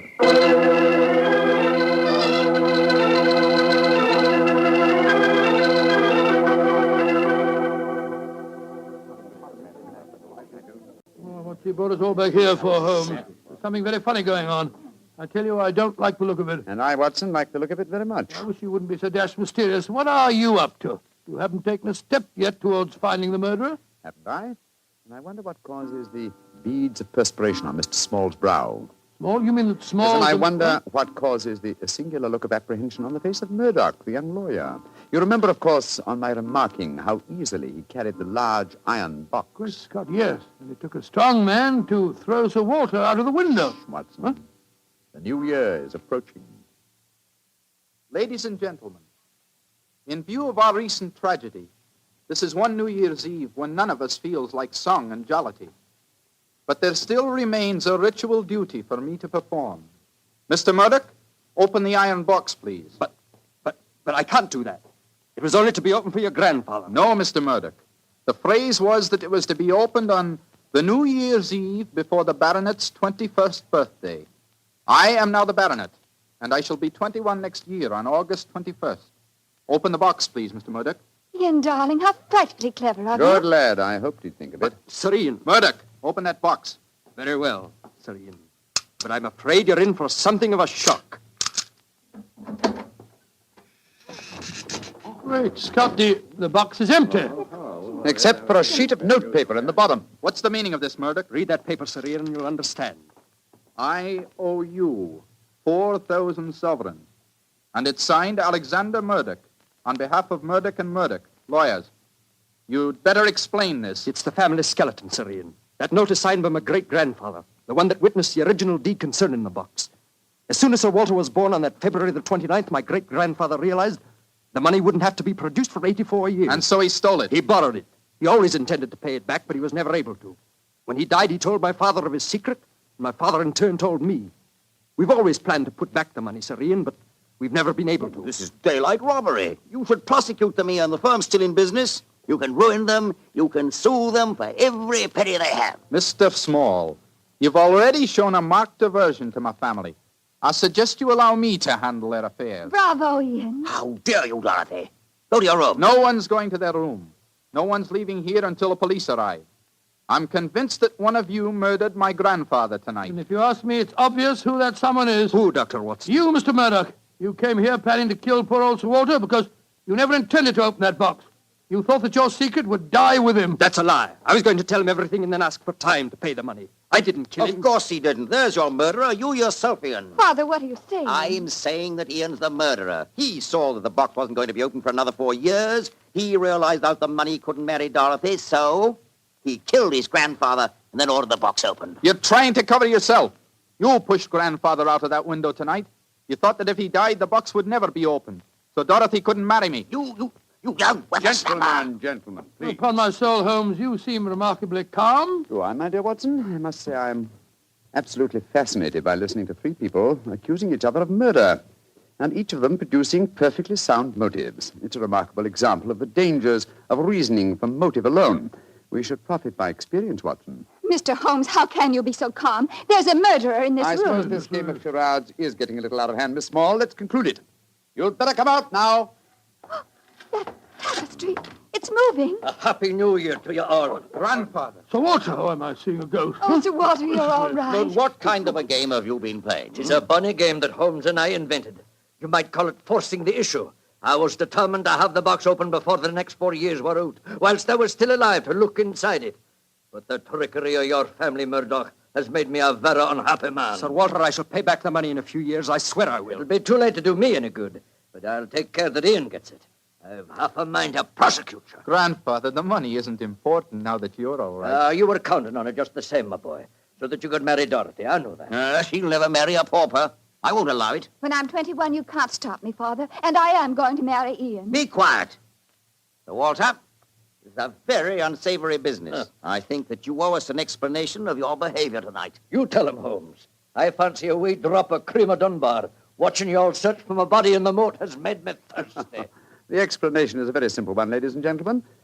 When you arrived here tonight, Mr. Murdoch, I knew from the way you handled the box that it could not contain the sum of gold it was supposed to. And so you suspected fraud and devised a plan to force the opening of the box. Yes, and Sir Walter was an eager conspirator. Of course I was. Ian is 21 next August. Supposing I had died after he came of age and before my next birthday, 4 years hence, the box would never have been opened. And so we invented the fake murder story. By the way, Ian, I must congratulate you for grasping the possibilities of the situation so speedily. If you hadn't demanded the opening of the box, the Murdoch secret might still be a secret. It's a clever plan, Holmes. It's too bad that it had to have such a miserable ending. I'm not sure that we have finished with the matter. Mr. Murdoch. Yes, Mr. Holmes? You say that your family took £4,000 from that box? Yes, Mr. Holmes. Curious. I would have sworn from its size that it would hold closer to 5,000. And in your account of the legend, Watson, you told me that Sir Thomas Dunbar stated of his deathbed that he had put something else in the box. Right. Something for a rainy day, is that it? Mm-hmm. Did the Murdochs find that extra something? No, Mr. Holmes. They found nothing but the gold. Oh, that's very odd. I think I'll take a closer look at that box, if you don't mind. Since this seems to be a night of telling secrets, I think you might as well know, Father, that if you don't give your consent, I shall elope with him. Oh, bravo, my dear, bravo. No such thing. I admire your resolution, young lady, but I hardly think it will be necessary. What do you mean, Holmes? Permit me to show you all the treasure of the Dunbars. What have you found, Holmes? Something for a rainy day that old Sir Thomas spoke of. You see, since the cubic contents of the box obviously differed from my calculations, I deduced the existence of a false bottom. I was correct. And in that space, I found this. Oh, it's a manuscript. Quite so, the manuscript of a book. Look at the title page and see the author's name. History of the Dunbar family. By Sir Walter Scott. Scott. I think, Sir Walter, that an original and unpublished manuscript by your distinguished namesake will prove worth several times the gold that is missing from that box. You've saved the day for us, Holmes, my boy. God bless you. Oh, this has been as strange a new year as ever I knew. But it's turned out to be a bonny one, thanks to you, Holmes. Well, fill up your glasses. We're going to drink a toast to the new year. By Joe, yes, Sir Walter. This is really a happy occasion. Then let's complete it by singing the traditional song of the season, Auld Lang Syne. And in this case, when we sing, Should Old Acquaintance Be Forgot, I feel that in our hearts we should be thinking of Sir Walter Scott. Though he died over 60 years ago, he's made us all very happy here tonight. Should old acquaintance be forgot and never brought to light.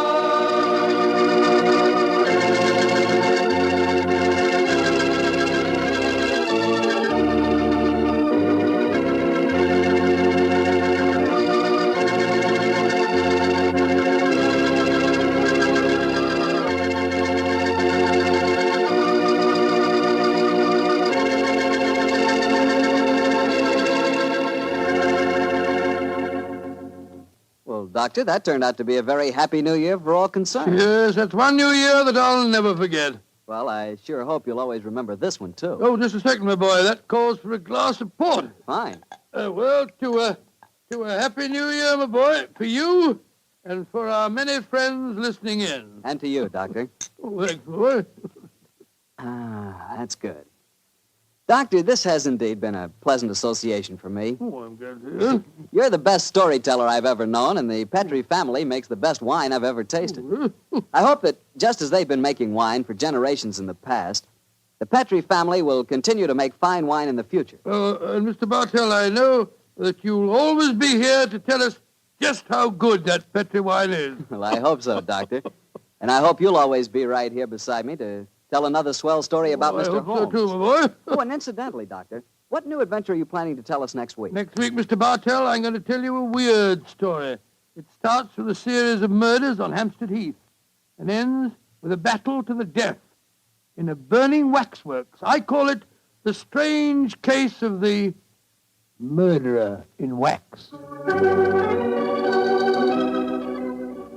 Tonight's Sherlock Holmes adventure was written by Dennis Green and Anthony Boucher and was suggested by an incident in the Sir Arthur Conan Doyle story, The Silver Blaze. Music is by Dean Fossler. Mr. Rathbone appears through the courtesy of Metro-Goldwyn-Mayer, and Mr. Bruce through the courtesy of Universal Pictures, where they are now starring in the Sherlock Holmes series.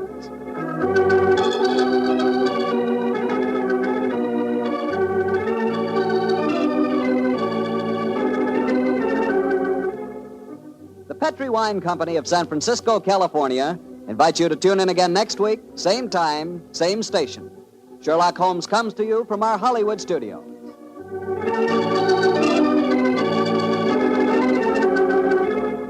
This is Harry Bartell saying good night for the Petrie family. For a solid hour of exciting mystery dramas, listen every Monday on most of these same stations at 8 o'clock to Michael Shayne, followed immediately by Sherlock Holmes. This is the Mutual Broadcasting System. I would like to thank Phyllis White for taking the time to tell us about her husband, Anthony Boucher, and also about Dennis Green, and those wonderful times, not so long ago, when Holmes and Watson were played by Rathbone and Bruce. The 2 episodes you have just heard are part of the new adventures of Sherlock Holmes, starring Basil Rathbone and Nigel Bruce, and are a 1988 copyrighted production of 221A Baker Street Associates. The Sherlock Holmes stories and the characters of Sherlock Holmes and Dr. John H. Watson were created by Sir Arthur Conan Doyle and are used with the kind permission of Dame Jean Conan Doyle. This is Ben Wright.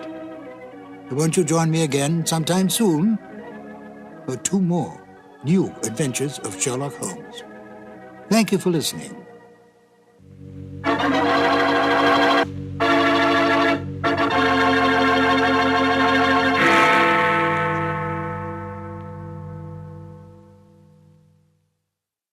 Petri Wine brings you Basil Rathbone and Nigel Bruce in the new adventures of Sherlock Holmes.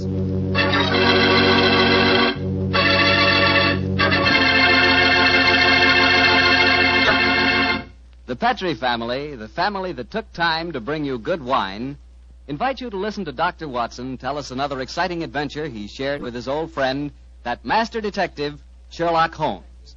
And I'd like to talk about an adventure myself. An adventure in good eating. It begins with a good wine. Petri California Sauterne. You just serve that Petri Sauterne the next time you have fried chicken. You like fried chicken? Cooked so it's crispy and a beautiful reddish gold color on the outside and just as tender as all get out on the inside. Ah, that's chicken. But wait till you try it with Petri Sauterne. That's a wine. That Petri Sauterne is a pale, delicate golden color. You can just look at it and you know it's going to be one of the most delicious wines you've ever tasted, if not the most delicious. Petri Sauterne is not only wonderful with chicken, it's great with fish or any kind of seafood, too. Get a bottle of Petri Sauterne. When it's a Petri wine, it's a good wine.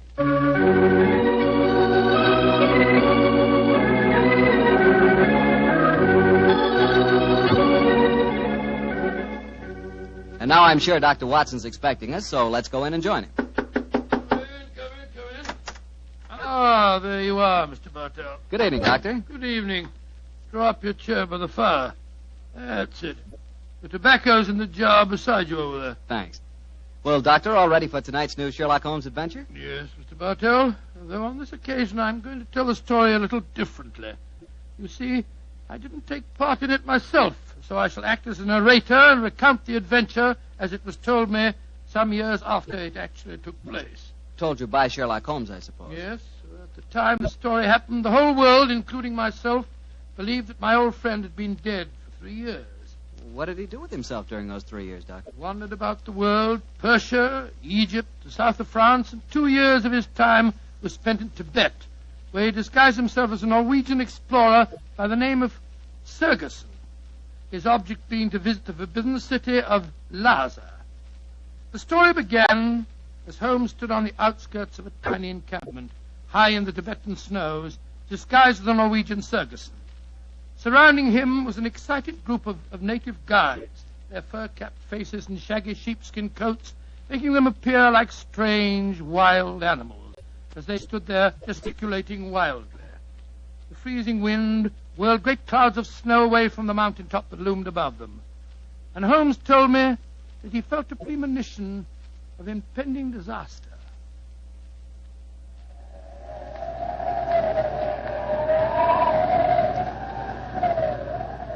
Sir, my men will go no further. They say the goddess of the mountain is angry. If we climb further, she will swallow us up. She will bury us. But we cannot go back now. We have come so far, 1,000 feet, 800 feet higher. We shall reach the pass. We shall be safe. I will not go. We can stay back there in the tents. until the goddess of the mountain tells us we may go further. He is right. We can't go. We don't want to go anymore. It's too... Fools! If you stay here in the wilderness, in the village, and the avalanche comes, you will all be buried. You will be swept away. The only road lies upward. We will not go! Back to the tent! The wind is rising! Then I shall go on alone.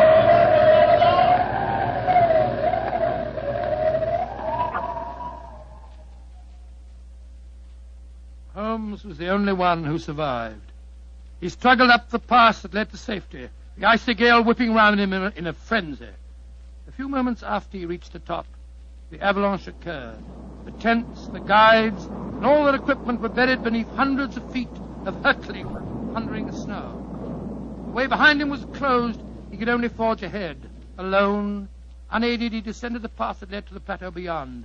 But the goddess of the mountain was still angry.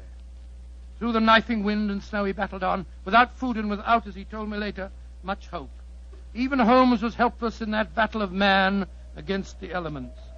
What happened in that 36 hours he never really knew, except that the wind howled and the driving snow slashed at him without mercy. Finally, his mind began to wander, and he became delirious.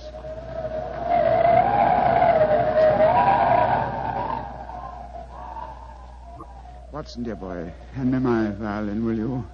Moriarty, I want to introduce to you the goddess of the mountain. I think you will have a lot in common. 221B Baker Street, cabby. For heaven's sake, get me as fast as you can. I think I've caught a chill.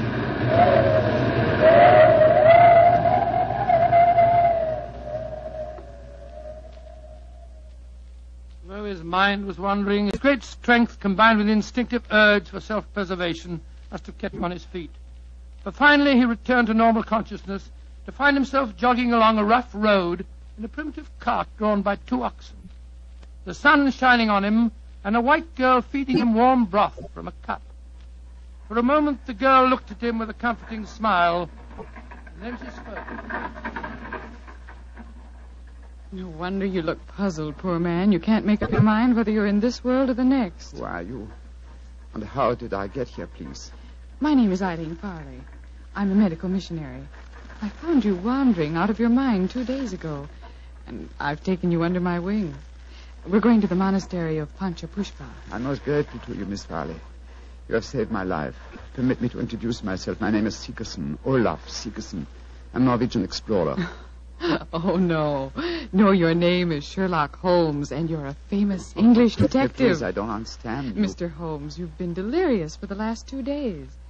In your ravings, I was delighted to learn that the great Sherlock Holmes did not die 2 years ago at the Reichenbach Falls. I can see that further simulation is useless, my dear young lady. However, I must implore you to keep my secret. It's essential that for a while longer the world continues to think me dead. You don't need to worry, Mr. Holmes. I'm a great admirer of yours, and I promise that no one will ever learn your secret from my lips. Try drinking a little more broth. You're dreadfully weak. Thank you, sir. Help me, please. Please, to give me help. Another white man travels the road to Panchapushpa. Stop the cart! You need help? My own cart has broken the wheel. You're going perhaps to the monastery of Panchapushpa? We are. Good. Fyodor Dmitrievich Borodin, Imperial Russian envoy, will travel with you. Please to make room. Spasibo. Well, really? Remember my secret. The cart may proceed. Poнимаешь? Your name, please, young lady. Eileen Farley. I'm an American medical missionary. I do not approve of missionaries, but you are very beautiful. So Borodin will forgive you. Who is this mujik lying on the floor? He looks half dead. I am half dead, Господин Borodin. My name is Sigerson. I am Norwegian. What is a Norwegian doing in Tibet? I have been exploring the mountains. And what, may I ask, is a Russian doing in Tibet, Господин Borodin? What is a Russian doing? You shall see, my friend. To Holy Mother Russia shall belong Tibet. But now let us be gay. We have some hours ahead of us. You like vodka, Miss Farley? I'm afraid I don't drink. Borodin will teach you to drink. Then he will sing you songs of his native Russia. We shall be happy. Ay, chiki, chiki, chiki, gor, vashni more, singing, Holmes told me that every note jarred his aching, weary head. After a few hours, the strangely assorted trio arrived at the gates of the monastery, an edifice, as Holmes told me, of great antiquity and of breathtaking beauty, and built in the shadow of a giant mountain. He was fed and bathed, and shortly afterwards he found himself together with his two companions in the presence of the head abbot himself, a man of great age and infinite wisdom. The faint chanting of religious music could be heard coming from another part of the monastery. As the old man spoke,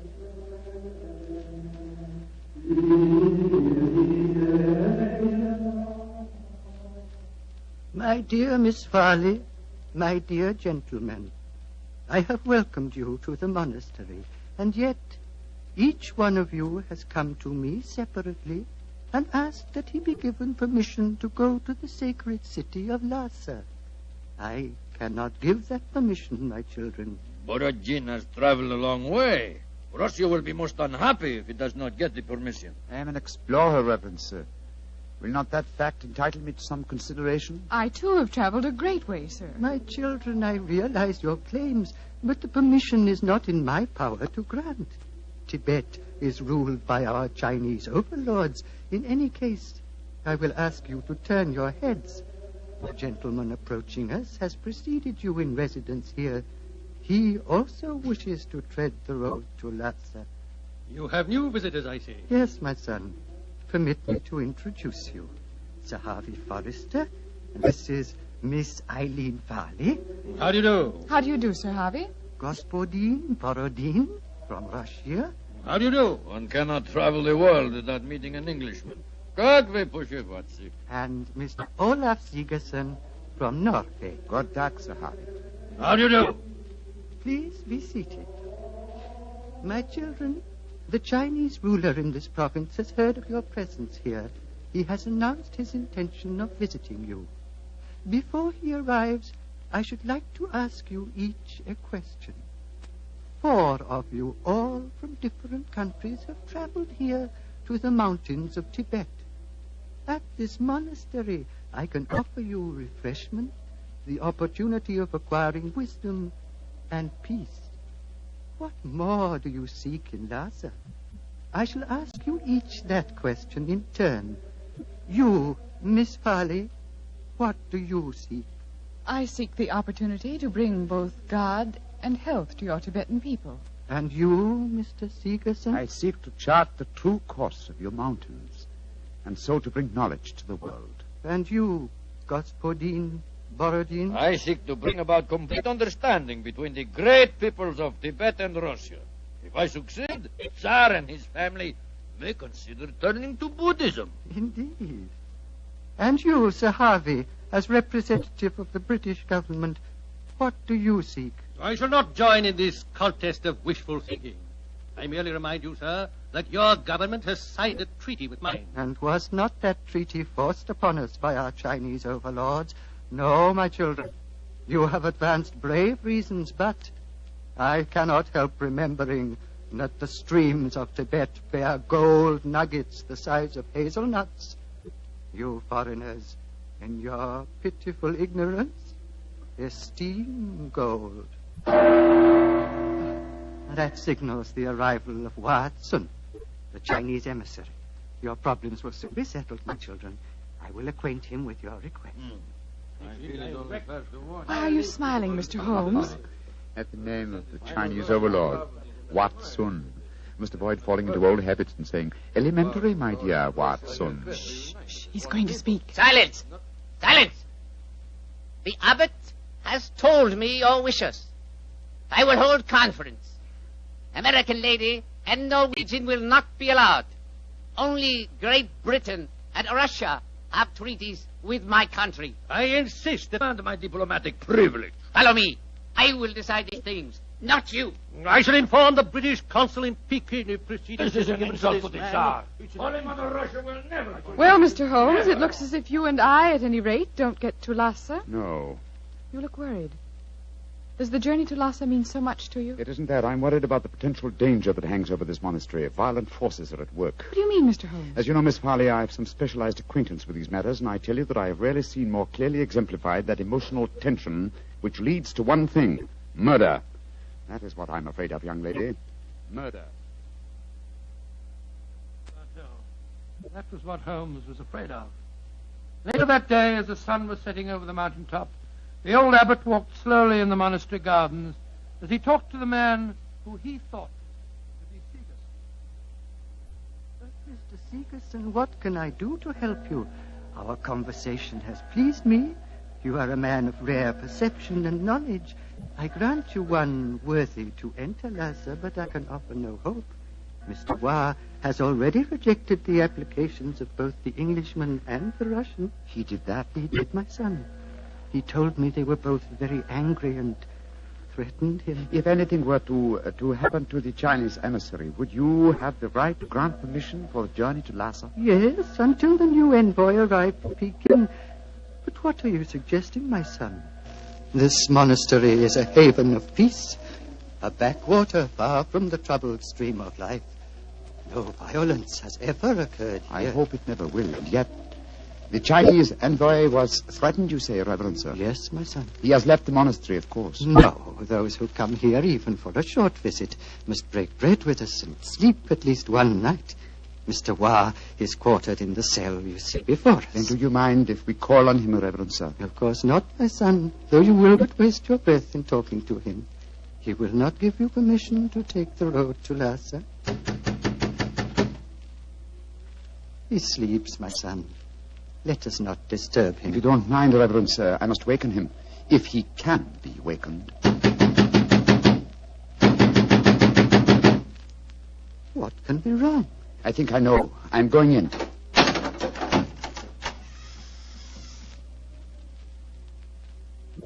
There is your answer, Reverend Sir. He is dead. Yes, sir. Strangled with his own cue. Oh, the poor misguided man has taken his own life, my son. No, sir. Look at those marks on his shoulder. He has been murdered. But what are we to do? As it happens, Reverend Sir, I've had a certain amount of experience with these matters in my own country. If I were to produce the murderer for you with certain proof of his guilt, would you authorize my going to Lhasa? Yes, since for a few days that permission is mine to give, I will grant it. You fill me with a strange confidence, but how will you find this taker of life? I can't tell you now, sir, but I shall find him. All that I require is a little assistance from you, sir. Of course. What is it? Let us both leave the cell, post a guard here, and give him strict orders that no one is to enter unless accompanied by me. Very well. But, my son, where are you going? Before very long, sir. I hope to be on my way to Lhasa.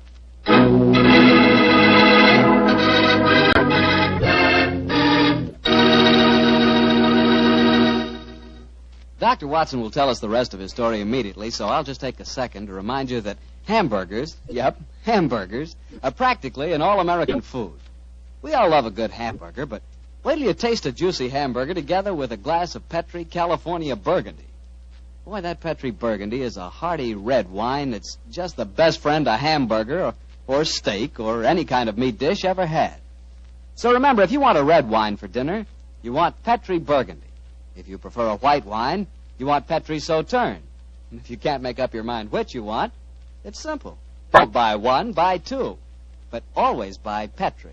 Petri. Petri. Well, Dr. Watson, it seems to me that Sherlock Holmes was in a tough spot. There he was, thousands of miles from England. A murderer was running loose. Holmes was in disguise.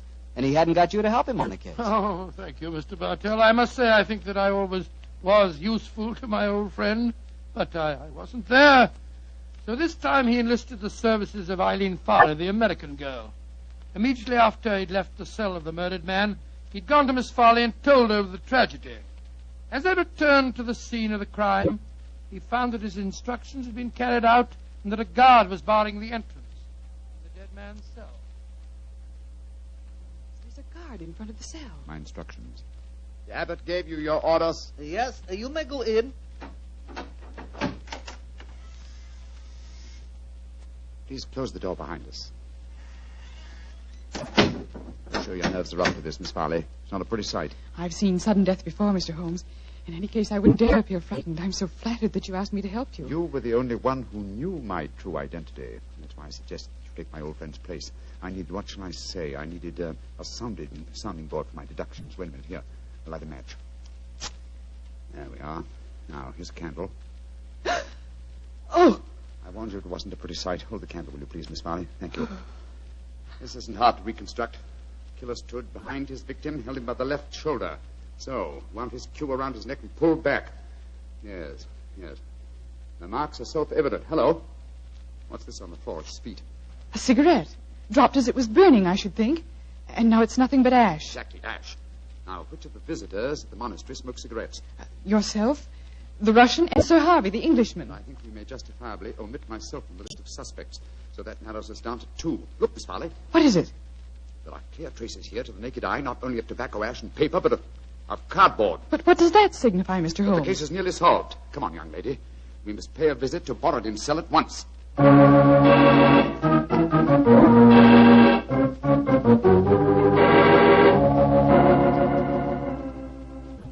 Arguments. Always, Sir Harvey Forrester, you give me the argument. But, my dear Borodin... I am not your dear Borodin. I'm Pyotr Dmitrovich Borodin, ambassador of Holy Mother Russia, and no friend of yours. Come in. The missionary girl and the sick Norwegian. Come in. We will drink vodka, and I will sing Russian songs for you. We haven't come here to listen to songs. The Chinese envoy was murdered tonight. So we have been told, my dear. Sir Harvey and I are very happy because of his death, are we not? Well, I won't pretend I'm heartbroken. Rasputin Borodin. What is it, Norwegian? You were in the cell tonight at the time of the murder. Huh? That's a lie. I can prove it. In that cell, I've just found ashes, of totally burned cigarette ashes that included fragments of cardboard. Only a Russian cigarette has a cardboard mouthpiece. What you can or cannot prove is of no interest to me, Sigerson. He's very obstinate tonight, Sigerson. We've just been having a political argument. Couldn't agree on a single point, except on the danger of the common man.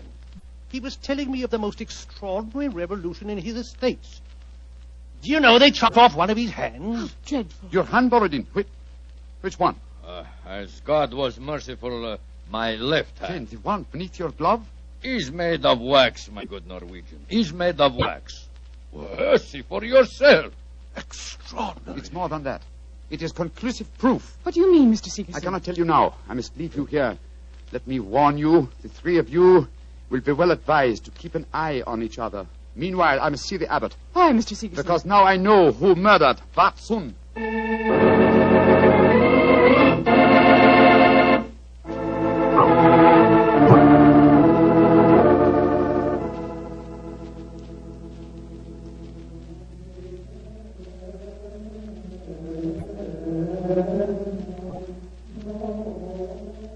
Pink fingers of dawn are stealing across the mountain top, my son.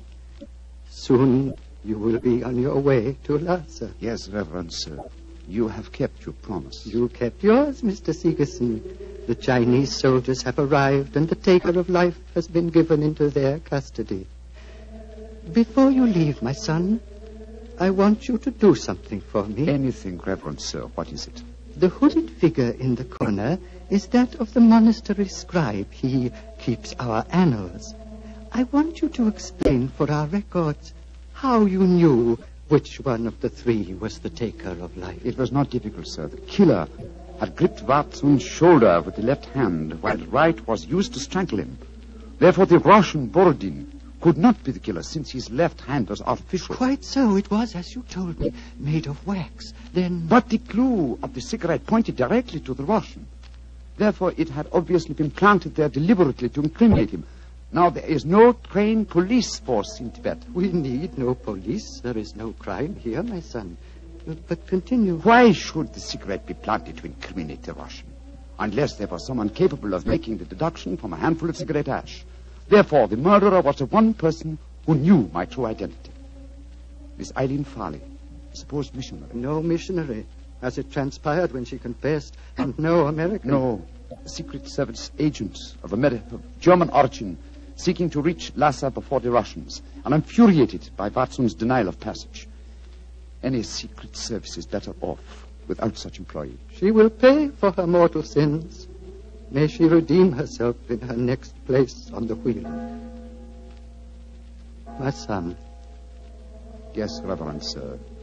You are about to leave me, and I shall never see you again. Though evil and death came to Panchapushpa and to my monastery in the caravan that brought you here, I shall miss you, my son. I shall miss you greatly. And I you, Reverend Sir. Would you consider staying here? I can only offer you peace, a shelter from the outside world, and quiet companionship. 3 great gifts, sir. But I cannot take them. My work is not done. I must go on. Of course, my son. It was an old man's dream. One last question. What is it, sir? You spoke of your true identity just now. Who are you, my son? Reverend Sir, I cannot tell even you the answer to that question. One day, perhaps, but not now. Let us just say that I have wandered through a world of trouble, just as you have remained tranquil in a world of peace. I hope, sir, that we shall meet again. I hope so, too. Goodbye, my son. Goodbye, Reverend Sir. Goodbye.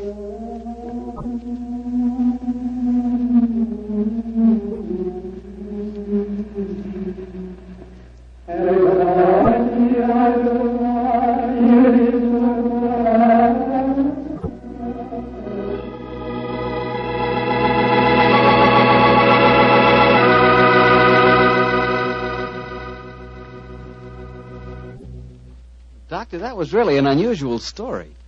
You told it so well, I felt you were actually a part of it. No, my boy, as I said, the story was told me by Holmes. I've never been to Tibet. Been to India, of course. I never really wanted to go to Tibet. Horrible mountains, terrible weather, lots of bandits on the roads. Sort of dangerous place. Doctor, you're not afraid of danger, are you? 10 years ago, Mr. Bartell, a question like that would be an insult. Today I realize that all of us, unless we're stupid, have some fear of danger. I would say that I'm definitely not a coward, nor am I a thrill seeker, but I've done with searching for something new. Me too, Doctor. I'm through searching for something new also. Now that I've found Petri wine, I'm going to stick to it. Mr. Bartell, no matter what we talk about, when you say it, it always sounds like Petri wine. Well, why not? I can't think of a more delicious wine. And no wonder. The Petri family has been making the fine Petri wines for generations. Ever since the 1800s, they've handed on down from father to son, the fine art of turning luscious, sun-ripened grapes into fragrant, delicious wine. And because the making of Petri wine is a family affair, you can rest assured that the Petri family takes pride in doing a good job. They won't put that name Petri on any wine that isn't up to the high Petri standards. Yes, if it's Petri wine, you know it's good wine. Because Petri took time to bring you good wine. Well, Dr. Watson, what new Sherlock Holmes adventure do you plan to tell us next week? Well, now, next week, Mr. Bartell, I'm going to tell you a story that started off in a very light-hearted way and ended on the same note. And yet it involved Sherlock Holmes and myself in serious danger and caused us intense humiliation. I call it The Adventure of the Pigeon Feathers. Sounds swell, Doctor. Oh, thank you very much. And before you go, I want to remind the families of our returned veterans that their sons are more than heroes. They not only fought bravely, but in the armed forces they acquired new skills, learned or bettered themselves in some trade or furthered their education. Our men have returned with a new maturity and a new wisdom. They'll be more valuable to past or to future employers and more valuable to their country. The greatest assets America has at this moment are her veterans. Remember that. Good night.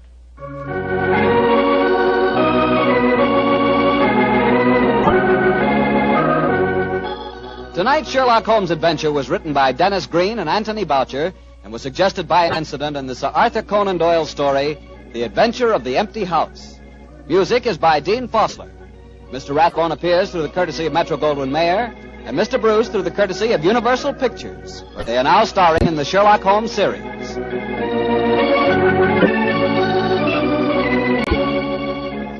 The Petri Wine Company of San Francisco, California, invites you to tune in again next week, same time, same station. Sherlock Holmes comes to you from our Hollywood studios.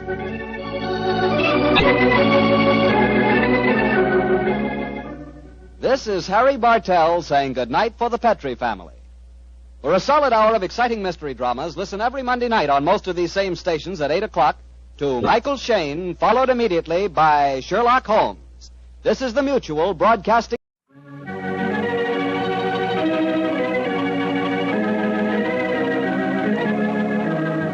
In 1945, I considered myself a very lucky man because I was the announcer on the New Adventures of Sherlock Holmes. My name is Harry Bartell. Won't you join me now as I reminisce about those wonderful days of dramatic radio?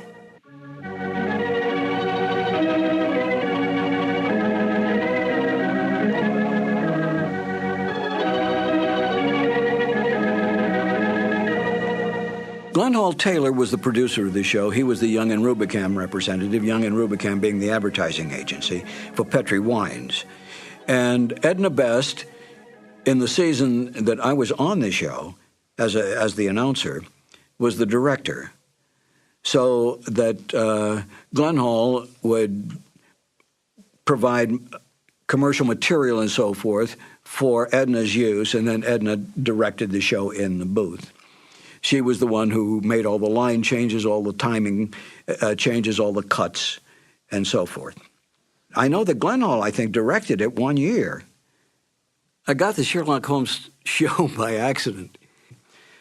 I came over to CBS Studios on Sunset Boulevard one day to rehearse for another show, and the lobby was loaded with announcers. Practically every announcer in Hollywood was there. I couldn't figure out what was going on, and as the secretary came out with her list and said, George or Sam or whoever, I said, what's going on here? And she said, they're auditioning for a new show. And I said, who's holding the audition? They said, Edna Best. Edna Best was a lovely, lovely lady. I had worked with her on other shows. And I said, if she has a moment, let me sneak into the studio, if you don't mind, just to say hello, and I'll come right back out. She said, I'll ask. So she came out a little later and said, you can go in for just a second. I went in, stepped in front of the microphone, which was set up in the studio, and said, Edna, I came in to say hello. Hello, bye-bye. And I started to leave.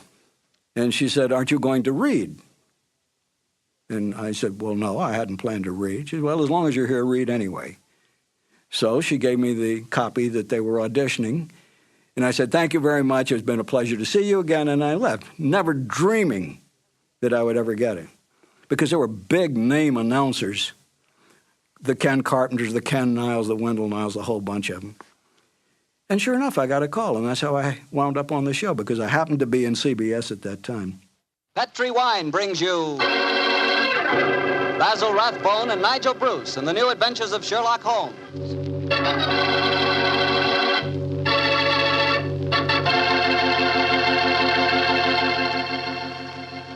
The Petri family, the family that took time to bring you good wine, invites you to listen to Dr. Watson tell us another exciting story about his good friend, that master detective, Sherlock Holmes. And I'd like to tell you something that maybe you already know. The fact that America's favorite wine is port wine. Did you know that? Well, if you didn't, you'll know why port is the way out front favorite if you'll just sample some Petri California port. You just look at that Petri port and you know it's good. That wonderful, deep, rich red color. And Petri port is so clear. Well, just hold it to the light and you can sort of see right through the glass. But what you really want to know about a wine is how does it taste? And I'll tell you something, I've never yet been able to find the adjective that'll do Petri port justice. It's wonderful, honest. You just got to taste it for yourself and find out for yourself. You love that Petri port in the evening after dinner when you're sitting around listening to the radio. And it's perfect to serve your friends when they come over. Oh, and you can show that Petri label, too. In fact, you can show it proudly, because the name Petri is the proudest name in the history of American wines.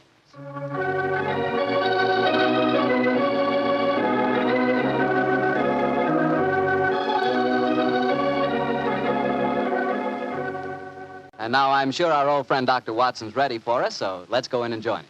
Come in, come in, come in. Mr. Bartow. Good evening, Doctor. Well, the puppies seem very happy tonight. Yeah, tonight, yes, but you should have seen them this afternoon. I doubt if there were two more frightened little dogs in the whole of California. Come on, Winnie, now you control yourself. What happened, Doctor? Well, I took them for a walk on the beach. As we were scrambling round a rocky point, a seal popped his head up in the water quite close to us. What'd the puppies do? Oh, both of them barked at it furiously. And the seal? Blew a few bubbles and then barked right back. I don't know what the world's speed record is for short-legged dogs, but I'm sure they broke it. You know, Doctor, I'll have to join you on one of those afternoon strolls of yours. You always seem to be having such exciting adventures. Oh, and talking of that, how's about tonight's new Sherlock Holmes adventure? Well, I'm all ready for you, my boy. In fact, I was looking over my notes on the case just before you arrived. This is another story in which Sherlock Holmes' elder brother, Mycroft, played an important part. Mycroft Holmes was 7 years older than Sherlock, and some said it is superior in powers of observation and deduction. That sounds like heresy, Doctor. No, young fellow, my lad. Holmes himself was the first to admit it. In fact, if it hadn't been for his incurable laziness, Mycroft could have been a formidable rival to his younger brother. However, Mycroft did hold a position of considerable importance at the Foreign Office, and it was there that tonight's story begins. It was in the winter of 1899, and Mycroft Holmes, after a gourmet's lunch, was reclining full length on a leather settee. His eyes were closed, his hands were folded across his stomach, and his breath came rhythmically. A cynic would have declared that Mycroft Holmes was taking an after-luncheon snooze. But Mr. Holmes' secretary, a gentleman by the name of Gardner, was a realist. He tapped on the door discreetly. Then he rapped on it. And still there was no response, so he opened the door and entered. After a moment, he gave what he thought was a discreet cough. Mycroft Holmes opened his eyes and folded his hands and said, "Found it, Gardner. Must you come in here and bark at me so soon after lunch?" I'm sorry, Mr. Holmes, but I thought that... You thought that as I was lying down with my eyes closed that I must be bored, and so you came galloping in. Oh. Well, what do you want? There's an old lady outside, sir. She insists on seeing you personally. I've tried to get rid of her, but... What's her name? Mrs. Hudson, sir. Mrs. Hudson? Huh. Show her in, Gardner. Show her in. Very good, sir. Undoubtedly a message from young Sherlock. How are you, Mrs. Hudson?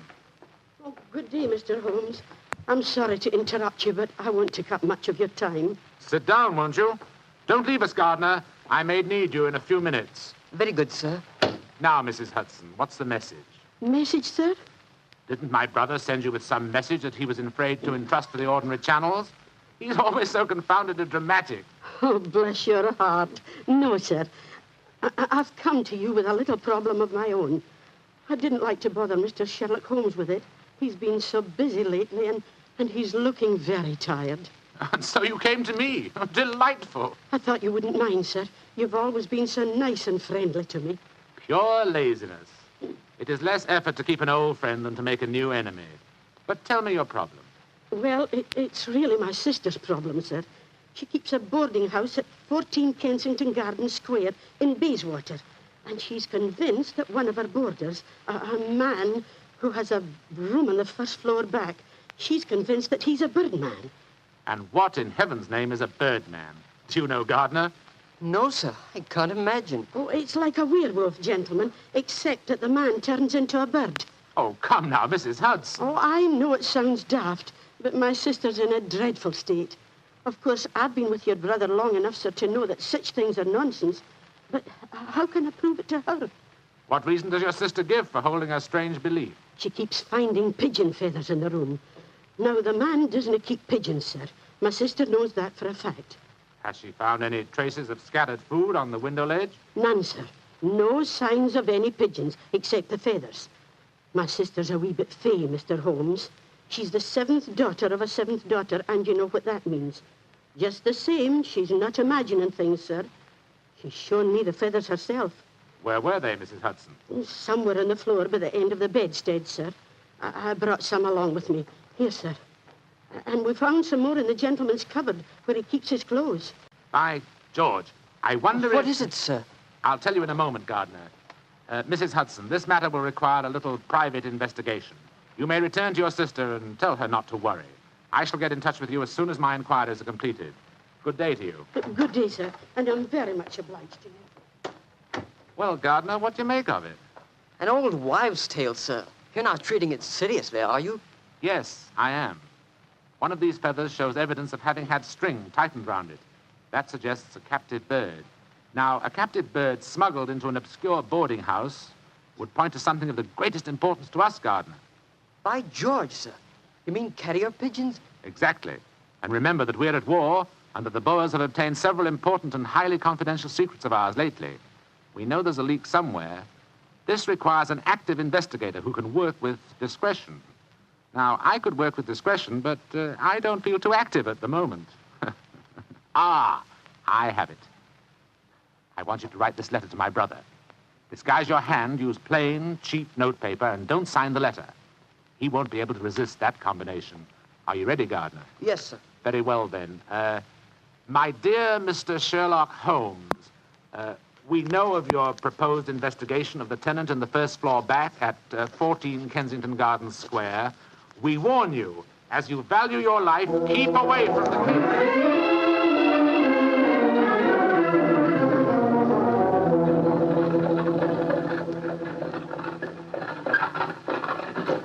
We warn you, as you value your life, to keep away from the case. And that, my dear Watson, is why we are driving towards 14 Kensington Gardens Square, disguised as building inspectors of the London County Council. Well, I must say it's a very challenging letter, Holmes. Unsigned, Yes. I notice. Written on cheap notepaper and in a disguised hand. No clue there, I'm afraid. Well, we're entering the square, Holmes. Let's stop the cab here. You can drop us here, cabby. Right you are, Governor. It would seem a little incongruous in these costumes for us to arrive in a cab. Yes, I suppose so. Here you are, cabby. Oh, thank you, Governor. Supposing this mysterious tenant of the first floor back should be in his room when we get there. Then we must hope that our disguises are convincing and keep our wits about us. Now, this may be a trap. Yes, just what I was going to say. After all, you've never heard of 14 Kensington Gardens Square until you received an unsigned letter 2 hours ago warning you to keep away from it. I don't like the look of it. There we are, number 14.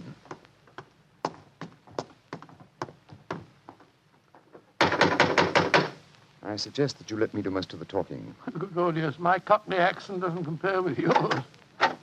Who do you want to see? We're from the London County Council, we are. We've had complaints about a leaky gas jet in the first floor back. Oh, that's Mr. Green's room. He ain't home. Oh, that don't matter, my dear. We'll go up and take a look. Come on, Bertie. Right you are, Alfie. Want me to show you the way? The missus is out shopping. No, thanks, dearie. Me and Bertie can't get lost, can we, Bertie? No, of course we can't. Of course we can't. Oh, look at him laughing. Come on, Bertie. Oh, I do like to be beside the seaside. Oh, I do like to be beside the sea. Tiddly-um-pa-pum-pa-pum, tiddly-um-pa-pum-pa-pum. Nice house, Bertie, ain't it? Yes, Alf. Nice as can be, this house. Oh, I do like to be beside the seaside. I do like to be beside us. There we are. First floor back. Better make sure the bloke ain't home. Oh, I do like to be beside No, he ain't home, Alfie. Huh? No, well, all right, let's go in.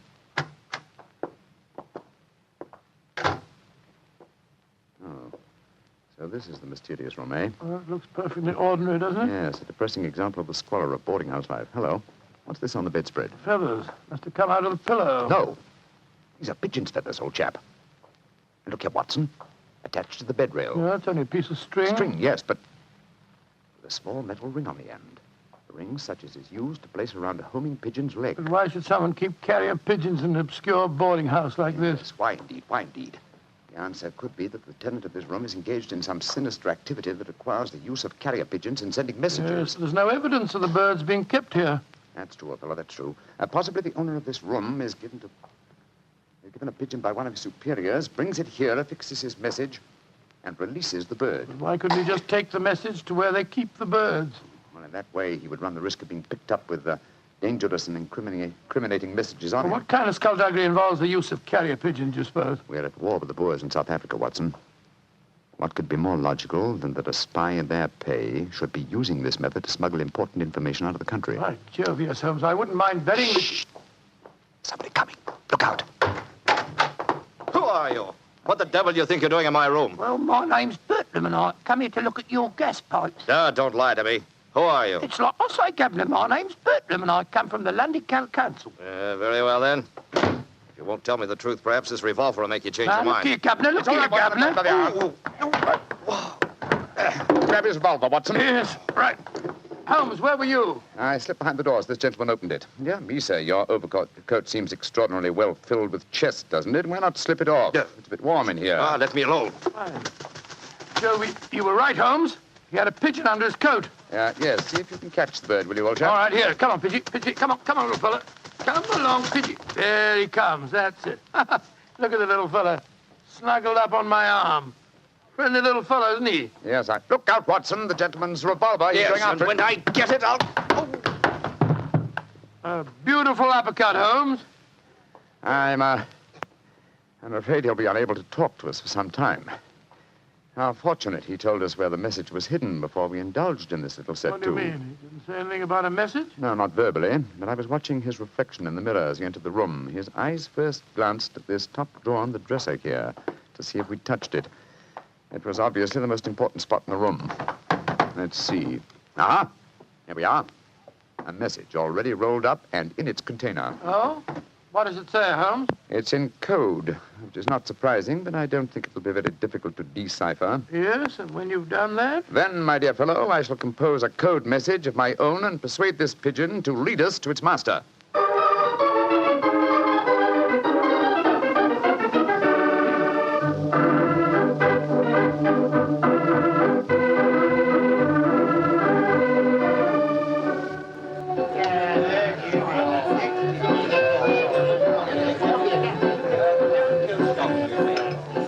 I can see from your puzzled expression, Watson, that you're wondering why I brought you to Dexter's Music Hall in the Edgware Road. Well, I must confess I'm a little confused, Holmes. First of all, we go to Baker Street and you spend hours poring over some obscure book. Then you write out a message, attach it to a pigeon and let it loose.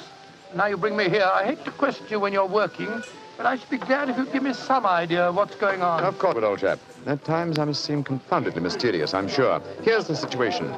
The obscure book I was studying was a table of ciphers. I was trying to decode the message we found in the room on the first floor Well, back. obviously you succeeded, or we wouldn't be here. Yes, the key word was Louis Botha, the name of the Boer leader.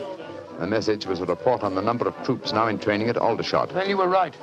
We're mixed up with a ring of enemy agents. Obviously, old chap. So I kept the original message and composed another using the same code and dispatched it by carrier pigeon. Well, what did you say in your message? Meet me tonight, 8 o'clock, table number 3 at Dexter's Music Hall. What made you choose this place as a rendezvous? Well, I happen to know that it's a common meeting place for underworld characters.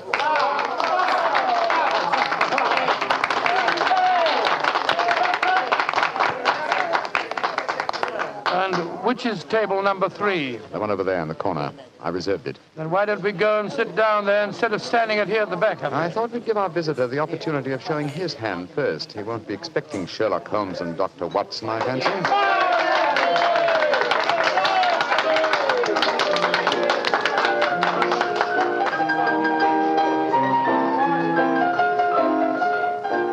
Good Lord, look at this woman coming on to sing. You ever see so many feathers? I'm not allowed to have a bow except upon the side.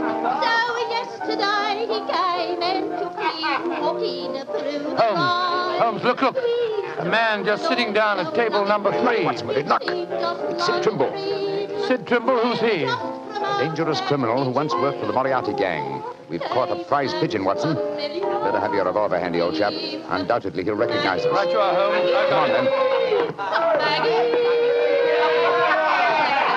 Out in the clover, they've trampled it since morning. Go and you drive them, Maggie, to the old... I'm so glad you're able to keep your appointment, sir. Sherlock Holmes. This is a trap. Now, don't try any tricks. I've got a revolver here, Sid. How'd you like this table in your face? Watson, you didn't shoot him, did you?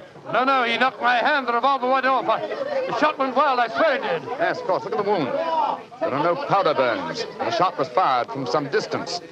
Holmes, he's dead. Out of the way! Out of the way, please. Now then, what's going on here? Constable, this man has been killed. Yes, and it's easy to see who did it. Well, I didn't do it, Constable, if that's what you're thinking. No? Then why are you standing here with a smoking revolver in your hand? Come on, you're under arrest. But you can't arrest me. I'm Dr. Watson, and this is Mr. Sherlock Holmes. I don't care if you're the King of Siam and the Bishop of London himself. You're under arrest, and I'm taking you both to Scotland Yard.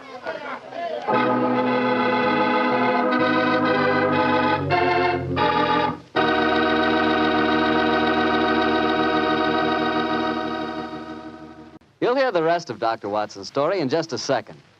And if you don't mind, I'll take that second to say just one word to the ladies. And that word is muscatel. Petri California Muscatel. I want you women to know about it because Petri Muscatel is one wine that practically every woman likes. Maybe because it's such a beautiful color, like pale gold. But I guess really because Petri Muscatel brings you the wonderful flavor of luscious, sun-ripened muscat grapes.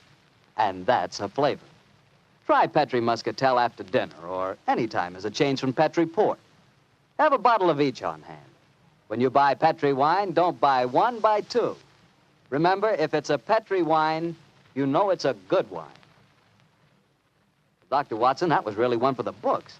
So you got yourself arrested on a murder charge. Yes, Mr. Bartell. It's a very humiliating experience. I was taken off to Scotland Yard in the Black Marat. Just like any common criminal. The wretched constable wouldn't listen to a word that I'd got to say. Well, Sherlock Holmes went with you, of course. Naturally, but as we arrived at Scotland Yard, my mortification was complete, and I found that I was led into the presence of our old friend, Inspector Lestrade. Holmes spoke to him at some length, but I could see from Lestrade's expression that my position was a very serious one. Now can see what it is, Mr. Holmes. You see, I know you both. But I must say there are lots of them here at the yard as don't like what they call your high-handed method. But, Lestrade, personal likes or dislikes have nothing to do with this. No, of course they haven't. This is purely a matter of evidence. Well, I know that, Dr. Watson. And the constable's evidence was as clear as the nose on your face. The dead man was shot through the head, and you were standing in front of the body with a drawn revolver in your hand. But, my dear Lestrade, there were no powder burns on the wound. Yeah, that's what you tells me, Mr. Holmes. But I'll have to wait for the official report on that. The police surgeon's examining the body now. You understand, gentlemen, I'm not saying I'm sorry that Sid Trimble's dead. He's been a thorn in our side for a good many years. In fact, here's the police surgeon now. Dr. Hendricks, this is Mr. Sherlock Holmes and Dr. Watson. How do you do? How do you do, gentlemen? I'm a great admirer of you both, and I'm sorry to see you in such a very unfortunate plight. Thank you, Doctor. Thank you. What were your findings, Dr. Hendricks? Well, I just extracted the bullet, Lestrade, and I'm very much afraid it's the same make and caliber as the one missing from Dr. Watson's revolver. Yes, but that doesn't prove that I fired the fatal shot. A .45 Colt's a very common weapon, Doctor. It proves nothing. Dr. Hendricks, as I was just saying to Inspector Lestrade before you came in, the only fact that would show my friend guilty would be powder burns on the wound, thereby proving that the bullet had been fired from close range. I entirely agree with you, Mr. Holmes. Then, as there were no powder burns on the... but there are powder burns, Mr. Holmes. What? Very distinct ones, too. Lord, I don't understand the whole thing. I'm sorry, gentlemen, to be the bearer of bad tidings, but I have my duties to perform. Yes, and I'm sorry, too, Dr. Watson. Huh? I'm afraid I'm not going to be able to let you leave here. You must consider yourself under arrest.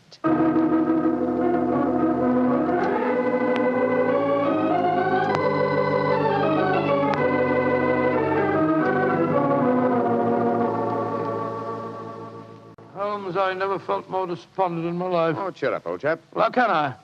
Locked up in a prisoner's cell. Looks as if I might end up at the gallows. Don't worry, Watson. You'll be out of here before the night is over, I promise you that. I wish I felt as confident as you do. How do you propose to do it? Oh, with the aid of a little hard thinking. Thinking? That won't unlock any cell doors, thinking. But it will, old fellow. It's obvious someone's deliberately trying to incriminate us. Let's try and reconstruct the killing logically. Sid Trimble was a member of an espionage ring. I sent him a false message.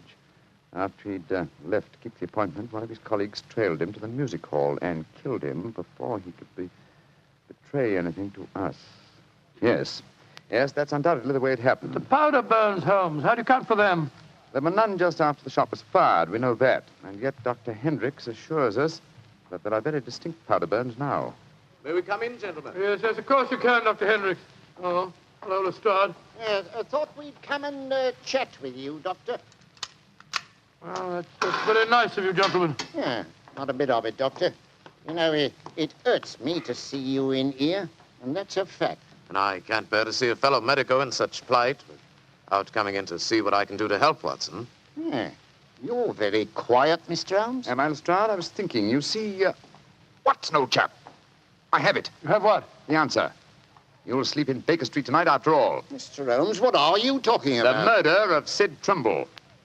The incriminating powder burns were obviously faked. Watson and I know that, whether you and Dr. Hendricks believe it or not. The question is, how were they faked? I think I have the answer. Dr. Hendricks. Yes, Mr. Holmes? If a blank cartridge were fired at the wound after death, it would produce powder burns, wouldn't it? Undoubtedly. Yeah, but who could have done that, Mr. Holmes? Ah, that's the point, Lestrade. Who had the opportunity? The constable who brought the body here. True, old chap. Huh? Also, you, Dr. Hendricks. That's perfectly true. Yeah. Well, I had the opportunity too, Mr. Holmes. I spent half an hour in the morgue alone with the body when it first come in. Well, you've narrowed it down to 3 suspects, Holmes. I hope I don't hang before you find the real killer. I found him, Watson. Why, What? who is he, Mr. Holmes? The answer is simple, Lestrade. The powder burns were certainly faked by a blank cartridge. Now, if a blank cartridge were fired into a wound, the wadding would have penetrated and distorted the wound. Yes, but supposing the person had removed the wadding from the blank, Mr. Holmes. Its effect would still be quite apparent to the police surgeon who removed the bullet. Am I correct, Dr. Hendricks? Entirely. A surgeon could not fail to identify the marks, Mr. Holmes. Exactly. Therefore, only one person could have fired that blank cartridge without detection. The same person who made the incision necessary to remove the cartridge would also remove all traces of the shot. You yourself, Dr. Hendricks. Jim Holmes, I believe you're right. That's an ingenious theory, Holmes. Surely you're joking. Am I? Then how do you account for the pigeon fellow's feathers on the collar of your coat? The devil with you, Holmes? Here, come back here. Doctor, constable, don't let Dr. Hendricks get away. Great Scott.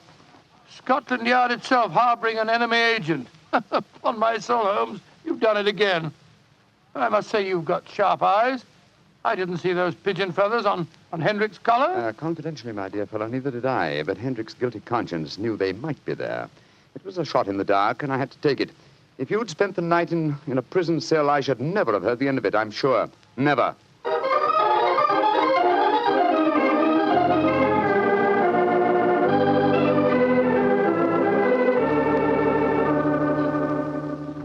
I want to see Mr. Mycroft Holmes, please. Follow me, Mrs. Hudson. He's expecting you. Aye, sir.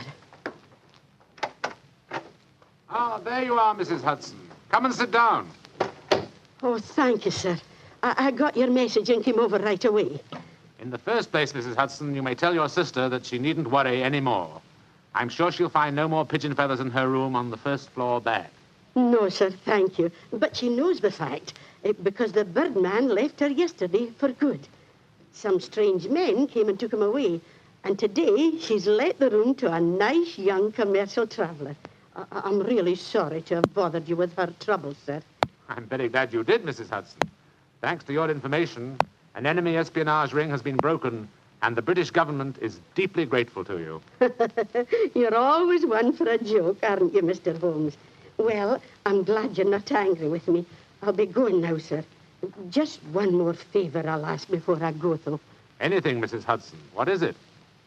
Please don't tell your brother about this, sir. He'd be so angry with me for wasting your time.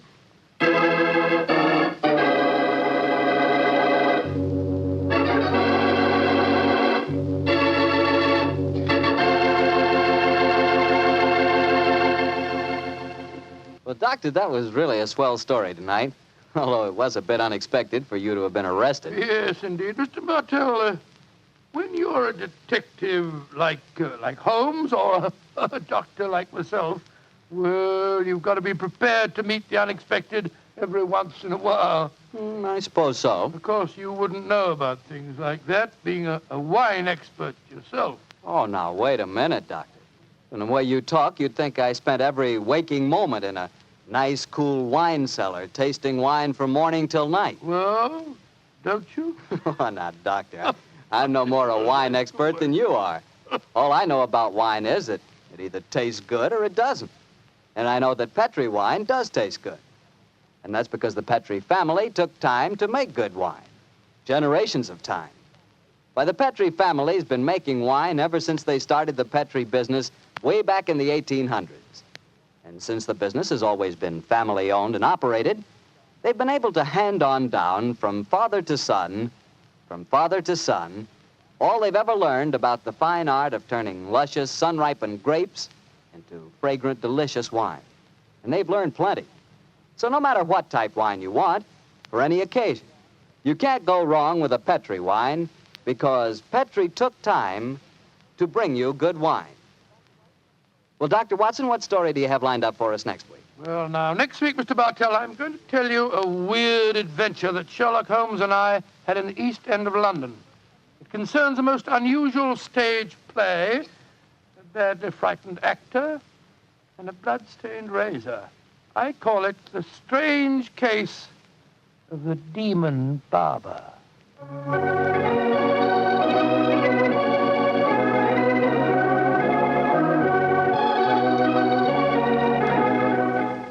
Tonight's Sherlock Holmes adventure was written by Dennis Green and Anthony Boucher and was suggested by an incident in the Sir Arthur Conan Doyle story, The Greek Interpreter. Music is by Dean Fossler.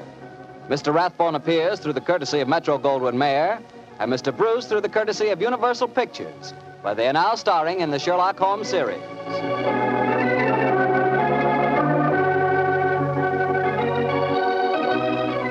The Petri Wine Company of San Francisco, California, invites you to tune in again next week, same time, same station. Sherlock Holmes comes to you from our Hollywood studios. This is Harry Bartell saying goodnight for the Petri family. For a solid hour of exciting mystery dramas, listen every Monday on most of these same stations at 8 o'clock to Michael Shayne, followed immediately by Sherlock Holmes. This is the Mutual Broadcasting System. This is Harry Bartell. I'll be right back with another new adventure of Sherlock Holmes.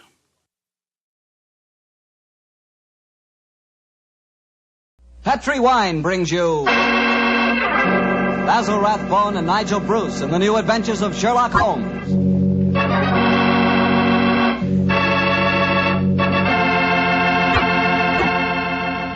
The Petri family, the family that took time to bring you good wine, invites you to listen to Dr. Watson tell us another exciting adventure he shared with his good friend, that master detective, Sherlock Holmes.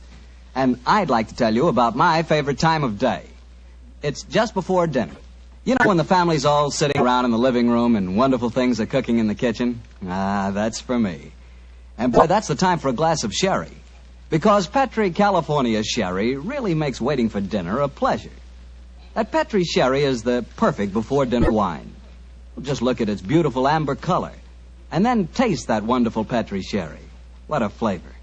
Petri sherry has a rich, nutty flavor that's right from the heart of sun-ripened grapes. And if you like your sherry dry, you know, not sweet, you'll want to get Petri Pale Dry Sherry. Or better yet, taste them both. Don't buy one, buy two. Those letters P-E-T-R-I on the label are the personal assurance of the Petri family that Petri sherry is truly good wine.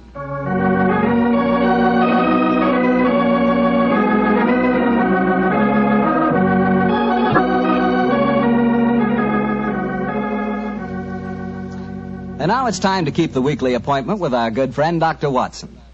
How are you this evening, Doctor? I never felt better, thank you, Mr. Bartell. Draw up your usual chair and make yourself comfortable. Thanks. That's it. Oh, I see you've had the old tin dispatch box out again. I suppose you've been going through your notes on tonight's new Sherlock Holmes adventure? Yes, Mr. Bartell, and I think you'll find it as pretty a little problem as we ever encountered. The story began in 1887, a very busy year for us, my boy. It was the same year that Holmes solved the case of the Amateur Mendicant Society, who held their meetings in a luxuriously furnished vault below a furniture warehouse. Oh, I remember that story, Doctor. And wasn't 87 the year you both escaped from death in the Paradol chamber? It was indeed. You've got a very good memory, Mr. Bartell. The story I'm going to tell you tonight topped off this unusually exciting year. It was late in October, and the equinoctial gales had set in with exceptional violence. All day the wind had howled, and the rain had beaten against the windows of our Baker Street lodgings. Finally, it was nearly midnight, as far as I remember. The storm grew higher and louder, and the wind in the chimney sobbed like a child. Suddenly, much to our surprise, the doorbell jangled, and a few moments later, our midnight visitor stood before us. He was a man of about 45, and as he looked about him anxiously in the glare of the lamp, I could see that his face was pale and that his eyes heavy, like those of a man who was weighed down with some great anxiety. And yet when he spoke, his tone was businesslike and almost aggressive. I've come to you for advice, Mr. Holmes. That's easily obtained. And help. That is not always so easy. Help the gentleman off with his coat, will you, Watson? Yes, indeed. Here you are, sir. Let me hang it up for you. Thank you, sir. I heard of you, Mr. Holmes, from Major Prendergast. Oh, yes. He said that you could solve anything. Oh, I'm afraid he said too much. But you've never been beaten. I've been beaten 4 times, sir. 3 times by men and once by a woman. But supposing you sit down and introduce yourself. My friend's name is Watson, Dr. Watson. How do you do, sir? How do you do, Doctor? My name is Lovelace, Edmund Lovelace. And what brings you to me at this hour of the night, Mr. Lovelace? I'm in terrible trouble, Mr. Holmes. You don't know anything about me, but if you'll accept my case, you can save 4 lives. I wouldn't say that I know nothing about you, sir, though it's true that I know little beyond the somewhat obvious fact that, you're single, that you keep a dog, but not a manservant, and that you are much preoccupied with your business, which I take to be some form of insurance. Oh, come. Oh, steady. Now, what is this? Well, magic? I'll wager that my friend's right, though. Isn't he, Mr. Lovelace? Perfectly. But I'll be hanged if I can see how he knows it. It's a practical application of logic, sir. The briefcase that you carry might at first indicate a barrister or some other professional man, but your brusque, businesslike manner counteracts that suggestion.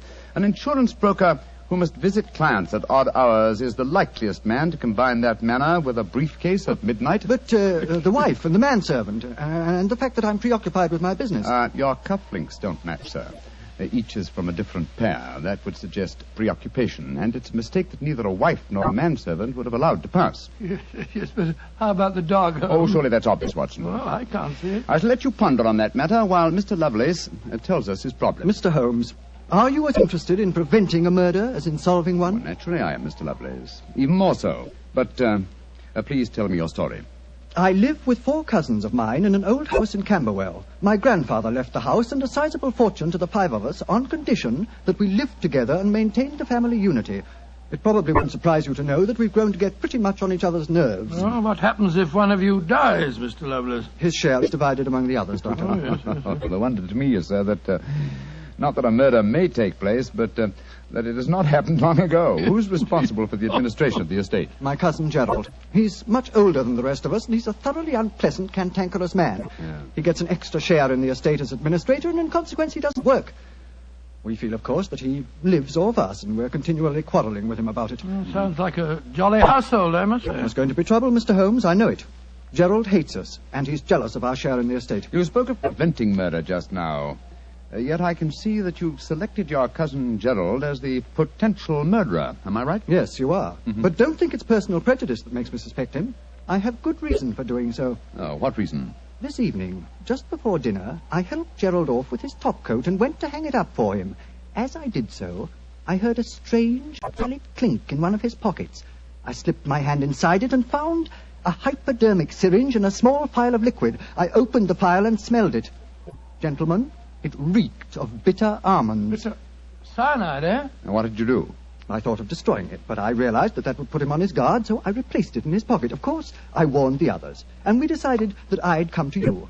I had to see a most important client tonight, or I'd have been here earlier. Yes, it seems odd that you didn't come directly to Mr. Holmes as soon as you'd made the discovery, Mr. Lovelace. After all, if a potential murderer is walking about with a pocket full of cyanide, I should have thought that itself was more important than business. Well, Yes, I suppose it might seem so to you, Doctor. Now, that's a most interesting stick you carry, sir. May I examine it? Of course. Here. Oh, thank you. Now I see how you deduced that Mr. Lovelace had a dog, Holmes.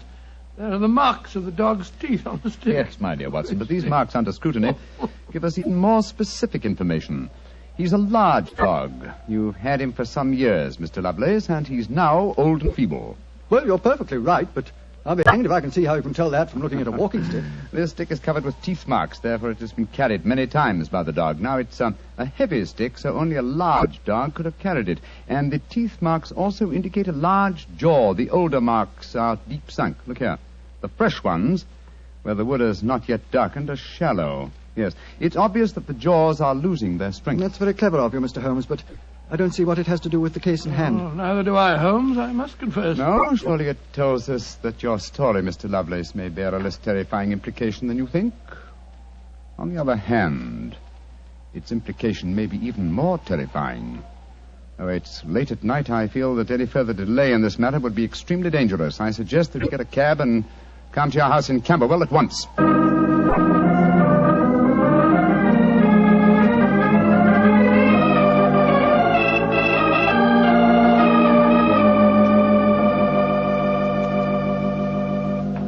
Alice, Randolph, I'm glad you're still up. I was able to persuade Mr. Sherlock Holmes and Dr. Watson to come back with me. Gentlemen, this is my cousin, Alice Harley. How do you do? How do you do, Miss Harley? How do you do? And my cousin, Randolph Lovelace. How do you do? How do you do, sir? How do you do, Mr. Lovelace? I've told him about the whole business, Randolph, so we can all speak perfectly freely. Let's begin by sitting down, shall we? Randolph and I had just finished a little cold supper. We've been to the theatre tonight. Well, Mr. Holmes, I suppose Edmund told you about finding the hypodermic syringe and the cyanide in Gerald's coat pocket. Yes, indeed. May I ask where your cousin Gerald Lovelace is now? We left the house at 7, but I imagine Gerald went upstairs at 8, as usual. Didn't he, Edmund? On the stroke of 8, Alice. He's very fixed in his habits, Mr. Holmes. He goes up to his room every night at 8. There he reads or works on his accounts and eventually goes to bed any time between 10 and 1. Well, he might still be up. I should like to speak to him a little later. In the meanwhile, may I ask you two young people, tell me quite honestly your feelings about your cousin Gerald? And you might as well be frank. I've kept nothing back. All right. Randolph and I hate him. First of all, we're sure he's jealous of our shares in the estate, and then we... Alice and I want to get married, Mr. Holmes, and Gerald won't hear of it. But you're cousins, aren't you? Only second cousins, Dr. Watson. Gerald is dreadfully conventional. He's threatened us that if we do get married, he'll go to court and try to have our shares in the estate annulled. And from the way the will is worded, I wouldn't be surprised if he could do it. So you can see why we have no great love for him, and why we're afraid of him. Well, he sounds an extremely unpleasant person to me. You mentioned there were 5 cousins in the house. 3 of you are here. Mr. Gerald Lovelace is upstairs. Who and where is the 5th cousin? The 5th cousin is my brother, Gilly. He's something of a tragedy, I'm afraid. You see, Gilly's 20, but he never developed mentally beyond the age of 8. He had a bad fall in the hunting field when he was a kid. He's been like this ever since. Oh, I'm sorry to hear that, sir. But he's the dearest, most gentle boy you've ever met. And, incidentally, the one person in this house who doesn't hate Gerald. The poor fellow doesn't understand the conditions of the will, I suppose. No. But if he did, I don't think it'd make any difference. I swear that Gilly loves every living thing, especially Gladstone. Gladstone is the name of his dog. His dog? Yes. The dog may be the key to this whole matter. The dog? What makes you say that, Holmes? When a man brings a quick and painless poison home to a household containing an old and feeble dog, it's more than possible that he has obtained that poison, quite legitimately, to give the dog a merciful death. To kill Gladstone? Oh, no! After all, Alice, dear, he is old and almost blind But, now. Mr. Holmes, if you think Gerald brought home the poison to put Gladstone out of the way, well, and I admit it sounds perfectly logical, what made you decide to come here tonight?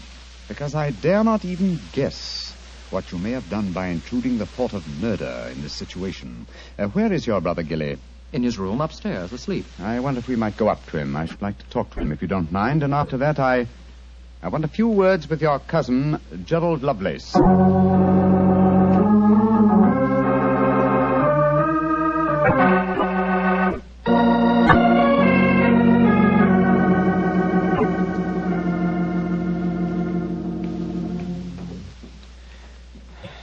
He's asleep, Mr. Holmes. Yes, with a dog in his arm. I'm afraid we'll have to waken him. Gilly? Gilly? That's all right, Gladstone. We're not going to hurt him. Gilly? Who is it? Oh, hello, Alice. Who are these men? They've come to take Gladstone away. No, Gilly, we haven't. Oh, of course not, Gilly. We've just come to admire him. Your brother's been telling us what a fine dog he is. Oh, that's different. Isn't he beautiful? I just had such a wonderful dream about him. Such a wonderful dream. What was it, Gilly? Well, he was all young again. Just a puppy. He was chasing a rabbit across a cliff top. And I was running with him. Oh, Gladstone looked so beautiful. Didn't you, old boy? Of course you did. And you know, the rabbit went down a hole, and Gladstone went down after him. And I went down after Gladstone. And we all had tea with the rabbits. Oh, it's so funny. They all had little green hats on. Hats with feathers. I wanted Gladstone to try one on, but he wouldn't. So sleepy. Come on, Gladstone.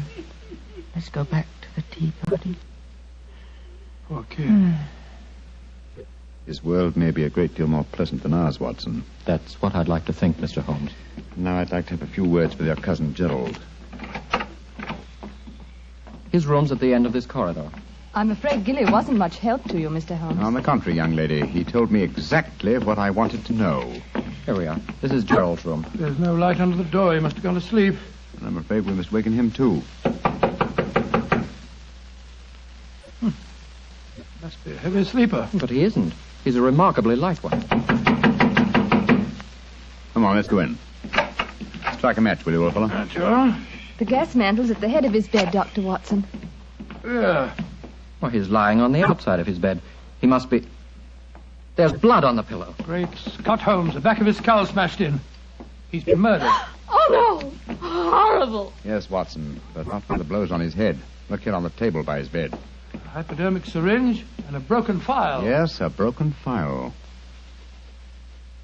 Reeking of bitter almonds. Poor devil. Well, I won't pretend I liked him. But what a ghastly way to die. All they that take the sword shall perish with the sword. So the scriptures say, Mr. Lovelace. The very suspicion of the killing has brought murder to pass. Well, it's too late to prevent it. Our job now is to find the killer and see that he's brought to justice.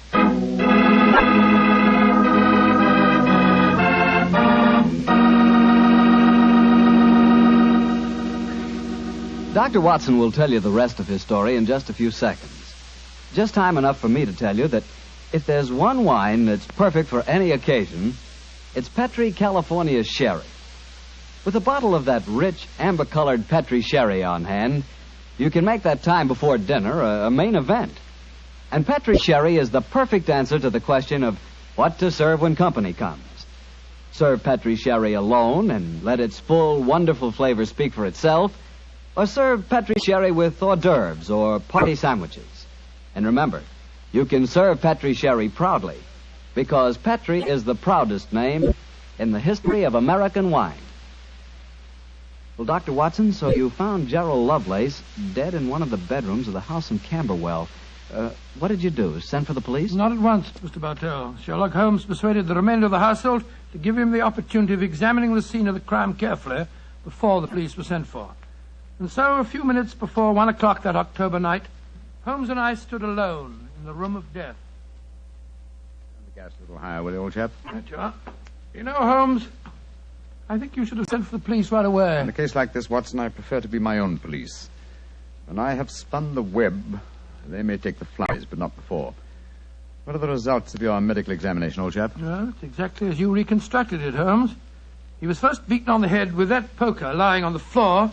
Then he had the full phial of cyanide injected into his left wrist. Can you estimate the time of death at all accurately? No, this room's confoundedly hot. He might have died any time from 1 to 5 hours ago. Yes.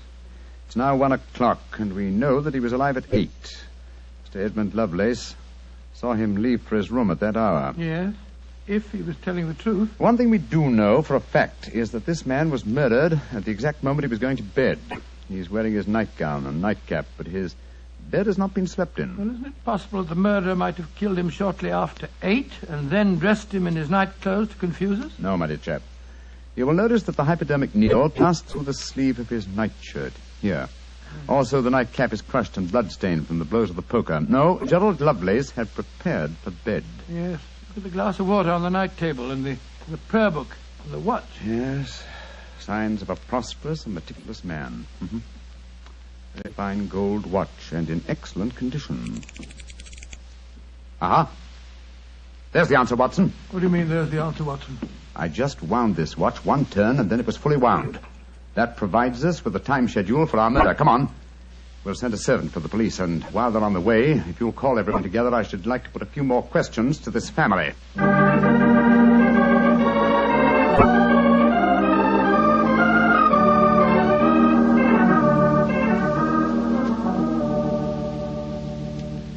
Before the police arrive, I should like to hear your statements again very carefully, if you don't mind. Mr. Edmund Lovelace, what were your exact movements tonight? I left here shortly before 10. From 10 o'clock until the time I came to Baker Street, I was with my client. His name and address, please. Derek Waterlow, 39 Onslow Square, South Kensington. Thank you. Make a note of these, will you, Watson? All right, you're home. You, Miss Harley, and you, Mr. Randolph Lovelace, went to the theatre together. Can any independent witness testify as to your movements? Well, yes, Mr. Holmes. We went with friends, the Grant Moresbys. They live at the Clarendon Hotel off Charing Cross. What time did you leave this house? Well, it was about 7:45, wasn't it, Alice? Yes. And after the play, we went to the Café Royal for a little refreshment with our friends and then came back here. I see. And what time did you arrive back at this house? Just a few minutes before midnight. I remember the grandfather clock in the hall striking just as we went into the drawing room. And your brother Gilly, sir. I hate to waken him again. Have you any idea of his movements tonight? Well, he never goes out after dark, Mr. Holmes. But I spoke to the cook as we came in tonight. She says that he played cards with her until just after 10 o'clock. He was fast asleep when I looked in on him shortly after midnight. Thank you. You've made a note of all these facts, Watson? Yes, Holmes, I got them all down. Good. Then let's be on our way to Baker Street. But the police, Mr. Holmes, they're on their way. I know. Please give them my regards, will you? Apologize for my informality and tell them that I shall have the answer to this matter probably in a little over 24 hours.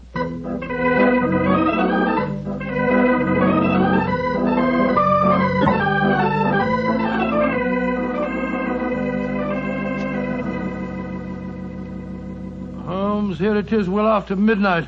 You haven't done a thing on the Camberwell case. No, but you have, old chap. You've checked on all the time alibis and found them valid. I'm much obliged to you. Yes, Inspector Lestrade was here tonight, you know, and he made some pretty caustic remarks, I can tell you. Oh, didn't you inform him that I'll have the answer to the problem before many hours have passed? Yes, I did, but you know, Lestrade, he wanted action. You shall have it. Is the watch still running? Yes, there's another thing. What'll Lestrade say when he finds that you took the dead man's watch? I've no idea. Oh, why didn't you take it anyway? You sound sleepy, old chap. Yes, I am confoundedly sleepy. Well, why don't you go to bed? What are you going to do?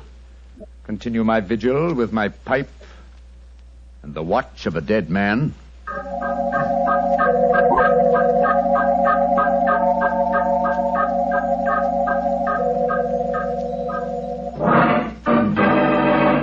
Watson, wake up! What time is it? 5 o'clock in the morning. Good Lord, what are you doing up at this hour? The watch has just stopped. I'm about to rewind it. What are you rewinding it for, Holmes? You waited over 24 hours for it to unwind. When I know how many turns it takes to wind it fully, I shall have the answer to the whole business. 10, 11... You're being confoundedly mysterious, as usual. 14 turns, and the watch is fully wound. Get your clothes on, old chap. Well, where are we going on this hour? To the house in Camberwell. Now I know who murdered Gerald Lovelace.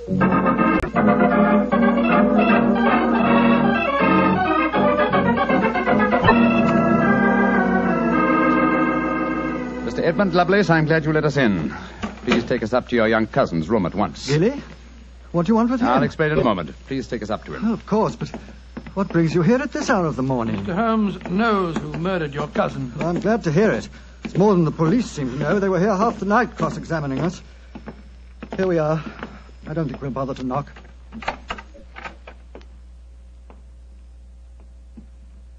Gilly? Gilly? I'm awake. We heard you coming up the stairs, didn't we, Gladstone? It's the same man again. You're not going to take Gladstone away, are you? Please don't take him away. Don't worry, Gilly. We're not going to touch him. Oh, that's all right, then. Oh, Gilly. Yes? You really love that dog, don't you? Of course I do. More than anything or anybody. I believe you'd even kill a man who tried to hurt Gladstone. Wouldn't you? Oh, yes, sir. I would. Gilly! No. Great Scott. Gilly, I don't think you'd really kill a man. I don't think you could. Couldn't I, though? How would you kill him? I'd hit him first. I'd take a poker and hit him on the head so he couldn't fight back. And then I'd take the nasty needle he told me he was going to stick in Gladstone, and I'd fill it full of that water he showed me, and I'd stick it in him. That's what I'd do. Then he'd be dead. And he couldn't hurt my Gladstone anymore. Not ever. Let's leave him, shall we? Goodbye, Gilly. Pleasant dreams. Goodbye, sir. Good old Gladstone. You satisfied, sir? Yes. Poor Gilly. There's no doubt about it, of course. Can there be no one who described the murder to him, and yet he's just given an exact description of its method? What'll happen to him? They won't try him. No. A little pressure in the right places, and he'll be released to a private nursing home. I'll do everything I can, Mr. Lovelace. Thank you, Mr. Holmes. Thank you very much.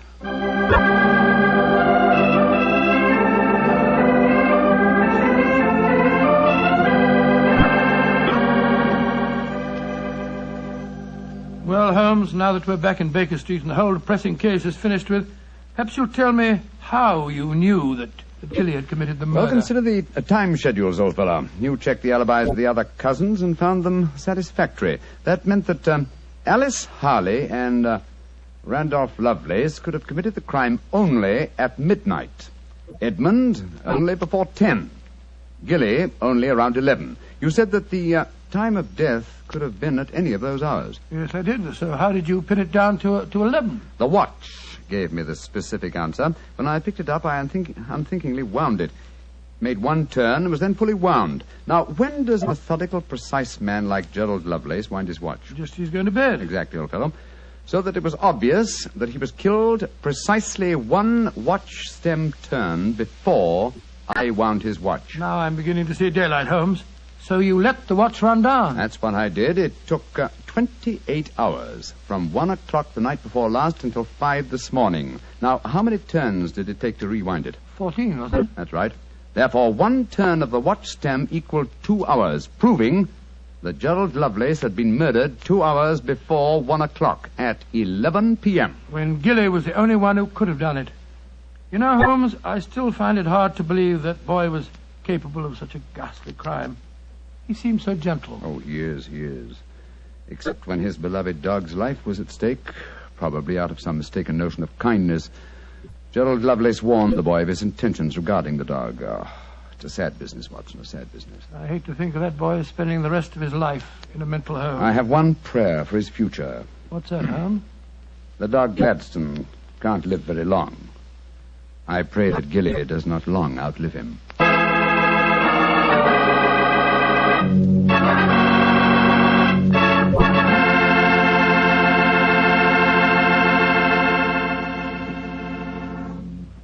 Doctor, that was a remarkable bit of deduction on the part of Mr. Holmes. Yes, extremely clever, wasn't it? Of course, if I may say so, I was of some small help myself. Small help? Why, Doctor, you practically solved the case by yourself. Oh, I wouldn't go as far as saying that. But, Doctor, you did check all the alibis, didn't you? Yes, I checked where each suspect was at various times. Yes, you checked time. And what's more important than time? Well, Why, Doctor, time is even vitally important when it comes to wine. I was wondering how you were going to bring that in. And one thing we do know, Petrie took time to bring you good wine. So nobody can miss with Petrie wine. It's just got to be good. You know, you can't be in the wine business as long as the Petrie family without really learning all about the fine art of making wine. And don't forget, the Petrie family has been making fine wine since way back in the 1800s. So, naturally, they've been able to hand on down, from father to son, the result of generations of experience at turning luscious, sun-ripened grapes into fragrant, delicious wine. No matter what type of wine you prefer, you'll like it more if it's a Petrie wine, because Petrie took time to bring you good wine. Well, Dr. Watson, what new Sherlock Holmes story do you plan to tell us next week? Well, now, next week, Mr. Bartell, I'm going to tell you a most unusual adventure that Holmes and I had when we were attending a performance at the Opera House in Rome. It concerns a famous singer who lost her voice, an understudy who was nearly lynched, and a murder that baffled the police. I call it The Adventure of the Terrifying Cat. Well, that's a story we've got to hear. Thank you, Mr. Bartell. And before you go, I want to talk to our friends about their war bonds. You know, during the war, the best investment we could find was a United States war bond. And for my money, they're still a great investment. They're called United States savings bonds now, and only the name is changed. Savings bonds are sold in the same denominations and give you all the same advantages. And you can buy savings bonds at the same places at your bank or your post office or through the payroll savings plan. So invest all you can in United States savings bonds, because you cannot find a better or a safer investment.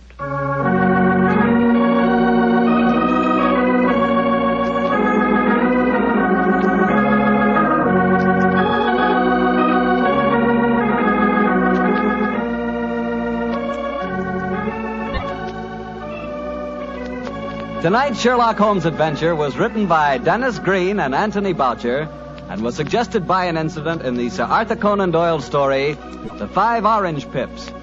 Music is by Dean Fostler. Mr. Rathbone appears through the courtesy of Metro-Goldwyn-Mayer, and Mr. Bruce through the courtesy of Universal Pictures, where they are now starring in the Sherlock Holmes series. The Petri Wine Company of San Francisco, California, invites you to tune in again next week, same time, same station. Sherlock Holmes comes to you from our Hollywood studios.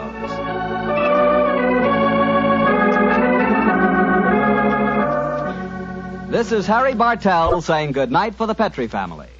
Listen every Monday on most of these same stations at 8 o'clock to Michael Shayne, followed immediately by Sherlock Holmes. This is the Mutual Broadcasting. It was tragic to me, the death of radio. Radio was sold down the river. It needn't have disappeared. It didn't disappear in England. It didn't disappear in France. And it needn't have disappeared in the United States. They took the networks primarily, took the proceeds of radio advertising, built up their television networks, and then dumped radio as though it had simply ceased to exist. Radio could have and should have survived. And the fact that there's as much interest in it as there is now, I think is proof of that. I did a show once on Armed Forces Radio Service with John Anderson. We did a 13-week series on Lewis and Clark. It was an excellently produced and directed show, very well written, historically accurate. And I've played those records for my children and other children at times, and they're fascinated. The idea that they create the scenery, they create the action. They think this is great, and we don't even have to sit down and watch television. Petri Wine brings you Basil Rathbone and Nigel Bruce in the new adventures of Sherlock Holmes.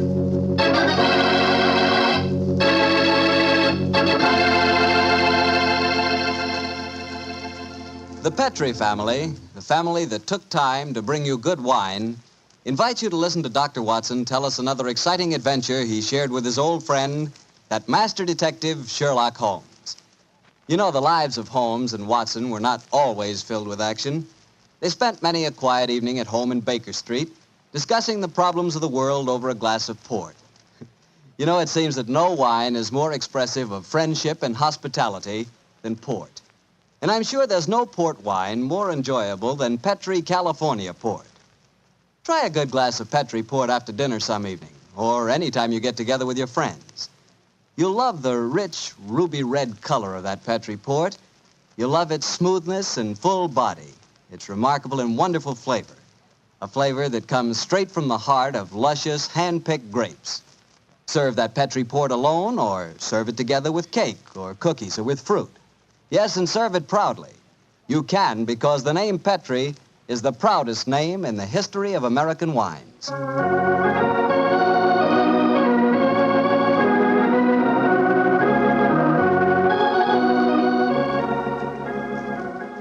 And now I'm sure our old friend Dr. Watson's expecting us. Let's tap on his study door. Come in. Good evening, Doctor. Good evening, Mr. Bartell. Come over here by the fire. I was just having a cup of coffee. Would you care to join me? Thanks, that'd be nice. It'll prevent you falling asleep during my story tonight. There's no chance of that, Doctor. From the hints you gave us last week, it sounded like quite a story. It began in a circus in Paris, you told us? Yes, my boy, the circus. A colorful world of sawdust and spangles.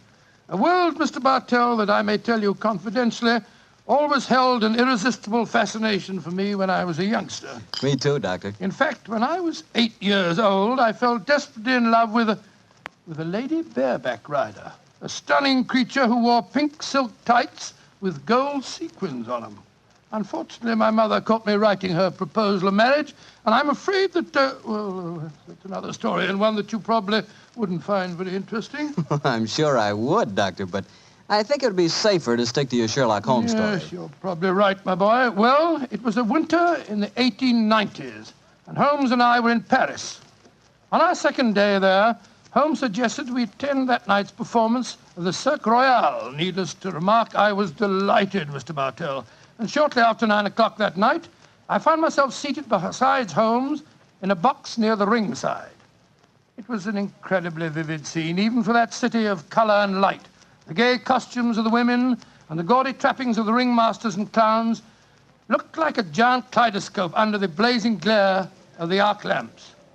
As we sat there, a brass band nearby blared forth some popular music of the day, and yet he didn't appear to be enjoying himself. And so I leaned across and touched his arm.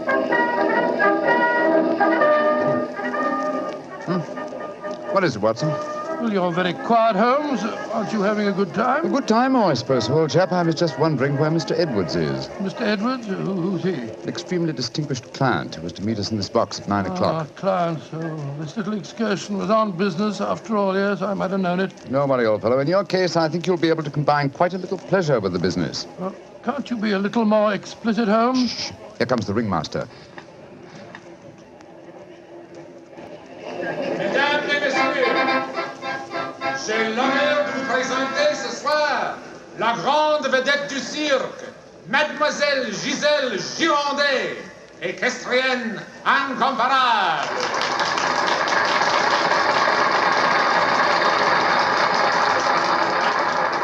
Gisèle Girondet, yes, I've heard of her. She's a bareback rider, isn't she, Honest in France, old fellow. She also has quite a reputation as a femme fatale. 3 duels have been fought over her. A young English officer in the Grenadier Guards committed suicide last year because of her. And a famous French banker is at present languishing in prison because her extravagances drove him to appropriate funds that did not belong to him. Yes, Watson, she's an extremely colorful personality. You know, Holmes, it's a funny thing. When I was 8 years old, I fell violently in love with a lady bareback rider. She wore pink silk tights with golden sequins on them, but unfortunately... Here she is, old fellow. Here she is.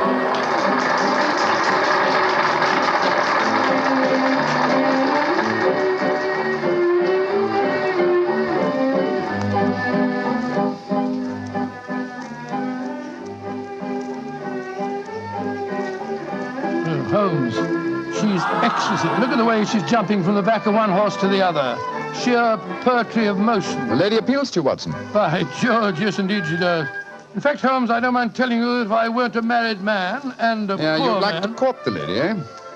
Yes, I should Excellent, indeed. old fellow, excellent. That's the very reason for our attendance at the Well, what in circus. heaven's name are you talking about, Holmes? Ah, there you are.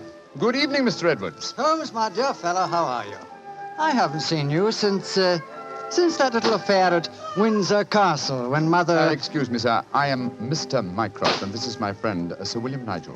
Sir William Nigel? Of course. And I am Mr. Edwards. We must respect each other's incognitos, eh? How do you do, Sir William?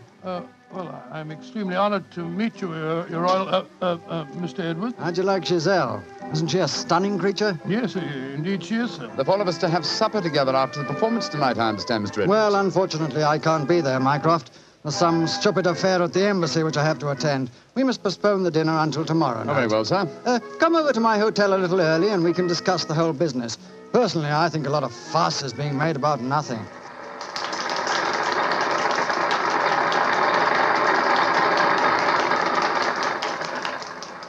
Now, if you'll excuse me, gentlemen, I must go back and see Giselle for a moment and tell her that I can't keep our appointment for tonight. I'll see you tomorrow, Mycroft. Good night, Sir William. Good night. Good night, good night, sir. Et maintenant, pour votre plaisir, les frères Salini, les jongleurs internationaux. Holmes, what's all this mystery? That wasn't Mr. Edwards, it was the Prince of... Shh, Watson, please. Discretion, old fellow. Mr. Edwards, as you know, is extremely democratic. Too much so, possibly, when one considers his position and responsibilities. He's become quite seriously involved with Mademoiselle Giselle, the lady bareback rider who has just left the ring. Ah, so that's it. The Foreign Office, quite naturally, I suppose, is deeply concerned over the matter, and I've been entrusted with the delicate mission of protecting Mr. Edwards. So does Giselle Gironde know that his true identity, do you suppose? That's the first thing that we have to find out. It's possible that she is simply captivated by having a rich Englishman at her feet. If, on the other hand, she knows who Mr. Edwards is, then we may be in for a great deal of trouble. Yes, but how are you going to find that out? By tempting her with a richer Englishman. And one with a title. That, my dear fellow, is why you are Sir William Nigel. You mean that... your job, old fellow, is to do your utmost to steal Giselle Gironde from Mr. Edwards. But, I don't even know the girl. We shall remedy that defect in a few minutes. As soon as the performance is over, my dear chap, I shall take you to her dressing room and arrange an introduction.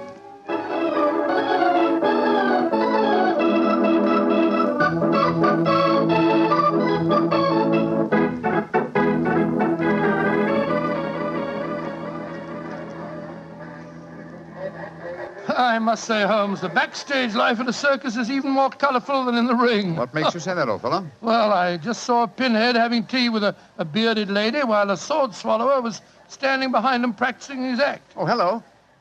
See that man standing talking to the girl in tights? Yeah, attractive, isn't she? The gentleman is Inspector Vernet of the French police, an old friend and a distant relative of mine. Vernet, how are you? Ah, Holmes, mon cher ami, comment ça va? No, Vernet, please.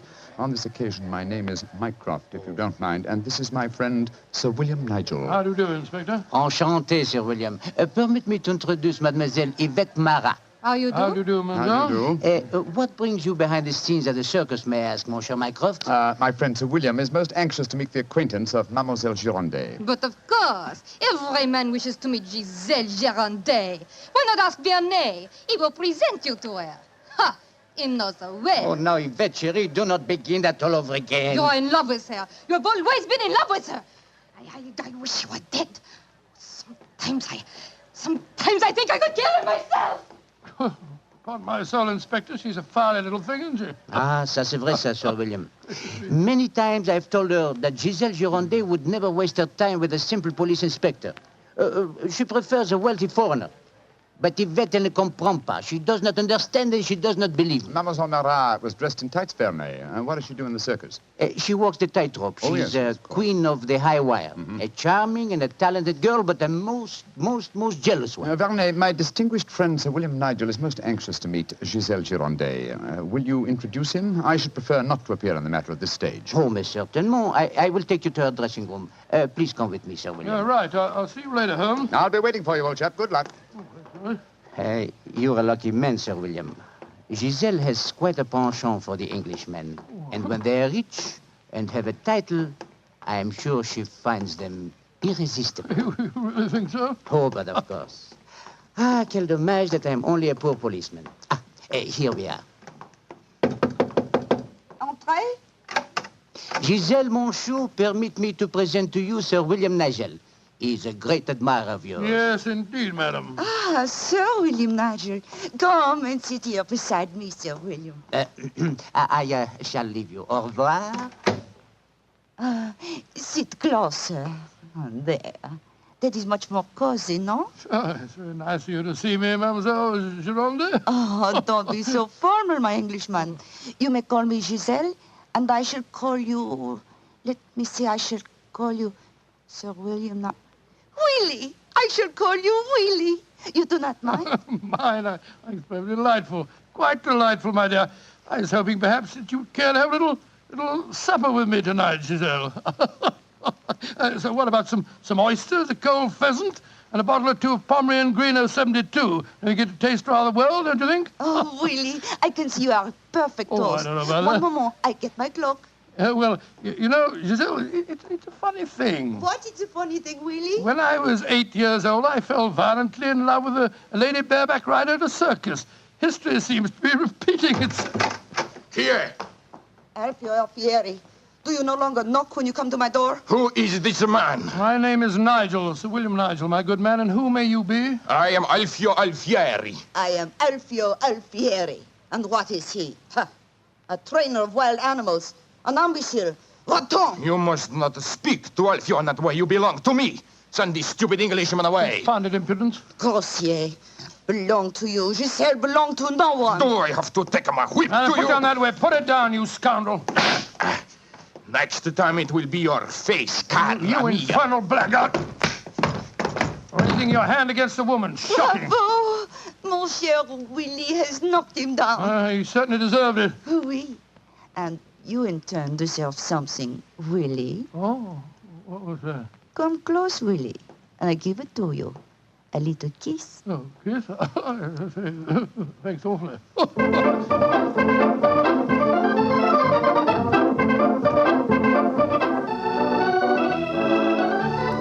Oh, Willie, you are so strong, so resolute, so brave. Oh, it was nothing, my dear Giselle. Nothing at all. Here, more champagne, Gus. More champagne. Oh, Willie!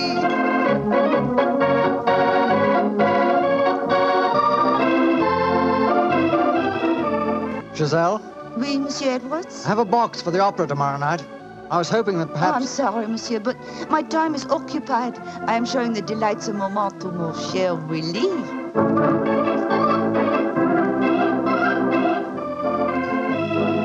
Mademoiselle aime mieux le collier de perles à 5 rangs ou celui à 3 rangs? He says, which do I prefer, the 5-string color pearls or the 3-string color pearls? What does my Willie think? So that you can't hang too many pearls on a pretty neck like yours. I'll take the 5-string collar, my good fellow. You're doing splendidly, Watson, splendidly. Yes, but Holmes, I felt such a blasted fool handing that jeweler fellow a check signed by Sir William Nigel. You quite sure that it'll be honored? Don't worry, old fellow. Remember who our client is. Money is the least important concern in this matter. On with the masquerade, old fellow. On with the masquerade.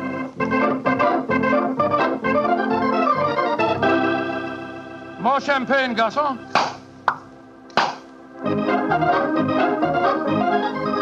Willie, you are such a headstrong boy.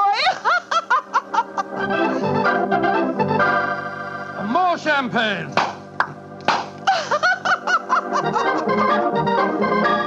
Citadel, you dear little thing.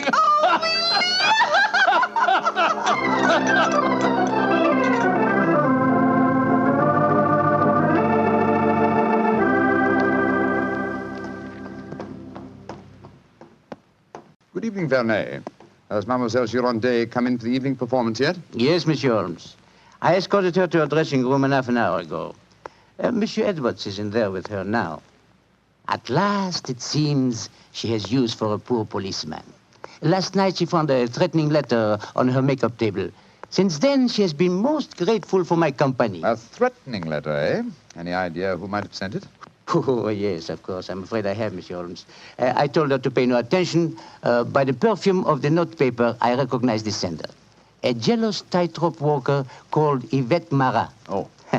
Poor Yvette. She would make a very inferior criminal, I'm afraid. Still, Giselle asked me to stay outside her dressing room till the performance starts. You wish to see her? Yes. Oh, good evening, Mr. Edwards. Evening, Mycroft. Evening, Inspector Vernet. Comment ça va, Monsieur Edwards? Look here, Mycroft. I think this little game's gone far enough. Giselle has just refused another invitation of mine. Now, I know who Sir William Nigel is, and I swear I'll tell her. Don't you think, sir, that the lady is hardly worth bothering about? Surely this whole incident with Sir William proves that she's a scheming little adventuress. A fictitious title and an apparently bottomless purse have shown her up in her true colors. I could have told you the same thing without such an experiment, my friend. Well, I suppose you're right, Mycroft. I've been a fool. An idiot who lets a pretty ankle turn his head. A conceited dolt. Let us just say, monsieur, that you have been a man. Good evening, sir. Oh, good hello, evening. Watson. Good evening. Just going back to see Giselle for a moment, I brought us these flowers for her. Oh, I'll be back in a jiffy. Just a minute, Watson. I hate to dampen your ardor, old chap, but the masquerade is ended. Ended? What do you mean it's It is no ended? longer necessary for you to impersonate Sir William Nigel or to pay court to Giselle. Oh, really? Oh, really? Really? Well, that's a great relief, sir. Great relief. I've hated the whole business. Oh, yes, I'm sure you have. We appreciate the sacrifices that you've made, don't we, Sir Edward? Yes, indeed. Well, I must go back and see her once more, though. We had a rendezvous for tonight, and I must cancel it. A gentlemanly thing to do, you know. I won't be a minute. Never have I seen a man more downcast. Obviously, with him, my dear Holmes, business was a pleasure. Alfieri, where are you going? That Englishman. I just saw him go into Giselle's room. To whom are you referring? That man that called himself Sir William Nigel. Oh, yes. 2 days ago, he struck me. I have to settle with him. No man may strike Alfieri. Do not cause any more trouble, Alfieri. From what I've been told, you thoroughly deserved what happened to you. Here he come now. You, English, you! Alfieri challenge you to a duel. Holmes! What's no, chap? What is it? You're as white as a ghost. It's Giselle. What's wrong with her? She's dead. She's lying there in her dressing room. Strangled. Strangled? And only half an hour ago I spoke with her myself. Since then, I've been standing in this corridor, guarding her door at her own request. Only 2 men have entered Giselle's dressing room since then. You, Monsieur Edwards, and you, Sir William Nigel. What are you suggesting, Vergenay? I am suggesting nothing. I am stating that these 2 gentlemen are under arrest for suspicion of murder.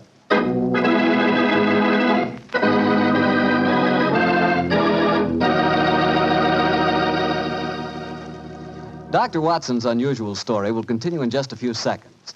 Time I'd like to take to remind you that one wine that seems to be the outstanding favorite among the ladies is Petri California Muscatel. That's probably because, like a beautiful woman, Petri Muscatel is subtle and intriguing.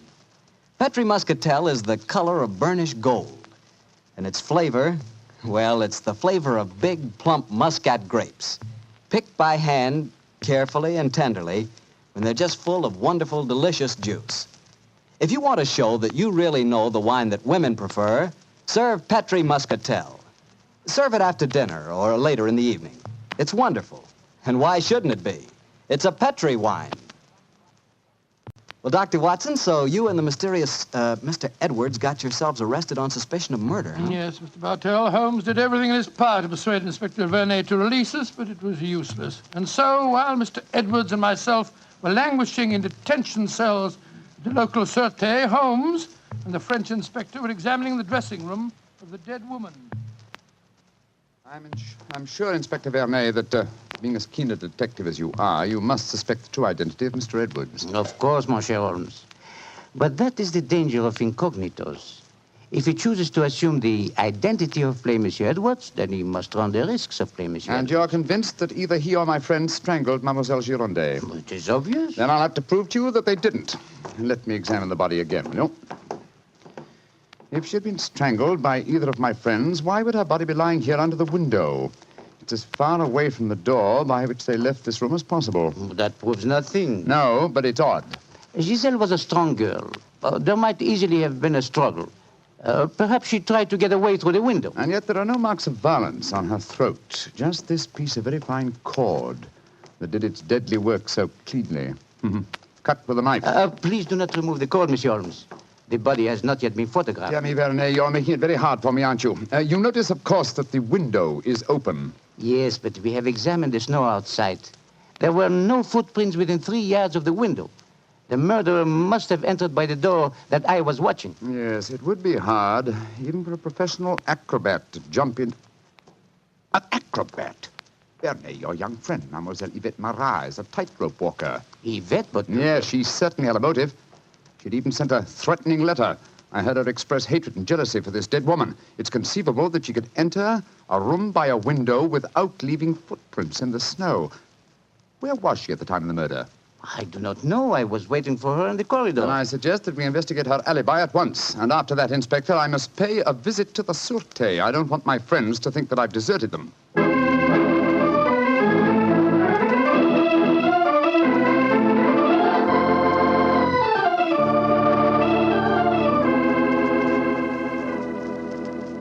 Excuse me, sir. Yes, Holmes. I'm afraid it looks rather black.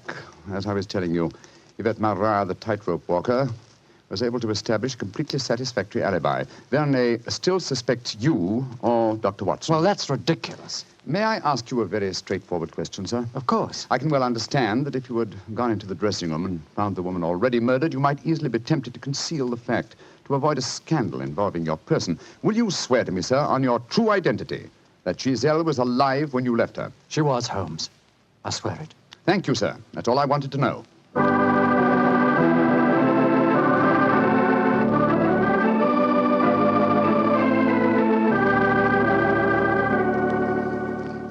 Holmes, I'm glad to see you. You know, I've been thinking. All this depends on Vernet's evidence. But supposing he was the murderer. He told us that Giselle had turned him down, you know. I'd thought of that, but Mr. Edwards swears that Giselle was alive when he left the room. And yet that means that Mr. Edwards... Oh, no, it's unthinkable. Holmes, you're not suggesting... Holmes, if I thought that were possible, I'd confess to the murder myself.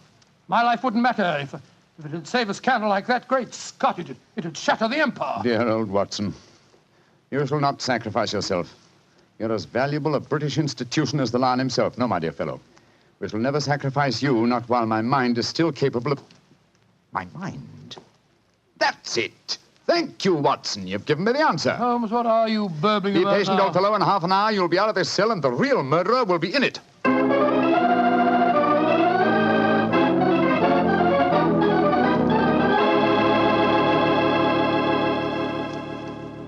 Questions.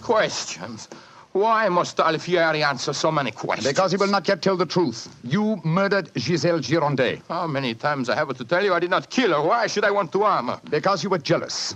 Because she humiliated and tormented you. But I was not in her dressing room. I've already proved that fact. Am I a magician that I can kill somebody without entering a room? Alfieri, I know how you killed Giselle Girondet without its necessitating your entering this room. And you're a smart man. Please to tell me. I don't need to tell you. With the aid of Vernet, I'll show you. Open the window, Alfieri. What game is this? Very well, then. I'll open the window myself. Put your head out. Come on. So. Who do you see? Inspector Vernet, standing 3 yards away, where you stood, and he's got your long training whip. No! Don't move! Stand there. The inspector hasn't your skill with a whip, but he wants to try a little experiment. No, leave him alone! All right, Vernet. I'm holding him.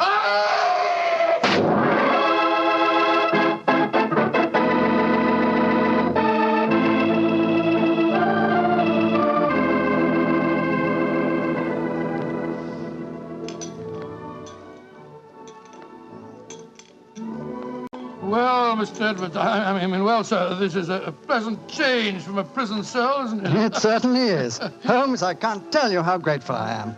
I still don't quite understand how you did it. Watson, in rather a roundabout way, was responsible for giving me the clue. Oh, how was that, Holmes? Well, on more than one occasion, old chap, I've had cause to deplore your rather florid style of writing. Tonight, I was very thankful for it.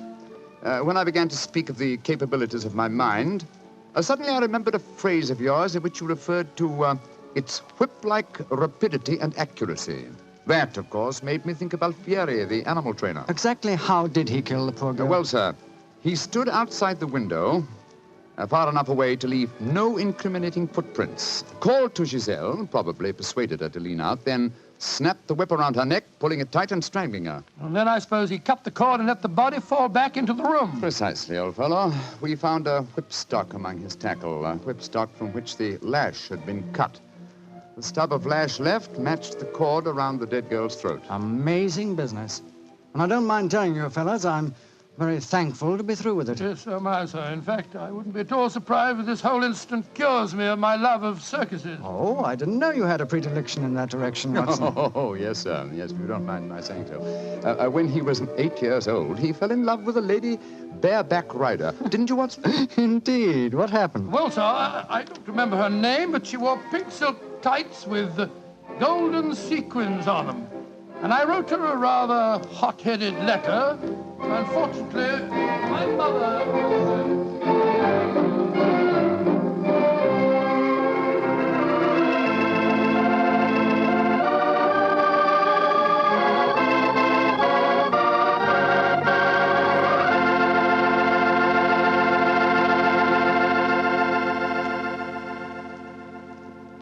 Well, Doctor, that was one of the most unusual stories you've ever told. And I might say you played a very prominent part in that case yourself. Oh, I suppose I did it. That, Mr. Bartell. Giselle was a Beautiful girl. Beautiful. Boy, I sure love that nickname she gave you. Wheelie. Yes, I thought it was rather nice myself. Well, that is, I mean... Don't get embarrassed over a nickname, Doctor. You should hear the nickname I had. Well, when I went to school, all the girls called me Bottles. Bottles? Oh, I see, from Bartell. Bartell. Oh, goodness me. Some nickname, like a prophecy. What do you mean? Well, they called me Bottles, and now that's what I like to talk about most. Bottles. Bottles of Petri wine. Oh, I should have known. And I'd like to talk about Petri wine because, as far as I'm concerned, it's the swellest wine that ever poured from a bottle. That's because the Petri family really knows how to make good wine. Well, they ought to. They've been making good wine ever since they started the Petri business way back in the 1800s. And since the Petri family has always personally owned and operated their business, they've been able to keep that fine art of winemaking right in the family, handing it on down from father to son, from generation to generation. So it's no wonder, whenever you want a good wine, you want a Petri wine, because Petri took time to bring you good wine.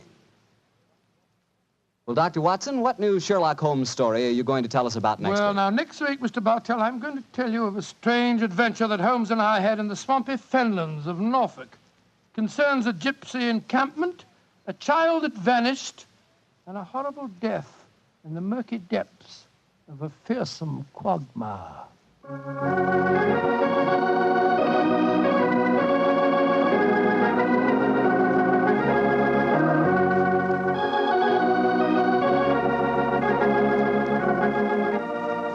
Tonight's Sherlock Holmes adventure was written by Dennis Green and Anthony Boucher and was suggested by an incident in the Sir Arthur Conan Doyle story, The Adventure of the Three Students. Music is by Dean Fosler. Mr. Rathbone appears through the courtesy of Metro-Goldwyn-Mayer, and Mr. Bruce through the courtesy of Universal Pictures, where they are now starring in the Sherlock Holmes series.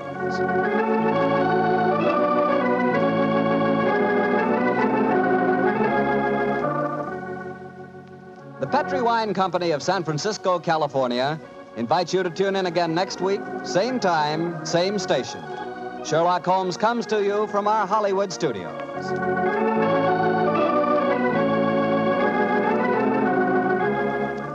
This is Harry Bartell saying goodnight for the Petri family. For a solid hour of exciting mystery dramas, listen every Monday on most of these same stations at 8 o'clock to Michael Shayne, followed immediately by Sherlock Holmes. This is the Mutual Broadcasting System.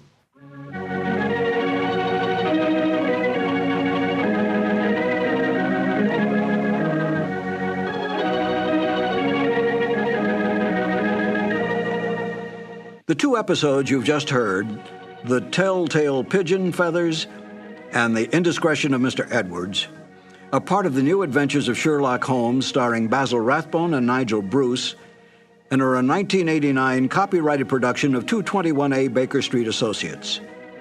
The Sherlock Holmes stories and the characters of Sherlock Holmes and Dr. John H. Watson were created by Sir Arthur Conan Doyle and are used with the kind permission of Dame Jean Conan Doyle.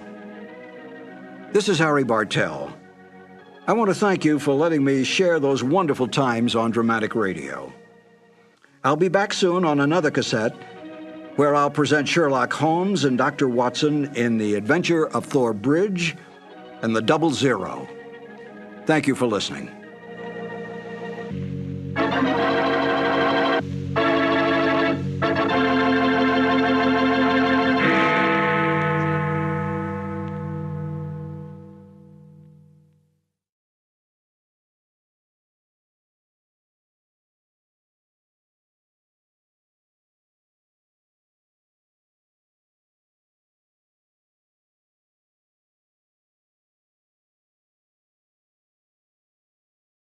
Petri Wine brings you Basil Rathbone and Nigel Bruce in the new adventures of Sherlock Holmes.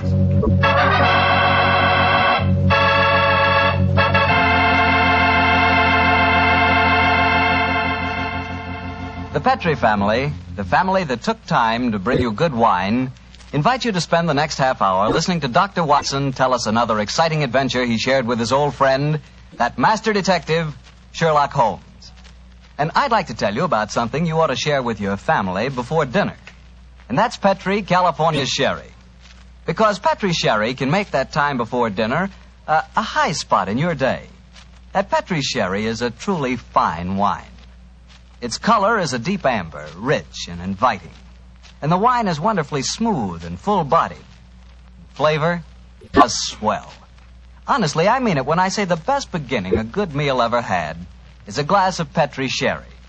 Oh, and look, if some of your family like their sherry dry, not sweet, they'll really like Petri Pale Dry Sherry. So to be sure you please everyone, don't buy one, buy two. Buy the regular Petri Sherry and Petri Pale Dry Sherry.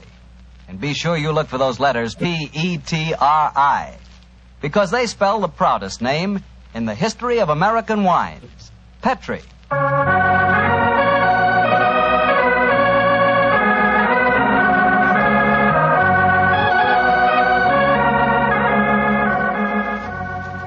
And now I know our good friend Dr. Watson's expecting us. Let's go in and join him. Come in. Good evening, Doctor. Good evening, Mr. Bartell. Say, how are you feeling, Doctor? All over that attack of flu you had? I'm feeling very much better, thank you, my boy. I'm still a little weak. We old fossils take much longer to get over that sort of thing than you young fellas. Well, you take good care of yourself, Doctor. You've got a lot of friends, you know. Oh, I'm very glad to hear that. Thank you, Mr. Bartell. And now settle yourself down, and I'll get on with tonight's new Sherlock Holmes adventure. Where did it take place? You may not be familiar with the names of Jersey, Guernsey, Alderney, and Sark, but those are the 4 principal islands that make up the group known as the Channel Islands. Oh, yes, Doctor, I have heard of them. Somewhere in the English Channel, aren't they? Between the southern coast of England and the northern coast of France? That's quite right, my boy, though I very much doubt if you ever heard of the tiny island on which this story happened. It was the island of Garth, a minute but self-contained spot with a population of just under 1,000 inhabitants, subsisting, and from what I saw of the island in those days, subsisting very well on its dairy products. Was it under the rule of the British government, Doctor? No, Mr. Bartell, not exactly. You see, the island belonged to a family by the name of Horn. The head of the family, who was known as the Seigneur of Garth, was an independent ruler owing nominal allegiance to the King of England. That allegiance was expressed by one of those traditional ceremonies in which the Seigneur annually presented 1 pound of freshly churned butter to a representative of the British Crown. Times haven't changed much, have they, Doctor? Pound of butter is still worth a king's ransom. But tell me, what were you and the great Sherlock Holmes doing on the island of Garth? Well, I just coming to that, my boy, if you'll give me a minute. It was in the summer of 1896 when, to my utter amazement, Holmes informed me that we were going to the island of Garth as the official representatives of the British Crown to accept the annual presentation of butter. At the time, I must confess, I couldn't see why Holmes wanted to accept such a ridiculous mission. It was only as we approached the island in a small fishing boat that he told me a great deal more was at stake than a pound of butter. Unfortunately, Mr. Bartell, I'm not much of a sailor, and as the wind was blowing hard and the sea racing, I'm afraid I wasn't a very intelligent companion.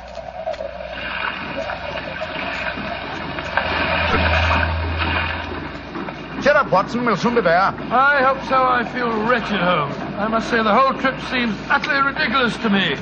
Plunging and bobbing about in a little boat in a raging torrent just because somebody wants to give somebody else a pound of butter. Dear old Watson, you don't really think our mission is so innocuous, do you? Then why are we going to the island of Garth? We're going to the island of Garth at the express wish of its present ruler, Martha Horn. Martha Horn? I never heard of her. She's an extremely spirited old lady, and the only woman who dared tell a certain resident of Windsor Castle that she looked devilishly dowdy for an empress. Great Scott, you mean that I mean, Watson, that Martha Horn's behests are not lightly disregarded. Obviously, she wishes to see me urgently. Also, my brother Mycroft put pressure on me. He reminded me that a visit to Garth might be closely allied to this emerald tie pin I wear. Of course, you recall the origin of this pin. Well, naturally. That lady at Windsor Castle gave it to you after our little trouble last year over those stolen plans for the Bruce Partington submarine. Exactly, my dear fellow. But remember that the spy Oberstein had put those plans up for auction in all the naval centers of Europe. Some hint of their nature must have leaked out. It's even possible that other powers may be able by now to duplicate the pride of our submarine fleet. And whoever controls the channel, Watson, controls England. Well, they're dropping anchor, and yet we're still a quarter mile out from the island. Why do you think they're doing that? Here comes the skipper. He'll tell us. Here is as close to the island as we may approach, monsieur. We have already sent signals. A smaller boat is putting out for you. It will be here in a little while. Thank you. A smaller boat. Good Lord. Holmes, you were hinting at the naval significance of the island of Garth. Yes, old chap, I was. Well, what good would it be as a port if even a small boat like this can only come within half a mile of it? For a surface vessel, no. But we were speaking of submarines. Garth, I learned from the encyclopedia, boasts a magnificent interior cavern accessible only through underwater channels. Great Scott, an ideal natural harbour and dry dock for a submarine fleet. Precisely. And on the control of the island of Garth, Watson, may well rest the fate of the British Isles. Now, old chap, perhaps you see why Mycroft was so anxious for us to collect a pound of butter.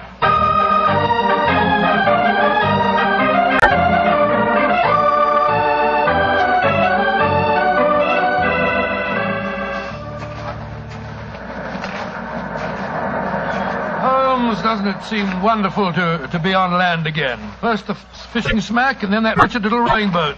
Then the bucket swinging us up the face of the cliff. Now at last I can stretch my legs. Steady, old chap, steady, steady. Let me give you a hand. You'll soon get your land legs back again. Thank you. I'm a bit shaky, I must confess. Hello? Who's that couple walking towards us? Our welcoming committee, no doubt. How do you do? Mr. Sherlock Holmes and Dr. Watson. Permit me to present myself. I am Dr. Hugo Oberwald. How do you do, sir? How do you do, Doctor? And this is Mrs. Reeves, the housekeeper at Horton Castle, where you will be staying. How do you do? How do you do, Mrs. Reeves? Welcome to the island of Garth, gentlemen. We were deputed to come and greet you and take you back to the castle. We can walk there across the cliff tops. It isn't very far. Splendid. I think my friend will appreciate traveling on terra firma once again. Dear me, Herr Doctor. You are not a good sailor, perhaps? No, perhaps about it, sir. I had a miserable crossing. I am sorry to hear it. I trust your short stay at the castle will be some recompense for the journey. The formal presentation of the butter will take place tonight. There will be no reason why you gentlemen cannot return to the mainland tomorrow. Oh, thank you, Mrs. Reeves, but it's more than likely that we shall stay on for a few days. Oh, it will be quite unnecessary. I'm afraid that is a matter for Mrs. Horn and ourselves to decide. I'm afraid that Mrs. Horn is incapable of making any further decisions. Oh, what do you mean, madam? Obviously, you have not heard, but the news is slow in reaching the mainland. Mrs. Horn died yesterday. Died? Good Lord, a natural death, I suppose. But, of course... I attended her myself. A simple case of heart failure. The poor lady died in her sleep. Shall we begin our walk to the castle? By Jove, Holmes, this changes things. You suppose it was a natural death? I suppose nothing, old fellow. But in almost 20 years of practice, I can recall precisely 3 clients, actual or potential, who died natural deaths. Come on, let's follow them.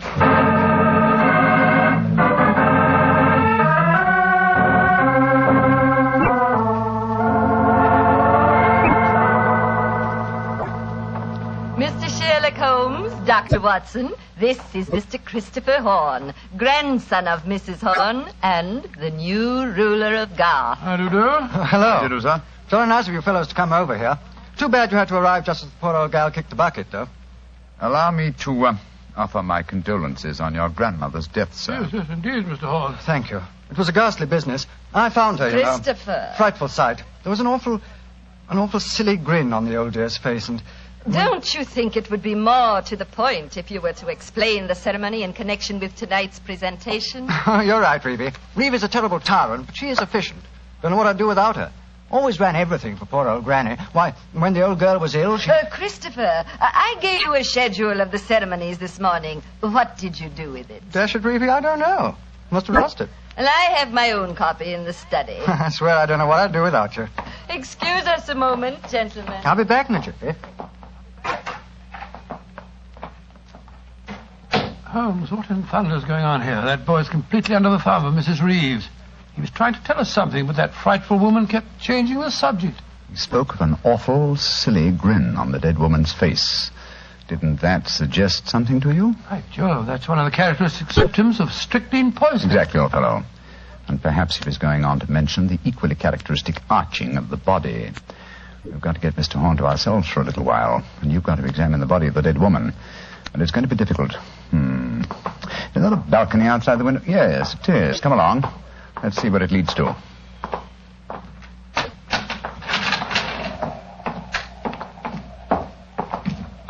The balcony seems to lead right round this particular wing of the castle. Must have served as a lookout in the olden days. I wish the balcony were a little wider. It must be a sheer drop of a couple of 100 feet down to the rocks below. Yeah. Hello. These must be the windows of the room adjoining the one we just came out of. Let's go a little closer, shall we? We may be able to find out something. Can you see anything? Yes. They're in there. Mrs. Reeves and the boy. She's leaving the room. Now's our opportunity. I'll tap on the window. He's seen us. He's coming to open it. What are you two doing out there? Admiring the view? Yes, my boy. It's quite beautiful. Mr. Horn. Yes, Mr. Holmes. I was a great admirer of your grandmother.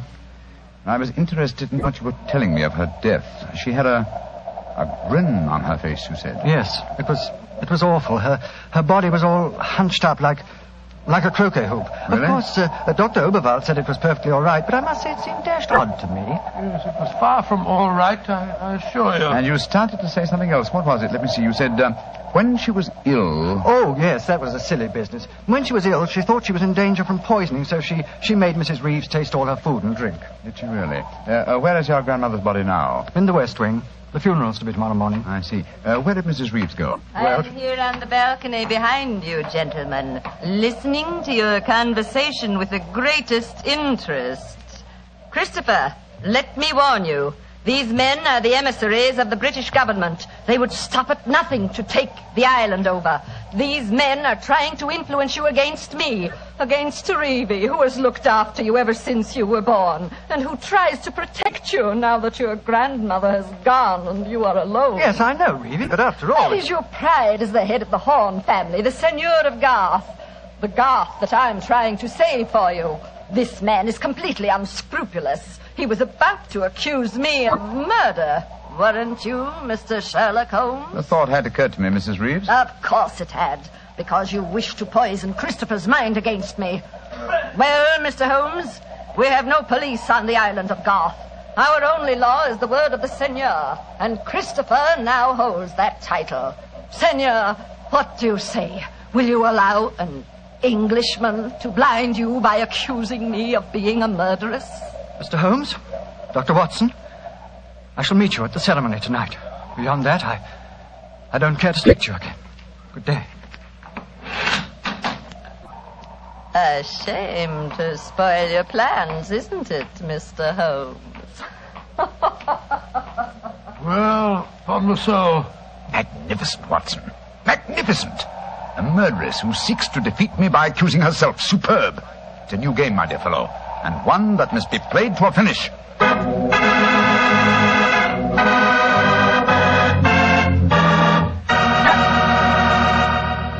We'll hear the rest of Dr. Watson's story in just a second, so I'm just going to remind you that right now is one time you'd really enjoy a glass of Petri California Port. You couldn't ask for a more delicious wine. Petri Port, with its deep, rich red color and its heart-of-the-grape flavor, is one of America's all-time favorite wines. Petri Port is wonderful after dinner and perfect to serve when company comes. Try it. But just remember that when you want the kind of port I'm talking about, you've got to make sure it's Petri Port, because all Petri wines are good wines. Dr. Watson, this is certainly an unusual story you're telling us tonight. What happened after Mrs. Reeves left you and Sherlock Holmes standing on the balcony? We retired to our rooms and had a quiet and lonely lunch. Though the great man said little, I could see that he was deeply excited and that his keen brain was evolving some plan that would enable us to solve the mystery of Mrs. Horn's death. After lunch, we started to descend the stairs leading to the main hall of Garth Castle. As we did so, Holmes said... Watson, we're in no danger ourselves. Mrs. Reeves knows that we're here as emissaries of the British government. Yes, and if we didn't return with the butter within a few days, there'd be a British dreadnought here looking for us. However, I am in danger of one of my worst defeats. My professional pride is piqued. If only I could... Watson. Yes, Holmes? If at any time today I slip you a note, don't read it at once, but... Shh. Here comes Mrs. Reeves. Precisely, Watson. I entirely agree. If I do not make the test on Mrs. Horn's body within 24 hours of her death, it will be useless. I must make it by 3 o'clock this afternoon. Mr. Holmes. Oh, yes, Mrs. Reeves. I want to apologize for my behavior before lunch. I was intolerably rude. Oh, please, no. Whatever my quarrels may be with British politics, I at least owe to both of you the duties of hospitality. That's very gracious of you, Mrs. Reeves. I wonder, would your hospitality also include a personally conducted tour of the subterranean caverns for which this island has become internationally famous?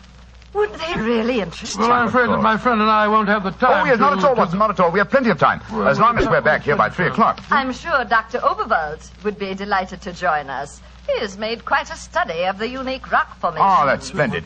It should prove a most interesting excursion. But, Holmes, why do we want to go stomping around a lot of damp and smelly caves? Well, the exercise will do us good, old fellow. Will you lead the way, Mrs. Reeves? And please remember that it's most important that I return here... I remember, Mr. Holmes. You must be back here by 3 o'clock.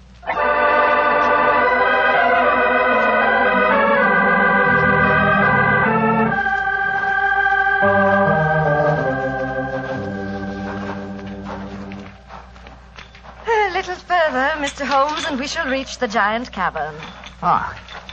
Most interesting. Watson and Dr. Oberwald seem to have lagged behind us somewhat.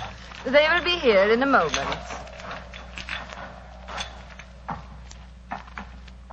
There. This is the giant cavern. Magnificent. Truly a miracle of nature. It's a natural submarine dry dock hewn out of the rocks. Yes, Mr. Holmes. And in the olden days, only the smugglers who inhabited this island knew the entrance that leads to this cave. The first seigneur of Garth found a cache of untold wealth hidden here. Really? Silks, jewels. There are still the remains of some of the finest Calvados brandy stored among these rocks. Indeed. An incomparable drink. Would you care for some? It is our custom whenever visitors honor us with their presence to offer them a glass. I should be delighted. There is a natural shelf here in the rocks. Perfect hiding place. Here you are, Mr. Holmes. And here is a glass. This is a rare privilege. I imagine that very few people have been offered it. Only our most distinguished visitors, I assure you. This cavern is completely inaccessible from the outer sea, I presume. Completely. Unless, of course, ships could swim under the sea. Which, as you know as well as I, they can, Mrs. Reeves, even outside the imaginings of Jules Verne. Indeed. Would you care to explore a little deeper? The others will be with us soon.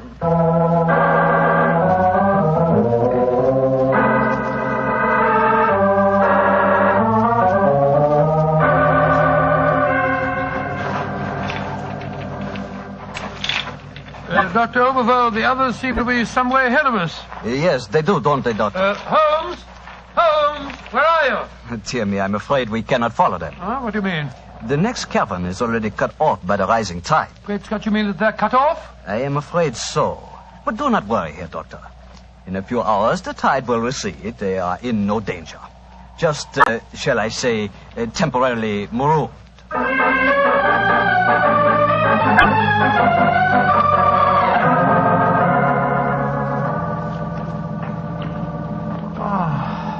I can't understand it.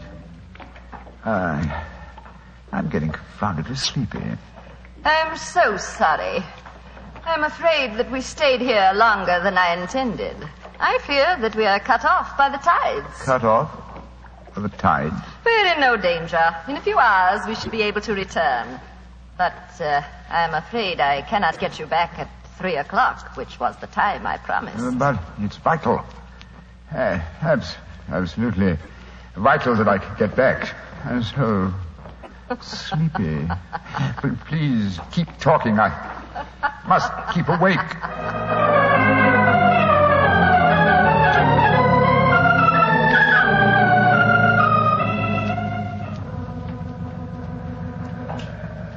Dr. Oberwald, I must get to Sherlock Holmes at once. I am sorry, Herr Doctor, but we are not able to control the forces of nature.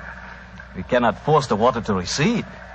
Your friend is in no danger. No, but he's got a most important test that he must make by 3 o'clock. I am afraid that will be impossible. I've got to do something. I should have come to these blasted caves in the first place. I don't know what on earth I ought to do. By Jove, that note that Holmes gave me, he told me to open it if... where did I put it? Ah, here it is. A note for Mr. Sherlock Holmes, eh? Vital that you make medical test. Great Scott, Dr. Overall, it's absolutely necessary for me to return to the castle at once. Indeed. A note for Mr. Sherlock Holmes, and now it is most important that you return to the castle. No, my fine English friend. I am afraid I cannot allow you to. Oh, I don't know how you propose to stop me, sir. You see this revolver? And do you see this stick? I warn you, Herr Doctor. Oh, no, you don't. I'm sorry you can't hear me, Dr. Overville, but when Sherlock Holmes gives me orders, I carry them out.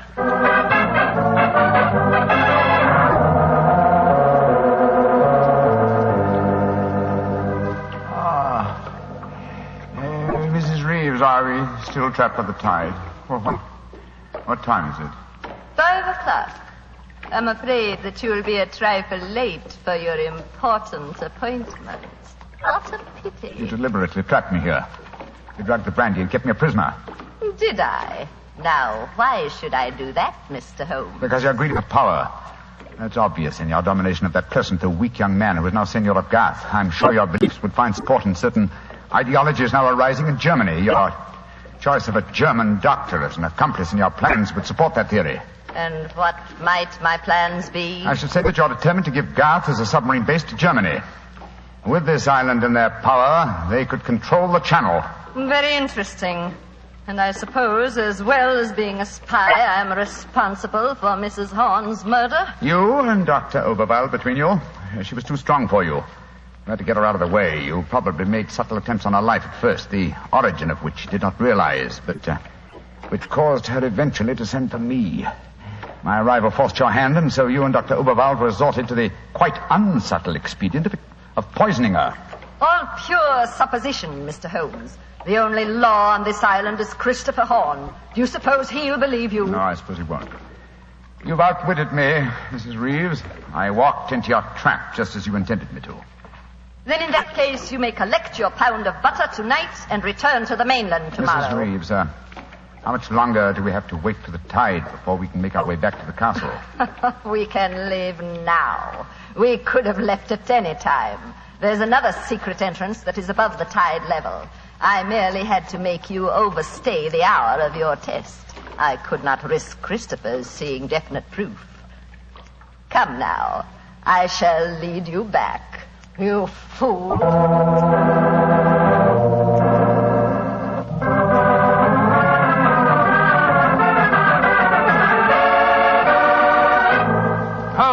Holmes, where have you been all this time? Mind that, Watson. Did you open the note? Yes. Followed my instructions? Yes, it was, as you suspected. Thank heaven, old chap. Then now we can hoist her with our own petard. Shh. Here she comes. I'm glad to see, gentlemen, that you have assembled here in the Seigneur's room. The ceremony of presenting the butter traditionally takes place here. As soon as Christopher arrives, we will explain our customs in this matter. Dr. Watson, I trust that Herr Oberwald proved an interesting companion on your excursion this afternoon. Yes, indeed, most interesting. We had a discussion of the relative merits of the walking stick versus the revolver. I think I was able to make my argument fairly convincing. Where is Dr. Oberwald now? I imagine he's lying down. He had all the symptoms of impending headache when I saw him last. Why are you smiling, Mr. Holmes? What's been going on? I'm afraid, Mrs. Reeves, that your plans have misfired rather badly. As soon as Mr. Horn arrives, I expect you will be under arrest for murder and high treason. Christopher would never believe you. Wouldn't I?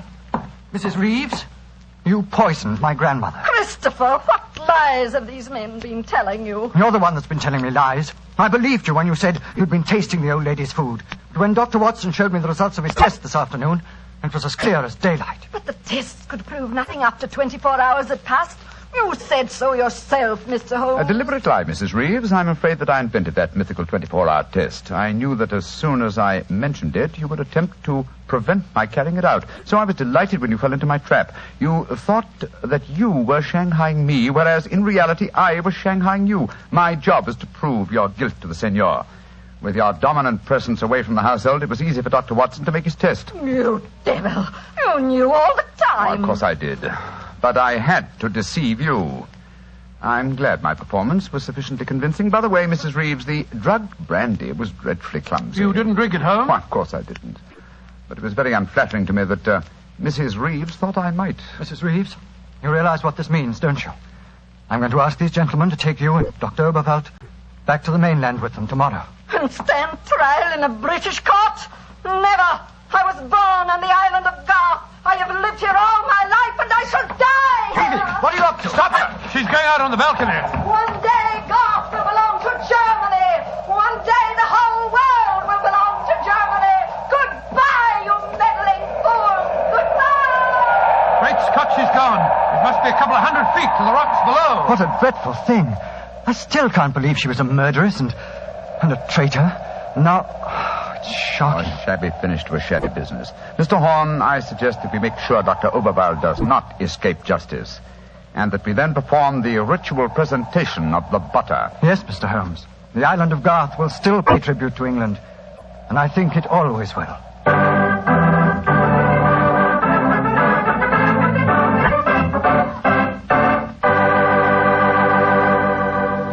Well, Doctor, that was some story.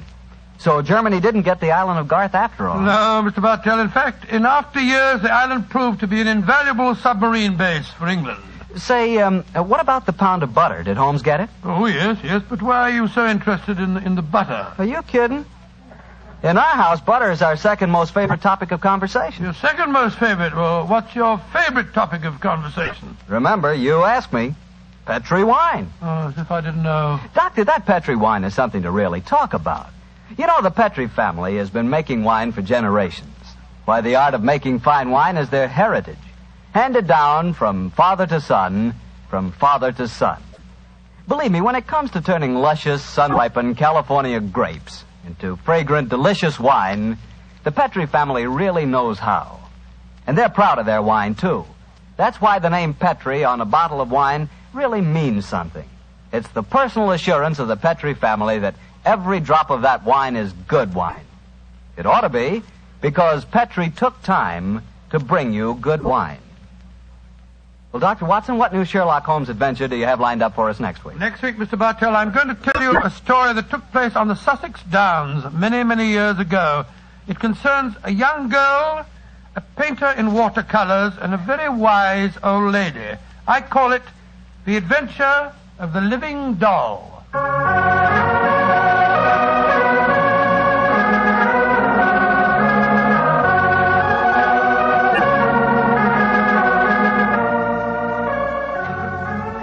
Tonight's Sherlock Holmes adventure was written by Dennis Green and Anthony Boucher and was suggested by an incident in the Sir Arthur Conan Doyle story, The Adventure of the Bruce Poddington Plans. Music is by Dean Fosler. Mr. Rathbone appears through the courtesy of Metro-Goldwyn-Mayer, and Mr. Bruce through the courtesy of Universal Pictures, where they are now starring in the Sherlock Holmes series.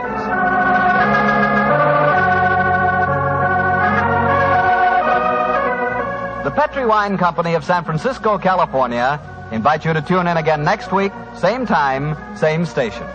Sherlock Holmes comes to you from our Hollywood studios.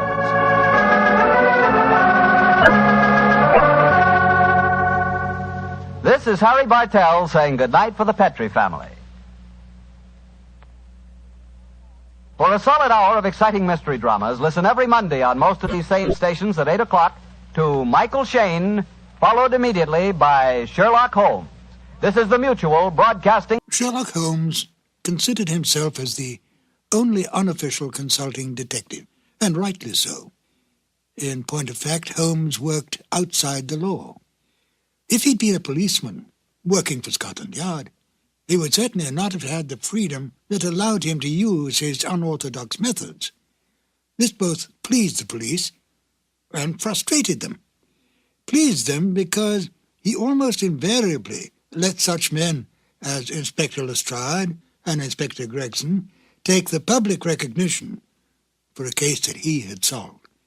Frustrated them because he could literally work on a case using his own specialized abilities while they had to stay within prescribed limits.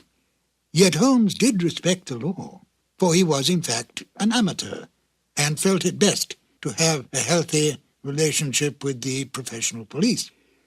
This encouraged such men as Lestrade and Gregson to bring various unsolved crimes to him for his solution. His freedom outside the restraints of the law allowed him to assume many roles in disguise and to work with Watson as his accomplice. Excellent examples of this kind of work can be found in such original stories as A Scandal in Bohemia, The Man with the Twisted Lip, and The Illustrious Client, to name but a few. He often broke open safes to get information, set fires to force some action out of an individual, such as Irene Adler, or broke into homes in order to gain access to information that would lead to the solving of the crime. Any admonitions by the police were soon dropped when Holmes produced the criminal or solved the crime. Most of this work was done by Holmes and Watson in London or various other parts of England. In The Waltz of Death, Holmes and Watson find themselves in Vienna on a case. Now here, on foreign territory, and completely outside the orthodox methods of the English police, Holmes had even more free rein.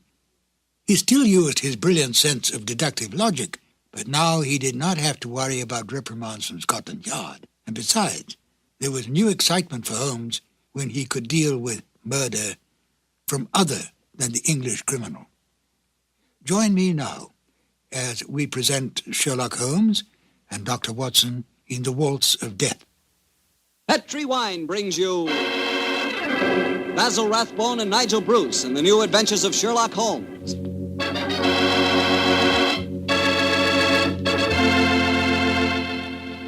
The Petri family, the family that took time to bring you good wine, invite you to listen to Dr. Watson as he tells you another exciting adventure he shared with his old friend, that master detective, Sherlock Holmes.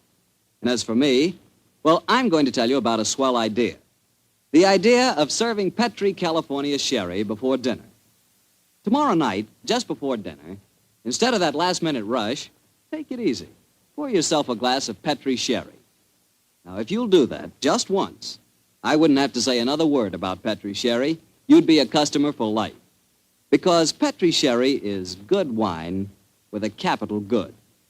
Judge that Petri sherry any way you like. By its beautiful amber color, its heart-of-the-grape aroma, or by the best test of all, its flavor. Petri sherry is delicious. And you have a choice of two kinds, Petri regular and Petri pale dry sherry. If you're not sure which you'll like better, try them both. Don't buy one, buy two. But remember, always buy Petri.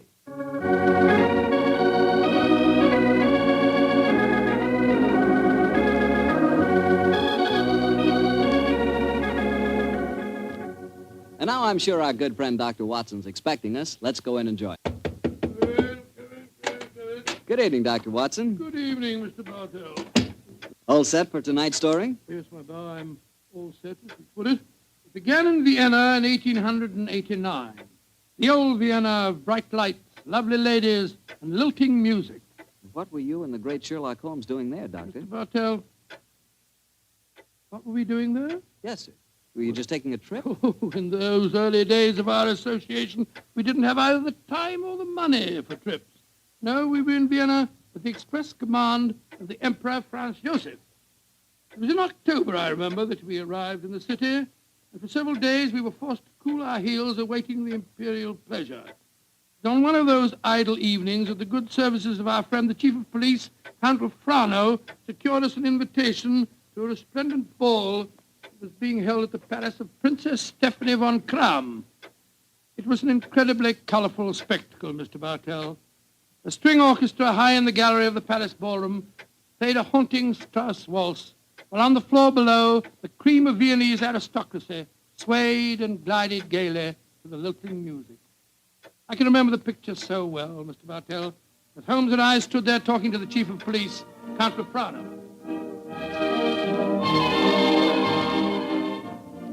A colorful scene, is it not, gentlemen? By George, yes, Count Frano. It must be a real holiday for you and Mr. Holmes. What makes you say that, Watson? Well, it's hard to think of the criminal world when one looks at such a gathering. And yet Count Frano knows as well as I do that the criminal is not confined to class or environment. Indeed, no, Mr. Holmes. I can assure you that every guest here tonight has been scrutinized as he entered. Yes, I imagine that many plainclothes men are present in this room now, aren't they, Count Frano? Oh, yes. We take no chances. I suppose you can't afford to. There's enough jewelry being worn here tonight for a king's ransom, I should say.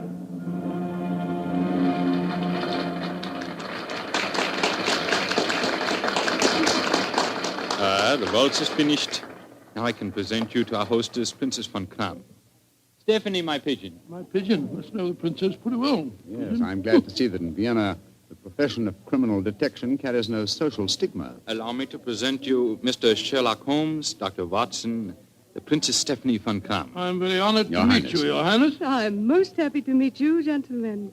Permit me to introduce my protege, Janos Horvat, the Hungarian composer. How do you do, sir? This ball tonight, Mr. Holmes, will mark a rare occasion. A signal honor is to be conferred on Herr Horvath and myself before tonight is through. The next waltz is a new composition of his. Tonight will be its debut. Indeed, how very interesting. It is a great honor the princess has conferred on me. A new composition could not possibly be presented under more auspicious circumstances. Count of Frana, you spoke of an honor in connection with yourself. May I tell them our secret, Stephanie? No, I will tell them myself, Anatole. After your waltz has been played, Janusz, and Anatole and I shall be the first to have the privilege of dancing to it, my father is to make a public announcement. He is to announce my engagement to Count Anatole Refon. Oh, indeed, my congratulations to you both. Very lucky fellow. Very lucky Am I fellow. not the luckiest of men? Is she not exquisite? I, the gay man of Vienna, the cavalier who swore that no one woman would ever capture him. I confess it, gentlemen, I'm in love. Oh, but I pity you. Even the great waltzes of old Vienna could hardly be worthy of this moment. Oh, Anatole, you are a born flatterer. Oh, come, the waltz is about to begin. I shall see you gentlemen later. Auf Wiedersehen. Auf Wiedersehen. The orchestra is tuning up, Herr Horvath. I imagine this is a great moment for you. A very frightening one, I assure you, my friend. In a few minutes, I shall know whether my new work is to be crowned with success or failure. Count of Frana is leading the princess to the center of the floor. The conductor is raising his battle. This is your moment, Herr Horvath. Good luck. Pray for me, gentlemen. Pray for me. There they go, the princess and Count of Frana. They're starting the waltz. Ah, they make a striking pair, don't they? Here come the other couples out on the floor. Charming. Quite charming. It reminds me of... Great Scott, that was a revolver shot. It's the princess. She's been shot. Come on, Watson. Out of the way, please. Out of the way. Count from Frano. What happened? Stephanie, Dr. Watson, see what you can do for her. Count of Frano, there's nothing I can do, I'm afraid. She was shot through the brain. She died instantly. Stephanie is dead. Stop that devilish music! Lock all the doors! There's a murderer to be found!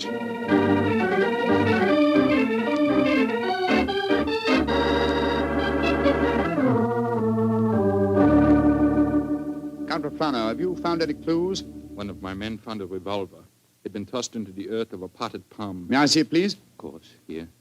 Rammed into the soft earth. Confound it. Count Rafano, your fiancée was an extremely beautiful woman. You must have had rivals? Yes, several, but none of them are present tonight. Who will inherit her estate?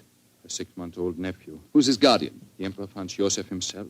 No, Mr. Holmes. I know of no obvious motive for someone wishing poor Stephanie dead. Well, perhaps it was a political crime. She was a wealthy aristocrat and a very prominent one. Yes, it's very possible.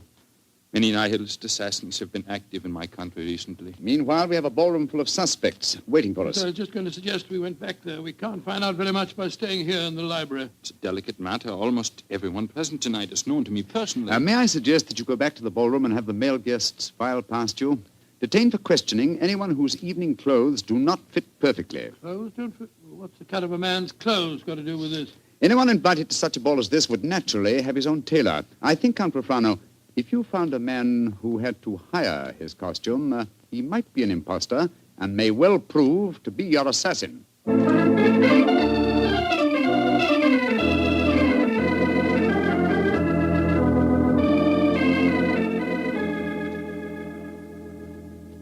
Mr. Holmes, your plan has not been effective so far. We find one Englishman who is unusually badly dressed, and what do we discover? He's an English milord whose luggage was lost on the train. Yes, and the second suspect proved to be a perfectly respectable Viennese doctor whose nasty little child had taken a last-minute snip at his tailcoat with a pair of scissors. And the third was poor Horvath, the composer, who cannot yet afford a good dress suit, eh? Well, Count Rafano, why not have the next suspect shown in? Yes, of course. Schober, bring in the next man. Ja, Herr Count. Kommen Sie herein, bitte. Fine, but what a frightful-looking fellow. Your name, please. My name is Gruning. What do you wish with me? Gruning? Your name was not on the list of invitations. One moment, please. Let me see your right hand, Herr Gruning. You have no right to touch me. Where did you get these fresh earth stains? Your right thumb is pitted and the nail is full of dirt. What does that poor policeman... Not a short while ago, you tried to hide your revolver by ramming it into an earth-filled flower pot. Give me that revolver, please, Count Profano. It will be easy to compare the samples of earth. It will not be necessary. Well, you admit that you murdered the princess tonight, then? Certainly, I admit it. Why did you kill her? She was an aristocrat. She was an oppressor of the poor. I'm glad I killed her. One day, I and my party will kill all of you filthy aristocrats. Count Profano, put down that revolver. Shoot him like the dark he is. No, Count Profano. Even you can't take the law into your own hands. Why do you not shoot me? I'm not afraid to die. Have him taken away, Schober. Nehmt den Hund ins Gefängnis. Thank you for stopping my hand just now, Doctor. But when he spoke of Stephanie that way, I could have killed him just as he killed her. A very understandable impulse, sir, but one that would have ruined your life. My life? Now that she is dead, my life is empty. What right do love and beauty have to exist in a world that no longer holds Stephanie? She was all light and life, loveliness. And now... But I am hardly displaying my Viennese blood, am I? The murder is caught, thanks to you, Mr. Holmes, and my life, such as it is, must go on. Somehow. That's how the story began, Mr. Bartell. Began? It sounds like the end of a story to me, Doctor. Far from it, my boy. The next day, Holmes and I had our interview with His Imperial Majesty and learned the nature of the services expected of us. Services that required our leaving the city. And that's why, my boy, we were gone from Vienna for some weeks. We didn't know that during our absence, Herr Hovart's waltz, which had had such a tragic debut, was beginning to make a sort of morbid history. Yes, Herr Baron, the Horvath waltz. We have had many requests for it. Gladly, we will play it, Herr Baron.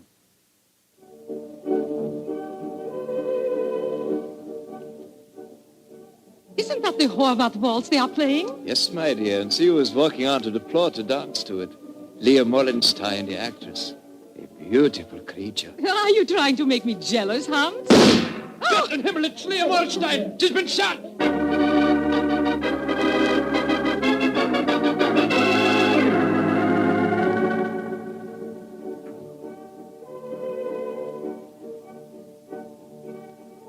A new ballet, and to the music of the Horvath waltz. Magnificent. Never has Krasnova danced better.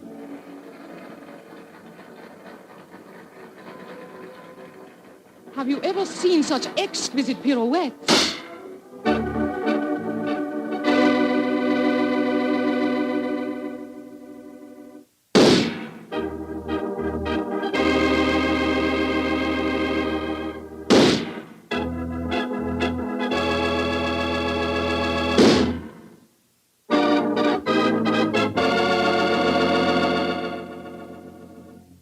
Six deaths in 4 weeks, Schober. All beautiful women and all killed to the music of the Horvath waltz. There's a homicidal madman at large in Vienna. There's only one thing to be done. We must forbid absolutely the playing of that waltz by imperial decree. Hear all of this, Mr. Bartell, until we return to Vienna. And then, I suppose, Sherlock Holmes was drawn into the case again, Doctor. Yes, my boy. Holmes immediately made a close study of the newspaper reports on the tragedies, and it was with great difficulty that I tore him away from his investigations to attend the reception at which the Emperor was to thank us for our services on the mission that we just completed. As we arrived at the Imperial Palace, almost the first person we ran into was the Hungarian composer, János Horváth. Dr. Watson, you have heard of the tragedies connected with my waltz? Yes, we have indeed, sir, we have I was indeed. making a close study of the newspaper reports on them just before I came here. You must do something, Mr. Holmes.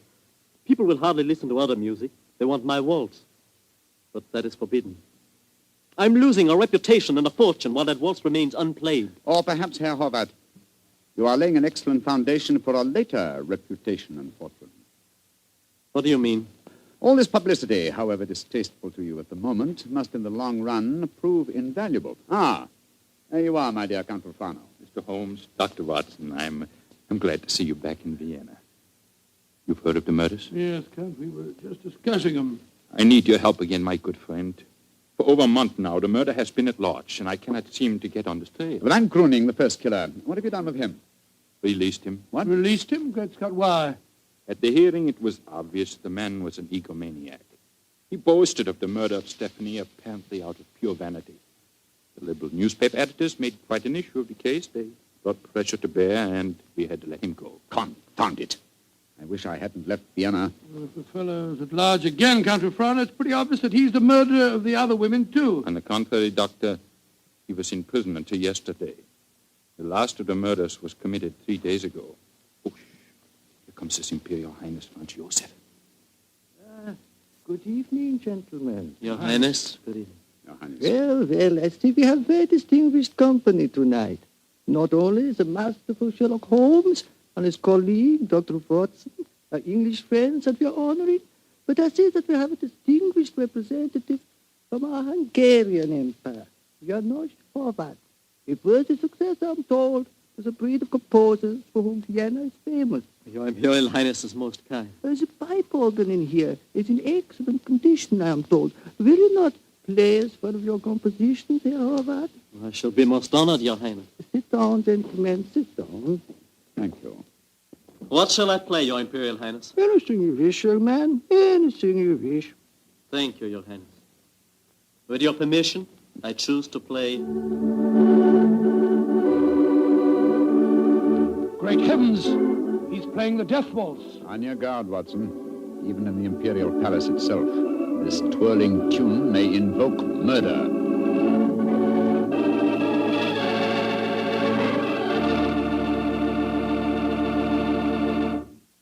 You'll hear the rest of Dr. Watson's story in just a second, which just gives me time to remind you that if any one wine could be called the perfect wine for almost any occasion, that one wine would be Petri California Sherry. Petri Sherry is not only a fine before-dinner wine, but it's wonderful after dinner, too. And, of course, when you're entertaining or when guests drop in, whether in the afternoon or evening, there's nothing better than a glass of Petri Sherry.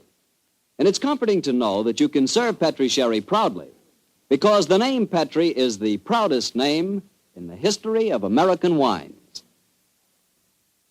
Dr. Watson, you certainly left me hanging on a cliff that time. You broke off your story just as the Hungarian composer started to play his ill-fated waltz to the Emperor Franz Joseph. What happened? At the time, my boy, fortunately, nothing happened. Herr Horváth completed his composition without apparent incident, and shortly afterwards we attended a banquet that was given in our honor. A banquet that concluded with a rather curious ceremony at which the Emperor presented Sherlock Holmes with a medal to commemorate his services. I never got anything was. Never mind about that. Finally, it was shortly after 10 o'clock, I remember. Holmes and I, together with Count Refrano, left the royal chambers and started to descend the spiral staircase leading to the main hall. You were greatly honored tonight, Mr. Holmes. I've only known His Imperial Highness to make 3 such presentations before, and they were all to my own countrymen. He might have made another while he was about Please, it. Watson, please. Oh, The Emperor was most kind. I can't help feeling that he over-evaluated my services. You're being unusually modest, Holmes. Perhaps because I feel that my visit here is incomplete until I've solved the Death Waltz murders. I hope you'll be able to stay in Vienna long enough to do that. I confess I am at my wit's end. I've been giving the matter a great deal of thought, Count Refrano. I have a plan for trapping the killer. It's in rather an embryonic stage at the moment, but over a few pipes at the hotel tonight, I expect to develop it thoroughly. I shall call at your office in the morning and explain it to you. I shall be awaiting your visit eagerly. One more of these murders and the newspaper outcry might become so loud that I should have to resign my post as chief of police. Well, when Horváth made that daring gesture and played the Death Waltz tonight, it proved one thing. It's not infallible. The death of a beautiful woman doesn't always follow the playing of the melody. Very true, Doctor, but... Watson. Yes, Holmes? Strike a match, will you? Huh? There's a figure here slumped on the landing. Great Scott, it's the body of a girl. And a very beautiful girl, too. Shot through the forehead. You were wrong, Watson. The Death Waltz is infallible, but I swear to you that the killer has struck for the last time.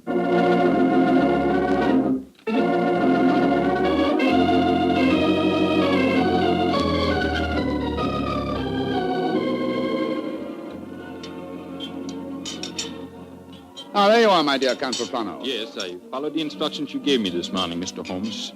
Schenbaum's is at the moment the smartest restaurant in Vienna. I preserved the best table for you, and I've invited the guests that you named. A strangely assorted couple, I must say. Janos Horvath, composer, and that grinning fellow, the one that admitted shooting your fiancée, Count Rufano. It's as much as I could do to keep my hands off him when he arrived here, Doctor. But Mr. Holmes insisted that I ask him. Just the same, I wish he would tell me his plan. I'm completely in the dark. Completely in the dark. I can sympathize with you, Count Rufano. Holmes never tells me a thing either. Let's join our guests, shall we? In a very few minutes, I'm sure that my plan will be perfectly apparent. Good evening, Herr Horvath. Oh, good evening, Mr. Holmes. Dr. Watson. How do you do, Herr Horvath? And how are you tonight, Herr Gröning? Angry at having to come here against my will. My party does not approve of these aristocratic, padded pigsties. But Count Rufano informed me that if I did not come here tonight, I could expect to find myself back in prison. How could I resist such a persuasive invitation? Ah, here comes the third guest for our table. I met her at the hotel a few hours ago. Miss Banks, I'm so glad that you were able to come. Hello, Mr. Holmes. I didn't know this was going to be a party, but I couldn't be happier. Allow me to present you, Count Rufano, Dr. Watson, Herr Horvath, Herr Gröning, Miss Barbara Banks from the United States of America. How do you do? Holmes, I wish I knew what you're up to. And how can a young American girl afford to come to Vienna, may I ask? Of course you can ask. My father made a lot of money, and he wanted me to have the advantages he never had. Your father made money because he ground the faces of the poor. Oh, my father never ground a poor face in his life. He was a capitalist. I spit on him. Oh, that's rather unfriendly. And also, geographically speaking, something of a problem. You see, he's living in Wyoming. You make fun of me? Only because you made fun of me. Mr. Holmes, I did as you asked me. I'm very grateful, Miss Banks. The orchestra leader didn't want to play it. He seemed scared.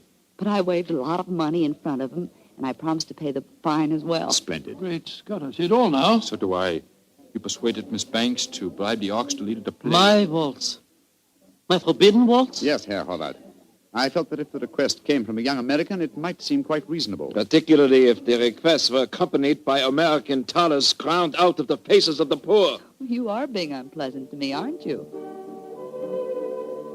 We're playing it, your waltz, Herr Horvath. The death waltz. Mr. Holmes, this is against the law. The Horvath waltz is forbidden by imperial decree. True, nonetheless, my dear Count, I implore you not to arrest the orchestra leader until after the waltz is completed. In which case, since I requested it and it's still playing, I'd like a partner. Will you dance with me, Count Rufano? I'm sorry, Miss Banks, but to this melody I shall never dance again. Oh.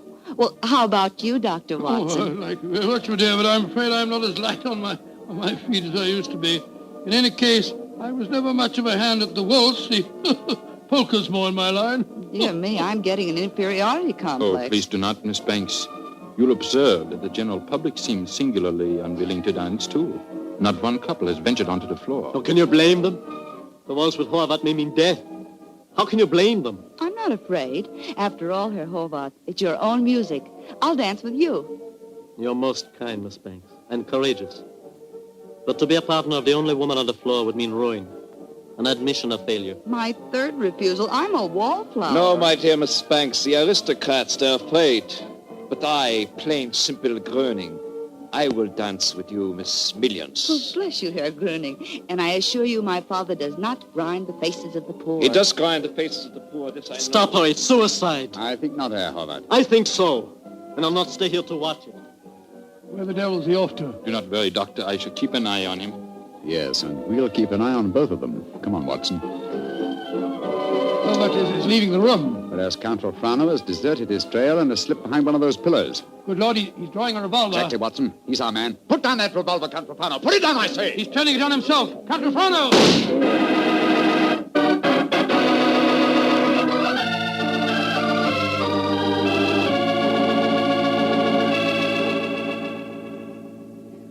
I still can't believe it, Holmes. Not the fact that Count Rufano blew his brains out, but the fact that he was a murderer. Yes, I was slow to believe it too, old chap, and I blame myself in consequence. Two things should have been instantly apparent about the madman who killed beautiful women when he heard the Horvath waltz. Firstly, he must have had some motivation which drove him to such an act. Secondly, he must have carried a revolver with him at all times, since he was invariably armed when the occasion presented itself. Exactly, and that factor made me think of the police official. Then, of course, I saw Rufano's motivation. He loved the Princess Stephanie dearly. Her death in his arms was a psychological shock that was more than his mentality could stand. And when he heard that music, it reminded him of the dead princess and forced him to kill. That's right, old fellow. You will recall that what he said to us after his fiancée's death. What right do love and beauty have to exist in a world that no longer holds Stephanie? When he heard the music, he couldn't bear to think that other loveliness existed, and so, well, he destroyed it. But who killed the Princess Stephanie? The man who was first arrested for it, Herr Gröning. He admitted it. After a little persuasion, when the police arrived, taken back to prison in the carriage that just took Count Frano's body. It's shocking to think that 7 innocent women have been murdered before this case is solved. Yes, a fact that will be a constant reproach to me, I assure you. Oh, I didn't mean that, my dear fellow. We weren't even in Vienna when 5 of the killings took place. Hello. Here comes Miss Banks. Mr. Holmes, what happened to that funny little man who danced with me? Herr Gröning? He went to prison, Miss Banks. He was a murderer. Well, I must say this is a strange kind of a party you asked me to, Mr. Holmes. One of the guests blows his brains out, and the other, the only man who danced with me, turns out to be a murderer. Oh, I see now why Father sent me to Europe. An evening like this could never happen in Wyoming. Look. Helvet's walking out in front of the orchestra. Ladies and gentlemen. Shh. Listen. Ladies and gentlemen, I, Arnold Horvath, wish to assure you, upon the word of the great English detective Sherlock Holmes, that never again shall my new waltz be an accompaniment for murder. Henceforth, its melody will be for life and love and laughter. I have ordered a bottle of the finest Tokay sent to each of your tables. Raise your glasses and pledge me as I now conduct my waltz. Free at last from the kiss of death.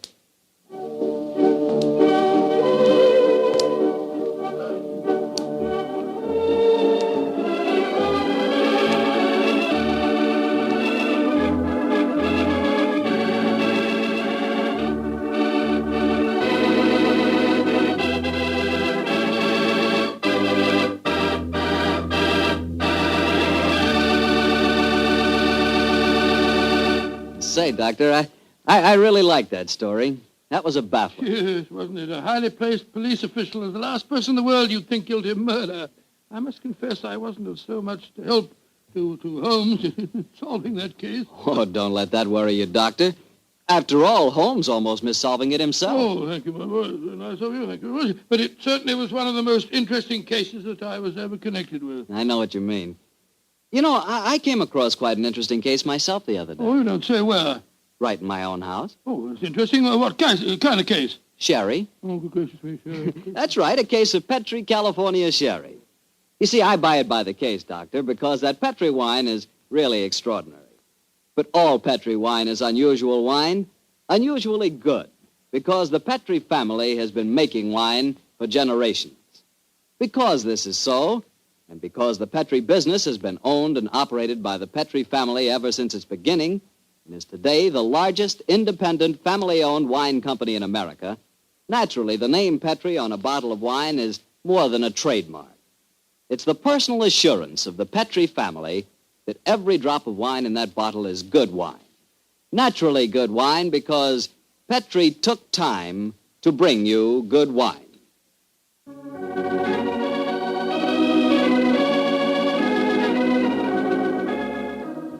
Tonight's Sherlock Holmes adventure was written by Dennis Green and Anthony Boucher and was suggested by an incident in Sir Arthur Conan Doyle's story, The Adventure of the Illustrious Client. Music is by Dean Fostler. Mr. Rathbone appears through the courtesy of Metro-Goldwyn-Mayer, and Mr. Bruce through the courtesy of Universal Pictures, where they are now starring in the Sherlock Holmes series. The Petri Wine Company of San Francisco, California, invites you to tune in again next week, same time, same station. Sherlock Holmes comes to you from our Hollywood studios. This is Harry Bartell saying goodnight for the Petri family. This is the world's largest network, the Mutual Broadcasting System. At first, when Herr Gröning confessed to the killing of the Princess von Kran, I didn't believe it. When the other women were killed, I felt sure that Herr Gröning was innocent. I at least suspected Count Refrano of having committed the other murders. But then, that's exactly what Dennis Green and Anthony Boucher wanted. Don't you think?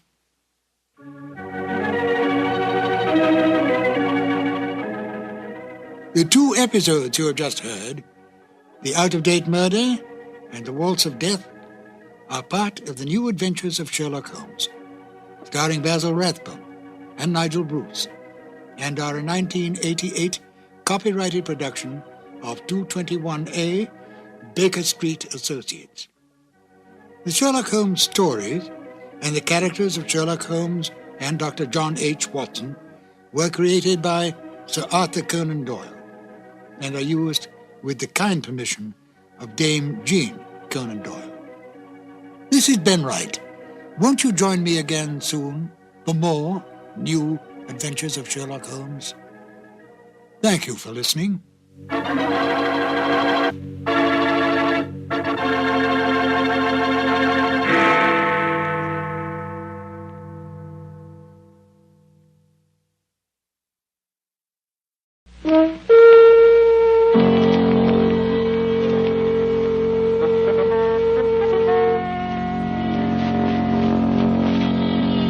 The Adventures of Sherlock Holmes, starring Basil Rathbone and Nigel Bruce.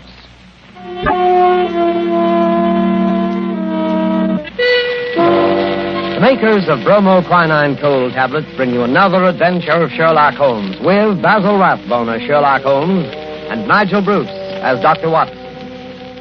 Watch out for colds, ladies and gentlemen. They're very prevalent now, and a little cold may be the start of a serious illness. What you want to do at the first sign of a cold is take famous bromoquinine tablets. Bromoquinine tablets are made for one purpose and one purpose only, and that is the relief of colds. They act fast, give you speedy results, and that's what you want when you have a cold. Bromoquinine tablets are known the world over for their efficacy. Trust to reputation when buying a medicine. Do this when you feel a cold coming on, and you'll ask for bromoquinine cold tablets. And now, as we make our way through the night to Dr. Watson's hospitable door, we notice a feeling of spring in the air. The buds are swollen on the trees, still black and dripping from the rain. There's the smell of warm, damp earth. Delicious. Eh, Mr. Manning? Well, hello, Dr. Watson. I didn't see you in the dark. Yes, I've been out checking up to see if my magnolias survived the winter. Any casualties? No, they all seem to be fairly bursting with buds. There's nothing as delicious as that first faint whiff of spring. All is treacherous. Come along to the house before we both catch our death of cold. After you, sir. Not at all, my boy. None of that age before beauty nonsense. I'm not as decrepit as all that. Oh, what's this? The front hall littered with trunks and suitcases? Oh, yes. I'm afraid my annual wanderlust has broken out rather early this spring. I'm off on a little jaunt first thing tomorrow morning, but come along into the study. Does that mean that this is the last of our storytelling evening? For this winter, yes, I'm afraid it does. Well, I trust I'm not too forward if I hope to be invited back again in the fall. Oh, of course not. You know we'll be waiting for your return. Oh, thanks very much. It's very, very decent of you to put up with the meanderings of an old fellow like myself. I appreciate it, you know.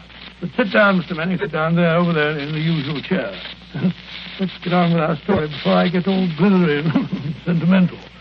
You're going to tell us about Professor Moriarty tonight, aren't you? Well, I had intended to, but I've changed my mind. I'm going to tell you the adventure of retired Colourman instead. Retired Colourman? Isn't that a military term? No, it isn't.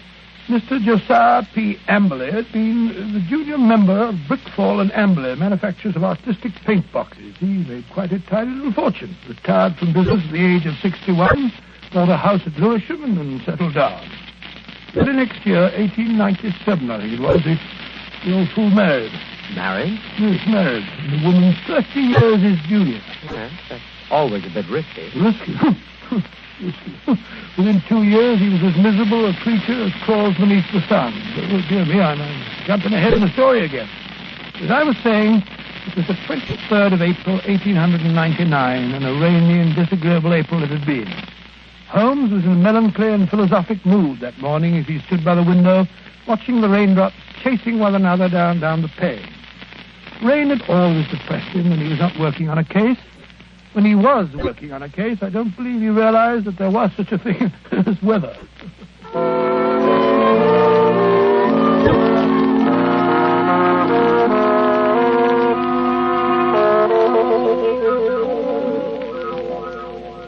that beastly rain. Hasn't stopped for 3 days. Might as well be another flood. Well, heaven only knows what transgressions could have brought it on. That's been a really first-class crime for months. Oh, cheer up, Holmes, cheer up. It's probably good for the crops or something. The shortage in crime? No. The rain, of course. Probably makes the little buds sprout and the little shoots shoot. Oh, don't be so blasted optimistic. More likely rotting all the seed that's already been planted. Rain, where the deuce does it all come from? This confounded English climate? Why any man with half a brain stays on this rain-soaked, mist-bound island is beyond me. I doubt if the men have anything to do with it.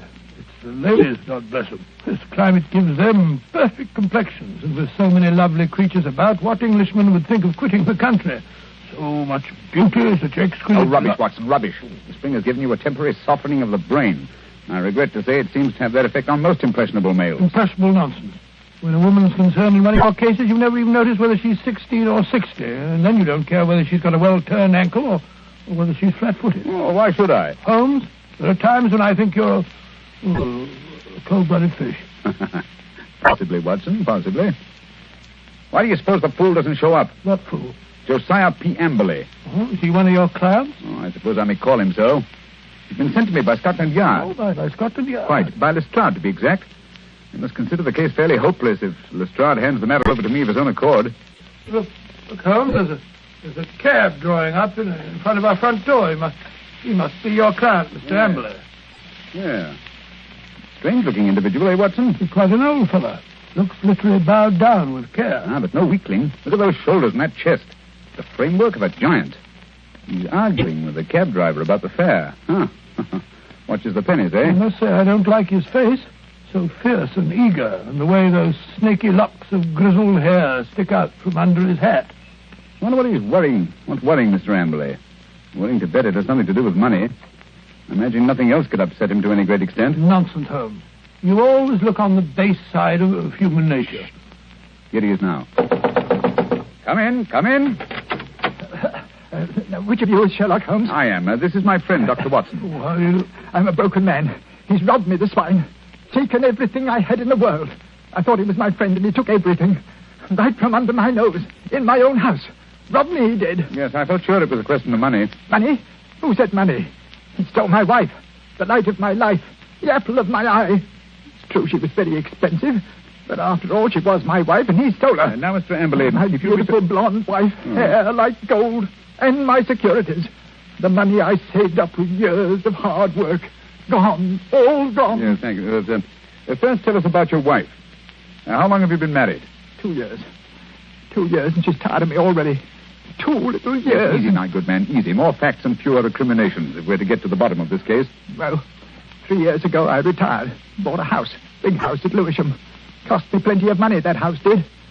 Well, sir, I'd never lived alone in a big house before, and got sort of lonely. House began to need looking after, so I thought I'd start looking around for a wife. Nice, healthy, young wife to look after me. Then I met Ella. Handsome girl she was, too. A good cook. Hair like gold. Could bake a beef and kidney pie that would melt in your mouth. So I thought I might as well get married. Yeah, very practical, I'm sure. Yes, that's what I figured at that time. But, Lord, Mr. Holmes, the money a woman runs into. They made my heart bleed the way the money went. I should have thought you'd have been glad when the other fellow took it off your hands. But who was this... This wolf in sheep's clothing? Yes. His name was Dr. Ray Ernest, a young fellow. Used to come over nights and play chess with me. I see. He stole your wife? Yes, and my securities. Yes, but surely the securities are registered. You can hardly hope to convert them. Maybe not, but I must have them back.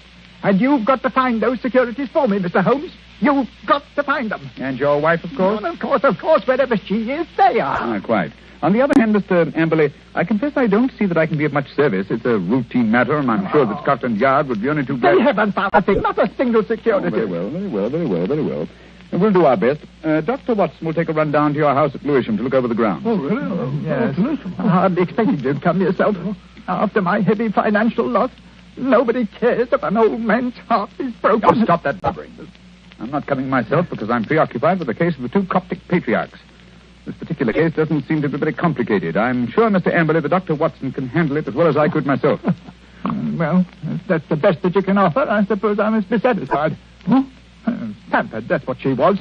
And that young man, that dirty pickpocket, I treated him like my own son. He had the run of the house.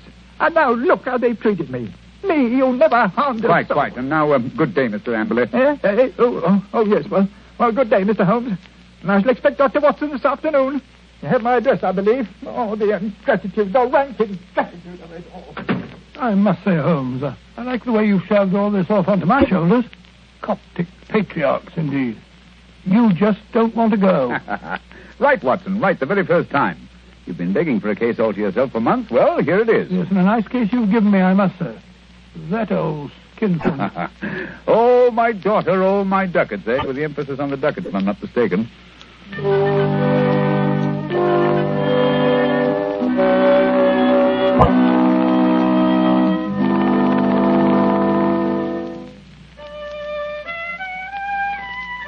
Oh, confound that passage.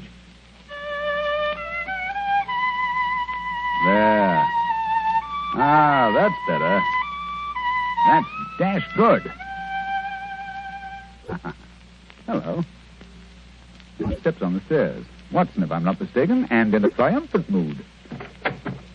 Hello, Holmes. Well, I'm back. Hail the conquering hero. A successful afternoon, I take it, with the light of victory in your eye. Well, I did manage to dig up a clue. Good. How about Mr. Amberley's place of residence? What's it like? Well, he calls it the Haven. Oh, charming. Yes, isn't it? I think the place would interest you, Holmes. You know that particular quarter, the monotonous brick streets, the weary suburban highways. Well, right in the middle of them lies this beautiful old home, surrounded by a high sun-baked wall, mottled with lichens and topped with moss, the sort of wall... You may omit the poetry, Watson. I note that it was a high brick wall. What? I should have guessed it was the Haven, even if I hadn't asked a lounger who was smoking outside in the street. A lounger? Yes, a tall, dark, heavily moustached man with a curious look in his eye. With great tinted glasses and a Masonic type-in? Good heavens.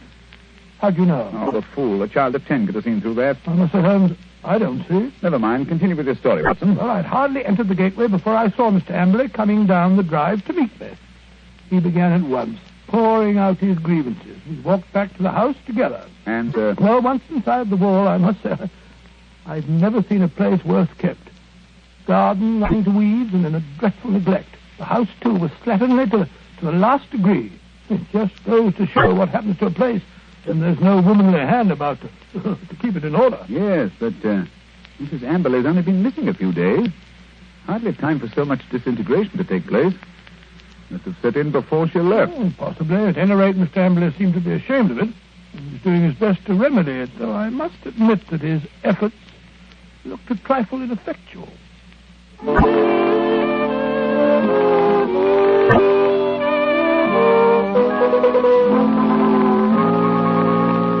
What's to become of me? What's to become of me? My wife gone, most of my fortune stolen. Oh, come in, Dr. Watson, come in. Here you see what remains of what used to be called my home. An Englishman's home is castle, so they say.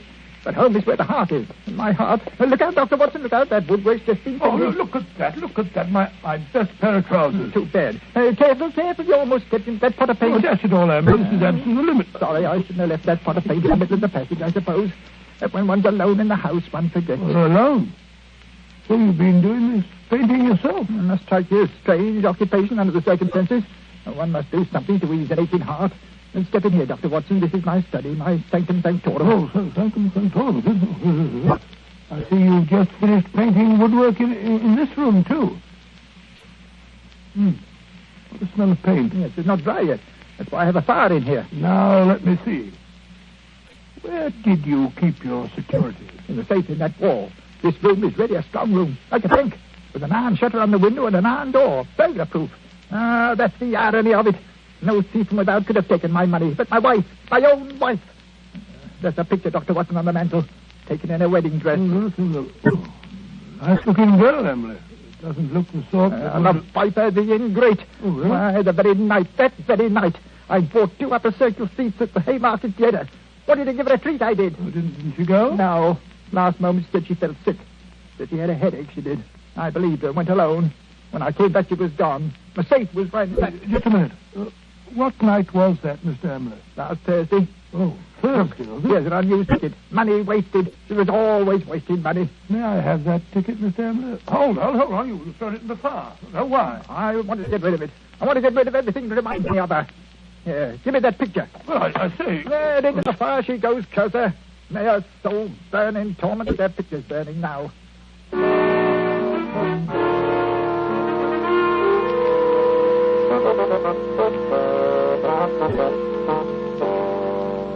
Unpleasant fellow, eh, Watson? This case begins to look more somber than I suspected. If you could only have brought me that ticket, Watson. Oh, I did my best, Holmes. I may not have the ticket itself, but I did notice the number of the seat. Oh, bravo, Watson. How did you happen to remember it? Well, as a matter of fact, it was my place in form at school, 31. See from the bottom. And so it stuck in my head. Splendid, old fellow. Then Amberley's seat must have been 30 or 32. Dear me now. Who can that be? Well, whoever it is, he's dashed impatient. Oh, yes. Here he comes up the stairs, fairly running. Come in. Well, bless my soul if it isn't our old friend, our good friend, Mr. Amberley. What's up? A telegram, Mr. Holmes. I can't make anything of it. Here, see for yourself. Uh-huh. Come at once without fail. Yes. Can give you information as to your recent loss signed Elman at the vicarage. Dispatched at 2:10 from Little Purlington. Little Purlington in Essex, I believe, not far from Frinton. You will start at once, of course. Watson, look up the train. It's probably a hoax. What could anyone in Little Purlington But it's know from about a very responsible person. Where's my Crockford? Yes, here it is. We'll look up this minister of the gospel. E. Elman. Here it is. Yeah, J.C. Elman, M.A., living of Mossmore, Little Purlington. Yes, but I still don't think... Surely, Mr. Amberley, you want to find your wife and your lost security. Of course, but it's a waste of time and money. Here we are. Here's the train from Liverpool Street at 5:20. Yes, we just have time. Mr. Amberley, you go downstairs and hail a cab. I'll help Dr. Watson throw a few things in the bag. You think I need Dr. Watson? Perhaps I'd better go alone. Oh, no. It may be a trap for all we know. I don't think I shall go. Mr. Amberley, it would make the worst possible impression on both the police and on myself if you refused to follow up so obvious a clue. We should feel that you are not in earnest about this investigation. Very well, I'll go. Perhaps you'd better go with him, Holmes. What? Take your case, Watson. After the brilliant way in which you've handled it? No. Go along, Mr. Amberley, or you'll miss your train. Very well, but the expense is... Here you wobble, Watson. Here's your bag. It's packed. Yes, you never know when you may be called off on a case like this. I packed it for you. Holmes, I do think Quite. Now, whatever you do, see that he really does go to Little Purlington. Yes, I don't think that he's... Again, quite. Should he break away and try to return, get to the nearest telegraph station and send me the single word bolted. I will arrange to have it reach me wherever I am. What? You have something to look into at this end, then? I have, Watson. This case is beginning to take on a rather curious and sinister aspect. Above all, old man, take good care of yourself. And Mr. Amberley.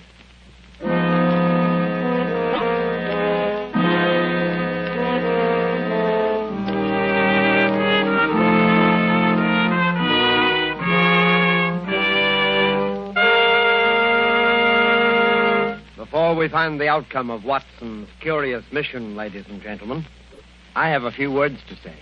Here's what you want to do when you feel a cold coming on. Here's what you want to do at the very first sign of a cold. Take famous bromoquinine cold tablets. Bromoquinine tablets don't fool. No, sir, they get right after a cold symptom. They get right after a cold's misery. They relieve the headache and other pains that go with a cold. They relieve that stuffiness and feeling of depression that accompanies a cold. They help reduce the fever that goes with a cold. Bromoquinine tablets are fast and decisive in their action. First, because they're made especially for the relief of the common cold. And secondly, because they act internally. You can take lots of things for the relief of a cold, but nothing more reputable and reliable than famous bromoquinine tablets.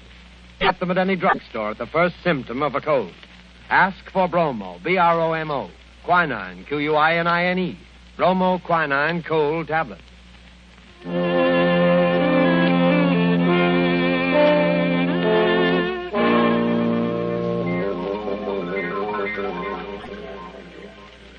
Confound this rain. Everything's as dark as a black hole of Calcutta. The haven. Shitty little haven this is. I can find a window unlatched. Not much chance on the first floor. The old boy's 2 quarters. Ooh. Second story window, perhaps. Now they managed to scale this porch pillar. This confounded rain.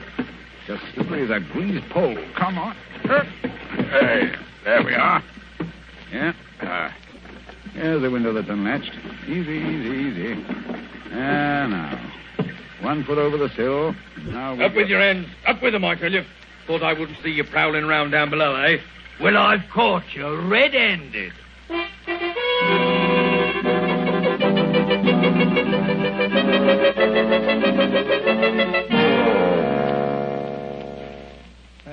Nice wild goose chase that turned out to be. That friend of yours, Sherlock Holmes, is a fool. I'm sure, Mr. Ambley, if you'll call and see him, he can explain. Explain nothing. That vicar had never seen that telegram before. The way he treated us. You might have thought we were suspicious characters. Then missing the last train and having to sit up all night in the confounded station with the rain dripping through the roof. Well, we could have gone to an hotel. Gone to an hotel? That costs money. Gone to an hotel, indeed. Well, here's your house, Mr. Ambley. I think I'll go along home now and get some breakfast. You will not. I'm going to come into the house and see if everything's all... I look up there. The window over the porch. It's open. Perhaps you left it like that yourself. Rubbish. I tell you, I don't like the looks of this. Where's my key? Here it is. We'll soon find out. I say, it's gloomy, isn't it? Look. Someone's been here right enough. Footprints on the fresh paint. I'll find them if I have to tear the place apart. No need for that, Mr. Ambley. We're here waiting for you in the study. Holmes! Good heavens, what a start you gave. How did you get in here? Climbed in through an upstairs window. That's burglary, young man. Yes. Burglary has always been an alternate profession, and I cared to adopt it. I'll admit I was glad I hadn't when I walked into Inspector Lestrade's gun last night. He thought I was a burglar, too. But come, we're keeping him waiting. He's in the library. Here they are, Lestrade. I told you we could expect them back before 10. No, but look here, that's not Lestrade. That's the man I saw loitering in front of the gate yesterday afternoon. The fellow with the black moustache and the glasses. Yes, that's right, Dr. Watson. Yes. Lestrade fondly imagines that's a disguise. Oh, now look here, no. It's as obvious to anyone who takes the now trouble. Look here, I've had enough of this. I won't have two busybodies prowling around my house in the middle of the night. And what's more, Mr. Sherlock Holmes, I suspect you sent that telegram yourself. Very clever of you, Mr. Amberley, very clever. You look a trifle pale. I thought a night in the country might do you no, good. enough of that. What kind of a fool do you take me for? I have you put behind the bars, all of you. Oh, surely not Inspector Lestrade. Why, he's from Scotland Yard. I don't care if it's from the House of Lords. Yeah, none of that. You're all disgraced, publicly disgraced. Breaking into my house in the middle of the night. Oh, I'll get you for that. What were you doing in here last night? Answer me that. Looking for the bodies. What? Looking for the bodies of your wife and Dr. Ernest. What have you done with them? How dare You murdered them in this room. We have ample proof. Why, Stop him, Watson. Stop him. He's got a capsule in his hand. It's poison. He's got to swallow it. No. Come on, get that out. Spit it out. Spit it out. Spit it out, or I'll choke No you. shortcut, Mr. Ambley, if you please. Everything decently and in its proper place. Take him away, Lestrade. Right, come along now. No more monkey business. I won't put up with that. All right, Phew. What a scene.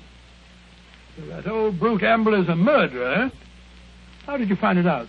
Well, the first clue was the theater ticket, which you didn't use. We found that out. Oh, that destroyed his alibi. Yes, the theater people assured us that there had been 2 empty seats, not just one. The second clue was the smell of fresh paint. What was he trying to hide by that? Yes, what? Gas. He asphyxiated his wife and Dr. Ernst in this room. Good heavens. His strong room, which was as near airtight as anything could humanly possibly Yes, be. but how? Well, that's what I wanted to find out. That's what I was looking for when I broke into the house last night. And what did you find? Look here. Notice the gas pipe along the skirting here? It rises in the wall, in the angle there, and ends in that plaster rose in the center of the ceiling where it's concealed by that ornamentation. The end's wide open. How horrible. Yes, and look here. Look, near the floor. What do you make out? 2 words written on the wall. We were. Then a scroll. We were. What does that mean? The poor devil was trying to write, "We were murdered." I can see the whole ghastly scene. It was last Thursday night. Amberley had lured his wife and Dr. Ernest into this room.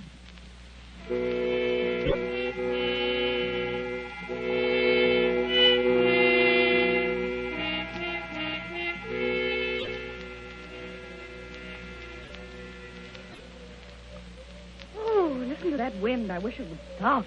It's not so bad in this room. We have a little game in here, eh, Dr. Ernest? Just you sit here, there. Entertain the doctor while I go and look for the chessmen. Excuse me for a minute, Dr. Ernest. Certainly. And if you don't mind, I'll close the door. There's such a draught.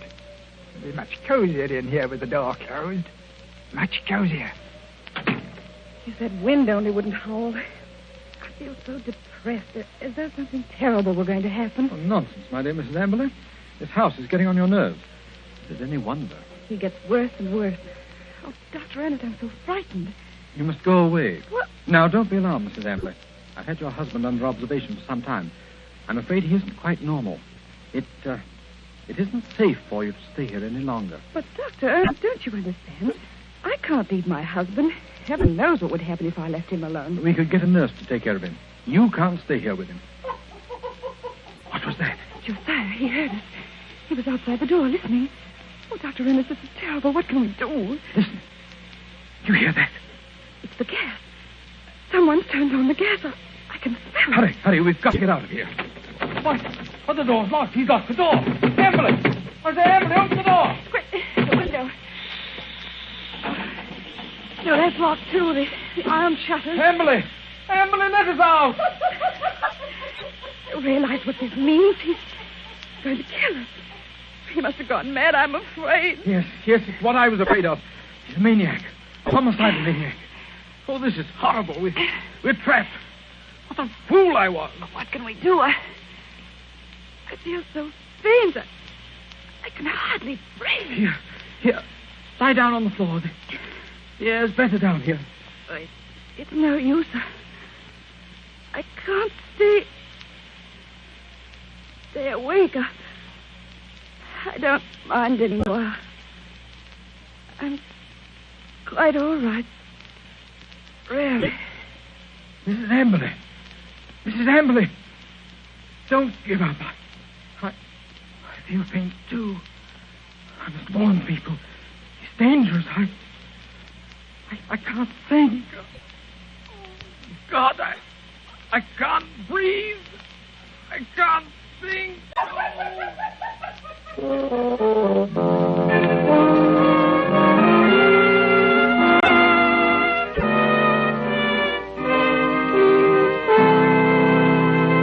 What a tragic story, Dr. Watson.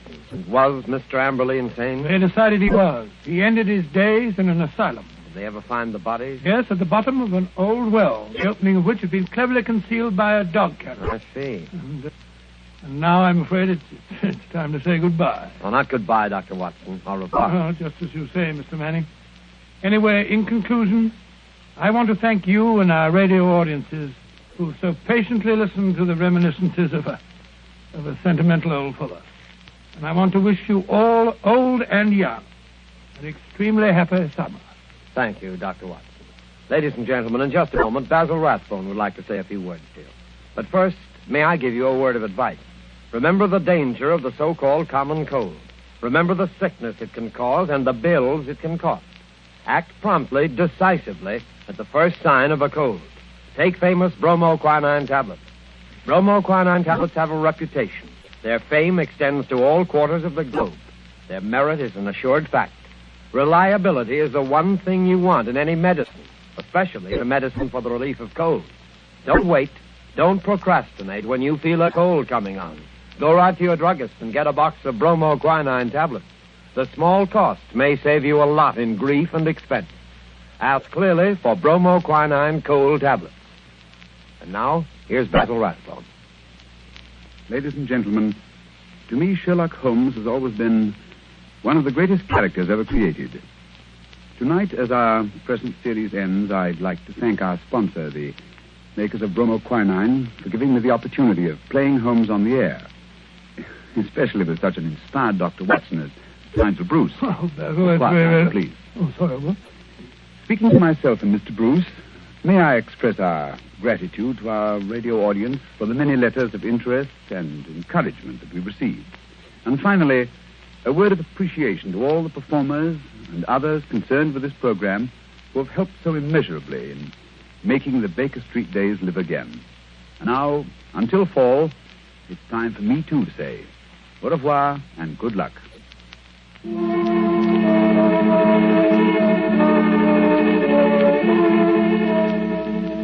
You have been listening to a Sherlock Holmes adventure adapted by Edith Miser from Sir Arthur Conan Doyle's story, The Retired Colourman, with Basil Rathbone as Sherlock Holmes and Nigel Bruce as Dr. Watson. The Sherlock Holmes series was produced by Tom McKnight. This program was presented from Hollywood by the makers of bromoquinine cold tablets. Quick relief for colds. This is Knox Manning speaking.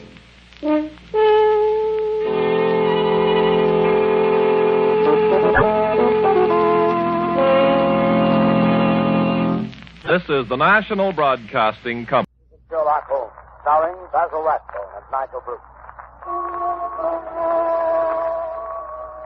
The makers of bromoquinine cold tablets bring you another adventure of Sherlock Holmes, with Basil Rathbone as Sherlock Holmes and Nigel Bruce as Dr. Watson. Friends, when you're the victim of a cold, remember this. Bromoquinine cold tablets are made exclusively to help relieve the usual distress of cold. They're not a cure-all. They're made for one purpose, and one purpose only, to help relieve the common miseries of a cold. The ache, the pain, the fever, and nasal stuffing. That's why they do such an effective job. Give yourself the advantages of specialized medication. When a cold attacks, take bromoquinine cold tablets as directed, and only as directed. Now, here we are again in our habitual armchair in front of Dr. Watson's fireplace, waiting for the good doctor to put down the evening paper. Oh, I beg your pardon, Mr. Manning. I didn't see you come in. I was reading about your latest American gang shooting. Yes, crime seems to be riding high, wide, and handsome in most of our big cities, I'm afraid. What a pity we haven't got Mr. Sherlock Holmes on the job. That's just what I was thinking. But on the other hand, these gangs of racketeers have sprung up since he retired. Perhaps he wouldn't know how to handle it. Rubbish. I can remember just one case we handled back in 94. It was concerned with Georgiano, the worst gang leader New York ever had. They didn't call it racketeering in those days, but it amounted to the same thing. Kidnapping, blackmailing, bombing, terrorizing innocent people. By during the course of that particular case, Georgiano had one man taken for a ride, as you call it. Yeah, that sounds interesting. Why don't you tell us about it? Well, it's a bad story. Let me see. It was in November in the year 1894. Holmes and I were sitting in our rooms in Vegas. Well, I thought you said this story was about the head of a New York gang. Yes, so I did, Mr. Manning, so I did. Don't you interrupt. Even famous gangsters have been known to travel about from time to time. Well, as I was saying, Holmes and I were sitting in our rooms in Baker Street, and our housekeeper, Mrs. Hudson, ushered in a friend of hers, a landlady who kept lodgings in Great Orm Street. Holmes invited her to sit down. The poor woman was obviously harassed and kept sucking away at the fringe of her cape.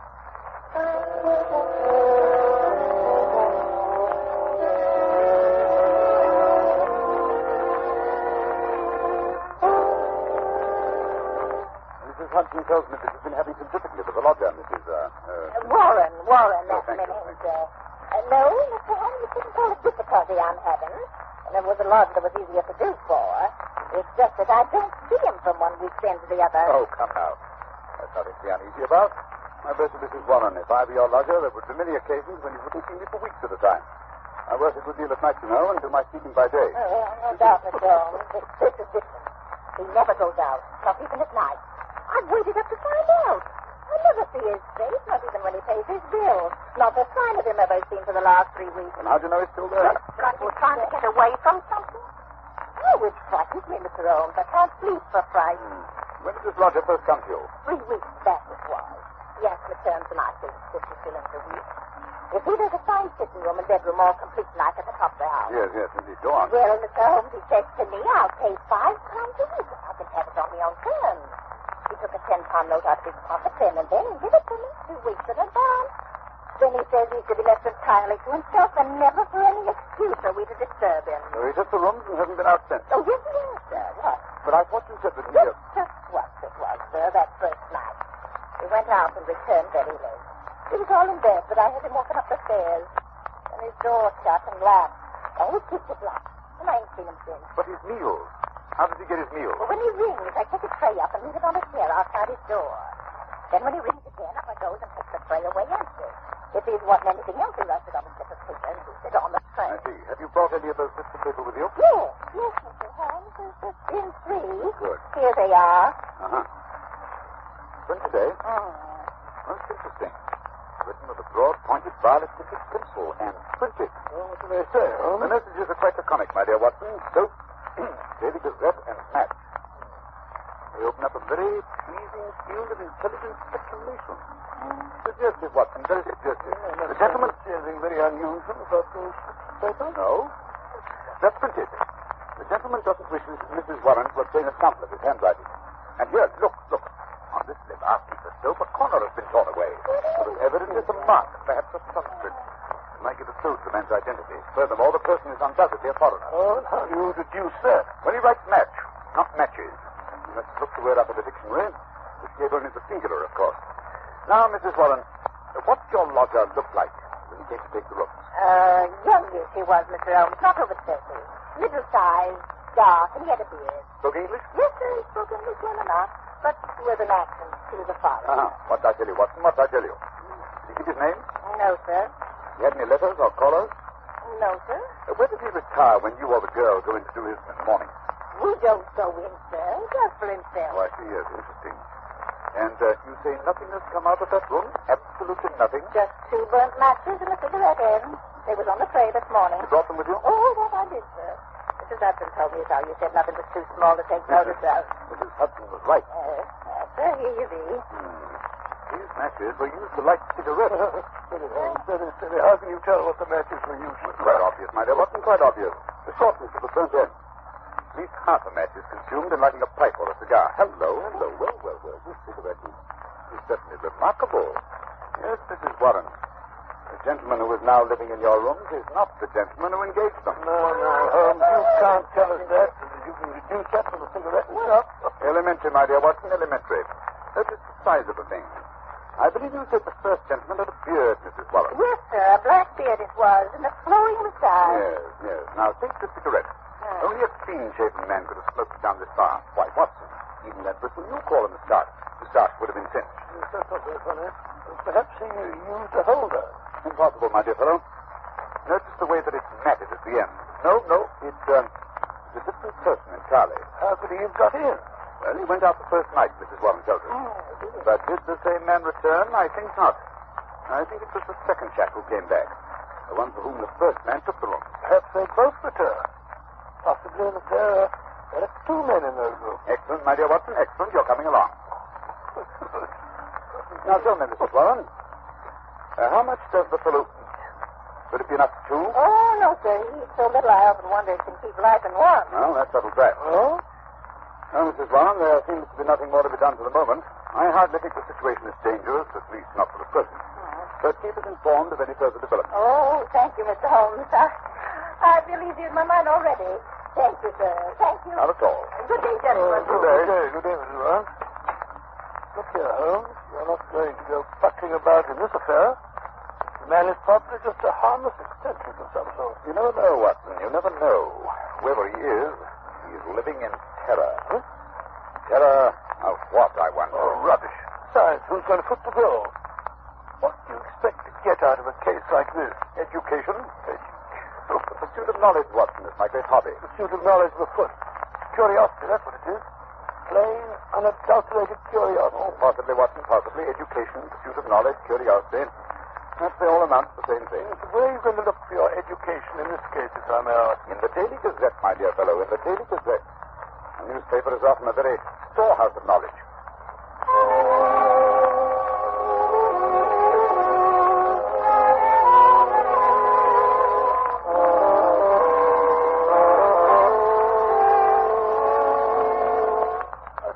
Every time I look at you, you have your nose buried in a copy of the Daily Gazette.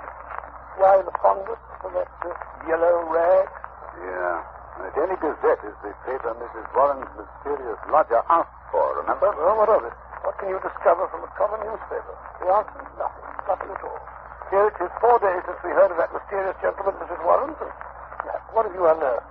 Nothing. Absolutely nothing. You're wrong as usual, my dear Watson. I've unearthed. We interrupt this program to bring you a special bulletin from the NBC newsroom in New York. President Roosevelt will address the joint session of Congress at noon tomorrow. We return you now to the adventures of Sherlock Holmes. My chief enemy to the hiding place of the mysterious lodger. How would you go about keeping in touch with him? Just now? Through the papers, my dear fellow, through the agony columns. And since Mrs. Warren's lodger received only one paper, the notices must appear in that. Okay. She see now, but how can you tell which notice is the one we're after? By elimination, Watson. By elimination. Take this paper, for instance. The edition which appeared 2 days after the lodger took up his residence with Mrs. Warren. The agony column, huh? Let's have a look. Dear me. What a collection of groans, cries, and utter nonsense. Oh, perhaps, my dear Watson, perhaps, but nevertheless, an invaluable hunting ground for the searchers after education. Well, go on. The first one reads, surely Jimmy will not break his mother's heart. That's what they're certain. Listen to this. It's the lady who fainted in the Brixton Yes, disregard that. The lady doesn't interest me. Here's another. Every day, my heart Oh, longs. bleach, Watson. Unmitigated bleach. Go on, please. Well. Be patient. We'll find some means of communication. Meanwhile, watch this column. It's signed G. Sounds more plausible, eh? Are there any others? Yes, 3 days later we picked up the trail again. Here it is. There, that one. And making successful arrangements, patience and prudence, the clouds will pass. G again. Yes, nothing for 2 weeks after that. Then comes something more definite. Here. The park is clearing if I find chance to signal a member code. A1, B2, and so on. You'll hear soon. Oh, what's for G? By Jove. Things are warming up. Oh, see who that is, will you, Watson? Sure. I'm sure he wanted his money. Thank you so much. Well. What is it? It's the afternoon copy of the Gazette that has just arrived. This is how to make that. Oh, good. See if there's anything in it. House of Parliament in heated session. Actress has pearls still. Oh, come on, give me that paper. Look, Holmes, you tell. Snatching a paper out of a fellow's hands like that. Nice manners, I must say. Here we are, Watson, here we are. High red house with white stone facing, third floor, second window left after dusk. G. Ha. That's definite enough, Watson. That's definite enough. Hello, what's that? Look out of the window, will you, Watson? See your friend, Mrs. Warren. I said it. She must be excited. Her hat's on the side of her head, and she's puffing like a steam engine. There's Mrs. Hudson. Just let her in. Yeah, something's happened. We weren't there. Confound it, Watson. I hope nothing that isn't. Come in. Mrs. Warren, what's up? Oh, Mr. Holmes, sir, I come as fast as I could. Well, here, take a chair and get your breath. Oh. No, wait a minute. Sit down. Oh. That's better. Now then, what's happened? It's a police matter, that's what it is. I'll have no more of it, and I won't. I'll pack him on bag and baggage. I'm at the end of my patience, I am. When it comes to knocking my old man about... Mr. Warren, well, tighten him up anyway. Who did that? Well, that's what we want to know. It was around 11 this morning. There was a fog, you remember? Well, I sent Mr. Warren around to get me some money in for the stew we were to have for lunch. Well, he says he got no more than 10 paces down the road when 2 men come up behind him, threw a coat over his head, and bundled him into a cab that was standing beside the curb. 12 o'clock, 1 o'clock, and he don't come back. And there am I in me stew left waiting for the onions. Well, at 2 o'clock, they come up a stew anyhow. And you know what a stew is like without onions. Yes, it's like tea without... Yes, I like mine. Well, tea without milk is about that. That's one of the most... Go on, Mrs. Warren. Go on, never mind. Yes, well, at 3 o'clock, my old man comes home, all black and blue, and his coat tore. At first, I think he's been in some pub. He's got a weakness for a drunk now and then. Yes. And pretty soon, I see he's not drunk, just dazed, and he tells me he's been driving around for 2 hours with a couple of men threatening him, and finally they opened the door and shoved him out. And when he comes to, he found he was on Hampstead Heath, so he took a bus home, and there he lies now on the sofa, moaning and groaning. Indeed, most interesting. Did he notice the appearance of the men? Did he hear them talk? No, Mr. Holmes. He's twin dazed. He just knows he was lifted up as if by magic and then dropped again. As if by magic? Yes, sir, that's right. And you connect this attack with your lodger? Well, sir, we've been living there 15 years now, and those happenings ever came before. I've had enough of it.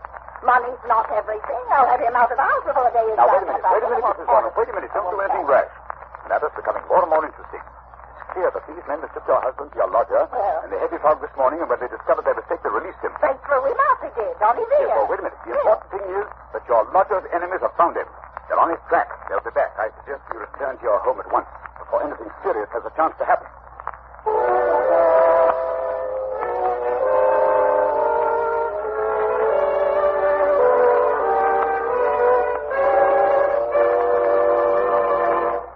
A moment, we'll rejoin Sherlock Holmes as he endeavors to solve the mystery of Mrs. Warren's lodger. Ladies and gentlemen, in every American city, town, or village, you'll find a group of people who are worthy of the highest praise. The American druggists, men and women who are always on the job to serve our needs day and night. This evening, we have a very welcome guest, a druggist from the city of the famous Mardi Gras, colorful New Orleans, Mr. Wally Schweikart of the Schaefer and Schweikart Pharmacy at Carrollton and Jeanette. Now, here's what happened the other day when a friend of mine visited the Schaefer and Schweikart Pharmacy. Mr. Schweikart, you certainly have a fine modern drugstore. How long have you been serving this neighborhood? About 25 years. Well, sir, it's a long time. Say, what were those big buildings I just passed on the way out? Why, the famous Tulane and Loyola University. And we're proud to have some of the students among our best customers. And I suppose you have an occasional professor stopping in, too, huh? Yes, we do. College students and professors buy medicines just like anyone else. And that brings up a question I'd like to ask. What do most of your customers buy when they want to relieve the usual symptoms of colds? Bromoquinine cold tablets by a big margin. We recommend them, and both Mr. Schaefer and I have used them to help relieve the common miseries of our own colds. That's just the way it happened, isn't it, Mr. Schweikart? Yes, that's right. It's been a pleasure to have you with us, Mr. Schweikart, and your statement bears out the results of a coast-to-coast survey conducted by one of America's leading research organizations and taken among over 2,000 American druggists just like yourself. It was found that more than 87%, that's about 9 out of every 10 druggists, recommend bromoquinine cold tablets as an effective aid in the relief of the usual cold symptoms. And in addition, the majority of these druggists said the bromoquinine cold tablets were their largest selling tablets made exclusively for the common distress of cold. Friends, when you have the usual symptoms of a cold, get the preparation your druggist probably recommends. Time-proven bromoquinine cold tablets and take only as directed. Bromo, B-R-O-M-O. Quinine, Q-U-I-N-I-N-E. Bromoquinine cold tablets.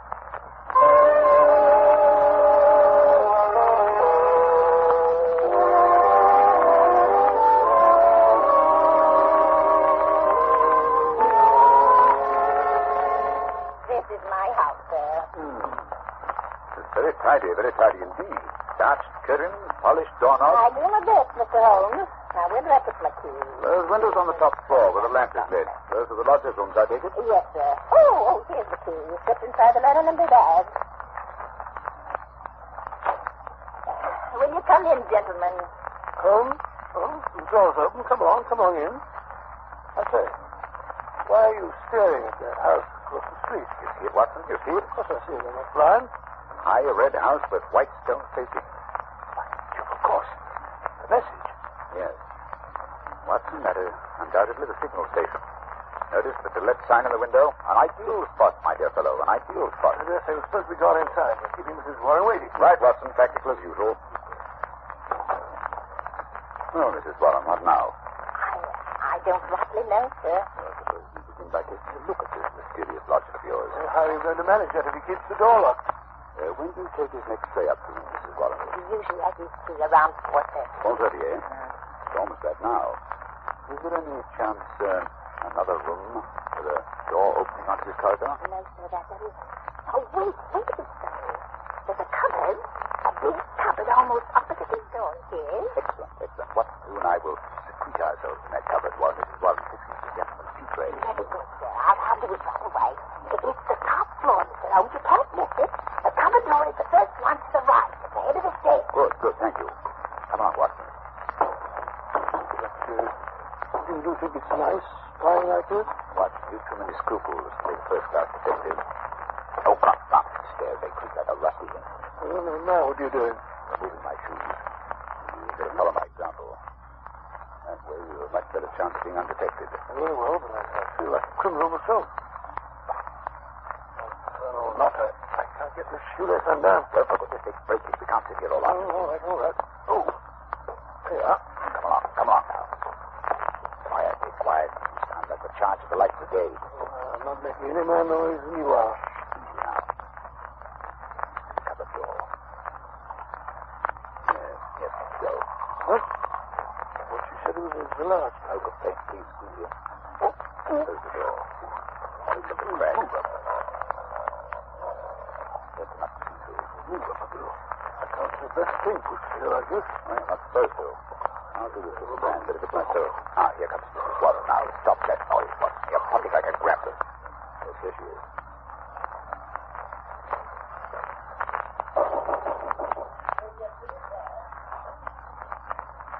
Slipped on chair. Going away. At the door now. Slowly. A hand, a face. By thunder! Well, I'm dashed. What is it, Holmes? What's happened? Something I did not foresee. Follow me downstairs quickly, Watson. Why, all excitement. Who was it? Who opened the door? Remember, I deduced the substitution of lodgers, Watson? Yes? What I did not foresee was that we should find a woman, no ordinary woman, Watson. No, of course not. Dark, young, handsome, with a face etched with terror. Terror? Do you think she saw us? I think she suspected our presence. Well, what do we do now? We'll put on our shoes. We're going to spend the next few minutes on the front doorstep. Why? You remember the message said that G would communicate with the lady at dusk today? Please keep an eye on the window opposite. Yes, but it's almost dark now. Come along.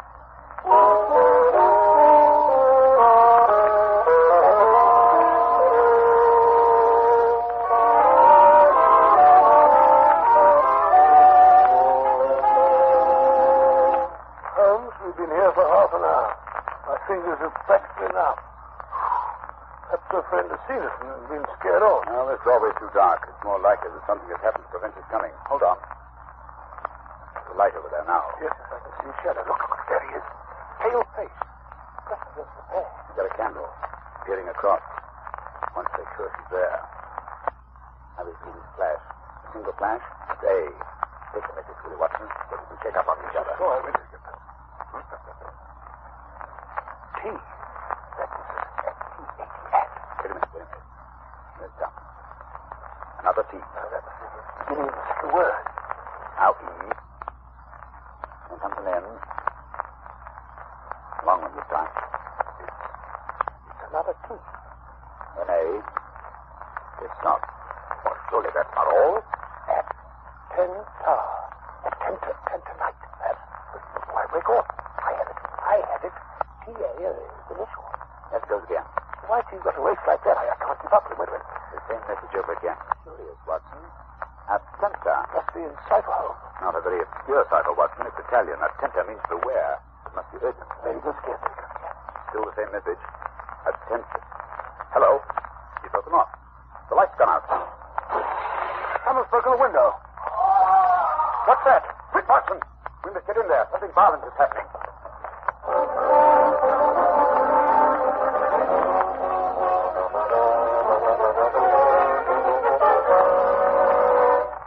The door's unlocked, Holmes. Come along, Ben. Keep your revolver handy. Dark, I can't see a face. Here, up these stairs. Hello. There's a candle where he dropped it. It's warm. Got him at Watson. That's better. Let's look around a bit. Oh, so quiet. It's uncanny. Where could he have gone? There's the broken window.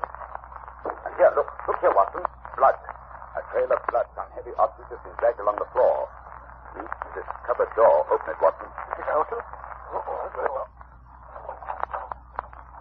Oh, look. On the floor, a man. On his back and covered with blood. Look, there's a knife. A knife sticking straight up. Driven blade deep into the body. A terrific blow. Give me that candle. Let's have a look at him. Yes. There. Look at the red circle drawn on the floor under his head. A halo in blood. Holmes, what are you doing with that candle? Finishing the message. I think it will be helpful. Let's get to the root of this mystery. I must find out how he got there. You mean this man? Then you recognize him? Naturally, Watson. It's Black Georgiano, the head of the most terrible band of criminals in America. Like Georgiano. Gee, for Georgiano. Then it must be he who sent the message. What's he doing over here in England? That's the question you must ask the lady from across the street. We should be here in a moment. I signaled her to come. Here she is. Carissimo, I have a cold. Ah, fool. What is it? What have you done with me? You must prepare yourself for a nasty shock, madam. My husband, what has happened? What are you hiding from me? Who is that on the floor? I beg of you not... Oh, let me see. Georgiano. Georgiano. Dear me, you have killed him. It's there. Please don't be so upset, madam. But it is wonderful, marvelous. What? You are the police. You have killed him. Oh, I'm so happy. You have killed him. He was dead when we found him. How so? But it was my general who killed him. My wonderful general. He has done it perfectly. He has splendid. He is magnificent. But where is he? Just now he sent a message for me to call. It was I who sent the final message. Your husband disappeared out of the back window, if I read the signs correctly. But I ran away. Oh, my husband, he did it to protect himself. To save me. No one could blame him. We could not arrest him for that. No. Now that your general is dead, we fear nothing. We are free. Perhaps you'd like to tell us about it. I may be able to arrange matters with Scotland Yard. Well, General is my husband. Gennaro Luca. I am Amelia Luca. Oh, my husband and I, we live in New York. We are happy until my General's brother, he meets this Georgiano. He was a devil. A monster. There is no judge in the world who would punish my husband because he killed him. Yes, I understand he had rather an unsavory character. He was a king. He makes the young Italian men join in his society. Gennaro's brother was one of his men. He cannot break away. He must do the most terrible thing. And then one night he say no. He was shot. Shot in the back. In the back? Quite a sportsman, eh? Oh, quite what? After that, this Georgiano, he said my husband must join his gang. He began to make love to me. He was terrible. I'm so afraid. So you ran away? Yes. One night we go on a boat for England. But we know Georgiano will follow us when he finds out. My General, he hid me where I will be safe. He knows Georgiano will come, and he waits for him outside. Tonight he arrives at last. But my General is ready. He is prepared to kill him. Oh, he is a hero, my Gennaro. I don't know what the British point of view will be, but I imagine that in New York, the his husband will receive a pretty general vote of thanks. Oh, I think we can arrange the British point of view, Watson. Scotland Yard has been on the lookout for this Georgiano since they heard he had landed. Mr. Luca has just taken a little bit of work, that's all. And now, Mrs. Luca, if you'll come with me, I believe we can arrange matters satisfactorily. Gracias, senor, gracias. I'm so happy. Well, it's been an interesting case, Holmes, but I still can't for the life of me see what you expect to get out of it. Education, Watson, a little more education. Always seeking knowledge at the old university. In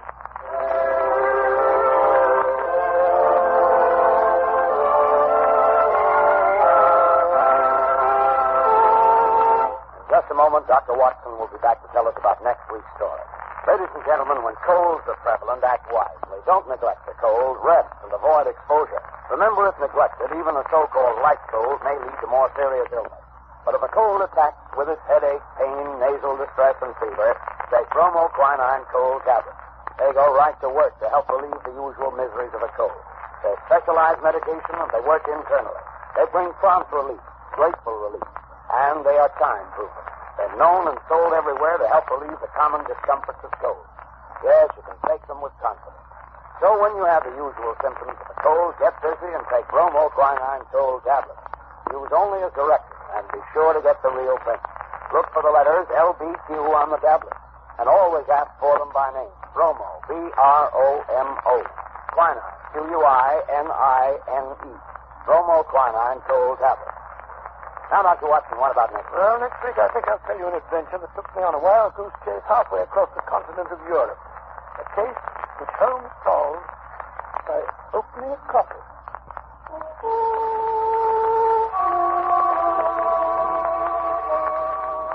You have been listening to a Sherlock Holmes adventure adapted from Sir Arthur Conan Doyle's story, The Adventure of the Red Circle, with Basil Rathbone as Sherlock Holmes and Nigel Bruce as Dr. Watson. The dramatization was by Edith Miser, musical interludes composed and conducted by Lou Crossmark. This program is presented from Hollywood each week at this time by the makers of bromoquinine cold tablets, prompt relief for cold distress. This is not managed speaking. Christmas seals are the stamps that help fight tuberculosis. Your contribution to the health and strength of our nation. Buy your Christmas seals today. This is the Red Network of the National Broadcasting Company.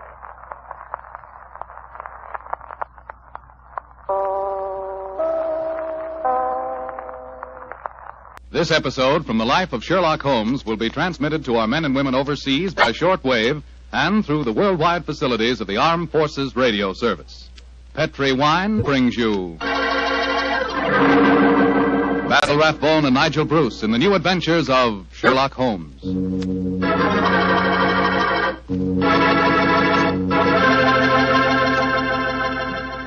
The Petri family, the family that took time to bring you good wine, invites you to listen to Dr. Watson tell us about an exciting adventure he shared with his old friend, that master detective Sherlock Holmes. And so while you're getting comfortable, I'd like to tell you about an old American custom. The custom of serving a glass of sherry wine before dinner.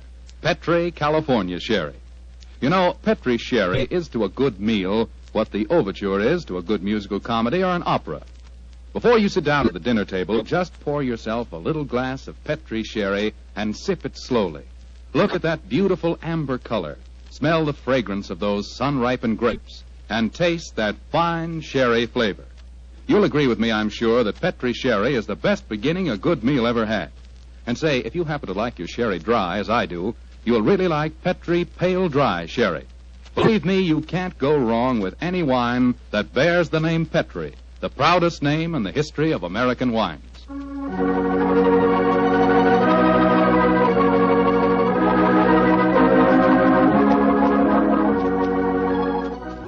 And now let's drop in on the good Dr. Watson, who's waiting for us in his California ranch house. Good evening, Doctor. Good evening, Mr. Foreman. Come in and make yourself at home. Thank you, Doctor. Sitting here with the lights off, I see. Have you been getting yourself in the mood for tonight's Sherlock Holmes story? No, my boy, I was watching the sunset. It's quite a beautiful tonight. Aye, Doctor, the sun set over an hour ago. Yes, I know that, young fellow, my lad. I know that. But at my age, a fellow's entitled to take a little snooze after dinner, isn't he? Of course he is, Doctor. And now that we've settled that, how about tonight's story? Well, a very beautiful girl figured prominently in this adventure, Mr. Foreman. Her name was Jasmine Lafleur. Huh? You say that again, Doctor, please? I know, my boy, but that was her stage name. When she was a magician's assistant, unfortunately, I never had the opportunity of seeing Jasmine Lafleur in the theater. But I'm told that she was a fascinating figure in tights and spangles. When Holmes and I first met her, however, she was dressed a little more conventionally. And her name was then Diana Vennering. Lady Vennering. Lady Vennering? Say, those tights and spangles really paid off, didn't they? Well, how did you and Sherlock Holmes come to meet up with her, Doctor? In rather spectacular style, Mr. Foreman. Miss Lafleur became something of a femme fatale in the early 1900s. First of all, she married Signor Rossoni, the magician for whom she was working. On the wedding night, he was mysteriously stabbed to death. A few months later, Madame Rossoni, very fetching in her widow's weeds, I'm sure, met Sir Wilfrid Vennering. And, after a whirlwind courtship, she married him. Don't tell me he got murdered, too. He did, Mr. Foreman. Also on the night of the wedding. But this time the police found a suspect. It was a certain Major Beckworth, cousin of the dead man, and an ardent suitor of the fair Diana. The trial at the Old Bailey was one of the most sensational I ever remember. Sherlock Holmes and I, in court on the closing day as a jury, were still considering their verdict. Holmes, the jury's been out over 8 hours. I bet you they can't agree on a verdict and there'll be a new trial. I think not, old chap. Look, here they come now. You know, there's a strong moral probability of guilt, but I'm sure they'll agree that there's insufficient evidence to convict. Oh, perhaps you're right. Just look at Lady Vennering down there ahead of us. What a stunning woman. Yes, and a woman of great poise and courage. Here it comes. Gentlemen of the jury, have you arrived at a verdict? We have, my lord. How say you? Do you find the defendant guilty or not guilty? Not guilty. Exactly. Come on, Watson. Let's get a breath of fresh air. Well, I was wondering perhaps if we shouldn't go over and congratulate Lady Vennering. On what? The fact that our husband's murderer has not been found? Oh, I suppose you're right.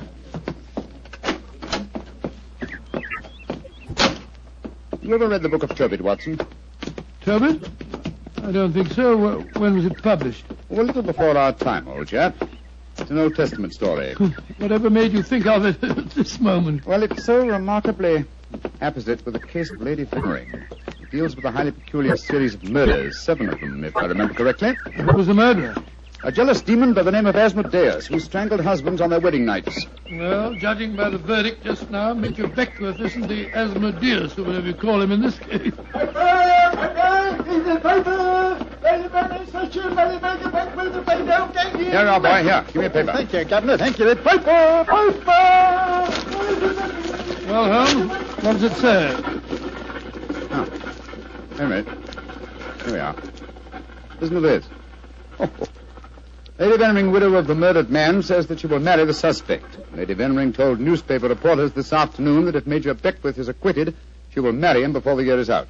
Oh, my soul, Holmes, there's a positive sparkle in your eye as you read about her. I must admit the lady fascinates me, old chap. I hope before she becomes involved in any further tragedies that we may have the opportunity of meeting her, and something tells me that we will.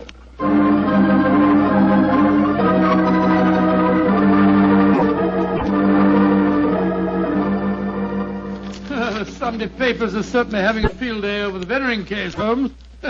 Did you read them? No, I didn't, Watson. There's a complete life history of Lady Veneering in one of them with photographs. It's rather interesting. Really? What are you doing over there, Holmes? Looking out of the window. Ah, yes. You expecting anybody home? No, come over here, old fellow. Oh, it's a clergyman. Yes, a very agitated one. Look at the way he's pacing up and down, and looking up at our window, too. By Jove. What eyes? Yes, there's a fanatical look about him, which suggests either the martyr at the stake or the inquisitor lighting the faggots. Mrs. Hudson's letting him in now. Well, I'll be interested to know what he's come to us about. I can hear footsteps on the stairs here. I'll go and have a look. How do you do, sir? Come along in, won't you? It's all right, thank you, Mrs. Hudson. You're Mr. Sherlock Holmes? I am, sir, and this is my colleague, Dr. Watson. My name is Whalen, the Reverend Arthur Whalen. How do you do, How sir? do you do, sir? Sit down, won't you, and tell me what I can do for you. Thank you. Mr. Holmes, this is a very difficult subject to broach. In fact, it's only after intense personal conflict that I've been able to force myself to come to you. May I ask you, are you familiar with the Book of Tobit? Book of Tobit? Gracious me. You were talking about that yesterday, Holmes. I see that you've come to consult me about the Veneering case. But that's amazing. How did you know? Has Lady Veneering been in touch with you? No, sir, but I'm familiar with the Book of Tobit, and Lady Venering's case closely resembles that of the woman Sarah in the Old Testament story. More closely than you realize, Mr. Holmes. Did you know that before each one of Lady Venering's husbands was killed, they received a threatening note? Yes, I recall that from the trial. Signed in some sort of gibberish, weren't they, sir? No, Doctor. Yesterday I was permitted for the first time to examine one of these notes. The apparent gibberish was in reality ancient Hebrew writing. Indeed. Were you able to translate it? Yes, Mr. Holmes. In effect, it said, if you go through with this marriage, your hours are numbered. And it was signed Asmodeus. Oh. The name of the jealous demon who strangled husbands in the Book of Tobit. Exactly. Just why have you come to me, sir? I want you to talk to Diana, to Lady Veneering, to tell her she must not go through with this new marriage. Murder is stalking her, Mr. Holmes. I have argued with her, prayed with her, implored her to realize her danger. But she is adamant. I'm afraid I should feel extremely presumptuous in giving her my advice. No, Mr. Holmes. I have prepared the way for you. You could, I'm sure, make her realize her danger. And she's willing to see me, you say? Willing and anxious. Oh, very well. But I'd like to ask you a few questions first. Anything, Mr. Holmes. What is your interest in her? She's a member of my flock. She needs my guidance. Nothing further? No, Mr. Holmes. By the way, I believe that you performed the marriage ceremony at both of her previous weddings. Yes. Are you proposing to officiate at the ceremony if she marries Major Beckwith? Well, I don't know. I'm hoping that marriage will never take place. And so I want you to help me, Mr. Holmes. Where does the lady live? 47, Berkeley Square. Very well. Dr. Watson and I will call on her this afternoon. Yeah, delighted to, delighted. I doubt if I can be there myself. In fact, Diana might speak more freely if I'm not. But here's my card. Oh, thank you. You'll know where to get in touch with me if you want to. Very well, sir. Good day to you, gentlemen. And I'm greatly in your debt. Well, good day, sir, good day.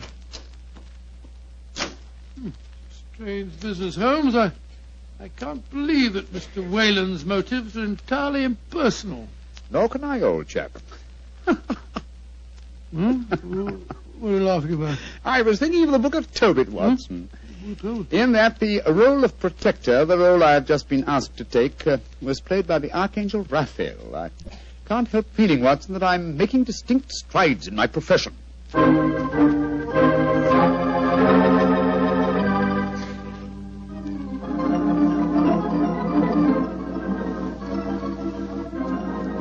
Mr. Sherlock Holmes. I'm so glad to meet you. How do you do, Lady Vennering? May I introduce my old friend, Dr. Watson? How are you, Dr. Watson? I'm awfully glad to meet you, Lady Vennering. Let's sit down, shall we? You're just in time for tea. Thank you. You know why we're here, of course. Oh, naturally. Mr. Whalen came round here as soon as he'd left you. You're to persuade me to look after my mortal affairs, while he takes care of my immortal ones. Isn't that it? He takes care of them. Well, that's charmingly put, Lady Vennering. Charming. He takes care of May I say, Mr. Holmes, that I'm flattered that a man of your eminence should be sufficiently interested to bother about me. You underestimate your own importance, Lady Vennering. Though I may mention that if your problem had been as simple as Mr. Whalen made it out to be, I might have been otherwise engaged. You're being very frank and a little mysterious. Are you suggesting that Mr. Whalen didn't tell you everything? I am. And I hope you will be more candid with me. Sherlock Holmes, I like you. You're most refreshing. Milk and sugar in your tea? Just milk, thank you. Here you are. How about you, Dr. Watson? Oh, just the same way, please. Hey, thank you, my dear. And now, Mr. Holmes, perhaps you'll tell me why you think that you haven't been told everything. Before I answer that, Lady Vennering, I wonder if I might ask you some questions. But of course. Anything. When your first husband, Signor Rossoni, was killed, did the police find any suspects? Yes, one. Ferdinand Gautier, a young man who had been an assistant in our Magician's Act. A stupid, good-looking boy who thought he was in love with me. But of course Inspector Lestrade had to release him. There was no evidence. Inspector Lestrade, well, you can bet that if he arrested him, the boy was innocent. A warning note was found among your husband's effects, wasn't it? Yes, and it was signed in Hebrew with the name Asmodeus. But perhaps you're not familiar with the Book of Tobit. Oh, yes, sir, I am. I'm familiar with it, Lady Vennering. How did you know then that the Hebrew letters signified that name? Mr. Whalen translated them for me. Oh, I see. And also read me the Book of Tobit. He's always been particularly fond of that book. Perhaps because it illustrates his own ideas on the dangers of marriage. But Holmes told us that he hadn't seen one of the warning notes until yesterday. Precisely. Lady Vennering, I read in the papers that you intend to marry Major Beckwith, the man who has just been tried for your late husband's murder. Yes, Mr. Holmes. When are you going to marry him, may I ask? When it pleases me. Doesn't it occur to you that a great deal of comment will be caused? Also that Major Beckwith's life is in obvious danger? Of course it occurs to me, my dear man. But because of two tragic marriages, am I to spend the rest of my life alone? As Mr. Whalen would have me do? I'm young, alive. Peter, what are you doing here? I just arrived back in England today, Diana. What's this I read about you marrying Beckwith? Peter, I have guests. Mr. Sherlock Holmes and Dr. Watson. This is Peter McComas, one of our most promising young painters. Diana, tell me it isn't true. When I left England, you loved me, and I you. I come back, and what do I find? You're planning to marry Beckwith. Well, I won't stand for it. If you think you can throw me over like some silly boy, you're very much mistaken. I can tell things, you know. I can tell lots of things. Get out of here, Peter. Get out. Diana. And don't come back until you've learned manners and discretion. But Diana... Get out!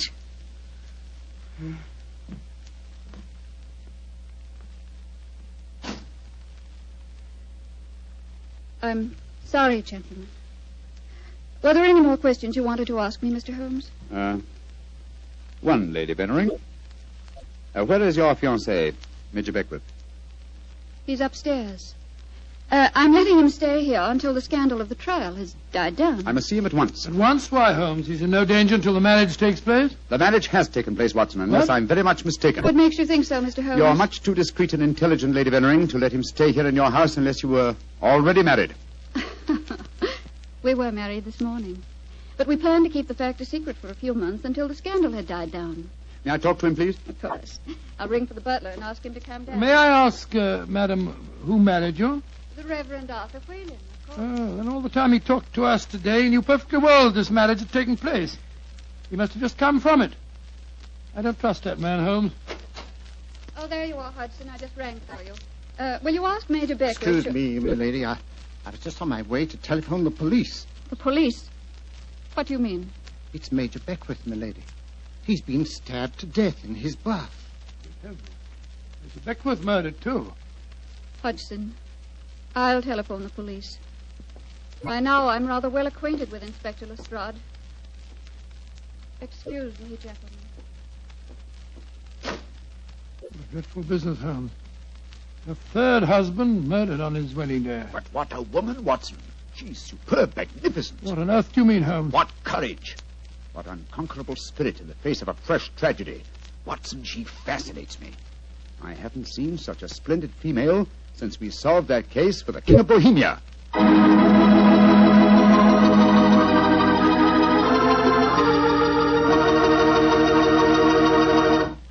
Dr. Watson's story will continue in just a few seconds. Time enough to remind you that the easiest way to make good food taste better is to serve that good food with a swell Petri wine. And there are two Petri wines in particular just made to go with food. Petri California Sauterne, a delicate white wine with a subtle flavor that's perfect with chicken and fish. And Petri California Burgundy, a hearty, rich red wine that's out of this world with any meat or meat dish. So if you want to know just how good a cook you are, serve your good food with Petri wine made to go with it. A Petri Burgundy or a Petri Sauterne. Two swell Petri mealtime wines.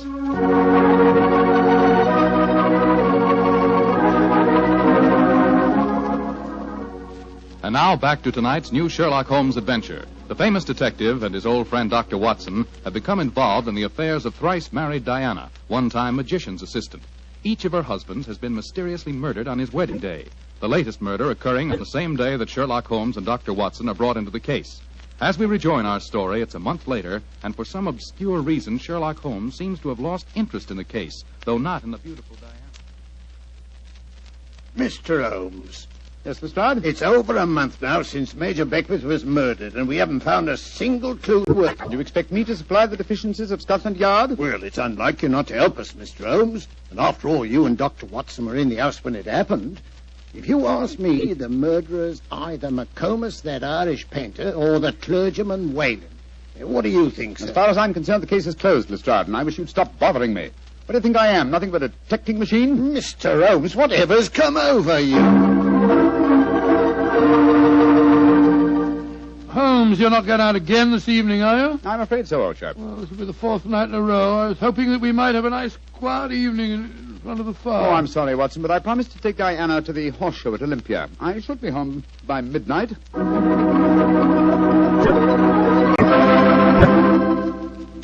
Mr. Holmes. Yes, Mr. Whalen? You're seeing altogether too much of Diana. She seems to be completely under your spell. But you introduced me to her in the first place, with the request that I keep an eye on her. I made a great mistake. As her spiritual protector, I'm afraid I must ask you to stop seeing her. I'm afraid I must ask you, sir, to mind your own business.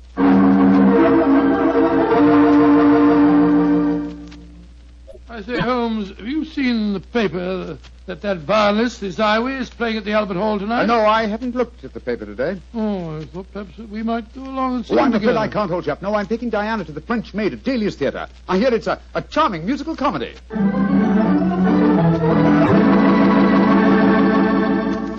Look here, Holmes. We've been friends for a good many years now. Very true, old fellow. And I think I'm entitled to speak to you straight from the shoulder. Of course you are, Watson. Very well, then. This Diana Beckwith. Oh. Yes, it's your own business, I suppose, but I can't bear to see her making such a fool of you. You've neglected your work entirely since you met her. You get about as though you're a young fellow of 20.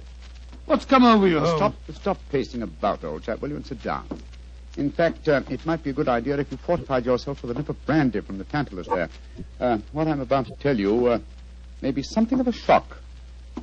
Watson, Diana and I are getting married tomorrow. What did you say, Holmes? I'm getting married tomorrow. But, you're insane. Oh, that's not very flattering, Watson. Anyway, I don't see why you should be so surprised. You yourself married and left Baker Street once, didn't you? For you, Holmes, a confirmed woman hater. No, my dear Watson. No, indeed, no. You will remember in our adventure that you titled A Scandal in Bohemia, I met a lady that I have often referred to as the woman. You mean Irene Adler, but she was a criminal. Exactly, and yet Diana has the same magnificent characteristics. Keen intelligence, courage, and unconquerable spirit. But Holmes, 3 of her husbands murdered on their wedding nights. You're proposing to be the 4th. Oh, rubbish, my dear fellow, because tragedy has attended her previous marriages. Is she to go through life alone? Holmes, you really mean it, don't you? Of course I do. I think I will have a nip of brandy. Oh, don't take it so badly, old fellow. We'll continue to see a lot of each other. Diana's very fond of you, you know. Oh, well, I'm glad. Who's going to perform the ceremony? Not the Reverend Mr. Whalen? Oh, no. We decided, in view of Diana's previous marriages, that he might prove to be a trifle, unlucky. A clergyman named Vernet will officiate. Whalen, of course, insists on being present just the same. What time is the wedding tomorrow? 2 o'clock, old fellow. Oh, I should have mentioned this before. I hope your cutaway coat and top hat are in a good state of preservation. You'll be a pretty prominent figure at the ceremony, you know. You mean that... Well, I mean that if Sherlock Holmes gets married, who else could be his best man but his old friend, Dr. Watson? It's elementary, my dear fellow, elementary.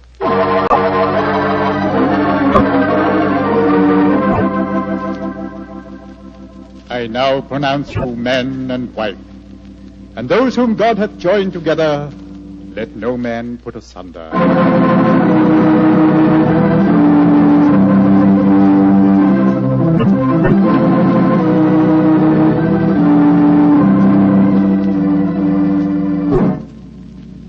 Diana, I'm going to claim the privilege of the best man and give you a kiss. Of course you shall, Doctor. Joe Holmes, you're a devilish lucky fellow. Of course I am, old chap. Sherlock, I'm going upstairs to change my dress now. Very well, Diana. I'll be up shortly. I'll see you later, Dr. Watson. Very well, Mrs. Holmes. Holmes, I never thought I'd live to say that. Watson, old fellow, I'm worried. Worried today? Oh, my dear fellow, what's the matter? Well, just before the ceremony, I received one of those warning notes signed by Asmodeus. Oh, you better be careful, Holmes. I think I'll slip out and have a pipe or two on the matter. Yes. Look after my guests for me, will you? And keep your eyes open. And your ears. Yes, I will indeed. There you are, Mr. Whalen. Would you care for a glass of champagne or punch or something or other? Thank you, no, Doctor. I'm in no mood for celebration. I'm certain that Diana has made a shocking mistake. Well, really, sir, I don't think... I only came here in a last-minute attempt to dissuade her. Now that I've failed, I shall leave. Good day, sir. Bless your soul. Dr. Watson? Oh, hello, McComas. Where's Mr. Holmes? We'll be back in a few minutes. Would you care for a glass of champagne, sir? Well, thank you. I should like to drink a toast to the pair. I've been in love with Diana for years, you know, but she wouldn't marry me, and well, I suppose I might as well make the best of it. I must say your friend Sherlock Holmes seems like a splendid fellow. He is indeed, McComas. In fact, I may say... What? Excuse me, sir. All right, Holmes, I'm coming. Up here. What else the matter, Holmes?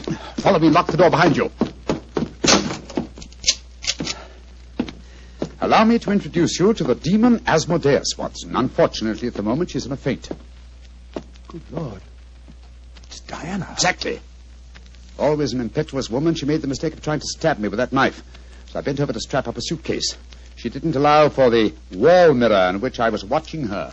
You mean you suspected her all along? Of course I did, old fellow. The problem was to find the proof. I first suspected her when I knew that she had been a magician's assistant. The key to the profession of magic is misdirection, and these murders have been a perfect example of misdirection of motive. How do you mean, Holmes? Well, by creating Asmodeus, thanks to the well-meaning stories of the Reverend Mr. Whalen, from whose theological libraries she must have copied the Hebrew signature, she focused the murders on jealousy, concealing the fact that the one person with a perfect motive was herself, the widow who was to inherit. Oh, why hasn't she been caught before? Because she was clever, devilishly clever. She left no clues except an indirect one that I had once spotted, that the likeliest person to be able to approach a bridegroom unsuspected and stab him is his bride. And now I wish you'd see if you can revive her, old fellow. When the police get here, I should like Mrs. Holmes to be in full possession of all her faculties.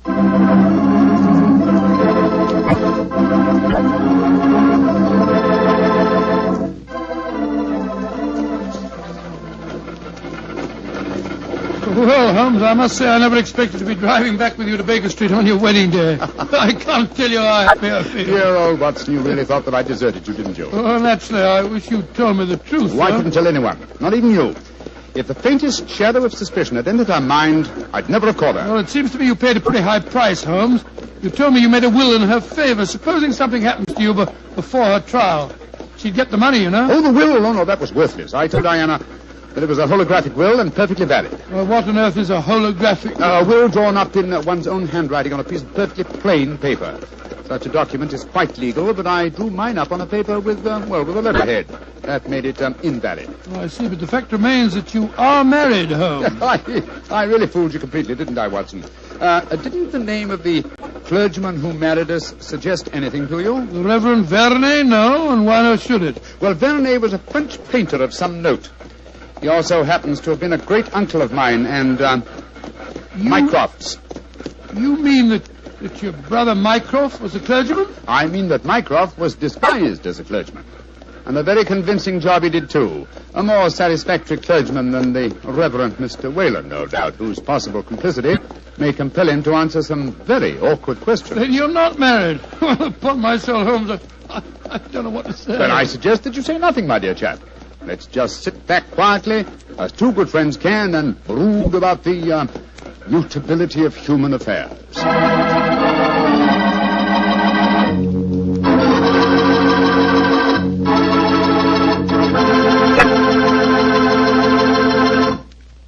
Well, Doctor, tonight's adventure was really a little extraordinary, to say the least. Holmes sure had a narrow escape. Doubly narrow, Mr. Foreman, doubly narrow. He not only escaped the jaws of death, but he also escaped the clutches of matrimony. Actually, the story had a happy ending for everybody but Lady Vennering. Jasmine Lafleur. What about that artist fellow, McComas? How did he take it? Oh, very well indeed. In fact, in gratitude, he even painted Holmes's portrait. Not exactly a good likeness, though. One of those modern artists who paints as impressions of a person, but rather than a portrait. What do you mean? Well, now, let me see. If he were to paint his impression of you, you'd probably end up by looking like a bottle of Petri wine in a sports jacket. Go ahead, Doctor. You can tease me all you want to, but I'll still rave about Petri wine. And why not? The facts bear me out that Petri wine most certainly is good wine. After all, the Petri family knows all there is to know about the art of turning plump, sun-ripened grapes into fragrant, delicious wine. That's because they've been making wine for generations, ever since they started the Petri business way back in the 1800s. And because the making of Petri wine is a family affair, the family has been able to hand down from father to son, all their skill and knowledge and experience. And believe me, that adds up to plenty. So no matter what type of wine you prefer, one to serve with meals or a wine for any special occasion, choose one of the fine Petri wines. You can't miss, because Petri took time to bring you good wine. And now, Dr. Watson, what story do you have lined up for us next week? Well, now, let me see, Mr. Foreman. I'm going to tell you about a strange adventure that began by my taking a wild cab ride through the moonlit streets of London, and ended with Holmes and me being trapped in a luxuriously furnished cellar below a furniture warehouse down by the waterfront.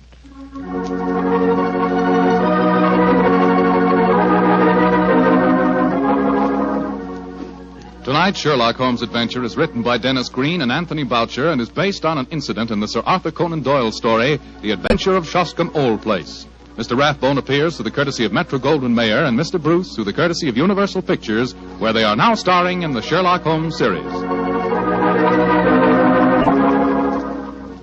The Petri Wine Company of San Francisco, California, invites you to tune in again next week, same time, same station.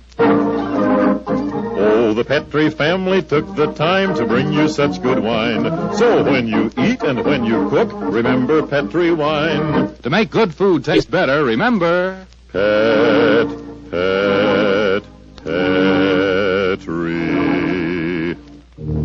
wine.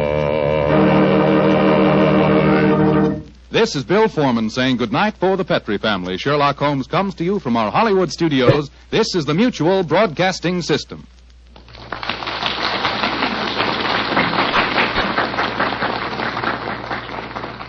This episode from the life of Sherlock Holmes will be transmitted to our men and women overseas by shortwave and through the worldwide facilities of the Armed Forces Radio Service. Petri Wine brings you Basil Rathbone and Nigel Bruce in the new adventures of Sherlock Holmes.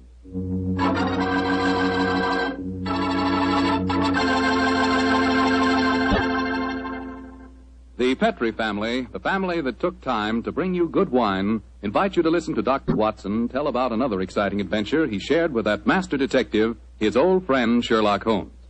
And say, I want to tell you about a little present I've got for you. A present, and it's free. It's a swell recipe calendar printed in full color, and it's good for 2 years, 1945 and 46. But best of all, this calendar not only gives you the dates, it gives you loads of swell recipes and ideas for cooking with Petri wine. Want to know how to make spare ribs that are out of this world? You want to learn a new way to fix liver and onions, a swell way to make soup more delicious than ever. It's a cinch with this calendar handy in your kitchen to tell you how. In fact, this calendar tells you all you ought to know about wine. And remember, it's free. Just write to Petri Wine, P-E-T-R-I, Petri Wine, San Francisco 26, California. Petri Wine, San Francisco 26, California. We'll send you your swell recipe calendar immediately.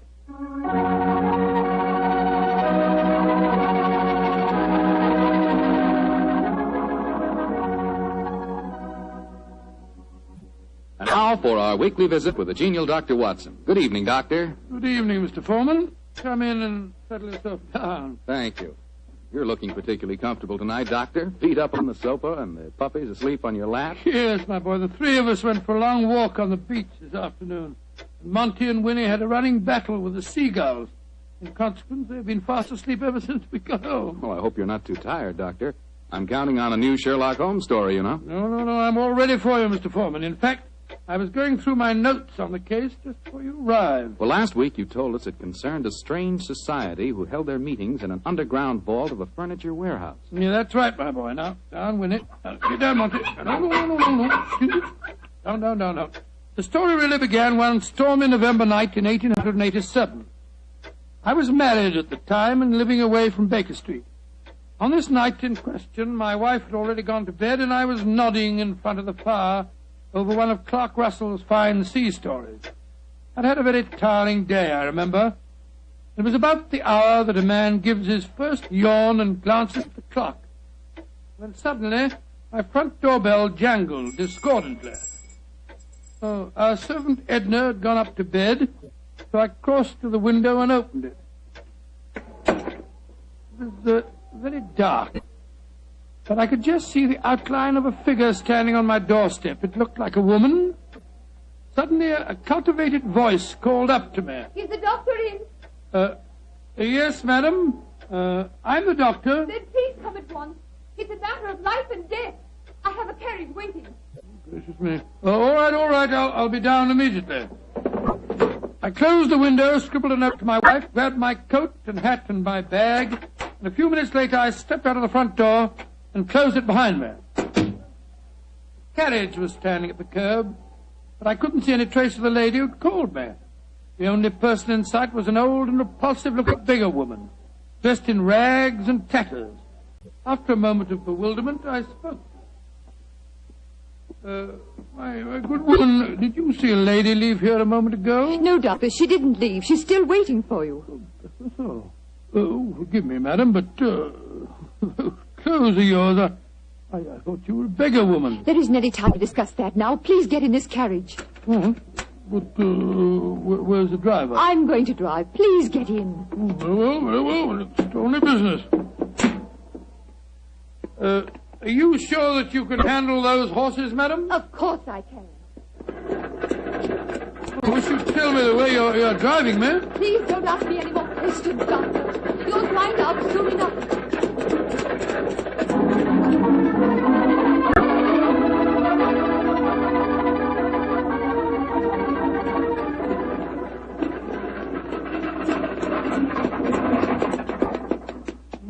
Thank heavens we've finally reached our destination.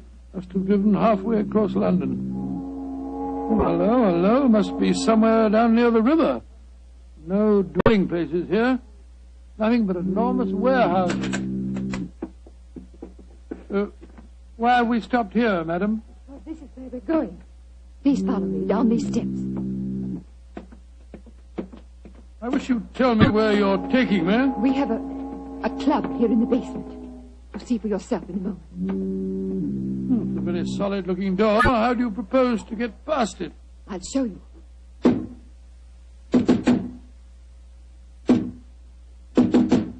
Lord, it must be a very secret club of yours, madam. It is, Doctor. Who knocks? Number 7. Give the password. To the lanterns. You may enter.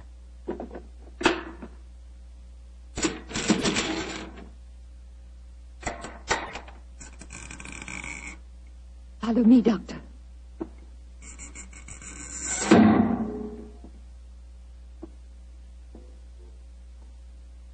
Madam, I do wish you'd tell me where you're taking me. This looks like the entrance to an opium den or a thieves' kitchen. Don't worry, Doctor. You're in no danger. There. Does that look like a thieves' kitchen? Great Scott, I don't believe my eyes.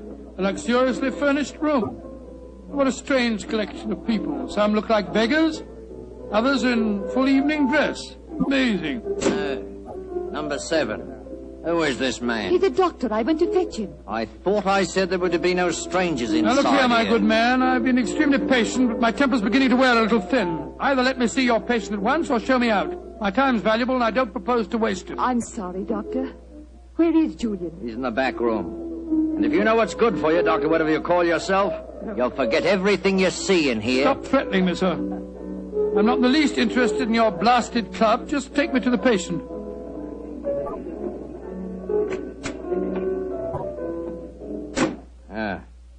This is the man we want you to examine, Doctor. Huh? What happened? He fell down the stairs leading into the clubroom. Well, why'd you move him? We wanted him to be comfortable. That's the worst thing in the world you could have done. Never move a person with an injured skull. Is he going to be all right, Doctor? No, madam, I'm afraid he isn't. His neck's broken. He's dead. Huh? Julian, dead. You sure of that, Doctor? Of course I'm sure of it, my good man. I'm afraid you need an undertaker, not a doctor. We must tell the others.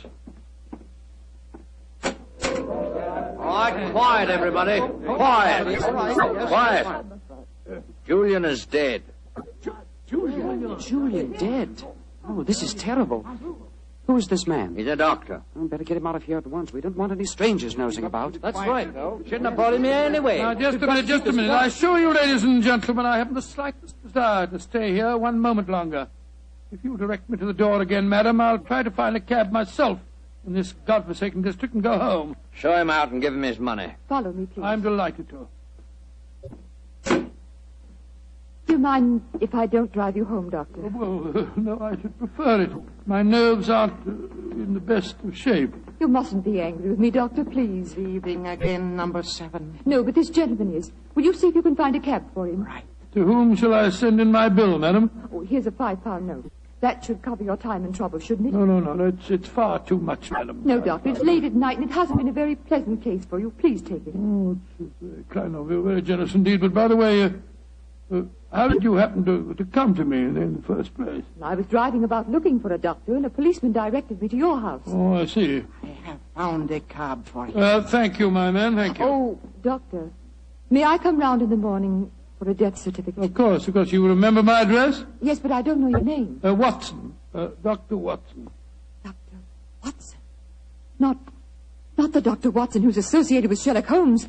Right, madam, I'm flattered that you know of me. Good night, Doctor. And please forget about everything you've seen here tonight.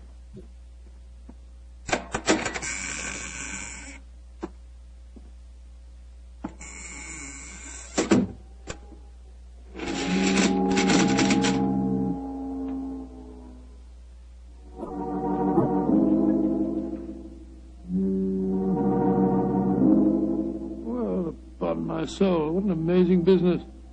Holmes will be interested to hear about this.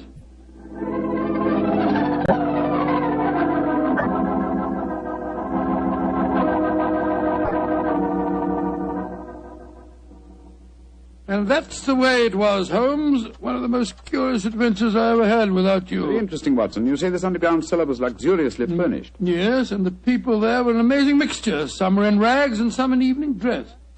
Huh, like the nursery rhyme, eh? Some in rags and some in tags and some in velvet gowns. Exactly. Give me the feeling that I was taking part in a story out of the Arabian Nights. I must say, though, I was pretty angry at the time. However, after a good night's rest, I feel quite differently this morning. I thought I'd just drop round and tell you all about it. I'm glad you did, my dear fellow. It would be interesting to see if any repercussions of your strange adventure reach us. Oh, I doubt it.